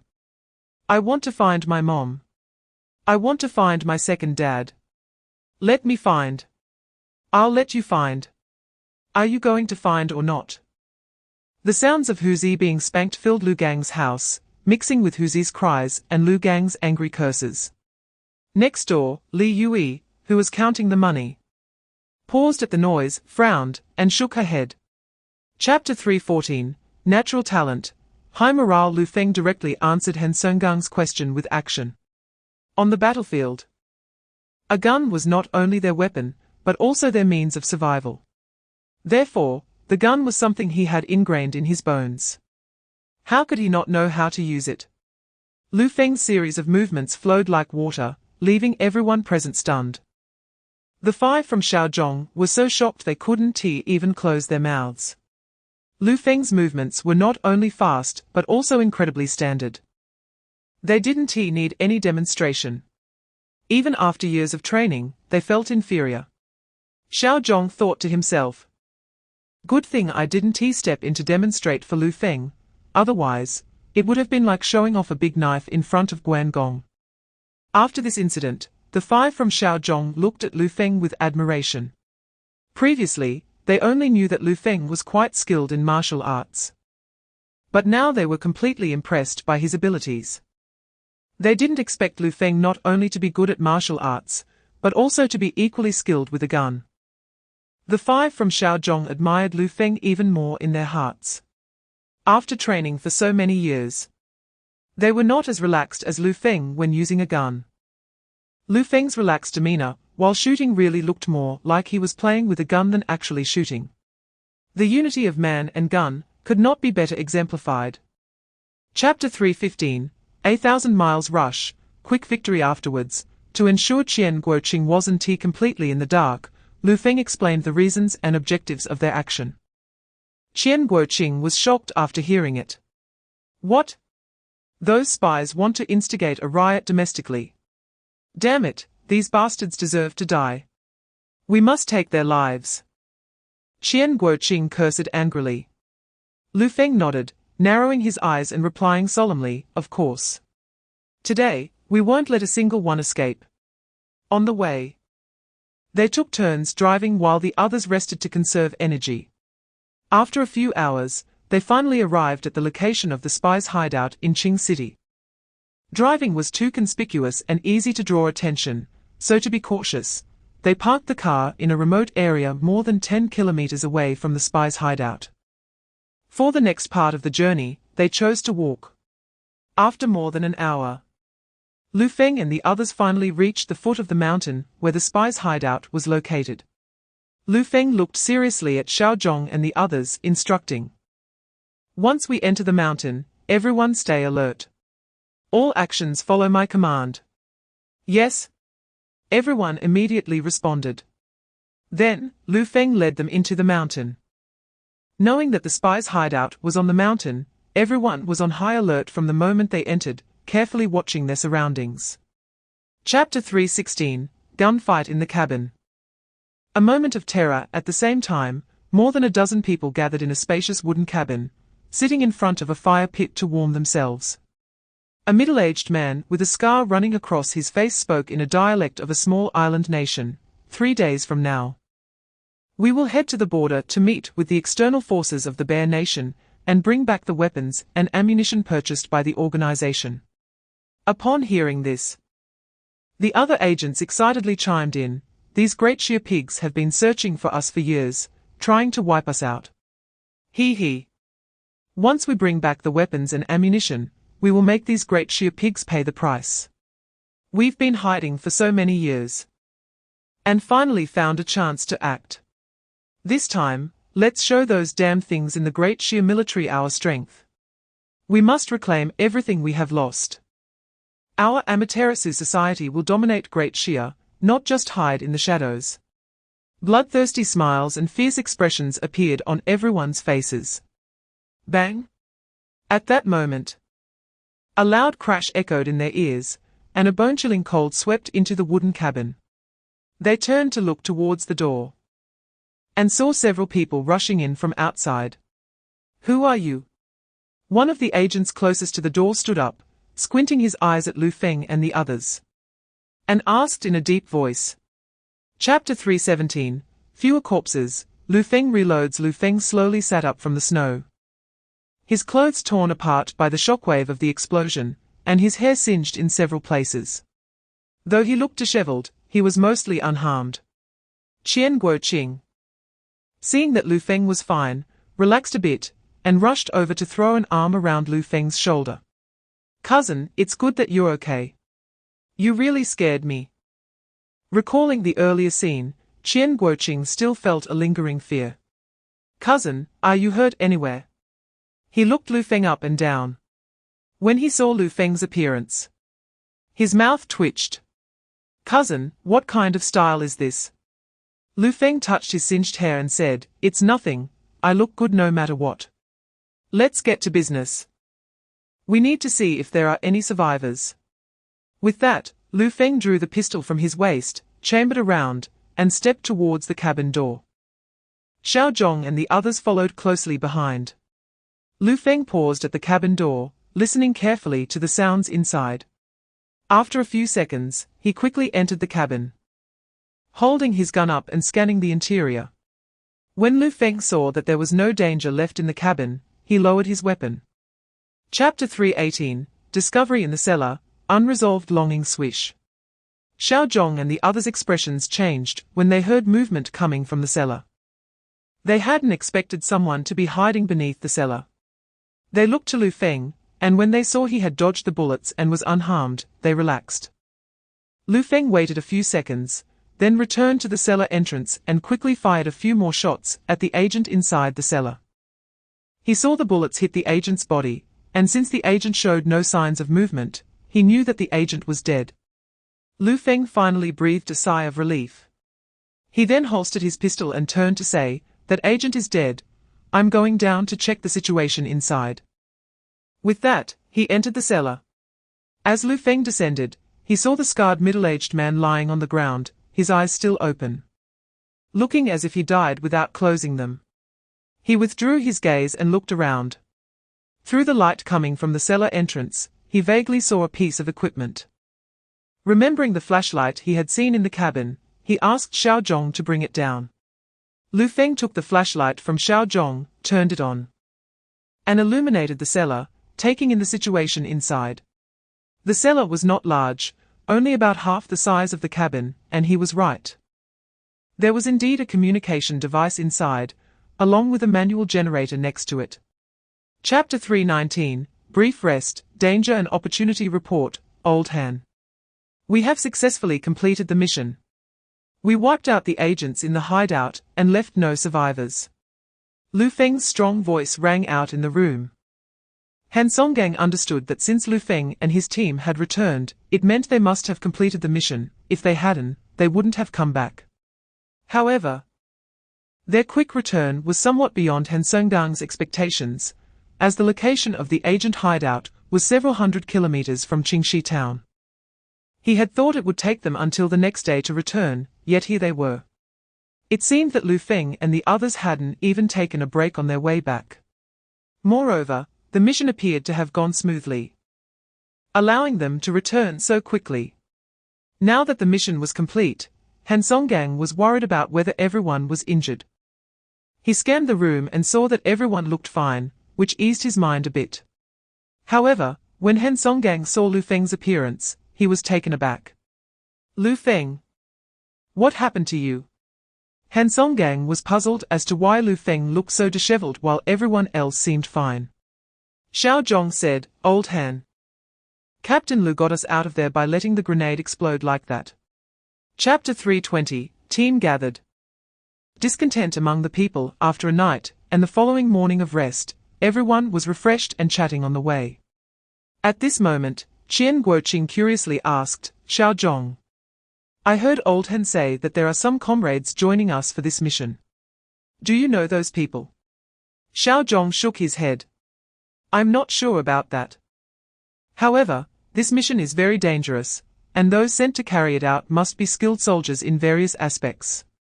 At the same time, 3 military vehicles drove into a combat zone located in Liaoshe. Upon arrival, strong soldiers jumped out of the vehicles. Soon after, Han Zhengguo and his daughter Han Jingru also got out of the car. Han Zhengguo briefly communicated with the people who came to meet them, and the soldiers immediately led everyone to their temporary accommodations. Han Zhengguo looked at the soldiers in front of him and said, You all rest first and regain your strength. We will set off once everyone has arrived. Yes. Everyone responded and went to their dorms to rest. A few minutes later, one young man with dark skin and a hooked nose looked at another young man with a square face and deep-set eyes, saying, Peng Ji. I heard that our team leader for this operation is not from the military, is that true? Chapter 321, Operation Sharp Blade. Qin Ruolan's odd behavior after Lu Feng and his team were sent back to their dorms by Han Zhengguo as soon as the door closed. Xiao Zhong spoke up, I think I just saw Peng Hongbing. Peng Hongbing? Who is that? Qian Guoqing asked, looking at Xiao Zhong in confusion. Xiao Zhong replied, He's a soldier in our army, quite capable, but he's a bit arrogant and hard to manage. Lu Feng raised an eyebrow, wasn't this just the troublemaker? Qian Guoqing felt a bit worried and frowned. Huh? Not willing to be disciplined. Will he also not listen to his cousin's discipline? At this moment, Xiao Ju said. He shouldn't, right? This task is not only extremely important, but also very dangerous. Peng Hongbing knows the seriousness of the situation, so he shouldn't act recklessly. Lu Feng didn't let them continue this topic and said, All right, everyone is tired after an afternoon, let's rest. Recharge your energy, as once we set off tomorrow. Our mission will begin, and it will be hard to get a good sleep afterward. Due to the unusual nature of this task, everyone dared not take it lightly. So they all followed Lu Feng's words and went to rest. The next day, as the wake-up call sounded in the military, Lu Feng and his team woke up immediately, quickly tied it up, and left the dormitory. Chapter 322, Dream Come True. Trouble from the troublemaker Qin Ruolan had already given birth, so she naturally understood Qian's mother's meaning. Moreover, this situation had not occurred for the first time. When this situation arose again earlier, she had already guessed that she might be pregnant. She thought about how her period had not come for 2 months, and was more certain of this guess previously, when her period was delayed. She hadn't thought much of it, as it had become common for her. Over the past few years, Lu Feng had lost a lot of money, and they had pawned everything valuable in their home to pay off debts, leaving little food for her and her daughter, so it was common for them to go hungry. Because of this, her period had always been irregular, sometimes coming only once every 2 or 3 months.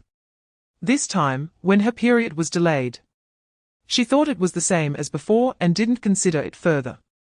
Now, thinking back, she suddenly realized she was pregnant. Qin Ruolan was instantly excited. What she had been thinking about for so long had finally come true. She suppressed her excitement and said, A few days ago, there was a similar situation. But it has been quite normal these past few days. This morning, when I got up, I even felt a bit of tightness in my chest. My period was 2 months ago, but my period has been irregular for the past 2 years, so I hadn't considered it before. Chapter 323, Using Authority for Threats. Staying alert, Peng Hongbing and others spoke in a way that concealed their intentions, and Lu Feng could definitely tell. Lu Feng's gaze swept over Peng Hongbing and the others, and for a moment, he didn't speak. The 4 people next to Peng Hongbing stiffened at Lu Feng's gaze, not knowing why they felt a bit intimidated. Was it just an illusion? It must be an illusion. Lu Feng was just a mountain dweller who made a living by hunting. What was there to be afraid of? Not only them, but even Peng Hongbing felt a momentary sense of pressure. The next moment, he returned to normal. He sneered inwardly, thinking that Lu Feng was just relying on Han Zhengguo's support to act tough. How much real ability could he have? Peng Hongbing still looked down on Lu Feng. At this moment, Lu Feng withdrew his gaze and said, "Okay, then let's rest here for a while." Following Lu Feng's order, everyone got out of the vehicle to stretch and rest. Except for Peng Hongbing and a few others, the remaining members were very curious about Lu Feng. However, they had been on the road all morning and hadn't had a chance to talk to him. Now that the opportunity finally came, they all sat down next to Lu Feng and struck up a conversation. One of them curiously asked, "Captain, I heard that the military boxing set we are training now was developed by you." Chapter 324, Once bitten, twice shy, militia causes trouble. Qian Guoqing cleared his throat and smiled. "Well, I didn't know she was Uncle Han's daughter.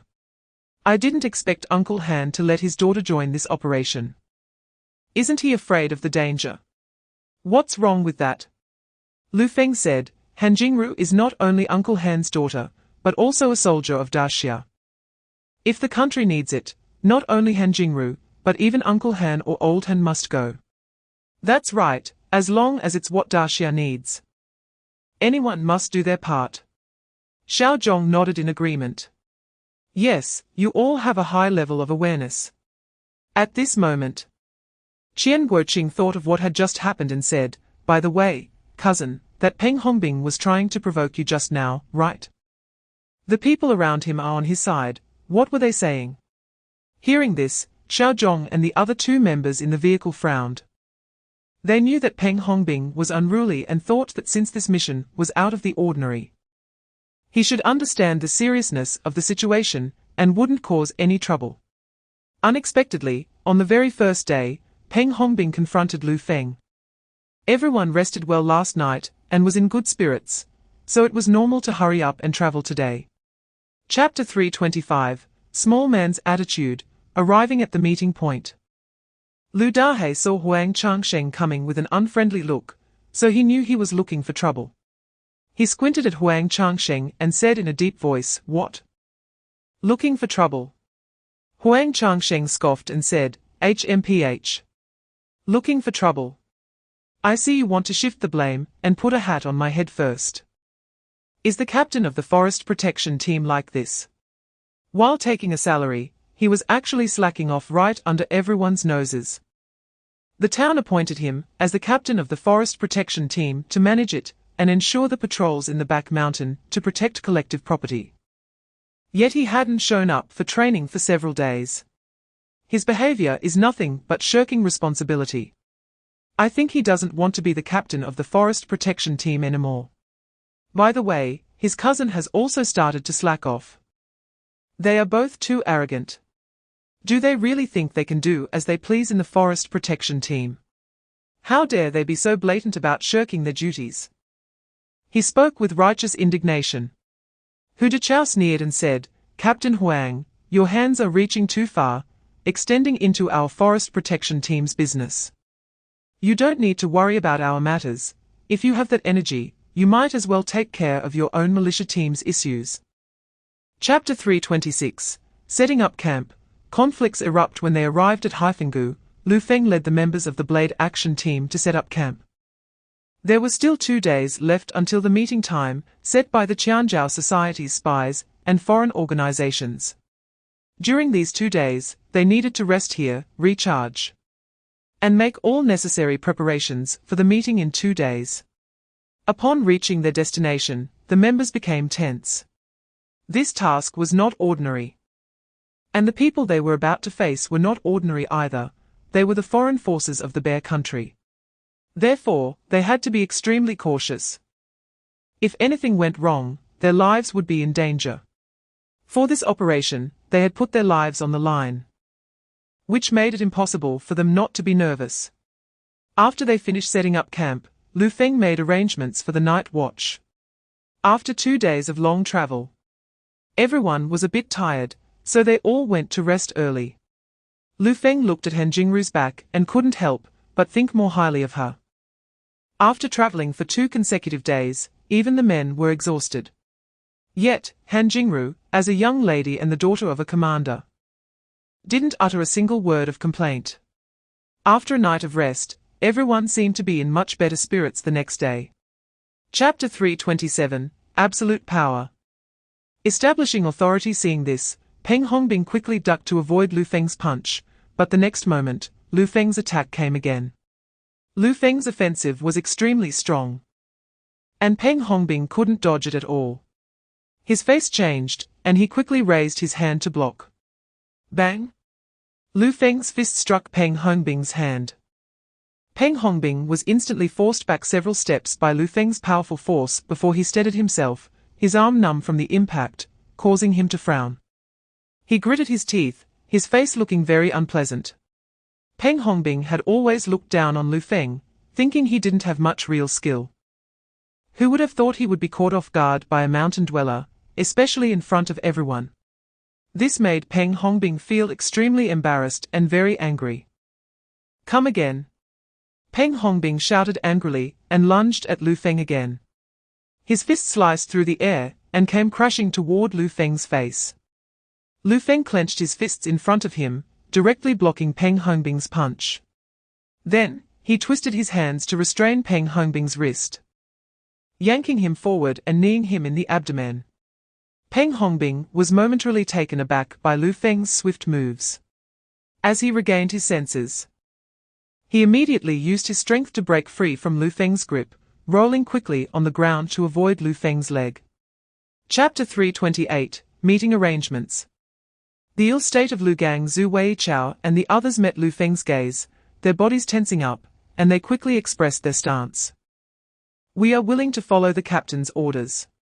Yes, we are all willing to follow the captain's instructions and complete this mission together.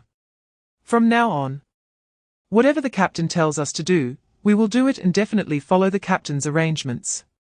Upon hearing their words, Lu Feng nodded in satisfaction. He secretly scoffed. Just a few unruly ones dared to be arrogant in front of him. If he couldn't handle a few troublemakers, then he had wasted years in the military. Lu Feng looked at everyone again and said, since no one has any objections, let's proceed as I say. All actions will follow my command. After witnessing Lu Feng's abilities, this time, no one opposed or dared to voice any objections, they all immediately agreed. Yes. After Lu Feng finished the arrangements, he let everyone disperse. Qian Guoqing walked up to Lu Feng, giving him a thumbs up. Cousin, you're amazing. I've noticed you are getting more handsome, and I admire you more and more. I must learn from you. Lu Feng smiled and patted Qian Guoqing's shoulder. All right, study hard. I have high hopes for you. Chapter 329, Turbulent Times. A great enemy approaches meanwhile, in the county. Boss Jiyu, it's bad. A young man rushed into the room, shouting. Boss Jiyu frowned and said unhappily. What's worth you making such a fuss? His subordinate quickly reported the news he had received. There's been an incident with the forest protection team. For the past few days, our informant in the forest protection team hasn't sent us any news. I sent someone to inquire about the situation. And it turns out the forest protection team discovered we stole wood from the mountain and has already changed their measures. Now, the forest protection team will no longer notify team members in advance about the specific time and route of patrols. They will only inform the team members patrolling 15 minutes before, which is too tight, and our informant can't notify us in time. He paused for a moment and added. Boss Jiyu, Lu Feng must have guessed that we found other people as informants in the forest protection team. Upon hearing this, Boss Gu's expression turned serious. Although he had never met Lu Feng, he was not unfamiliar with him. Through his subordinate's encounters with Lu Feng, he knew that Lu Feng was not a fool. On the contrary, he was both brave and resourceful. Chapter 330, Steadfast as a mountain, foreign forces appear. Everyone's expression was very serious. They understood the dangers of this situation. If something went wrong, the consequences would be unimaginable. A few even rubbed their hands on their waist holsters, trying to relieve their tension. Lu Feng scanned the crowd with a calm expression and said, "No need to be nervous, just treat this as an ordinary meeting. Being too tense will instead reveal flaws and make the other party suspicious. Even the people from the Qianzhou society don't know we eliminated the spies they sent for the meeting, let alone the foreign forces from the Bear country. We just need to meet normally and accept the batch of firearms and ammunition from them, and our mission will be complete." Upon hearing Lu Feng's words, everyone turned to look at him. They realized that Lu Feng was not just talking, he was indeed very calm. Seeing Lu Feng so composed, their own tension gradually dissipated. And they slowly calmed down. At that moment, they all understood why Han Zhenghua had appointed Lu Feng as the leader of this operation. Lu Feng not only had exceptional strength, but also an incredibly strong inner self. Faced with such a dangerous situation, he remained unfazed, which not everyone could achieve. Chapter 331, Identity Exposed. Sudden gunfight. As soon as Lu Feng and his group entered the tent, his eyes swept across, observing the situation inside. There were 6 big bearded men inside, all carrying submachine guns. In front of these 6 men sat a tall, middle-aged man with a high nose and deep-set eyes. Lu Feng guessed that this was the leader of the Bear country's forces. At that moment, the middle-aged man looked at Lu Feng with his grey-blue eyes, scrutinizing him from head to toe before speaking. "Are you from the Qianzhou society?" Lu Feng nodded and calmly answered his question. "We from the Qianzhou society have come here to purchase a batch of goods, and we were arranged to receive them." The middle-aged man leaned back in his chair, tapping his fingers on the armrest, not speaking for a moment. He glanced at Lu Feng and then at Peng Hongbing and the other 3 behind him. Peng Hongbing and the others noticed the middle-aged man's expression, feeling a surge of unease, but they did not show it on their faces. After several seconds, the middle-aged man's voice rang out in the tent. However, his words startled Peng Hongbing and the others. "You don't look much like people from the small island countries. You seem more like people from the Great Xia." Chapter 332, Seizing the Initiative, Betting Everything. "Captain, be careful. Cousin, quickly dodge." Suddenly, the tent was filled with exclamations from everyone.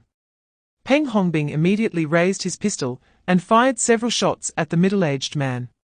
At the same time, Lu Feng quickly dodged to the side, narrowly avoiding the bullets.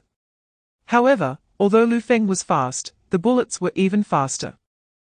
While none of the bullets hit his vital points, one bullet still pierced his arm.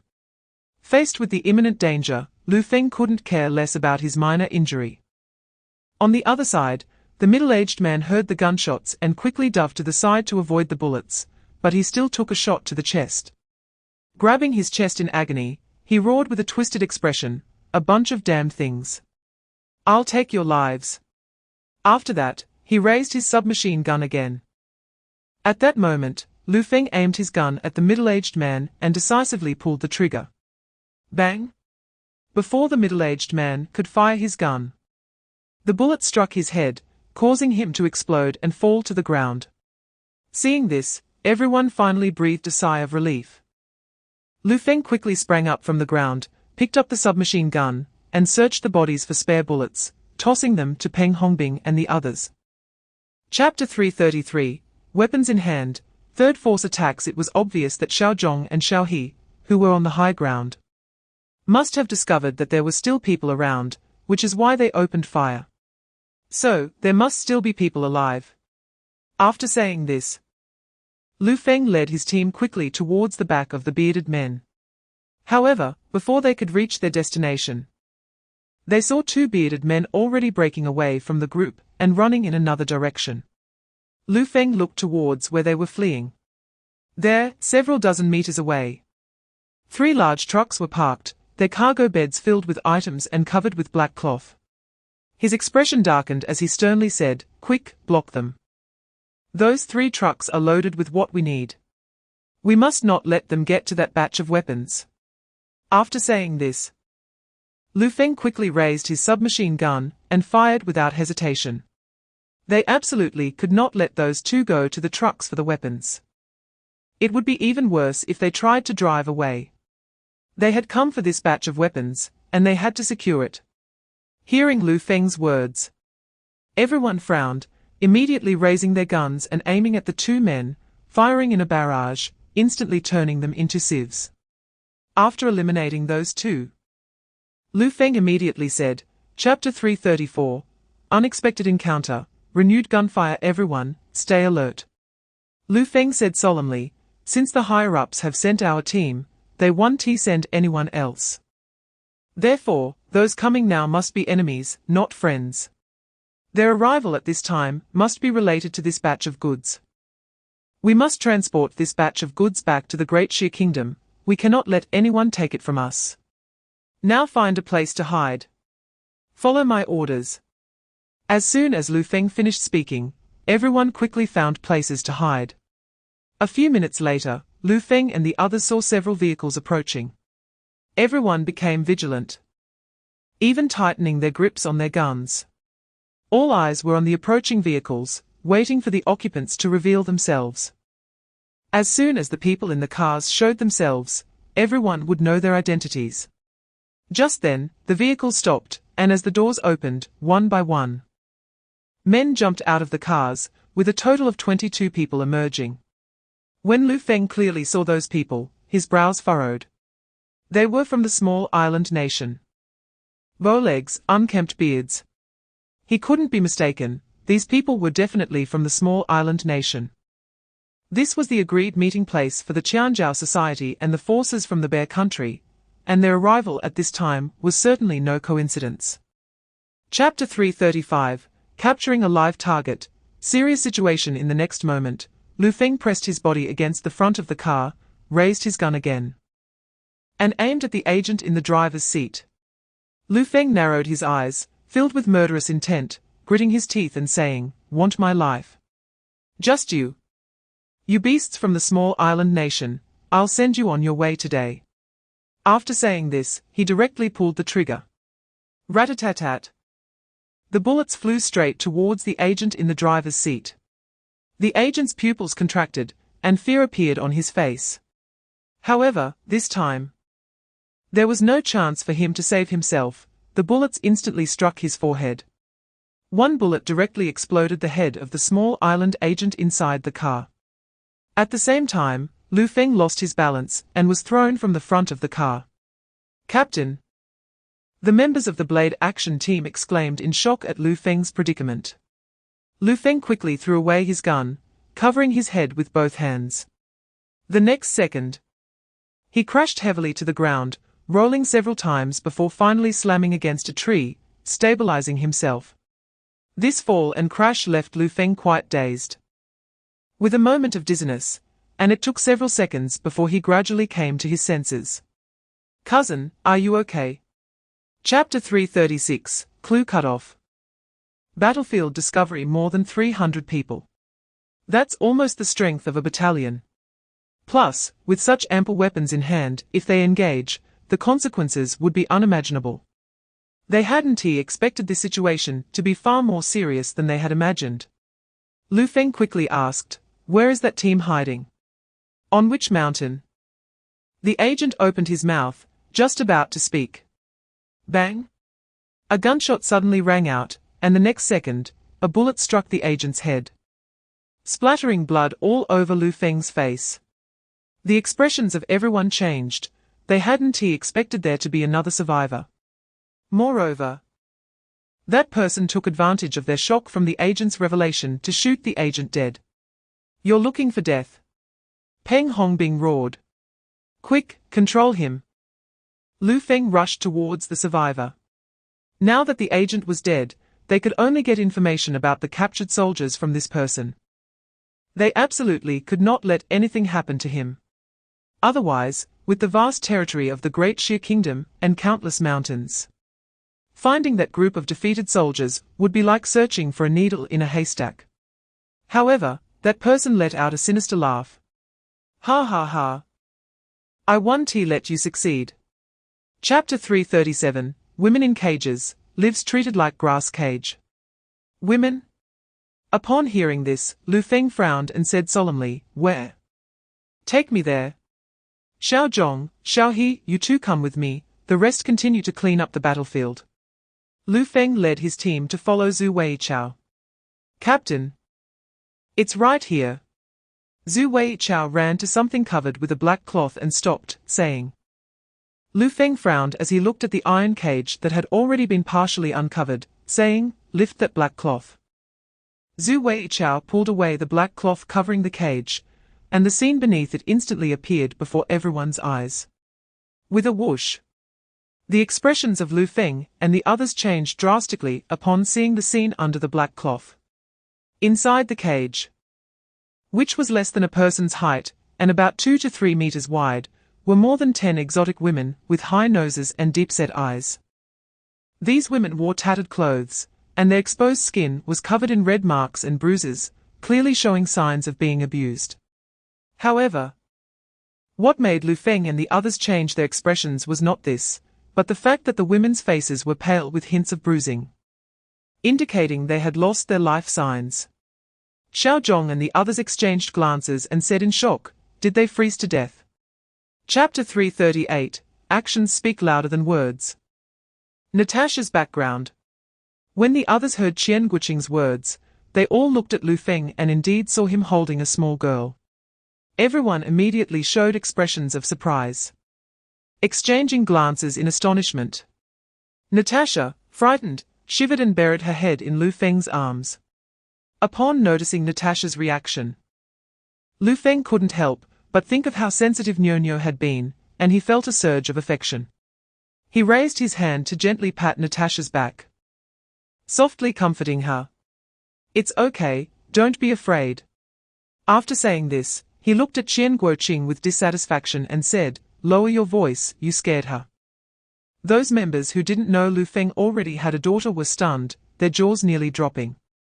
The man who could kill enemies without blinking was capable of such tenderness. Is this what they call a tough man with a gentle heart? Qian Guoqing asked, "Cousin, who is this little girl?" Lu Feng replied, "Her mother froze to death. And before she died, she entrusted her to me. I could only take her back, otherwise, in this freezing weather, a little girl wouldn't have any chance of survival." Hearing Lu Feng's words, everyone recalled what Zhu Weichao had said when he came to find Lu Feng, about discovering women locked in an iron cage. Chapter 339, Taking Action Early, Crisis Erupts. The immense fear caused Natasha's small body to tremble, and tears streamed down her face. Seeing this, Lu Feng quickly reached out to gently pat Natasha, comforting her. "It's okay, I'm here, don't be afraid." Lu Feng thought about what kind of drastic changes Natasha's family must have gone through for her, and her mother to fall into the hands of those hairy bear country men.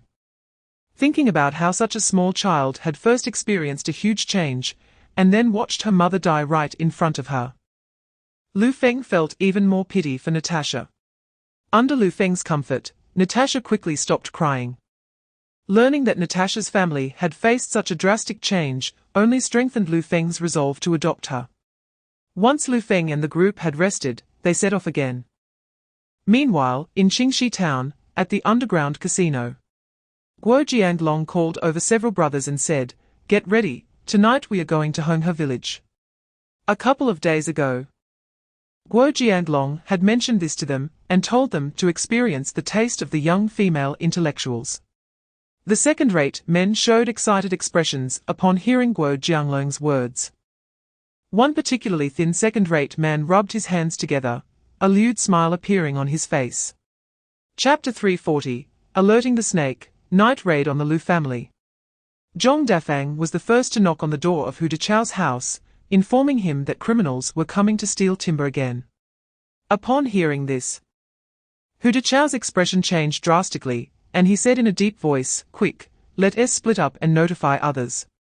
We need to go up the mountain to support."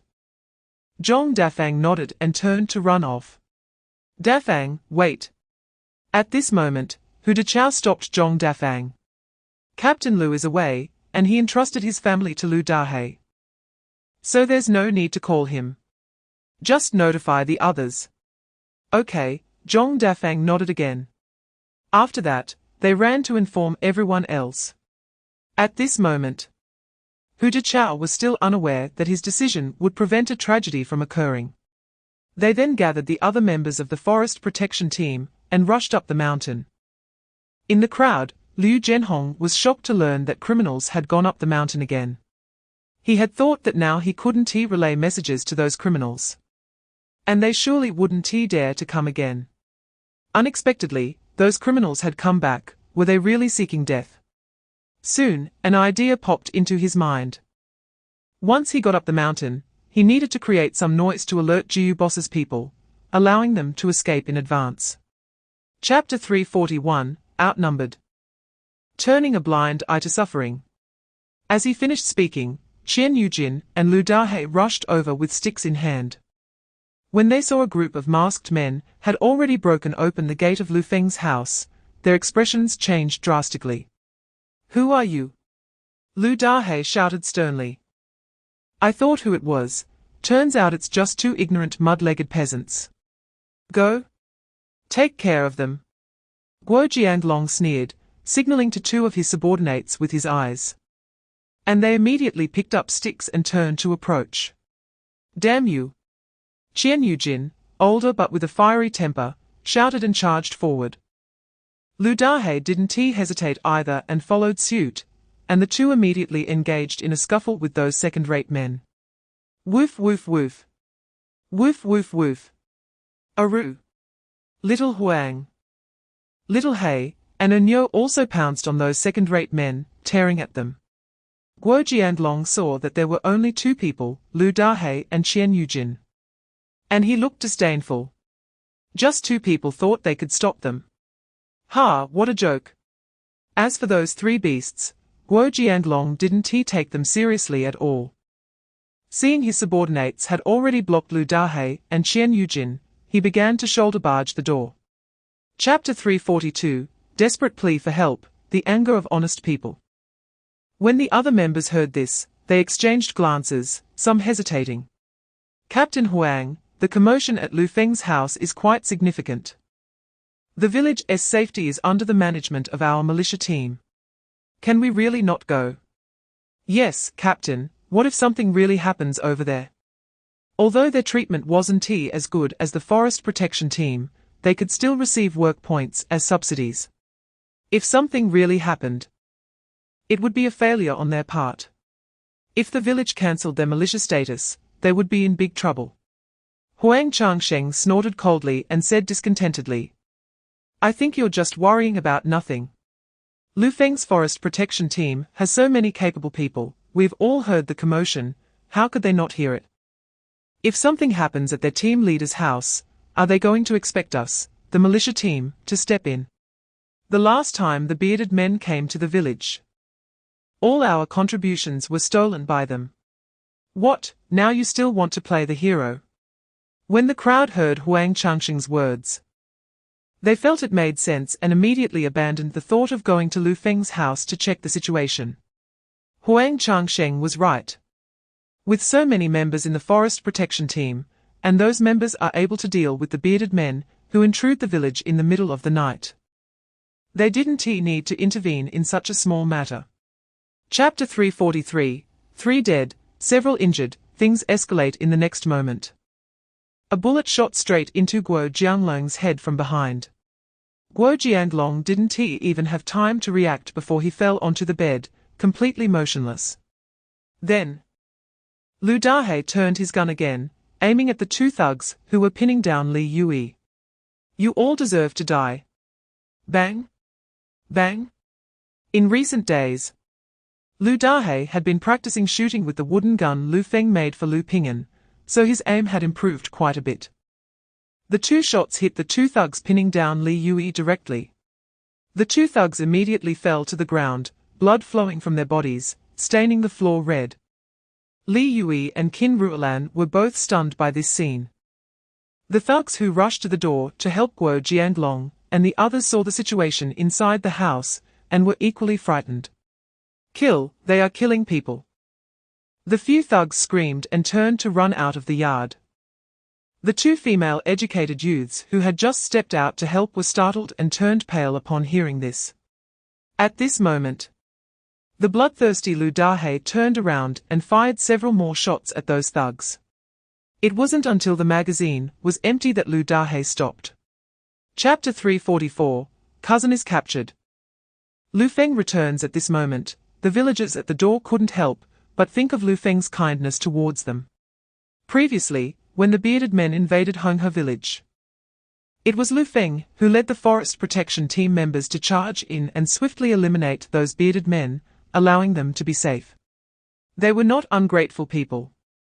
Last night they didn't dare to come out to help for fear of getting involved, but now they could stand up to testify. With so many police officers around, those evildoers wouldn't dare to do anything. They had nothing to fear. Thinking this, a middle-aged man living next to Lu Feng's house was the first to step forward. Comrade police, I live right next door, and I can testify that it was those people who broke into Lu's house in the middle of the night. With him stepping forward, one after another, more people came forward. Comrade police, I can also testify that those people broke open Lu's door and barged in. Yes. There were quite a few of them. Dahe and the others were no match for them, and they were forced to act. Aria'sWhisper's house is full of women and children. Who knows what would have happened if those beasts broke in? Dahe is an honest man and wouldn't he kill without reason? He must have been pushed to the edge by them to act. Comrade police, you must investigate thoroughly. Chapter 345, Military Anger, Cutting Through Thorns and Thistles. Another purpose. What do you know? Han Songgang stared seriously at Lu Feng. Since Lu Feng spoke so confidently, he must know something. Then, Lu Feng informed Han Songgang about what happened at the border. We just dealt with those big bearded men from the Bear Country and finished inspecting that batch of weapons and equipment, only to discover that another group was heading our way. And that group was none other than the agents of the Qianzhou Society. We ambushed them. And when those people arrived, we immediately surrounded and attacked them, eliminating them, and finally learned a shocking secret from one of the survivors. The equipment prepared by those big bearded men from the Bear Country was not only provided to the agents of the Qianzhou Society for them to incite riots during the Spring Festival. There was an even more important purpose. Upon hearing this, Han Songang's brows furrowed even tighter. He realized that the situation was definitely not simple. Then, Lu Feng's voice rang out again. From the agents, we learned that several years ago, a group of prisoners of war escaped from an overseas POW camp and infiltrated our great Xia country, hiding in the mountains, numbering about 300. They contacted the Qianzhou Society, and that batch of equipment was prepared by the Qianzhou Society to support that group to return. Chapter 346. Conviction and release. Peng Hongbing did not beat around the bush, and directly expressed his gratitude. Captain Lu, thank you for not mentioning the matter that exposed our identity due to my negligence just now. I was wrong to have been dissatisfied with you and constantly creating trouble. I was narrow-minded. You are a capable and magnanimous person, and I, Peng Hongbing, am convinced by you. Lu Feng's expression did not change. And he casually said, is it just because of this matter? You should be grateful that we didn't lose any members. We are all fine. And the mistake you made did not lead to any serious consequences. If any members had fallen there, it wouldn't have been so easy to pass this matter. Even if Old Han didn't ask, I would report this matter to him. Lu Feng acted as if it were all business. Peng Hongbing was not angry at Lu Feng's words. He looked at Lu Feng and said, it's only right. If my mistake led to the members of the Blade Action losing their lives, I would take the initiative to accept punishment without you saying anything. Captain Lu, thank you for this matter, and if there is anything you need in the future, just let me know, and I, Peng Hongbing, will definitely assist. In the military, strength speaks volumes, and after witnessing Lu Feng's strength and courage, he respected Lu Feng greatly. Chapter 347, Return. And an old man steps in Lu Ping'an, and Oya raised their heads upon hearing this, their red and swollen eyes looking towards Qin Ruolan. Arya cried and asked, "Aunt, can uncle really save my father?" Qin Ruolan thought about Lu Feng's expression when he said that and chose to believe in Lu Feng. Since Lu Feng said so, he must have a way to save Lu Dahai. Qin Ruolan nodded, assuring Lu Ping'an and Arya, "Your uncle will definitely find a way to save your father." Lu Ping'an's eyes lit up, and hope suddenly filled his heart. In Lu Ping'an's mind, Lu Feng was the most capable person. Since Lu Feng said he could save his father, he would definitely be able to do it.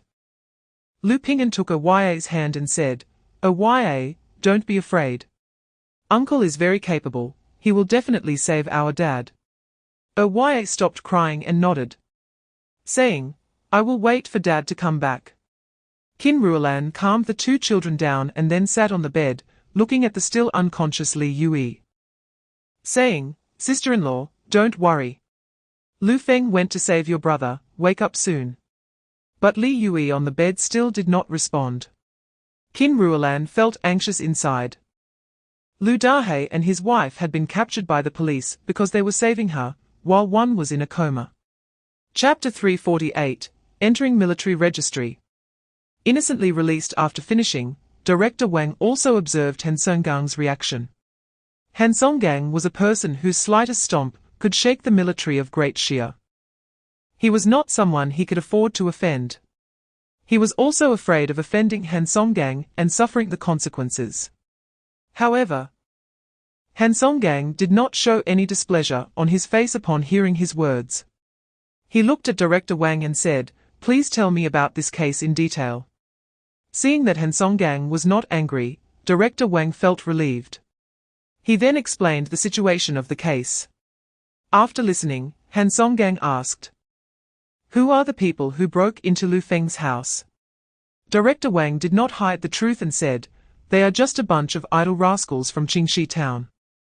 Han Songgang squinted his eyes and snorted coldly. HMPH, idle rascals.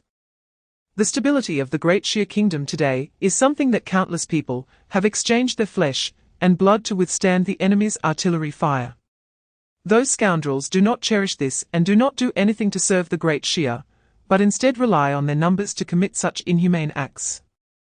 A group of parasites of the Great Xia Kingdom, if I were there, let alone just 3 of them, I would definitely kill them all. These scum are a waste of resources just by being alive. Chapter 349, Plans Ruined, Double Happiness arrives after Han Songgang and Lu Feng left. Director Wang finally breathed a sigh of relief. He looked at Lu Feng's back and secretly sighed. The last time Lu Feng was involved in a speculative scandal, it was Han Songgang who helped him out, and he knew this kid was not simple. It seems his guess was indeed correct. Lu Feng truly has a bright future. There are many capable people in the military, but for someone like Han Songgang to treat him differently and even have the thought of recruiting him. Lu Feng's abilities are indeed remarkable. On the other side, when Lu Gang heard that Lu Feng had returned, a deep sense of unwillingness surged in his heart again. He originally wanted to take advantage of Lu Feng's trip to let Guo Jianglong sleep with that cheap woman, Qin Ruolan. Didn't he Lu Feng care about that cheap woman? Once Qin Ruolan became a used shoe, wouldn't he Lu Feng be heartbroken? Who would have thought that Guo Jianglong, that useless guy? Couldn't he accomplish anything even with so many people, and ended up getting killed? Lu Gang also harbored resentment towards Lu Dahai, who ruined his plans. Lu Feng was just Lu Dahai's cousin, yet Lu Dahai dared to kill to protect that cheap woman, Qin Ruolan. If it weren't for his interference, Qin Ruolan would have already been with Guo Jianglong, and now that Lu Feng is back, all plans are ruined. Chapter 350, Some Fear. Adopting Natasha. Since Lu Dahai's family was in their room, Qin Ruolan and Lu Feng could only go to Nyonyo's room. Qin Ruolan touched her still unchanged belly and glanced at Lu Feng beside her. She was pregnant with Lu Feng's child again. Lu Feng should be very happy, right? She was looking forward to Lu Feng's reaction. Once inside, Qin Ruolan spoke first. "Feng Ji, I have something to tell you." A smile could not be hidden from her face. Seeing this, Lu Feng raised an eyebrow. "What good news could make you this happy?" Qin Ruolan looked at Lu Feng and said, Feng Ge, we have another baby. After saying that, she focused on Lu Feng's reaction. Upon hearing this, Lu Feng's eyes lit up, and he became excited. What? You're pregnant? Wifey, you're amazing. I'm going to be a dad again. When did this happen? Seeing Lu Feng's excited reaction, Qin Ruolan felt his happiness, and her smile grew even wider. I found out right after you left. Lu Feng suddenly thought of what happened the night before last. If he hadn't asked Lu Dahai's family and Qian Yuejin's elderly couple to take care of Qin Ruolan and her daughter at his house, there wouldn't he have been a single man at home that night, and the consequences could have been unimaginable. Chapter 351, Newfound Respect, Deep Sisterly Love after accepting Natasha. Qin Ruolan also called Nyonyo and introduced Natasha to her. Nyonyo, this is Natasha, she will be your sister from now on, so you must take good care of her. Hearing this, Nyonyo showed a shocked expression, looking at Natasha and then at Qin Ruolan's flat belly. Sister? Mom, when did my sister grow so big? Obviously. Nyonyo thought Natasha was the child in Qin Ruolan's belly. Qin Ruolan and Lu Feng couldn't help but laugh at Nyonyo's words. Nyonyo. This brother or sister is still in Mommy's belly, Natasha is also your sister. Nyonyo said, Mom, there is still a brother or sister in your belly. Yes. Qin Ruolan nodded. Nyonyo, seemingly understanding, walked up to Natasha, held her little hand, and happily said, Sister, I am your older sister. I will take care of you from now on. Lu Feng and Qin Ruolan were initially worried that Nyonyo might feel that Natasha was taking away her love, but now, seeing the harmonious interaction between the two, they both felt relieved. He wasn't worried at all about Natasha's language barrier. Although Natasha couldn't understand them now, it didn't matter. Chapter 352, Trait Exposed, Self-Satisfaction. Nyonyo, you take your sister to play, Daddy is going to cook. After leaving the room, Lu Feng went to the kitchen to prepare food. During breakfast, Nyonyo took care of Natasha, so Lu Feng and Qin Ruolan didn't need to worry at all. Yi Juo smiled upon seeing Nyonyo taking care of Natasha. Nyonyo is indeed a good older sister. When Ruolan gives birth, Nyonyo can take care of her younger siblings again. Nyonyo's face was filled with a brilliant smile. I can take care of my younger siblings. Everyone laughed at Nyonyo's words. After breakfast, Qian Guoqing went to Hongxing village to find Li Chuanxiang. Qian Guoqing hadn't seen Li Chuanxiang for many days. Yesterday, something happened at Lu Feng's house, and he didn't have time to go. Now that the matter at Lu Feng's house was resolved, he could spare time to see Li Chuanxiang. When he left Honghe village with Lu Feng to go on a mission, he knew the task was fraught with danger, and he didn't know if he would come back alive. Now that he was back, he could also consider his marriage with Li Chuanxiang. Moreover, he had made contributions in the military, so he could proudly marry Li Chuanxiang. After Qian Guoqing left, Hu Deqiao also came to Lu Feng's house. Chapter 353, Thousands of troops are easy to find. A general is hard to seek. This is not something you should concern yourself with. Boss Jiyu coldly glanced at Liu Zhenhong and said in a deep voice. Swish. Liu Zhenhong noticed the displeasure on Boss Gu's face. His expression changed slightly, and he quickly said, Yes, I spoke too much. Boss Jiyu waved his hand. Akan, take him out. Immediately, Liu Zhenhong was taken out. After Liu Zhenhong left, he thought about how he had gained 5 more big unity tokens and felt very good. Boss Jiyu truly was wealthy, as long as he worked for Boss Jiyu. Would he still worry about not getting benefits? He could already envision the endless flow of big unity tokens coming his way. Liu Genhong's smile could not be contained, and he hummed a song as he headed to the supply and marketing cooperative to buy a pound of meat for Widow Li tonight. He planned to engage in a fierce battle with Widow Li to try to make her pregnant with his child as soon as possible. Liu Zhenhong now has money and a job, but he's still missing a son to make his life complete. Liu Zhenhong is still dreaming sweetly, unaware that Lu Feng has already planned to drag him out and make an example of him. His good days are about to end. Meanwhile, Han Zhenhua arrived early in the morning with a military doctor at Qingstone Town No. 1. Han Songgang asked the military doctor to check the wounds of the members of the Blade Action, and then called Han Zhenhua into the room to discuss the task at hand. Chapter 354, Serving as an Instructor. Military Academy Spark. Lu Feng's words made Han Songgang and Han Zhenhua's expressions change. Han Zhenhua frowned and immediately said, "What's wrong? If you're dissatisfied with the treatment, we can talk it over. You have a certain understanding of military affairs, and you should know that my father has given you a high position. It's quite good for someone who just entered the military to have such a position.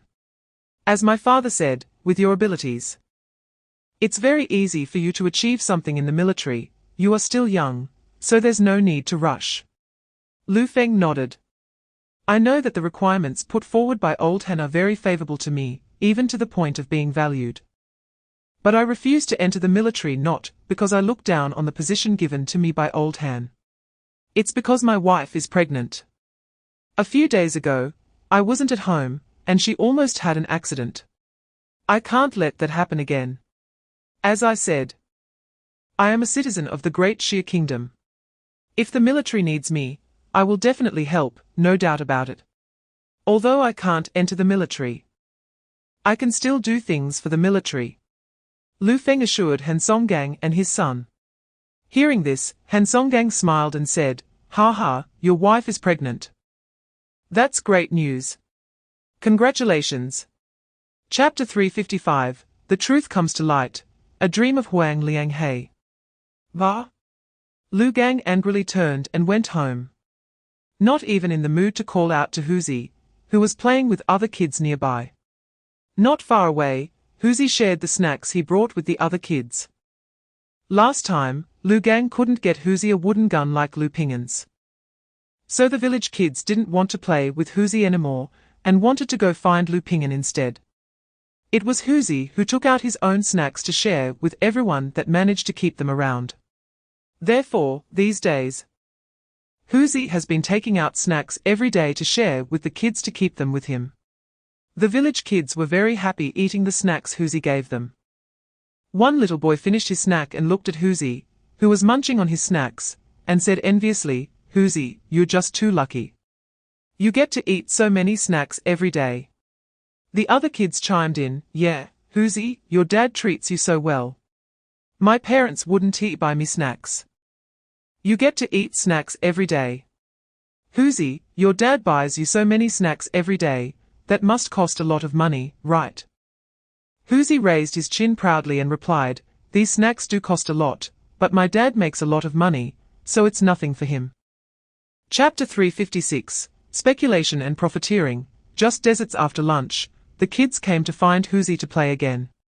Just as Huzi was having fun with everyone, several police officers found their way to Lu Gang's doorstep. Seeing that Lu Gang's yard gate was open, they walked straight in. The police found Lu Gang lying on the kang. "Are you Lu Gang?"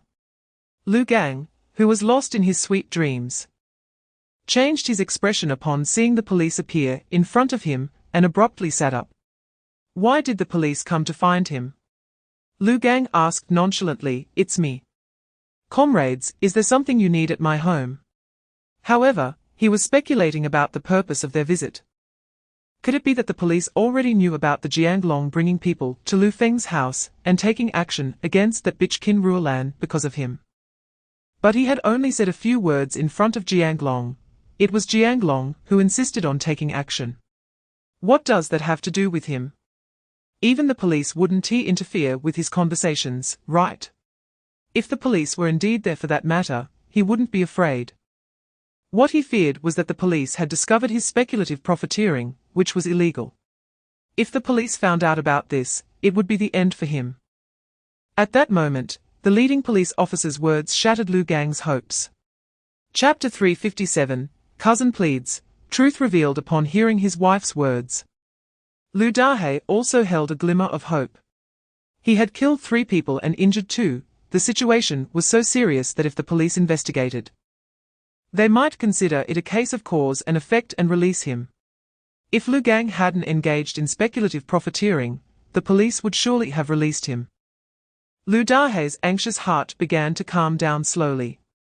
The next day, after lunch, Lu Dahe grew anxious again when he saw Lu Gang had not yet returned. If Lu Gang had only gone to the police station to cooperate with the police investigation, he wouldn't have taken this long to come back. It was clear that he had indeed engaged in some speculative profiteering, which is why he was detained by the police. Lu Dahe thought for a moment and decided to seek help from Lu Feng to inquire about the situation. He was just an ordinary farmer and knew no big shots. But Lu Feng was different. He not only knew the head of the police station, but also knew Old Han. The only one who could help was Lu Feng. He also knew that Lu Gang and Zhong Mai had done many unethical things and had offended Lu Feng. He was angry that Lu Gang was worthless. But they were brothers from the same parents, and he couldn't bear to watch Lu Gang get sent to prison. Chapter 358, Lu Feng is angry. Serious handling. Comrade Lu Feng, do you think there might be some misunderstanding here? Lu Gang is involved in a case of speculative profiteering and is currently cooperating with our investigation at the police station. Would you like to go in and meet him to ask about this matter? At this moment, Director Wang's voice sounded again. Lu Feng shook his head. No need to ask, there's no misunderstanding, he can do such things. Director Wang, how is the investigation going regarding Lu Gang's speculative profiteering case? Previously, Director Wang did not dare to underestimate Lu Feng, and now that he knew Lu Feng was about to obtain military status, he was even more responsive. The investigation is almost complete. Lu Gang has indeed engaged in speculative profiteering, and the amount involved is quite significant. This case is serious. Comrade Lu Feng, did you come here for this matter? Lu Feng shook his head and casually said, no, I actually just wanted to see if those second-rate characters were caught. Since they have been caught, that's fine. As for Lu Gang, since he has committed a crime, you should handle him as you see fit. Director Wang nodded upon hearing this. Comrade Lu Feng, rest assured. Since I said I would let those second-rate characters rot in prison for life, I will definitely make sure they don't get out. Chapter 359, Luring the Snake Out of Its Hole, Cleaning Up Internal Traitors. Lu Gang did something foolish. And Lu Dahe was angry with Lu Gang. But Huzi is also Lu Dahe's nephew. Now that Lu Gang has gone to prison, only Huzi is left at home. And Lu Dahe cannot just ignore him. Therefore, Lu Dahe discussed with Li Yui and decided to take Huzi to his home to raise him. This is the last thing he can do for Lu Gang as an older brother. Soon, the news of Lu Gang being arrested by the police for speculation and profiteering spread throughout the village. The entire Honghe village was in an uproar, discussing the matter. Lu Gang made money, buying a 2/8 big bar and snacks for his child. Our child got quite a few snacks from Huzi. I thought he was doing well. But it turns out Lu Gang earned his money through speculation and profiteering. Lu Gang really brought this on himself. Speculation and profiteering are illegal and strictly punished. Yet he dared to engage in it. I heard that the police even went to Lu Gang's house. Not only confiscating the money he earned, but also taking away his 2/8 big bar. After all that time, he ended up with nothing and is now in prison, truly pitiful. Qin Ruolan also heard the villagers' discussions. Chapter 360, Waiting for Opportunities, Blocking on the Spot. Yes, let's find Huang Changsheng. Lu Dahe nodded in agreement with Qian Guqing's words. If Huang Changsheng had come with people, the situation wouldn't have become so urgent, and Qin Ruolan wouldn't have almost gotten into trouble. He still feels a chill when recalling that night. If the militia squad members had come to help, they would have long subdued those rascals. And none of the later events would have happened. Lu Feng said in a deep voice, "What's the use of confronting him? If he insists he didn't hear anything, what can we do? Don't worry, I won't let this matter rest. Although there's no opportunity to deal with Huang Changsheng now, when I find the chance, I will definitely settle the score with him. Seeing Lu Feng say this, Qian Guoqing and Lu Dahe didn't say anything more. All right, everyone, let's go back for now. Hu Deqiao and Guoqing, you two discuss and take turns to keep an eye on Liu Zhenhong. As soon as Liu Zhenhong leaves, inform me immediately. Hu Deqiao and Qian Guoqing nodded. They stayed behind to discuss this matter while Lu Feng and Lu Dahe went back first. After lunch, Hu Deqiao hurried over to Lu Feng's house. When Lu Feng saw Hu Deqiao, he frowned. Chapter 361, Informing, Desperate Measures. Lu Feng sneered, glaring at Liu Zhenhong. What a coincidence, we just followed you here. Liu Zhenhong's face changed drastically at these words, and his smile turned ugly. Followed me here? Ha! What are you guys doing following me to town?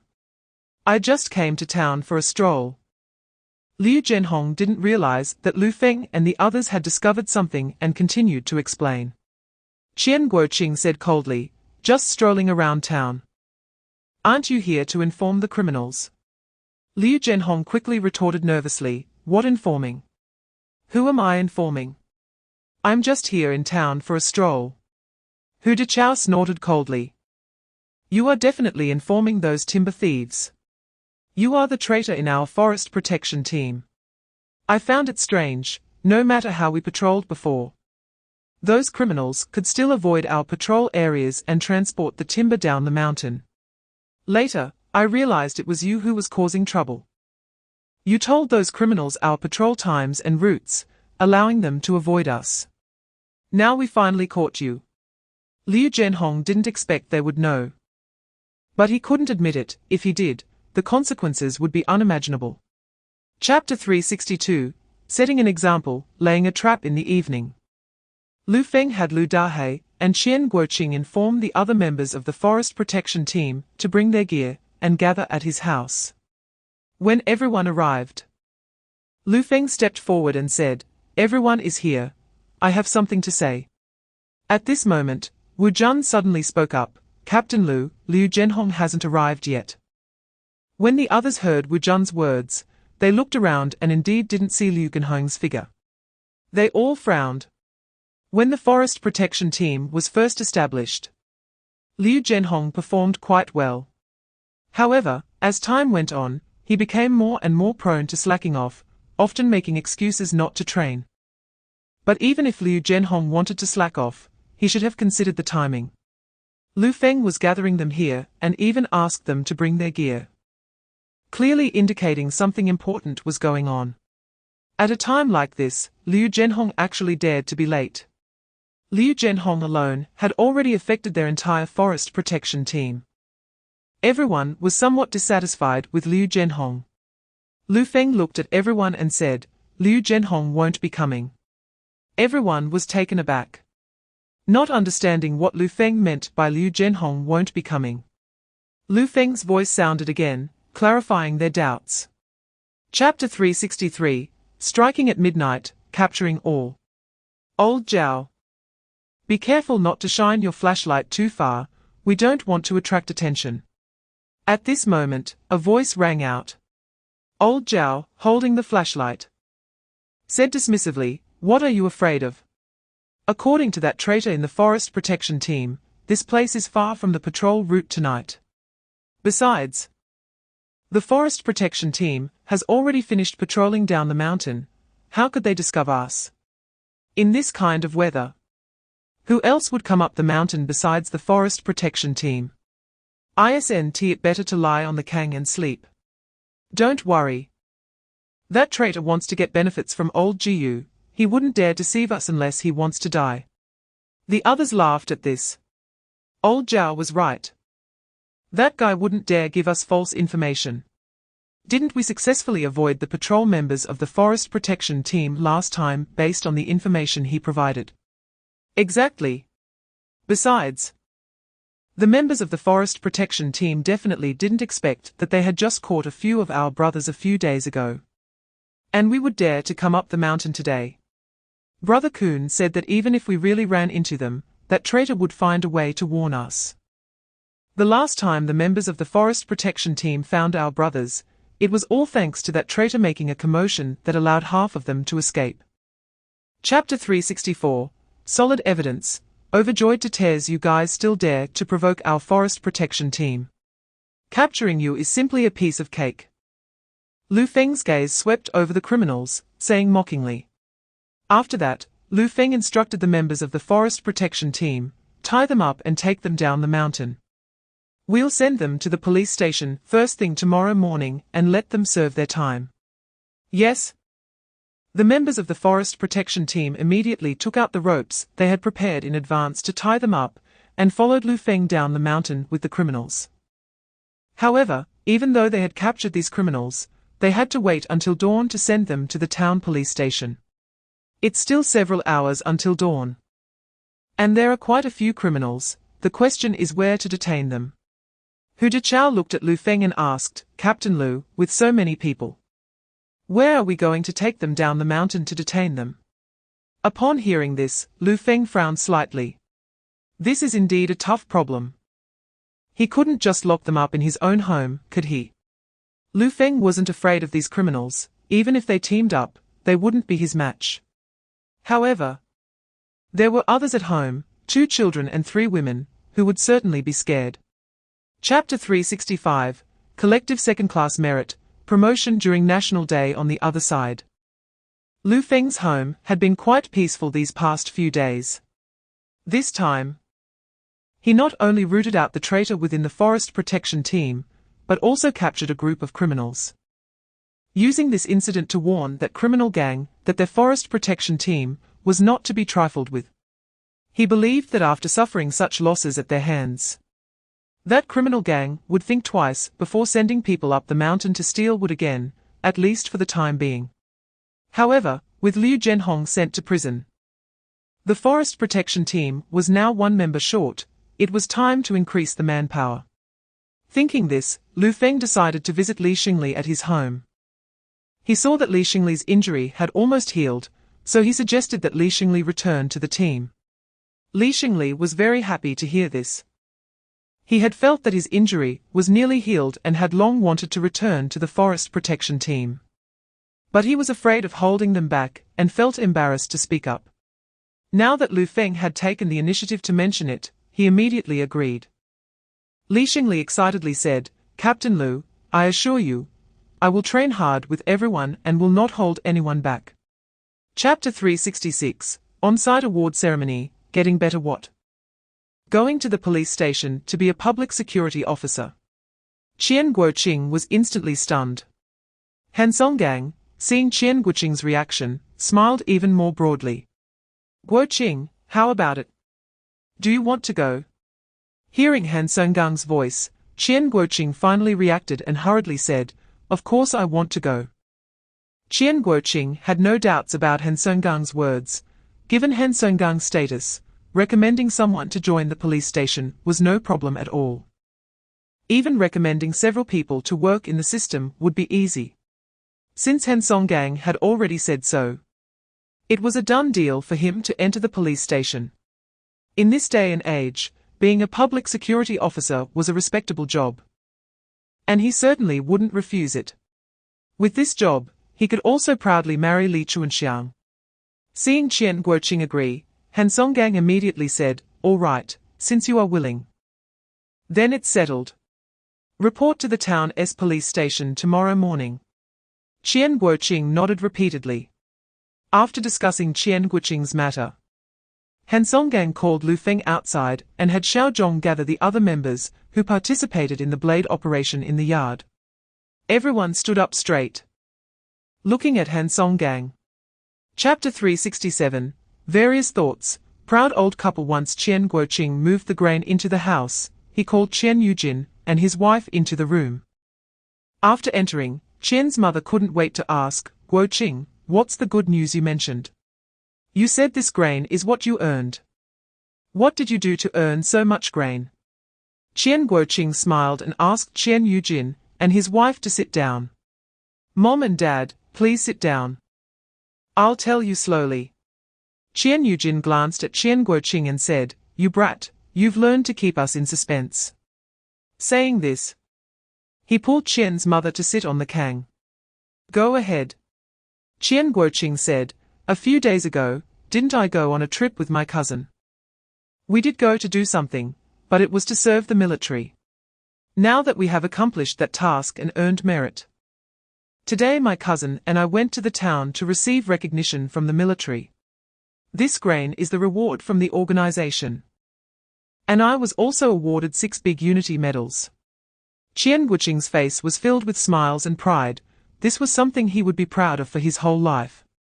When he got old, he could still tell his descendants that he once outsmarted the big bearded men from the Bear Country and eliminated them all. Chapter 368, Training Base. Qian family gathering. With Han Sengang's words from yesterday, Lu Feng also planned to cultivate Lu Dahe. Next year, a training base would be established in Honghe village by the military, and at that time, many soldiers would definitely be sent over. He would focus his efforts there. Therefore, he wouldn't be able to pay much attention to the forest protection team. So, he needed to train Lu Dahe now and hand over the position of captain of the forest protection team to him next year.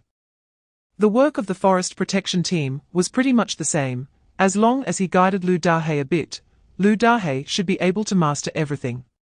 Today, when they arrived at the drying field, Lu Feng still let Lu Dahe lead everyone in training while he watched from the side.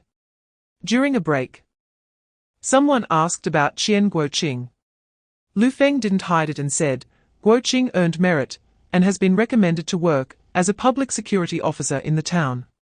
So he won't be returning to the forest protection team." Everyone was shocked to hear this. What? Guoqing is going to be a public security officer? This kid is so lucky, he can actually become a public security officer. Being a public security officer is a good job. Guoqing has really made it. Good for Guoqing. This is great news. We must let Guoqing treat us to drinks to celebrate his becoming a public security officer. Chapter 369, Easy to be jealous. Hard to regret. Qian's mother smiled and said, "We just found out yesterday, now you all know, right?" Qian Guoqing ignored his 2 brothers. The last time they divided the family, it hurt him deeply. He realized then that his 2 brothers were not as good as his cousin. He also raised his glass and said, "Cousin, I really have to thank you for this." Lu Feng smiled and said, "Third uncle, you don't have to be so polite. You all took such good care of my family. Guoqing is my cousin, and as his older cousin, it's only right that I take care of him. Besides, Guoqing's becoming a public security officer is also due to his own abilities. If Guoqing didn't have the ability, it wouldn't work. We are family. So there's no need to be so formal. Thanking each other too much feels too distant. Come, let's celebrate together for Guoqing becoming a public security officer." After saying this, Lu Feng raised his glass. Even Qian Goan and Qian Xinghua raised their glasses to toast. After learning that Qian Guoqing had become a public security officer, the 2 brothers, Qian Goan and Qian Xinghua, fell silent, each with their own thoughts. Lu Feng looked at Qian Guoqing and asked, "Guoqing, how was your first day at work today? Did everything go smoothly?" Chapter 370, Team Recruitment, Generous and Charitable. 2 days later, when Lu Feng went to the town to collect this month's salary for the forest protection team, he explained to Li Guiying that the forest protection team was short on manpower and wanted to recruit 2 or 3 members. Li Guiying inquired about the specific situation and was shocked to learn that Qian Guoqing had gone to the police station to become a police officer. She glanced at Lu Feng, suspecting that this matter must be related to him, otherwise it wouldn't be easy for a rural man like Qian Guoqing to become a police officer. She agreed to Lu Feng's application. And after Lu Feng left with this month's salary, Li Guiying was still thinking about him. Previously, Old Han had sent someone to the town to request leave for Lu Feng and Qian Guoqing, which indicated that their departure was likely related to Old Han. Now that Qian Guoqing had become a police officer, she was even more certain of this suspicion. Qian Guqing's connection with Old Han was because of Lu Feng. It seemed that Lu Feng, this mountain dweller, was indeed not simple. It was proven that Qian Guqing's decision to follow Lu Feng was correct. It hadn't been long since he went from a rural man to a police officer. Lu Feng was unaware of Li Guiying's thoughts. After leaving the office, he headed to the black market in the town to see if there were any rare items. Chapter 371, Newcomer Assessment. Rumors resurfaced. Lu Feng glanced at Cao Shuangxi and said, "If you want to repay me, first take care of your injury. If we meet again by chance next time, you can repay me then." After saying this, Lu Feng turned and left the alley, heading to the black market. 4 big notes were a fortune for Cao Shuangxi, but not a large sum for Lu Feng. He was willing to help because he was moved by Cao Shuangxi's filial piety. And he was not doing it to seek repayment. If Cao Shuangxi didn't have such a filial heart, he wouldn't have spent money to help him. Cao Shuangxi watched Lu Feng's departing figure and murmured, "This big brother is really a good man, giving away 4 big notes without fear that I might be deceiving him. But he is right. Once I cure my mother's illness and recover from my injury, it won't be too late to repay him. Since he is here in Qingxi town, he must be from one of the nearby villages. I will find out later." Cao Shuangxi withdrew his gaze, tucked the 4 big notes into his pocket, and ran home. As curing his mother's illness was the most important thing now. On the other side, Lu Feng wandered around the black market, but didn't find any rare items. Chapter 372, Escalating. The culprit Li Yui nodded, "Okay, I will definitely not tell Aria'sWhisper." Seeing that Lu Feng believed her, she felt relieved. She was genuinely worried that Lu Feng would believe those rumors, and suspect that the child in Aria'sWhisper's belly was not his, which would affect their marriage. As long as Lu Feng believed her, that was enough. Moreover, Lu Feng had said he would resolve this matter, and he had the ability to do so. The next day, after Lu Feng finished training the soldiers, he was about to head home for dinner. Passing by a courtyard, he heard a conversation coming from the unclosed yard door. "I tell you, the child in Aria'sWhisper's belly is definitely not Lu Feng's." That night, some bad people broke into Lu Feng's house. There wasn't a single man there, only some women. How could they stop those men? Although I don't know how Lu Dahe was released, it's a fact that 3 people died in Lu Feng's house, and many villagers saw it. If those bad people didn't do anything to Aria'sWhisper, how could Lu Dahe, an honest man, dare to kill? Lu Feng really likes to play the fool, first. He picked up a foreign little girl to raise, and now he wants to raise children for other men. There really isn't anyone as foolish as him in Honghe village. Chapter 373, Year-end approaches. Wolves attacked the village. Shuzuafen was startled by Lu Feng's angry reprimand, shaking all over. She didn't expect that Lu Feng would be more cunning than she was. She knew how powerful Lu Feng was, so she dared not oppose him. Nodding repeatedly and making whimpering sounds. In the past, she had a bold personality and had never feared anyone, but now she was genuinely afraid. She knew that Lu Feng could really do such things, and she dared not offend him. Lu Feng's reprimand of Shuzuafen today was also meant to warn others. The villagers had a lot of gossip, and if they didn't know the consequences, this matter could be spread wildly. He didn't believe those rumors. But if Aria'sWhisper found out, she would definitely be angry.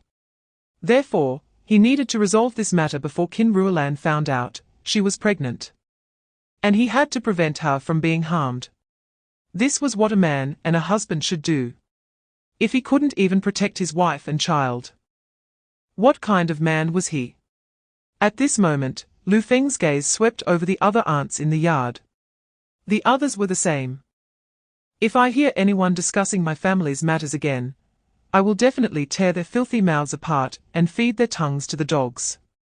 Chapter 374, Midnight Wolf Howls. Calm in crisis. The villagers and the young people sent to the countryside to guard the village's farm had been on edge these days, fearing that the wolf pack would find their way to the farm and eat the livestock. The livestock in the village's farm was collective property, and some were needed to fulfill tasks assigned to the town. If they were harmed, the consequences would be unimaginable. Because of the wolves' presence in the village, they had specially arranged for 3 more villagers to guard the farm. With the wolves roaming the village, the number of villagers going out had significantly decreased. Everyone stayed home, afraid to venture out and run into the wolves. Although they were all strong farmers, wolves are incredibly cunning, and if they encountered a pack, it would still be difficult for them to escape unscathed.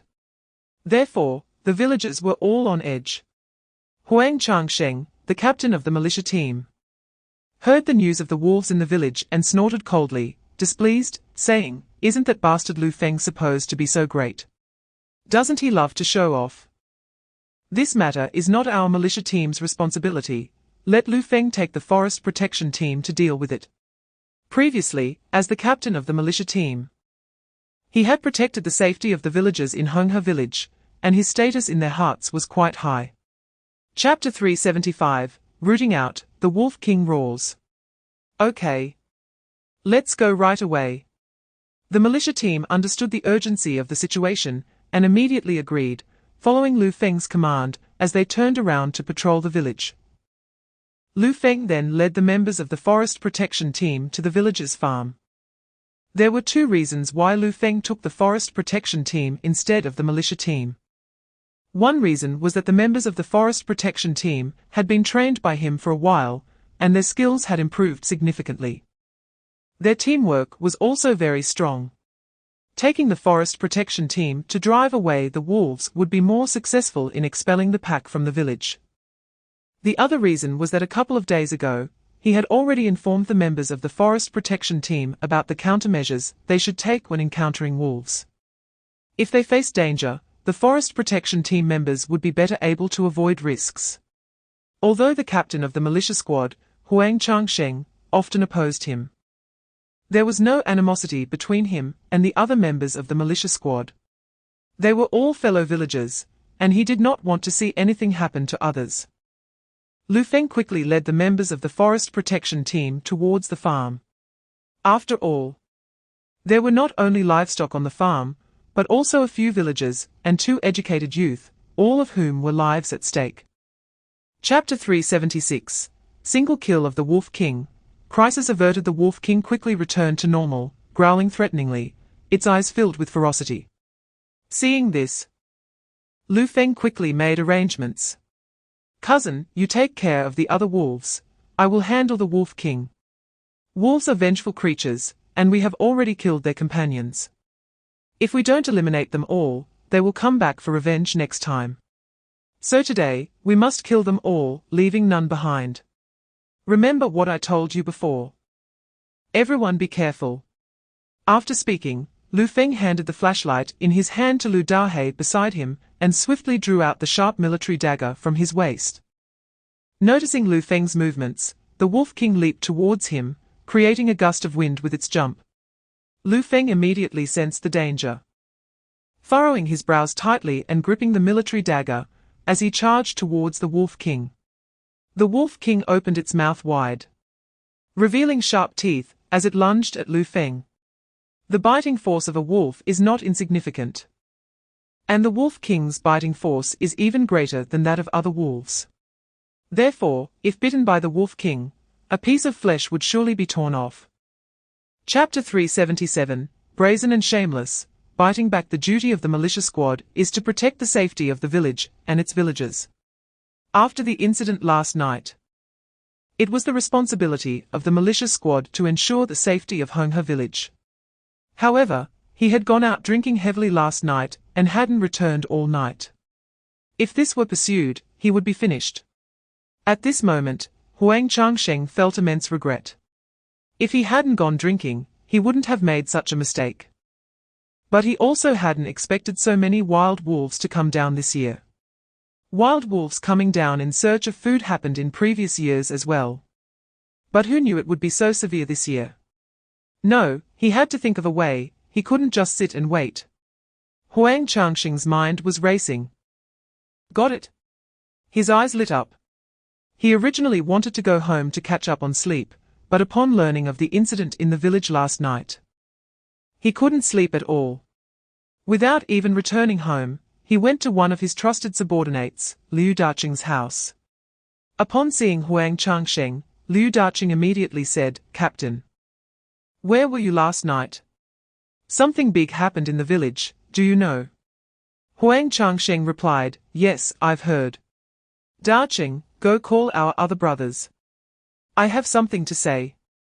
Chapter 378.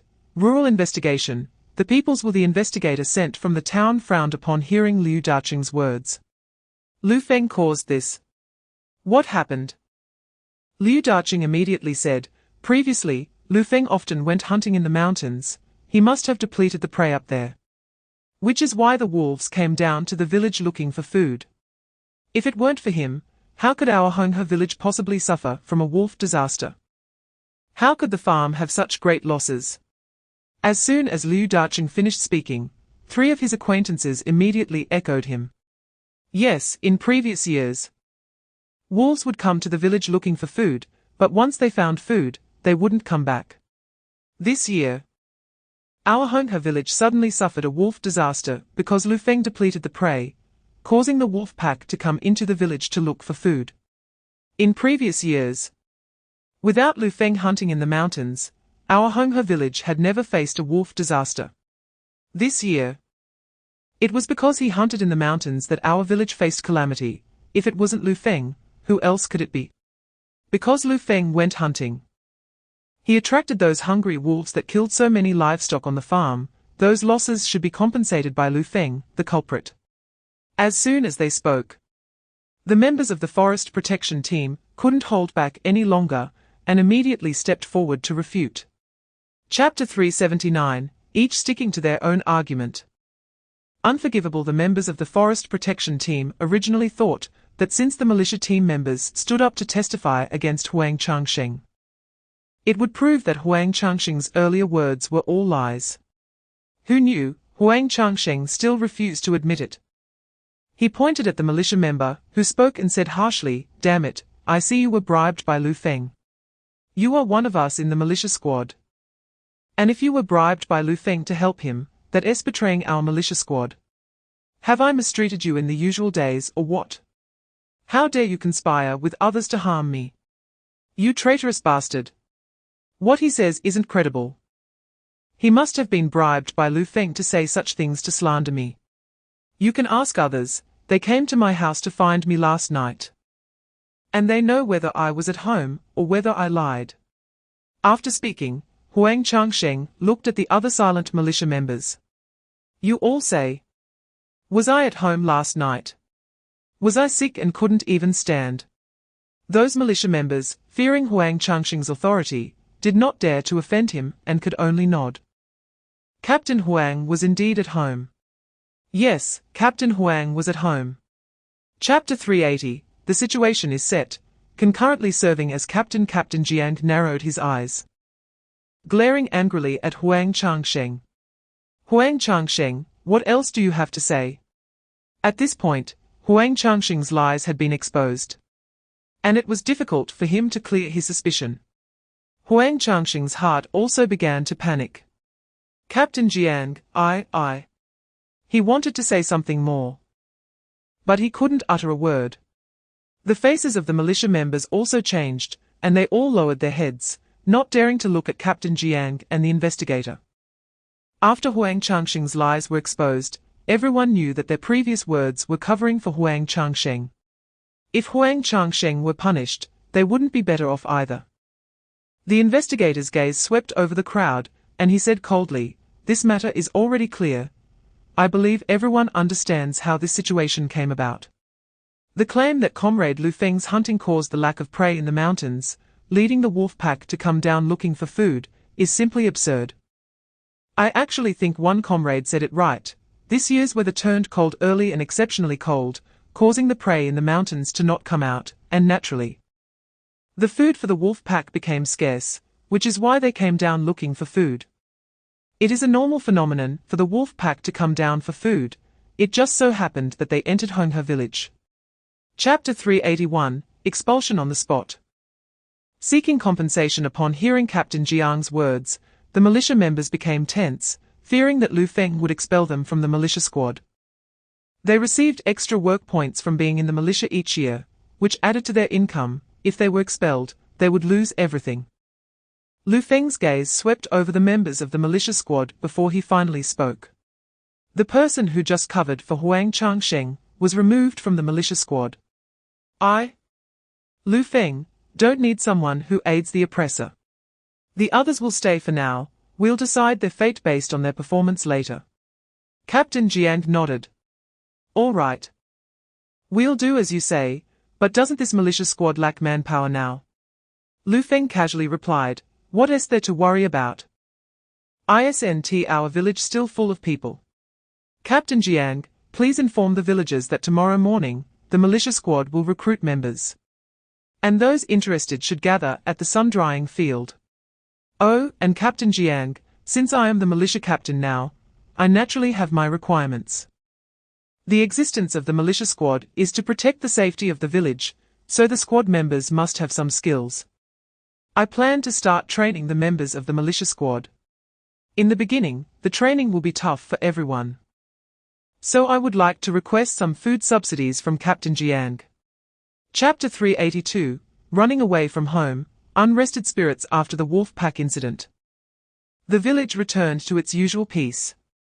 Lu Feng trained with the Forest Protection Team and the militia squad every day.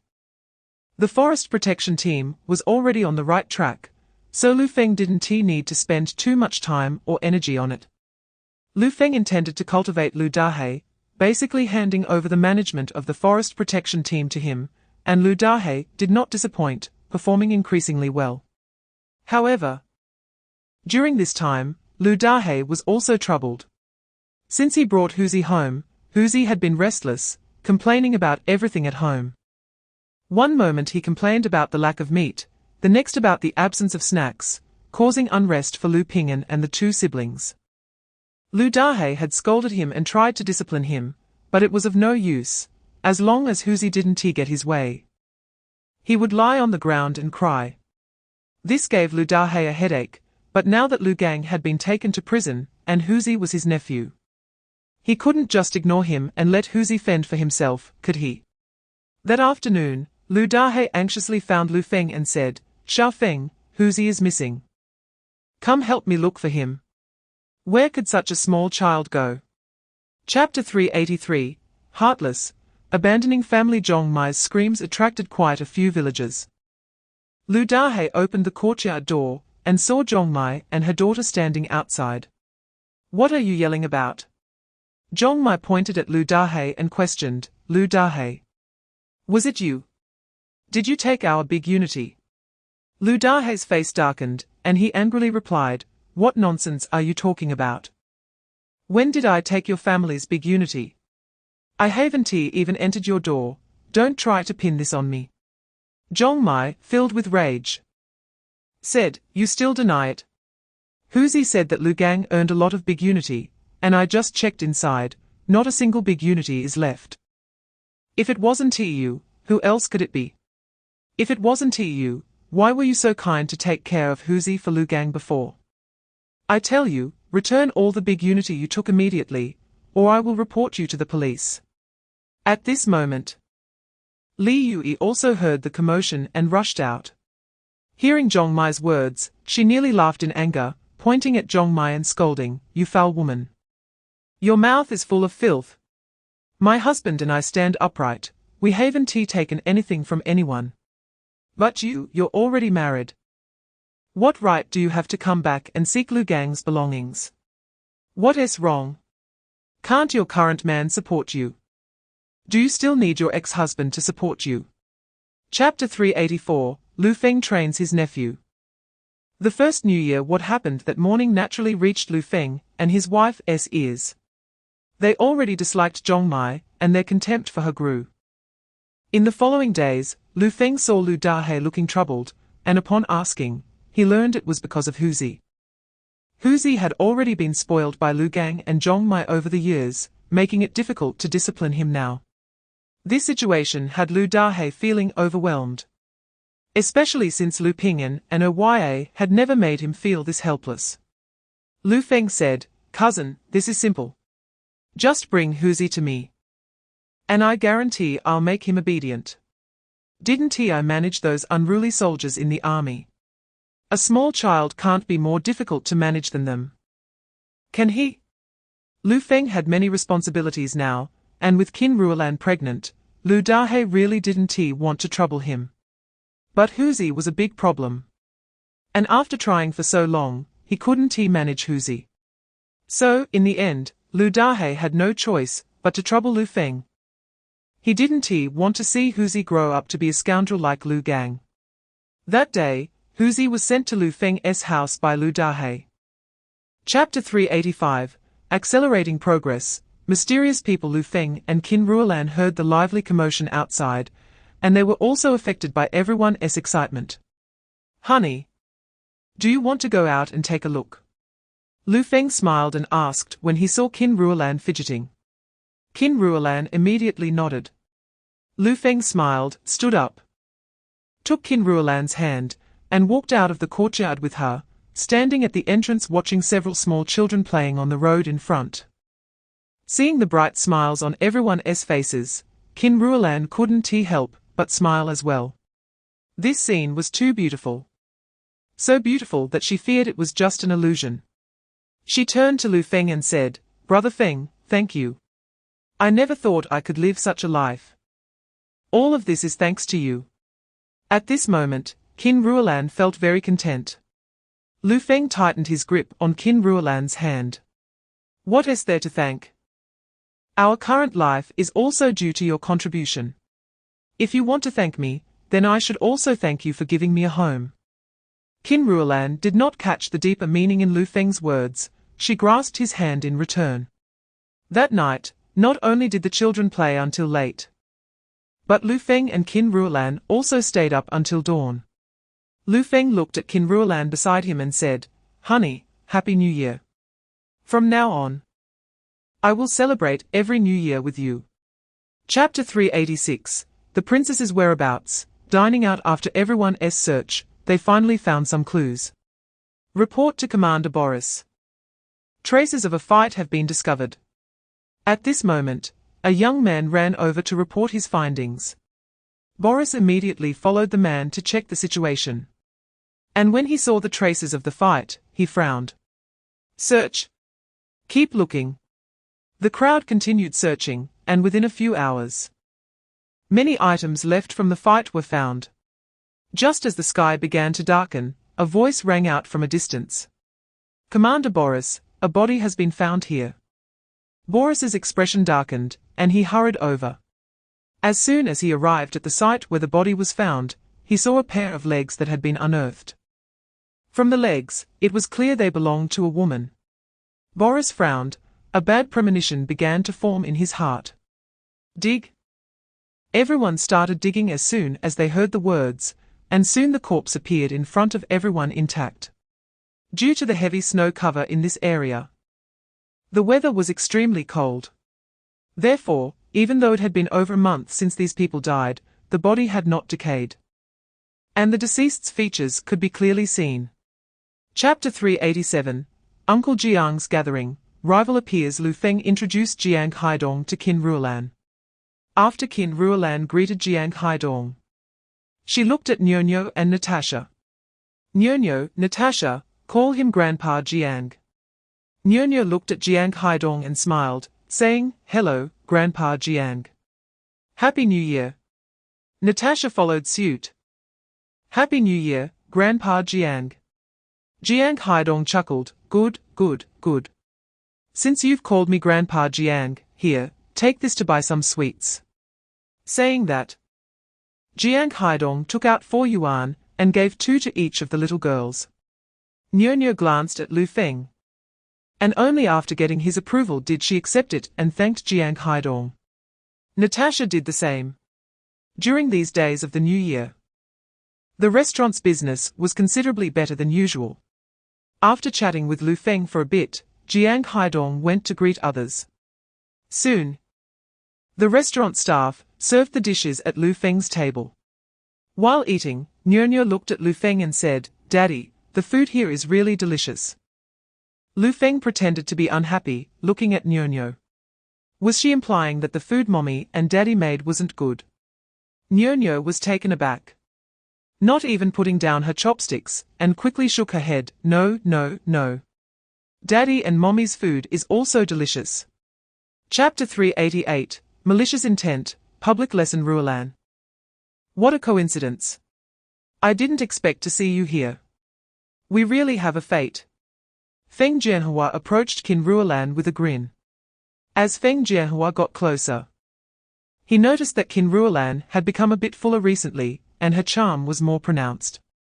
Moreover, Qin Ruolan's skin was fair and delicate, while Wang Lili, despite being the daughter of the mechanical factory director, had a yellowish complexion that couldn't compare to Qin Ruolan's. Just a glance made him imagine how smooth Qin Ruolan's skin was. If he could touch it, it would be intoxicating. Thinking this, Feng Jianhua's gaze toward Qin Ruolan turned a bit more sinister. Seeing Feng Jianhua, Qin Ruolan frowned, and a strong feeling of disgust surged within her. Feng Jianhua didn't notice the expression on Qin Ruolan's face and flashed a smile that he thought was handsome, saying again, Ruolan, have you eaten? How about I treat you to a meal at the state-run restaurant? I tell you, the chefs there are really good, even our factory director likes to eat there. Come on, I'll treat you to lunch today, don't worry about saving money for me. I earn a good salary at the factory, so eat to your heart's content. Chapter 389, Beautiful Wife, Proposal on National Day. Feng Jianhua glared at Lu Feng's departing figure, filled with resentment. Damn it. That bitch Wang Lili relies on being the daughter of the mechanical factory director, and now even this bastard dares to take action against me. Damn it. I have to steal Qin Ruolan and make her my woman. On the other side, after Lu Feng's family of 4 moved away from Feng Jianhua, Qin Ruolan noticed that Lu Feng's expression remained calm and tentatively asked, Feng Ji, are you angry? Seeing Qin Ruolan's cautious look, Lu Feng's expression softened. I'm not angry. It's just that my wife is too beautiful, and it makes me feel a sense of crisis. I think I have to protect my wife well, otherwise, if someone snatches her away, I won't even know where to cry. Hearing Lu Feng's compliment, Qin Ruolan's face flushed with 2 red spots, and she shyly said, Feng Ji, aren't you afraid of others laughing at you for saying that? I'm already a mother, what beauty do I have? Besides, you are my man and the father of my child, I only want you, and I won't be taken away by anyone. Lu Feng felt good hearing this. Chapter 390, Finalizing the Marriage. Natasha falls into water. Perhaps at first, the Li family indeed did not have a good impression of Qian Guoqing and Li Chuanxiang. However, recently Qian Guoqing often helped around the house and showed genuine respect for everyone in the Li family. Moreover, he frequently bought things for Li Chuanxiang and gave her money. They had all seen this. In their hearts, they had long agreed to the idea of Li Chuanxiang being with Qian Guoqing. Now that Qian Guoqing had become a police officer, they were even more satisfied with this son-in-law. Initially, they asked for a betrothal gift of 50 yuan. Now, Qian Guoqing had not only prepared a watch and a bicycle for Li Chuanxiang, but the Qian family also prepared a sewing machine and a radio. In the village, preparing a watch and a bicycle for a wedding was already quite good, let alone having everything ready for a full set of 3 connections and 1 sound. This was rare in the village. They all understood that the Qian family truly came with sincerity to propose. Li's mother did not expect the Qian family to prepare these items. She was momentarily at a loss, and could only look at Li's father for guidance. Li's father smiled and said, Guoqing is a good young man, we also agree to Chuanxiang's marriage to him. Hearing this, the Qian family instantly breathed a sigh of relief. And smiles appeared on their faces, especially Qian Guoqing, whose smile was the brightest as he stared at Li Chuanxiang without concealing his happiness. Chapter 391, Breaking the Ice to Save, Seeking a Doctor in Town. Although Nyo and Oye were also terrified by Natasha falling into the water, they still reacted upon hearing Lu Feng's words. Oye pulled Nyo and called a few other little kids, quickly heading to the shore. Daddy, my sister fell into the water. Hurry and save my sister. Woo woo woo. Seeing this, Nyo cried even harder. Stay here, I'm going to save Natasha. Lu Feng ran towards the place where Natasha fell into the water, moving so fast that he created a gust of wind. He lay down on the ice and crawled quickly. If he stepped on the ice and fell into the water, it would further delay saving Natasha. Woo woo woo. When Lu Feng got closer, he heard Natasha's faint cries.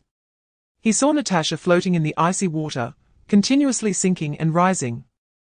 Her little face pale and her lips frozen purple. Don't be afraid, Natasha. Daddy is here to save you. As Lu Feng quickly approached Natasha, he spoke to comfort her. Hearing Lu Feng's voice, Natasha cried out again, repeatedly calling for him, Daddy, Daddy. Don't be afraid. Daddy is here. When Lu Feng got close, he noticed that the hole in the ice where Natasha had fallen was a bit wide. Even if he reached out, he couldn't grab Natasha. Chapter 392, Hidden Dangers. Natasha awakens hearing Lu Feng's words. Nyo's fear finally dissipated a little. She moved her small body to Natasha's side, reached out her hand to hold Natasha's cold hand, and used her small hand to warm Natasha's.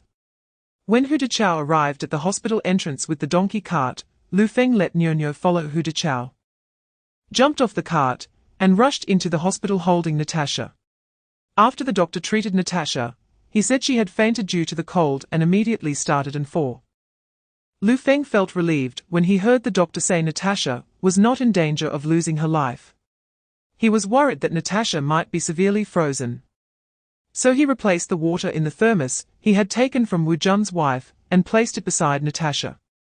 He stayed in the ward with Natasha, not daring to leave for a moment. Soon, Hu Deqiao parked the donkey cart and brought Nyo to find Lu Feng and Natasha in the hospital. Seeing Hu Deqiao, Lu Feng said, Little Hu, thank you for today. I can stay here, you should go back to the village and return the donkey cart. As he spoke, Lu Feng took out 2 coins from his pocket, which he had retrieved from his wet clothes, and handed them to Hu Deqiao. When you return the cart, give this money as my rent. Chapter 393, Discharged and returning home, unyielding Feng Jianhua. Lu Feng and Nyo accompanied Natasha in the ward for her fall. Nyo chatted with Natasha, and Natasha's attention was quickly drawn to her, filling the ward with their laughter. Seeing Natasha regain her spirits, Lu Feng felt at ease. In the evening, Lu Dahe and his family of 5, along with Qin Ruolan, also arrived at the hospital. Cousin-in-law, Ruolan, why are you here? Lu Feng immediately stood up upon seeing them. Lu Dahe said, we came to see Natasha. How is she? Qin Ruolan, feeling anxious, walked quickly to the bedside and touched Natasha's head, asking, Natasha, is there anywhere else you feel uncomfortable? Qin Ruolan was also frightened today. When Lu Feng rescued Natasha from the water, her face was pale, and she seemed lifeless. After Lu Feng left, Qin Ruolan remained restless. Even when Hu Deqiao brought back the news that Natasha was not in danger, she still felt uneasy. She had to see Natasha wake up with her own eyes to feel at ease. She had already regarded Natasha as her own daughter. How could a mother not worry when her daughter was in trouble? Chapter 394, New Year's Feast. Relentless. The engagement banquet for Qian Guoqing and Li Chuanxiang was held on the 12th day of the first lunar month. The day before, Lu Feng went to the Qian family to help out. Lu Feng heard Qin Ruolan say she wanted to spend a day at her parents' home, so in the morning, he first took Qin Ruolan and her 2 daughters to the Qin family before going to help the Qian family. When Qin Ruolan returned to her parents' house, she heard her mother say that her childhood friend, Luo Tingting, had also returned to her parents' home today. Qin Ruolan's eyes lit up. She had a very good relationship with Luo Tingting since childhood, but apart from seeing her during the first year after her marriage, she hadn't seen Luo Tingting again. Lu Feng's addiction to alcohol and gambling had forced her to cut off contact with her family. She stayed in Honghe village every day, and naturally did not see Luo Tingting. Qin Ruolan missed Luo Tingting quite a bit, reminiscing about the days they spent together playing. Now that she learned Luo Tingting was also at her parents' home, she couldn't sit still. Qin Ruolan let Nyonyo and Natasha play with the other kids and went to Luo's house to catch up with Luo Tingting. Qin Ruolan and Luo Tingting had been good friends for many years. After several years of separation, they were finally reunited and were very happy. Chapter 395, Reluctant. Two families engaged. Feng Jianhua frowned and glanced irritably at Luo Tingting. Damn it, is heaven against him? Why does someone always come to ruin his good deeds? He ignored Luo Tingting and looked back at Qin Ruolan, saying earnestly, Ruolan, think about it. The machinery factory doesn't always hire people, this opportunity is rare. If you miss it, you'll definitely regret it. Working at the machinery factory is much better than in the village. Not only do you get a salary every month, but there are also benefits during festivals. Don't be foolish. Qin Ruolan felt extremely angry about Feng Jianhua's relentless pursuit. Can you get out of the way? I said no. Hearing this, Luo Tingting glared at Feng Jianhua angrily and said, Did you hear that? Ruolan told you to get out of the way. Will you move or not? If you don't, I'll really call for help. Someone is harassing a respectable woman.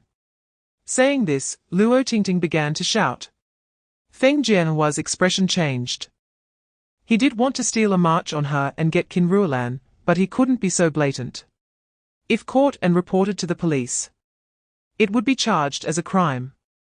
A crime is no small matter, the serious ones could lead to being shot. Chapter 396, New Plan. Beautiful spy in the provincial capital, deep in an inconspicuous alley, a plain-looking young man entered a small building and went straight to the cellar below. He saw a middle-aged man sitting in the cellar with a sharp gaze and a 3/7 hairstyle, immediately bowing deeply before speaking. Commander Yamamoto, I have found out. The military previously wiped out one of our hideouts, which contained important information. They not only intercepted the intelligence, but also learned about our dealings with foreign organizations. The Great Xia military sent people to our hideout in Qing City, annihilated that small team, and impersonated them to meet with foreign organizations on the border between Great Xia and the Bear Country, seizing that batch of goods. They must have run into another team we sent at the time of delivery, so they eliminated that team entirely. And the goods we purchased fell into the hands of the Great Xia military. Upon hearing this, Yamamoto Akihiro narrowed his eyes, his face filled with anger. Damn it! We have been planning this for so long, and it was actually ruined by the Great Xia military. How many people did the Great Xia military send to act? They managed to wipe out both of our teams. Chapter 397, Team Leader's Request. Lu Feng's discontent. Lu Feng glanced at the girl, and then shifted his gaze back to Captain Jiang. Captain Jiang, what's wrong? What do you need from me? Captain Jiang brought the girl to Lu Feng and began to introduce her. Lu Feng, this is Xia Linlin, a youth who came to the countryside today. At this moment, Xia Linlin also looked at Lu Feng and nodded to greet him. However, Xia Linlin did not show any unusual expression on her face, as if she had never known Lu Feng. Upon hearing this, Lu Feng frowned and asked in confusion, came to the countryside today. But today is not the time for youths to go to the countryside. The timing for sending youths to the countryside is always announced in advance. And it's usually many youths going together.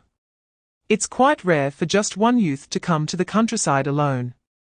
On the second day after the New Year, this was even rarer.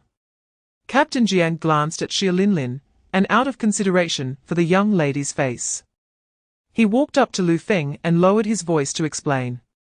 Well, Xia Jiqing was originally supposed to be part of the last batch of educated youth going to the countryside, but she didn't want to go and hid away.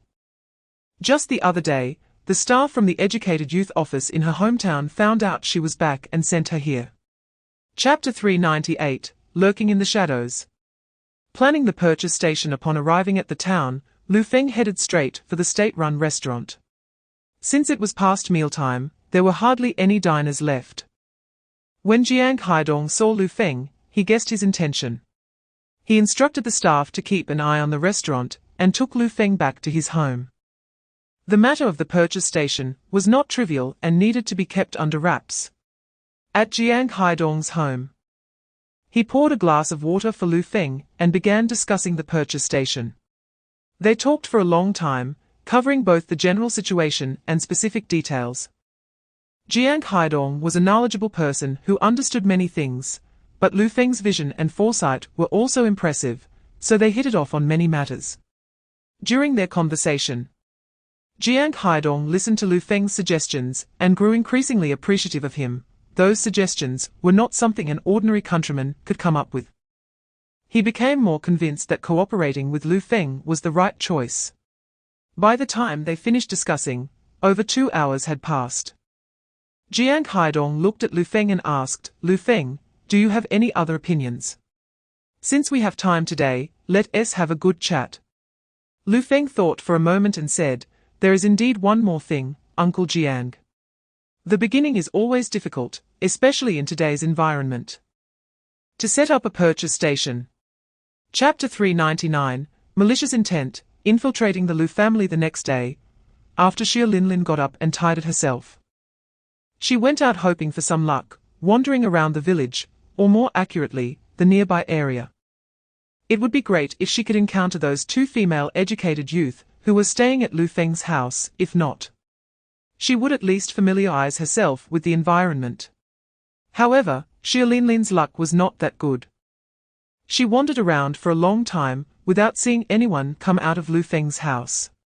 She couldn't just go knock on the door, as that would be too obvious and easily attract attention. Xia Linlin had to be patient and wait for an opportunity. Soon, the news that another female educated youth had come to the village spread quickly. The batch of female educated youth staying at home had nothing to do. So in the afternoon they decided to visit Xia Linlin. They had heard that Xia Linlin was living in Lu Gang's house and figured she must have many things she didn't understand living alone. After all, many of them had also been clueless when they first arrived in the countryside, so they came to see how they could help Xia Linlin. For the villagers of Honghe village, these educated youth were outsiders. Chapter 400, Double Happiness in Gratitude, turning over a new leaf that day. Lu Feng was training the militia team at the threshing ground when a voice rang out. "Big brother, I've been looking for you for several days and finally found you." Lu Feng turned his head to see Cao Shuangxi running toward him. "Big brother, you actually live in Honghe village. It was really easy to find you." Cao Shuangxi's face broke into a bright smile. Seeing Cao Shuangxi, Lu Feng helplessly said, "How did you find me? Didn't I say you don't need to repay me?" Regarding this matter, Cao Shuangxi was very firm. "How can that be? I have my principles. Big brother saved my and my mother's lives, so I must repay this kindness. Even if I don't want to repay you, my mother won't agree. I am so filial, how could I go against my mother? All right, big brother. Just take it as my way of repaying you. If there's any work, just say it. I, Cao Shuangxi, will definitely handle it." Cao Shuangxi patted his chest in assurance. Cao Shuangxi's insistence left Lu Feng feeling quite helpless. He hadn't even told Cao Shuangxi his name, or where he lived. The fact that Cao Shuangxi could find him meant he had probably been searching for days, and Lu Feng had never encountered someone so stubborn. Chapter 401, Sister-in-law's Thoughts. Opening of the purchase station today was the day to collect goods from Daohua village. After lunch, Lu Feng took money and grain to Daohua village. When he arrived at the Qin family's place, Wang Yufan immediately came out to greet him, saying, "Xiao Feng, you finally came, everyone has been waiting." Lu Feng parked the car and began to work. He continued the previous method where villagers could exchange goods for grain or money.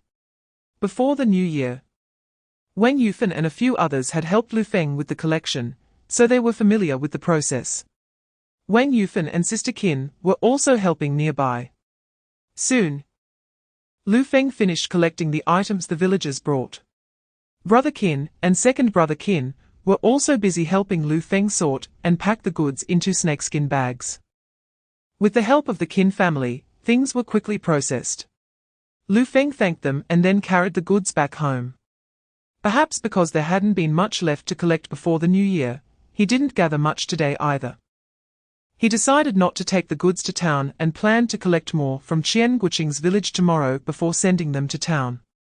Sister Qin worked deftly. And once the purchase station was up and running, it would definitely be impossible for him to manage alone. At that time, he would need to recruit some help.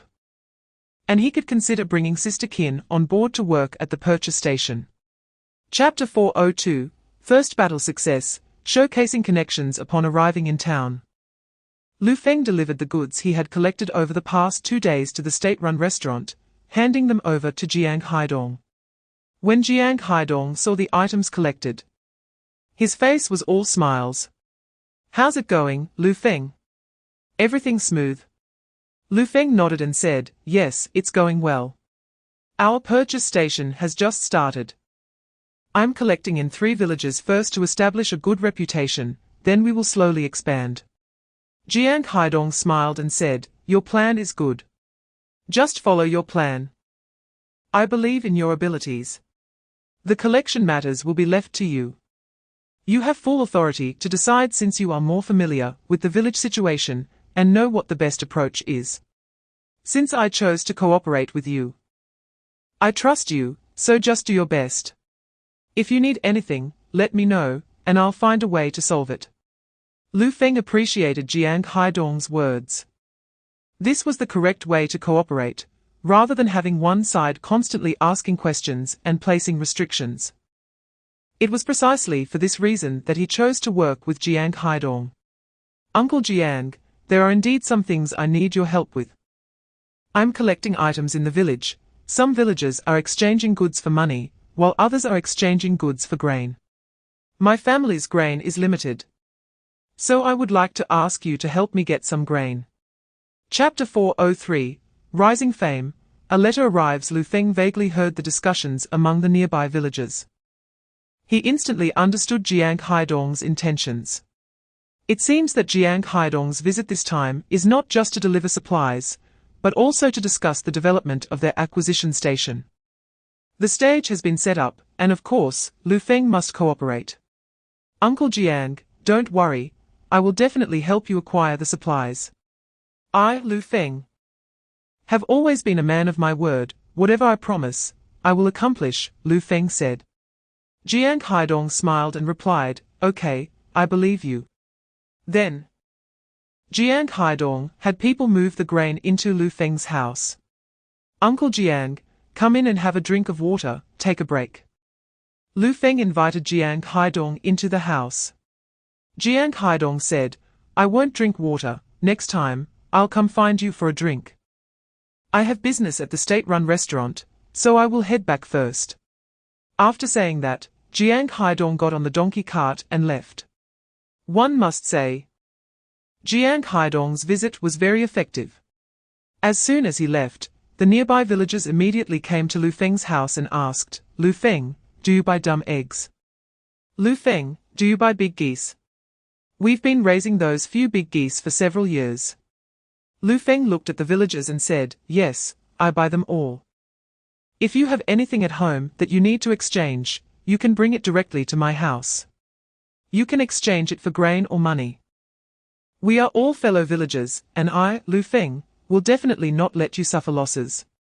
Chapter 404, Decisively Refusing. Failing to steal chickens and losing rice, Qin Ruolan returned to her room with the envelope, examining it from front to back, her brows furrowing again. There was nothing written on the envelope. Who sent it? She found no useful information on the outside, so she opened the envelope and took out the letter inside. When Qin Ruolan saw the contents of the paper, her expression changed, and she instantly showed a look of disgust. It was actually sent by Feng Jianhua. Every time she encountered Feng Jianhua, she ignored him.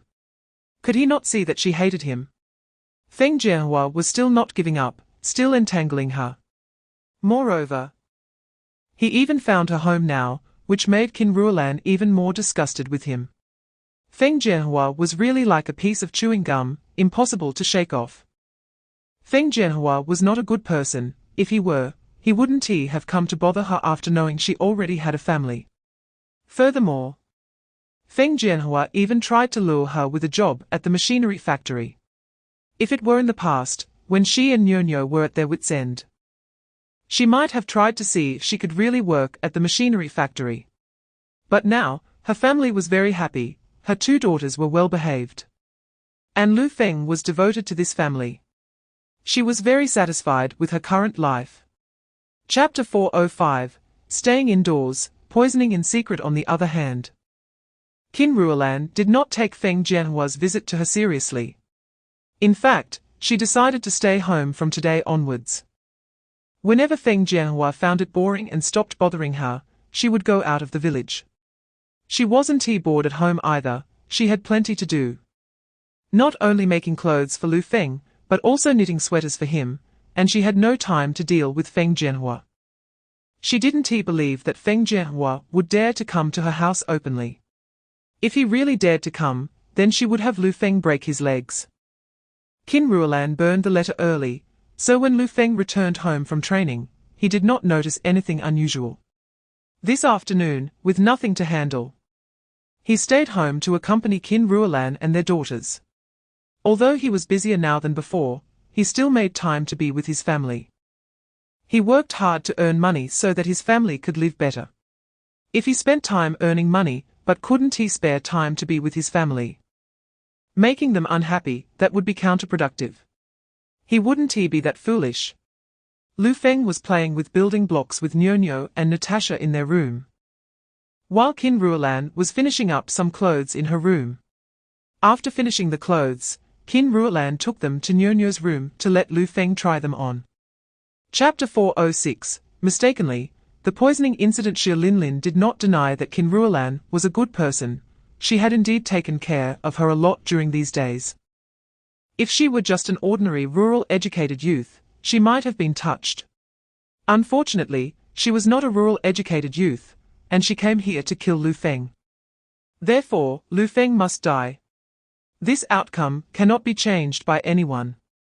She would not change her mind just because of the kindness Aria'sWhisper had shown her. Her life was saved by her adoptive father, and she was raised by him. She must fulfill her adoptive father's orders. After finishing the apple in her hand, Shrewdly took out the apple she had injected with poison from her pocket and placed it on the table beside her. Sister Ruolan, I only have 4 apples. Let's share 3 apples among us, and leave 1 for Brother Lu. Brother Lu has been busy all morning and is tired. He can eat an apple to fill his stomach when he returns. Thank you, sheer educated youth, Aria'sWhisper said, not expecting Shrewdly to prepare an apple for Lu Feng. She expressed her gratitude. Shrewdly smiled and said, Sister Ruolan, you don't need to be so polite with me. I've eaten a lot of snacks from your house these days, of course. It's only right for me to bring some apples for you. So don't thank me.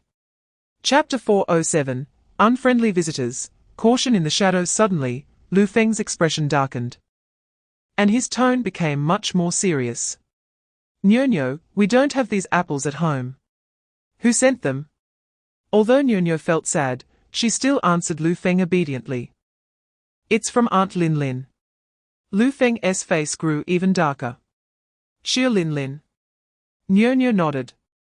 Aunt Lin brought 4 fruits for us to eat, we each had half. And this fruit is for you, Daddy. Hearing that Nyo and the others had also eaten the apples, Lu Feng's expression changed again.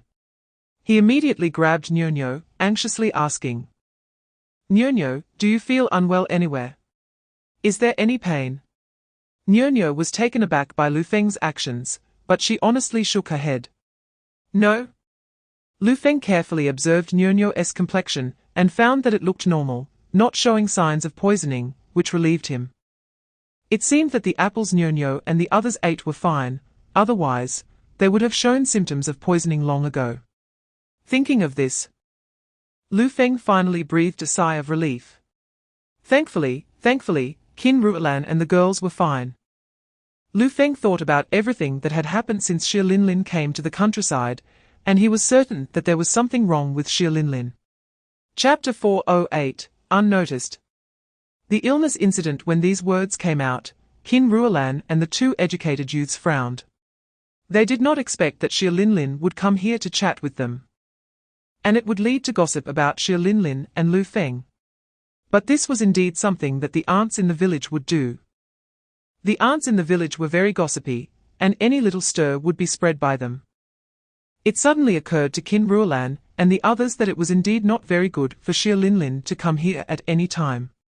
Qin Ruolan immediately said, "Then we should let Xia educated youth come here less often in the future." Zi Wanqing nodded in agreement. Zi Wanqing has been living at Lu Feng's house since she went to the countryside. Lu Feng and his wife have given her a lot of help. She wanted to repay Lu Feng in some way, but her capabilities are limited, and she can't repay him for now. However, now they have brought trouble to Lu Feng. And Zi Wanqing feels a bit guilty. Yi Juojuo is also a bit anxious and nods. Yes, from now on, we should let Xia Jiqing come to us less often. The aunts in the village are great at gossiping, and we can't let them find another opportunity to talk. No. I will go find Xia Jiqing to discuss this right now. After saying this, Yi Juojuo is about to find Xia Linlin. Chapter 409, Brief Calm. Changing targets. Xia Linlin casually asks, "Oh right, Sister Ruolan, did Brother Lu eat the apples we left for him yesterday? When I went to the countryside, I didn't know anyone in the village. You were the first friends I made in Honghe village, and I am very grateful for your care. If you find them tasty, I will bring you more next time my family sends some." Upon hearing this, Qin Ruolan shows an embarrassed expression. Well, the apples were accidentally knocked to the ground and smashed, so Brother Feng couldn't eat them, which wasted Xia Jiqing's kindness. Xia Linlin frowns at Qin Ruolan's words. Knocked down? How could that be so coincidental? Could it be that they really discovered that the apple had been tampered with? As this thought arises, Xia Linlin looks at Qin Ruolan without showing any emotion, carefully observing her expression. However, she finds that Qin Ruolan only looks embarrassed about the dropped apple and has no other expression. Seeing this, Xia Linlin relaxes her brows. It seems that Qin Ruolan and the others really didn't discover that there was a problem with that apple. If Qin Ruolan knew that the apple was injected with deadly poison, she wouldn't be able to remain so calm. Chapter 410, Fear of Death. A major operation. Director Wang nods. This method is good. Since it works, you can continue using it. This case will be handled by you. And you don't need to come to the station every day for the time being, just handle it in the village. Those criminals are indeed rampant. And we must find a way to capture them. Qian Guoqing responds, "Yes, I guarantee to complete the task." Director Wang waves his hand and says, "All right. Go back and discuss the establishment of a forest protection team with the captain of your village first." Then, Qian Guoqing returns to the village with the captain. On the way back, Qian Guoqing discusses the establishment of the forest protection team with the captain. The captain nods in agreement, and when they return to the village, he immediately announces over the loudspeaker for the young people to gather, allowing Qian Guoqing to select members for the forest protection team. Once everyone arrives, the captain informs them that criminals have entered their village to steal timber from the mountain. He also tells them that a forest protection team is now to be established, and the selected members will be trained and led by Qian Guoqing to patrol the mountains. Chapter 411, Direct Confrontation. Nighttime blood battle. Jiu Deli calls for A-kun and says, "A-kun, Boss Cao has placed another order with us, this time. The quantity is 3 times that of last time. As long as we complete this transaction, we can make a lot of money. Our brothers have also rested for several days now, so go and let them prepare. Tomorrow we will continue the work. Once we deliver the goods this time, I will definitely not treat the brothers poorly." At this moment, Jiu Dali is still unaware that the villagers of Hukai have discovered the timber on the mountain has been stolen, and a forest protection team has been established in the village. On the other hand, Although Qian Guoqing has taken people up the mountain in recent days without finding the criminals stealing timber, he does not believe that those criminals will only steal this once. The trees stolen by this group of criminals are still birch trees, a type of wood that is relatively precious and not found everywhere. Therefore, the previous batch of criminals who stole timber from the back mountain of Honghe village would not easily give up after knowing that a forest protection team had been established in Honghe village. Moreover, despite suffering losses at the hands of the forest protection team members, they still did not easily abandon their plans and continued to steal timber from the mountain. Now that this group of criminals has come to Hukai village and successfully stolen so many birch trees, it is even less likely that they will change locations. Chapter 4:12 Heavy Losses. Guoqing seeks help in Hukai village, at the captain's house. Due to the incident last night where criminals went up the mountain to steal timber, which caused many injuries among the villagers, both Qian Guoqing and the captain have grim expressions.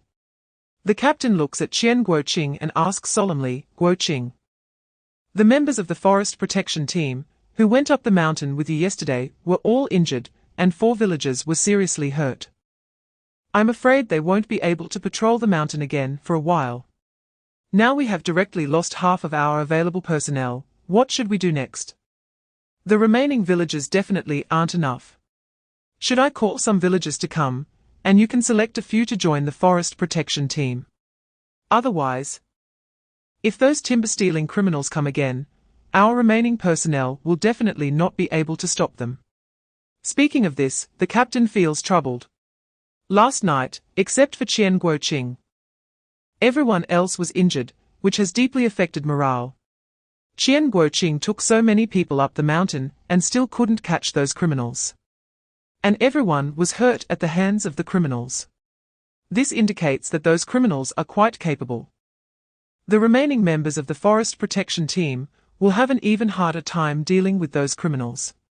Chapter 4:13 Unrestrained. Joining forces. Qian Guoqing directly states his purpose. "Cousin, I came to you today for the matter of those timber-stealing criminals. Last night, the criminals came to Hukai village again, and I encountered them while patrolling. However, I only caught one criminal, and all of my men were injured. The members of the forest protection team in Hukai village haven't been trained for long. And they don't have much skill. Plus, I don't have your capabilities, so we simply can't handle those criminals. The members of the forest protection team need at least 2 or 3 months of training under me to improve their strength, and in such a long time, those criminals will have already cleared the trees from the mountain. Therefore, I want to ask for your help." Upon hearing this, Lu Feng furrows his brows. These criminals are simply too rampant. They started stealing timber right after the new year. Since Qian Guoqing has come to him, he certainly needs to help. Qian Guoqing's pursuit of those criminals is not only to solve a major problem for Hukai village, but also because he is in law enforcement. And this case was assigned to him by Director Wang. Therefore, he must help even more. Chapter 4:14 Public Outrage. Anticipating enemy moves. Meanwhile, in a brick house in the county, a coon is reporting to Jiyu Dali about last night's situation. "Boss Jiyu, it seems that our people transporting timber to Hukai village were discovered by the villagers last time. It appears that Hukai village has also sent people to patrol the mountains. And our people were spotted during their actions last night." Hearing this, Jiyu Dali's expression changed. "What? Our people were discovered? What about them?" Akan immediately replied, "Except for one brother, who was captured by the other side, the rest managed to escape. According to them, among those sent by Hukai village, only one person had some skills, the others were not particularly capable. Otherwise, they wouldn't have been able to injure those people, let alone escape." Jiyu Dali snorted coldly, his face full of malice. "If our people can't handle the forest protection team from Honghe village, can we not deal with those from Hukai village? They dared to ruin my good deeds, injuring them is too lenient." Thinking of the forest protection team from Honghe village led by Lu Feng, Jiyu Dali felt furious. Once he delivered the goods that Boss Cow wanted, he would find a way to give Lu Feng and those team members a painful lesson. Chapter 4:15, Undoubtedly. The Qin family is worried. With the help of Lu Feng and the others, Qian Guoqing was no longer worried. He knew Lu Feng's abilities. Once those criminals appeared, Lu Feng would definitely catch them, and there was no doubt about that. Thus, Lu Feng patrolled with Qian Guoqing for 2 or 3 days. During Lu Feng's patrol, the forest protection team and the militia team from Honghe village were also working normally. On the other side, Feng Jiehua had been wandering outside Honghe village in his free time, hoping to see Qin Ruolan. However, he had not encountered her even once. He also wanted to send a message to Qin Ruolan, but he had no one he trusted in Honghe village, and was afraid of leaking information.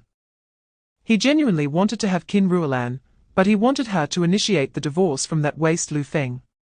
That waste couldn't even keep his wife. If she ran away with him, no one could say anything, and it wouldn't affect him at all. However, if he took the initiative to pry into Lu Feng's relationship, and any rumors spread, it would be very disadvantageous for him. If someone reported it to the police or caused a scene at the machinery factory, it would have a significant impact on him, and in serious cases, it could even affect his job. Chapter 4:16, Husband and wife at odds, facing each other.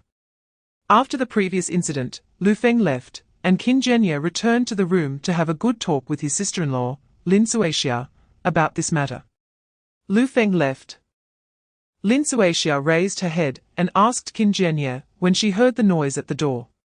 Seeing that Lin Suixia looked very clear-headed, not at all the dazed appearance of someone just waking up, Qin Zhenya felt a surge of anger. Lin Suixia said she was tired, which was clearly an excuse not to help, and wanted to hide in the room. He left. Lin Suixia, what do you mean by that? As soon as my brother-in-law comes, you find excuses to stay in the room. Once is fine, but you do it again this time. Moreover, this isn't particularly tiring work. It's just a matter of doing some tasks. What are you doing? Qin Zhenya's face was full of anger, and it was clear that he was already upset. Lin Suixia said unhappily, over the years, haven't we helped your sister and them enough? Now that Lu Feng wants to act tough and take on these tasks, why should we help him every week? When we go out to help others, even if we don't get paid, we can at least have a meal. This made Qin Zhenya's chest heave with anger. What kind of talk is that? In the past, it was fine, but since my brother-in-law turned over a new leaf, has he treated us badly? Chapter 4:17, all captured, making a name for himself. This time, half of the criminals sent to the mountains to steal birch trees were the same ones who had encountered Qian Guoqing and the others in Hukai village last time. From the previous encounter, they also realized that the people sent by Hukai village were not very capable. Therefore, they felt no fear at all. Others had also heard about this and held a disdainful attitude toward those sent by Hukai village. Some people with no skills at all wanted to take them down. That was simply ridiculous. If they had encountered the forest protection team from Honghe village, they would have turned and run without a hint of hesitation. However, these people were not from the Honghe village forest protection team, they were just useless people from Hukai village, so there was no need for them to run. What they needed to do was to control these people and transport a large batch of timber today. Moreover, after learning about the strength of the people from Hukai village, these criminals were full of confidence in what they were about to do. When Lu Feng saw that these people not only didn't run, but instead charged at them, a cold smile appeared on his face. Ha ha, a bunch of fools. Lu Feng gripped his military dagger and charged into the crowd, quickly taking down 4 or 5 criminals. Chapter 4:18, Honoring the Ancestors, Jiyu Lao is furious. Qian Yujin and his wife also took pride in Qian Guoqing and Lu Feng. Qian Yujin even said at home that the ancestral grave of the Qian family was truly smoking. As Qian Guoqing not only left the ranks of farmers, but also became a police officer in the town and accomplished such an honorable deed. Everyone knew that it was Lu Feng who helped them in Hukai village, so when Lu Feng came to collect goods from Hukai village in the afternoon, everyone expressed their gratitude to him. When Qian Guoqing saw Lu Feng coming to collect goods, he also returned to help at the Qian family. Since Lu Feng had helped him so much, he couldn't refuse to help with this small matter. After finishing collecting the items brought by the villagers, Qian Guoqing poured 2 bowls of water and started chatting with Lu Feng. After capturing those criminals, the big stone in Qian Guoqing's heart was finally lifted, and his mood became much lighter. Cousin, this time it was really thanks to you. If it weren't for your help, capturing those criminals would have been impossible. Now that those criminals have been caught, my task is considered complete. This was my first task assigned to me after joining the police station. If I couldn't complete it, I would feel ashamed. Chapter 4:19, Mercenaries dispatched, eliminating the threat quickly. Seeing Jiyu Dali's demeanor, Akan knew that Jiyu Dali was genuinely enraged this time, and was serious about taking action. He thought about their current situation and couldn't help but remind him, but Boss Jiyu, our brothers are already few, and that Lu Feng is quite capable. Our brothers might not be his match. Jiyu Dali narrowed his eyes, his face full of ruthlessness. Since I want to get rid of that scoundrel, I must be fully prepared. This time, I will ensure that scoundrel has no chance to live. As long as I'm willing to spend money. Am I afraid there will be no one? Go find me 40 or 50 people who mix on the streets, and also find some reckless second-rate thugs. Lu Feng and those scoundrels around him keep ruining my good deeds. This time, I will take them all down. Jiyu Dali was never a person with a good temper, and after the previous incidents, he had already formed a grudge with Lu Feng. He currently has important matters to attend to, so he hasn't had the chance to deal with Lu Feng for the time being. Now, Lu Feng has instead taken action against his people. Does that brat really think that Jiyu Dali is a soft persimmon? This time, he will make Lu Feng understand the consequences of offending Jiyu Dali. He is determined to have a life-and-death struggle with Lu Feng. Chapter 4:20, The boss behind the scenes, occupying the market the next day, in the afternoon. Lu Feng was at home receiving supplies brought by the villagers when Cao Shuangxi suddenly came to his house. Lu Feng was surprised to see Cao Shuangxi. "Why are you here so early?" he asked. "Big brother, my mom fell last night while getting up, so I might need to take care of her at home for a few days. I came to let you know that I won't be coming to Honghe village for the next few days. I'll come back once my mom feels better," Cao Shuangxi said with a furrowed brow. Lu Feng immediately asked, "Did she fall? Is it serious?" Cao Shuangxi shook his head. "Not very serious. The doctor said she just needs to rest for a while." "That's good then. You should go home and take care of your mother first," Lu Feng replied. "Okay, big brother. Even if I'm at home for the next few days, I won't neglect my training," Cao Shuangxi vowed. Lu Feng nodded. "All right, then I'm off." After saying that, Cao Shuangxi turned to leave Lu Feng's house. "Shuangxi, wait a minute," Lu Feng called out to Cao Shuangxi, pulling out a basket and putting some food and 20 eggs inside. After thinking for a moment, he went back inside, cut a piece of meat, added it to the basket, and then walked over to Cao Shuangxi. Chapter 4:21, A heavy snowfall, filial son Shuangxi after Jiang Haidong accepted the goods. He handed the money for this batch of supplies to Lu Feng. Lu Feng took the money and said, "Uncle Jiang, since we want our procurement station to grow, we will definitely need to hire people in the future, and it won't be me delivering the goods then. So, starting from the next time, let's settle accounts once a month, or every 2 months. We can keep track of how much we spend and earn, and when we settle the accounts, we can just compare our ledgers." Seeing Lu Feng thinking about these matters so early, Jiang Haidong smiled. "All right, let's do it your way. When the goods increase, I will definitely need to hire people as well, and we can calculate the expenses and income together then." Lu Feng's sharp thinking made Jiang Haidong feel much more relaxed. If Lu Feng were a simple-minded person with strong arms, he would have to work much harder and consider many things. Now that Lu Feng had already thought everything through, Jiang Haidong just needed to follow his lead.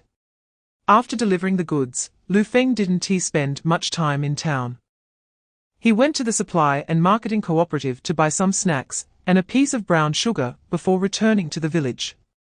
After finally getting a day off, he planned to spend some time with Qin Ruolan and the others. Chapter 422, An Astonishing Discovery, Reporting Overnight Bang. Cao Shuangshi's sudden action caused the wine glass in Tainyo's hand to drop, landing on the table. What happened? Tainyo stared blankly at Cao Shuangshi, not understanding why he suddenly reacted so strongly. Cao Shuangshi asked again, "Who is the boss hiring you guys?" Tainyo shook his head and said, "I don't know that. But it seems like he is in some business. I heard he has caused quite a few losses for people in that guy's hands. That's why he got so angry and spent a lot of money to hire so many people, wanting to put that guy to death. Not even planning to spare the people around him. That guy must have caused him huge losses, which is what angered the boss." At that moment, Cao Shuangshi was even more certain that the person they wanted to kill was Lu Feng and his group. This made Cao Shuangshi unable to sit still. He suddenly stood up from the bench and said, "Tainyo, watch over my mother for me," before rushing out of the house. Seeing this, Tainyo quickly stood up and ran to the door, looking in the direction Cao Shuangshi had left. "Shuangshi, it's so cold outside, where are you going? Are you trying to get yourself killed?" Chapter 423, Bold and Reckless, Lu Feng borrows people seeing that the water in the pot was boiling. Lu Feng went back inside to find a piece of his clothing and pants to give to Cao Shuangshi. "Shuangshi, go take a hot shower. Change your clothes and pants to warm up." While Cao Shuangshi was showering, Lu Feng also boiled 2 poached eggs for him and added a piece of brown sugar to fill his stomach and warm him up. Cao Shuangshi braved the cold weather to inform him, so Lu Feng felt he couldn't treat him poorly. After Cao Shuangshi finished his shower and ate the poached eggs, his frozen body gradually warmed up. "Ah, big brother, since you already know about this matter, I should head back now," Cao Shuangshi said as he prepared to leave. Lu Feng stopped him. "Shuangshi, the weather is terrible tonight. If you go back and forth like this, you'll definitely get sick. You don't need to rush to take care of your mom.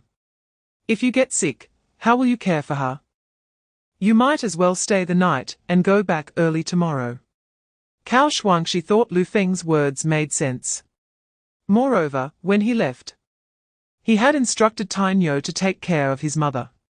Tainyo had been his brother for many years, and being a loyal person, he would definitely look after his mother while Cao Shuangshi was gone. So he ultimately decided to stay in Honghe village for the night. Chapter 424, Cleaning Up Internal Chaos.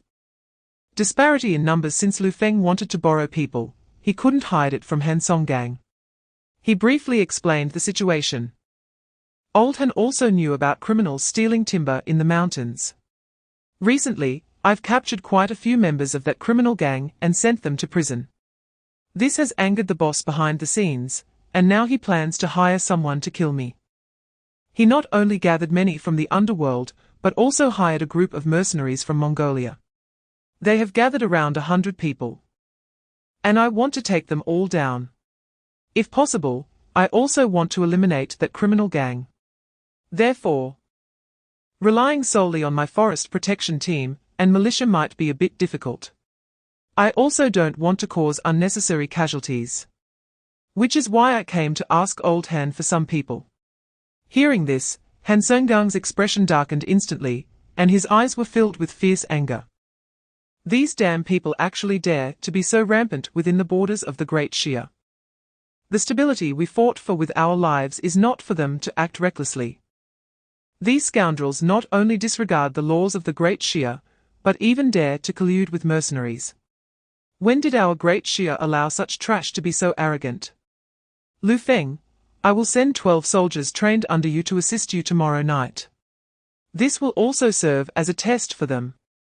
Chapter 425, Risky Moves. Three plans arranged. This matter was inherently dangerous, and it was normal for people to be afraid of something going wrong. Moreover, everyone has a family to support. What would happen to their families if something really went wrong? So, Lu Feng emphasized that participation was voluntary. Upon hearing Lu Feng's words, the tension in everyone's hearts eased. The police at the police station are all somewhat capable, and the team in the village under Lu Feng consists of a full 12 people. They have all seen that team trained to some extent, and those people are much stronger than them. Not to mention fighting one, with their skills. One person can take on 3 or 4 without a problem. With the support of that team, what do they have to worry about? Moreover, Lu Feng is exceptionally skilled.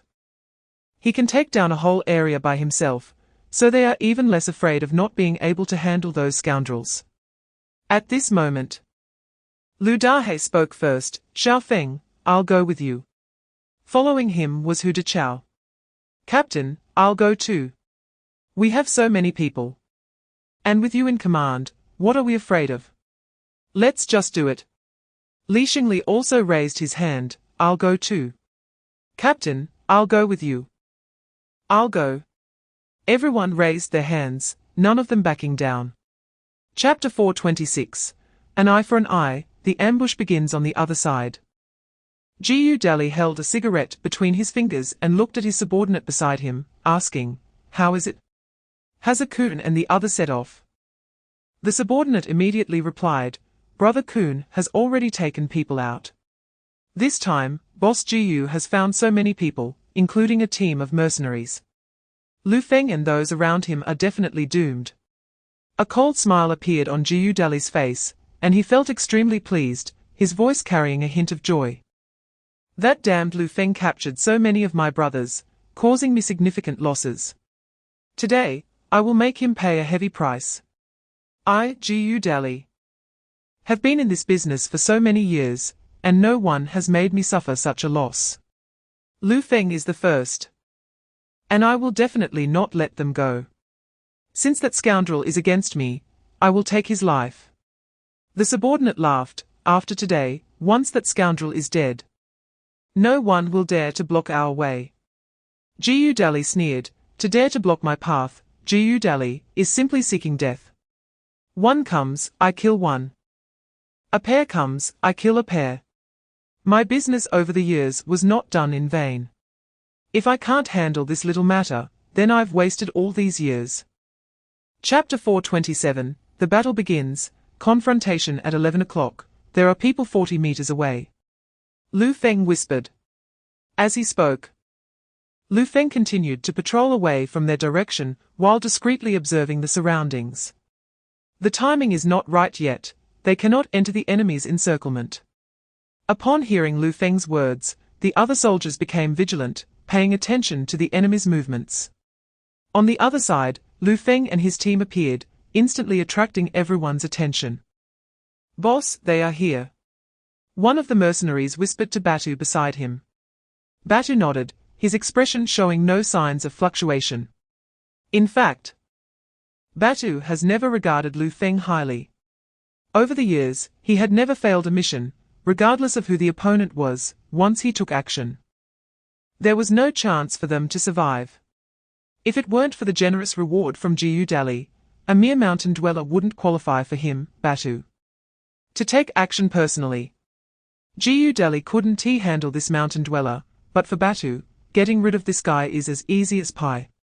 At this moment, a Kun saw Lu Feng and his team appear and immediately urged, "Batu, they have appeared, hurry up and take action." Chapter 428, Strong Against Strong. Capture the confidant on the other side.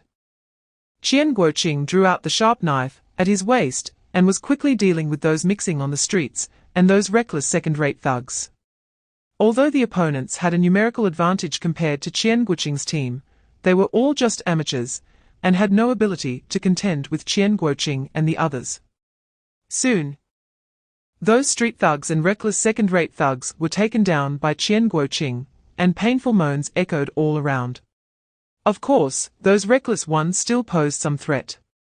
And there were still some members of the forestry team and militia team who got injured.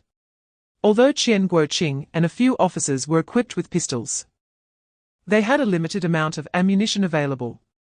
Dealing with these small fry wasn't worth wasting bullets on, they were saving those bullets for emergencies. Therefore, when dealing with these people, they didn't even pull out their pistols and took them down with cold weapons. A-kun, seeing so many people suddenly appear, and having taken down so many of theirs, had a very ugly expression. Why did that damned Lu Feng bring so many people? How did that damned guy know their plans? Chapter 429, Full Firepower, Decapitation Action. A soldier groaned, covering his painfully injured shoulder with one hand. Lao Zhong. Are you okay? A nearby soldier quickly asked upon hearing the commotion from Lao Zhong's side. Lao Zhong lowered his voice and said, I'm fine. It didn't hit anything vital. Other soldiers gritted their teeth and said, damn it, those damn scoundrels, tonight we must make them disappear without a trace. Yes. How dare some mercenaries be so arrogant in the great Xia nation, do they really think we have no one? Tonight, we will let them know our strength. We absolutely cannot allow other forces to be rampant on our territory. Tonight, I must take their lives. The soldiers were filled with anger, raising their pistols again, squinting to identify the mercenaries hiding in the dark. Then, another intense gunfight broke out. Batu, having learned from previous experiences, did not rashly take action again. He hid in the dark, observing the battle, listening to the loud sounds to determine where Lu Feng and the others were hiding, and seized the opportunity to fire quickly. After changing his strategy, Batu hit 3 or 4 soldiers again. Although those soldiers quickly dodged when they sensed something was wrong, they were still hit. Chapter 430, Follow the Clue. Big Fish caught this group of mercenaries from Minggu is also the most dangerous. Resolving this group of mercenaries would eliminate the crisis.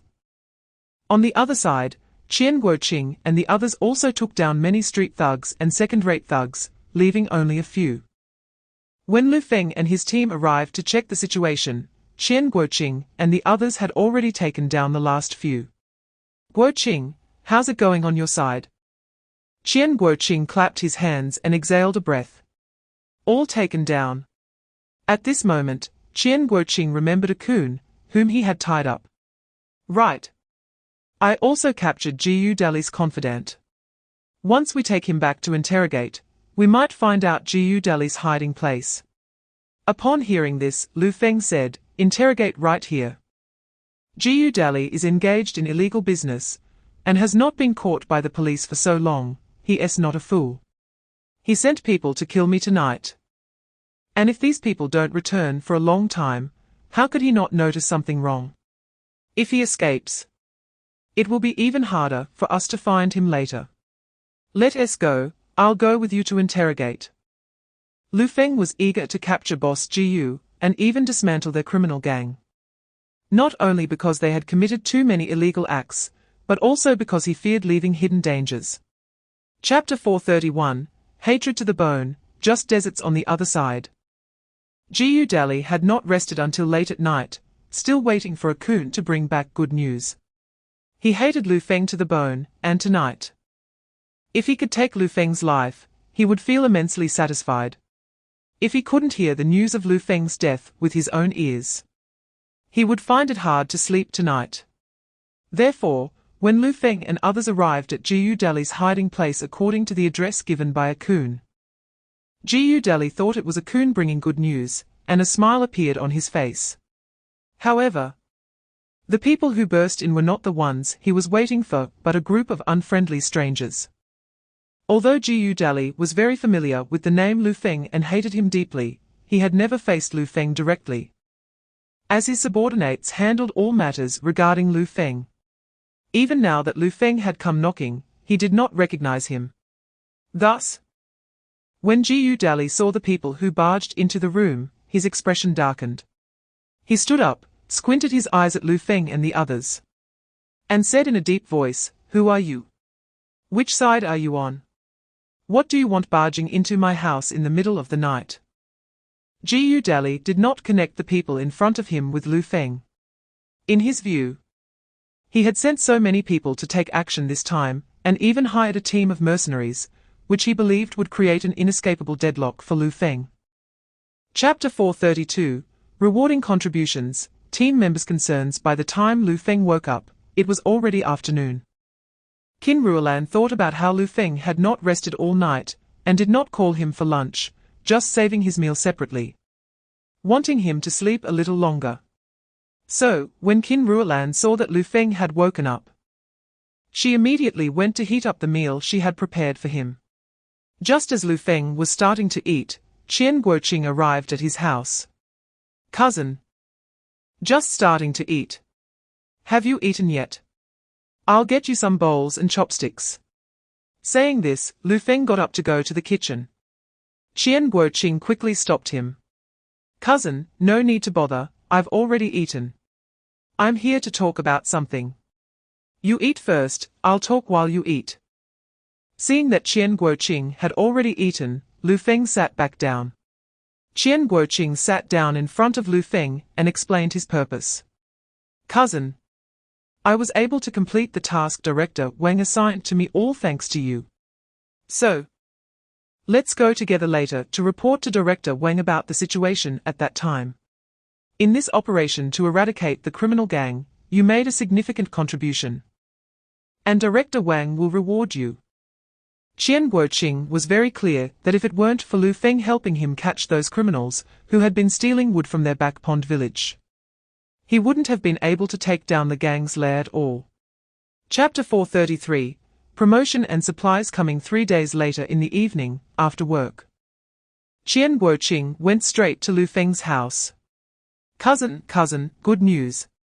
Seeing Qian Guoqing's face full of joy, Qin Ruolan smiled and asked, Guoqing, what good thing happened? Lu Feng saw Qian Guoqing's expression and calculated the time, saying, you got promoted.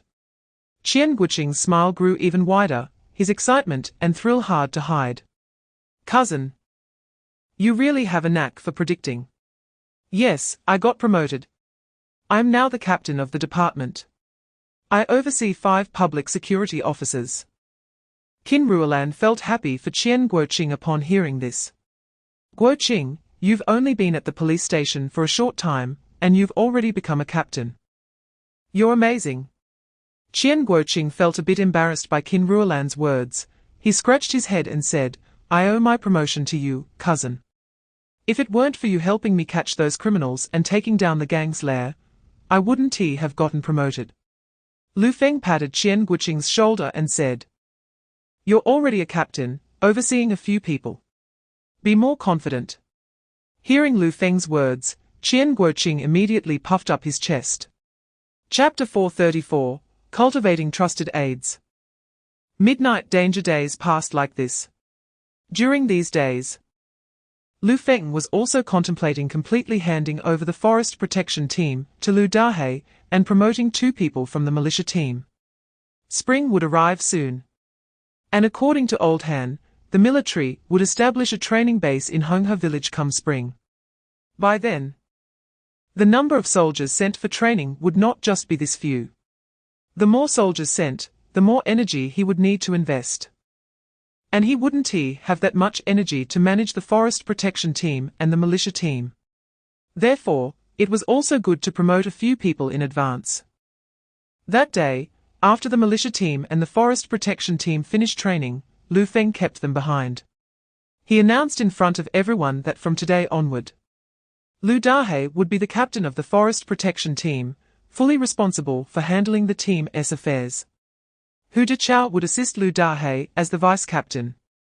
Lu Feng had already delegated power for some time, allowing Lu Dahe to attempt to manage the forest protection team, and Lu Dahe had gradually gotten the hang of it.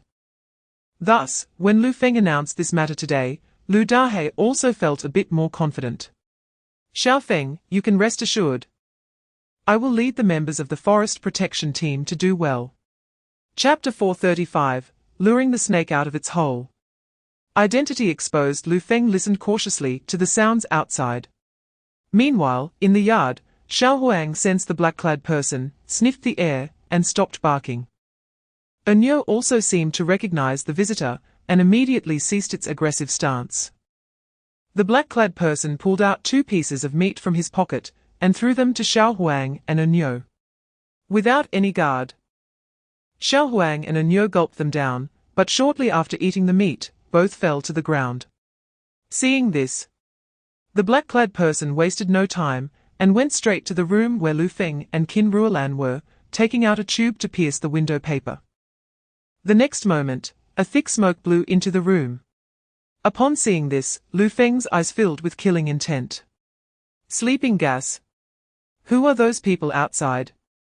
Although Lu Feng didn't know what they were after, he was sure they were not good people. After hearing the commotion outside, Lu Feng had already confirmed that there was only one outsider, which eased his tense nerves a bit. With just one person, as long as he dealt with them, Qin Ruolan, their 3 daughters, and the 2 young female intellectuals wouldn't be in danger. However, Lu Feng did not act recklessly for the time being. Qin Ruolan and the others were in the next room. If he rushed out and startled the person, they might rush into the next room, putting Qin Ruolan and the others at risk. Chapter 436, Familiar Faces, Ruthless Actions. Xia Linlin. It really is you. Lu Feng sneered coldly, his eyes filled with chill. Xia Linlin felt her heart skip a beat when Lu Feng lifted the veil from her face, revealing her true appearance. Xia Linlin wasn't foolish. She immediately sensed the deeper meaning behind Lu Feng's words. It seemed that he had already guessed it was her. She had come to the countryside under the guise of a sent-down youth, so logically, Lu Feng shouldn't have known that she wanted to kill him. Why had he figured it out? At that moment, Xia Linlin recalled the previous incident with the apple. The apple she had given Lu Feng was clearly injected with poison. Yet it hadn't killed him. Qin Ruolan mentioned that a child had accidentally dropped the apple, and Xia Linlin believed her, as she didn't seem to be lying. Now, recalling her adoptive father's warning, she realized that Lu Feng had likely known the apple was poisoned at that time. Furthermore, in the following days, the 2 sent-down youths, Ziwaning and Yijuo, had claimed to be sick and avoided her, which must have been Lu Feng's doing after he discovered her intention to kill him. However, later, Ziwaning and Yijuo frequently came to visit her, which made her unaware of the oddity of the situation. Chapter 437, Impersonation, an investigation of Xia Linlin. Lu Feng then pushed the bicycle out and returned to the yard, propping the courtyard door from the inside before nimbly jumping over the wall. He tied Xia Linlin to the bike, planning to take her to Old Han's place overnight. If he had captured a man, he could have locked him up and sent him away the next morning. But since he had captured a woman, it was inappropriate to keep her at home. The village women were gossipy. If anything happened, who knew how it would be misrepresented? If he waited until dawn, someone would definitely see him with Xia Linlin, and all sorts of absurd stories would be concocted. Therefore, the best option was to send her away now. At this hour, everyone was sleeping at home, and not a soul could be seen in the village, so no one would discover anything. Moreover, Qin Ruolan would not know about what happened tonight, so she wouldn't have to worry unnecessarily. Lu Feng glanced at the courtyard door behind him, thought for a moment, and then pushed the bike towards the old house. He knocked on the door, and Qian Guoqing opened it, frowning when he saw Lu Feng at the entrance. He quickly asked, "Cousin, what's wrong? What happened?" Chapter 438, Mysterious Visitor's Dad, What Happened to Xiao Huang and An? Nyo asked anxiously, unable to wait any longer. Lu Feng stood up and said, "It's nothing, they probably just ate something wrong. Don't worry, they'll wake up in a bit." Hearing this, Nyo finally breathed a sigh of relief. As long as An and Xiao Huang are okay, I thought they might not wake up like two. The death of the rabbit had made Nyo sad for a long time, and even though Lu Feng later bought a little rabbit from the villagers for her, it couldn't replace the previous one. Lu Feng thought to himself that fortunately, Xia Linlin had only given An and Xiao Huang sleeping pills last night, not poison. If it had been poison, then Nyo and Xiao Huang would already be dead. Xiao Huang was a good wolf dog and had the qualities and skills of a hunting dog. Whether for guarding the house or hunting, Xiao Huang had been quite helpful. Nyo was a rare fierce beast. Finding another black bear cub would not be easy if something happened to her. Moreover, having trained Nyo with great effort, he would regret losing both Xiao Huang and Nyo for a long time. Chapter 439, Unexpected Discoveries and Confirming Identities. Xie Zhiqing is so beautiful, and she lives alone. What if something happened to her? Someone said. Xie Linlin was indeed good-looking, and not only in Honghe village, there were also many rascals in nearby villages. Some suspected that Xie Linlin had been taken away by some rascal, as it was indeed unsafe for such a beautiful woman to live alone. As soon as this was said, someone else immediately responded, impossible. Xie Zhiqing lives in Lu Gang's house, right next to Lu Dahe. Lu Dahe is now the captain of the forest protection team, and he has learned a lot from Lu Feng.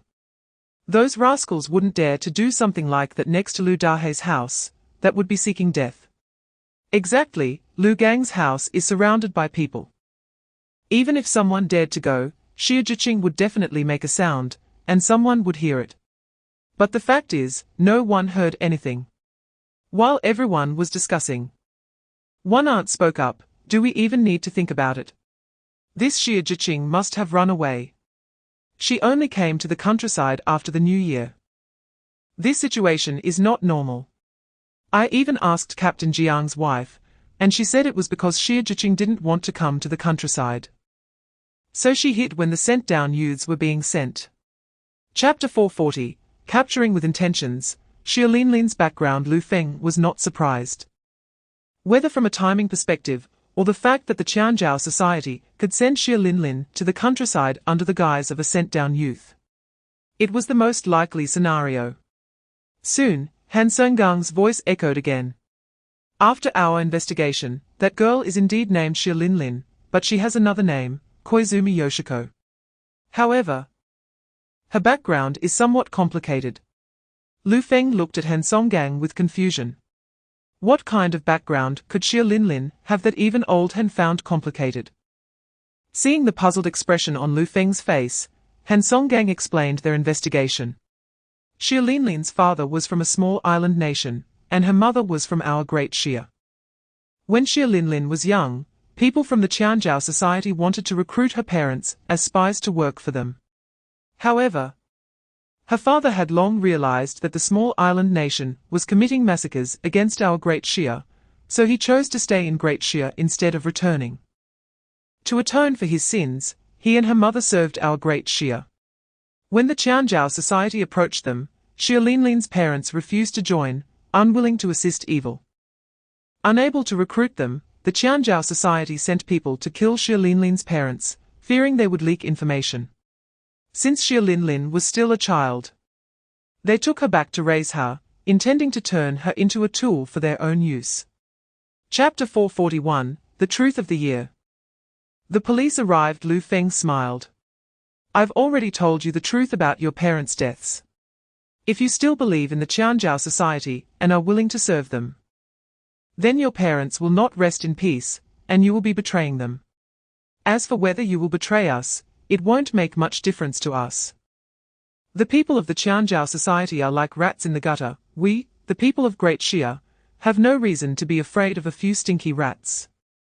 I will tell you plainly, if the Qianzhou society dares to cause trouble in Great Xia, they are seeking death. We, the people of Great Xia, will definitely destroy them. We will never allow anyone to destroy the integrity of our Great Xia. In the past, now, and in the future. As he spoke, a cold glint flashed in Lu Feng's eyes.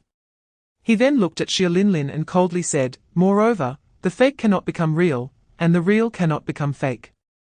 Lu Feng appeared unafraid of Xie Linlin investigating him. Upon hearing Lu Feng's words, Xie Linlin furrowed her brows. At that moment, her heart wavered. Could it be that what Lu Feng said was true? Had she been deceived for all these years? And the ones who killed her parents were not from the Great Xia, but from the Amaterasu society. Seeing Xie Linlin's expression, Lu Feng knew that she was starting to doubt the circumstances surrounding her parents' deaths. Chapter 442, Lu Feng is captured, adding insult to injury the next morning. Just as Lu Feng was preparing to leave for training, he was blocked at home by the police who had come to Hong her village. Seeing the police at his doorstep, Lu Feng frowned slightly. Is there something the police want with me? The leading officer looked at Lu Feng and said, Comrade Lu Feng, someone has reported that you are engaging in speculative trading. Please come with us to assist in our investigation. Inside the house, era.An heard the commotion outside and came out just in time to hear this statement. Her expression changed, and she immediately panicked, rushing forward to explain, Officer, is there some misunderstanding? Brother Feng is not engaging in speculative trading. The police knew that Lu Feng had some abilities. So both Lu Feng and era.An were quite polite. We only ask Comrade Lu Feng to come back with us to assist in our investigation. If Comrade Lu Feng is not involved in speculative trading, we will naturally clear his name. Upon hearing the police's intention, Lu Feng guessed that his recent purchases of supplies from the three villages had attracted the attention of someone with ulterior motives. He looked at era.An to reassure her. Wife, don't worry, I will be fine. I will go assist the police with their investigation, and once they clarify the matter, I will come back.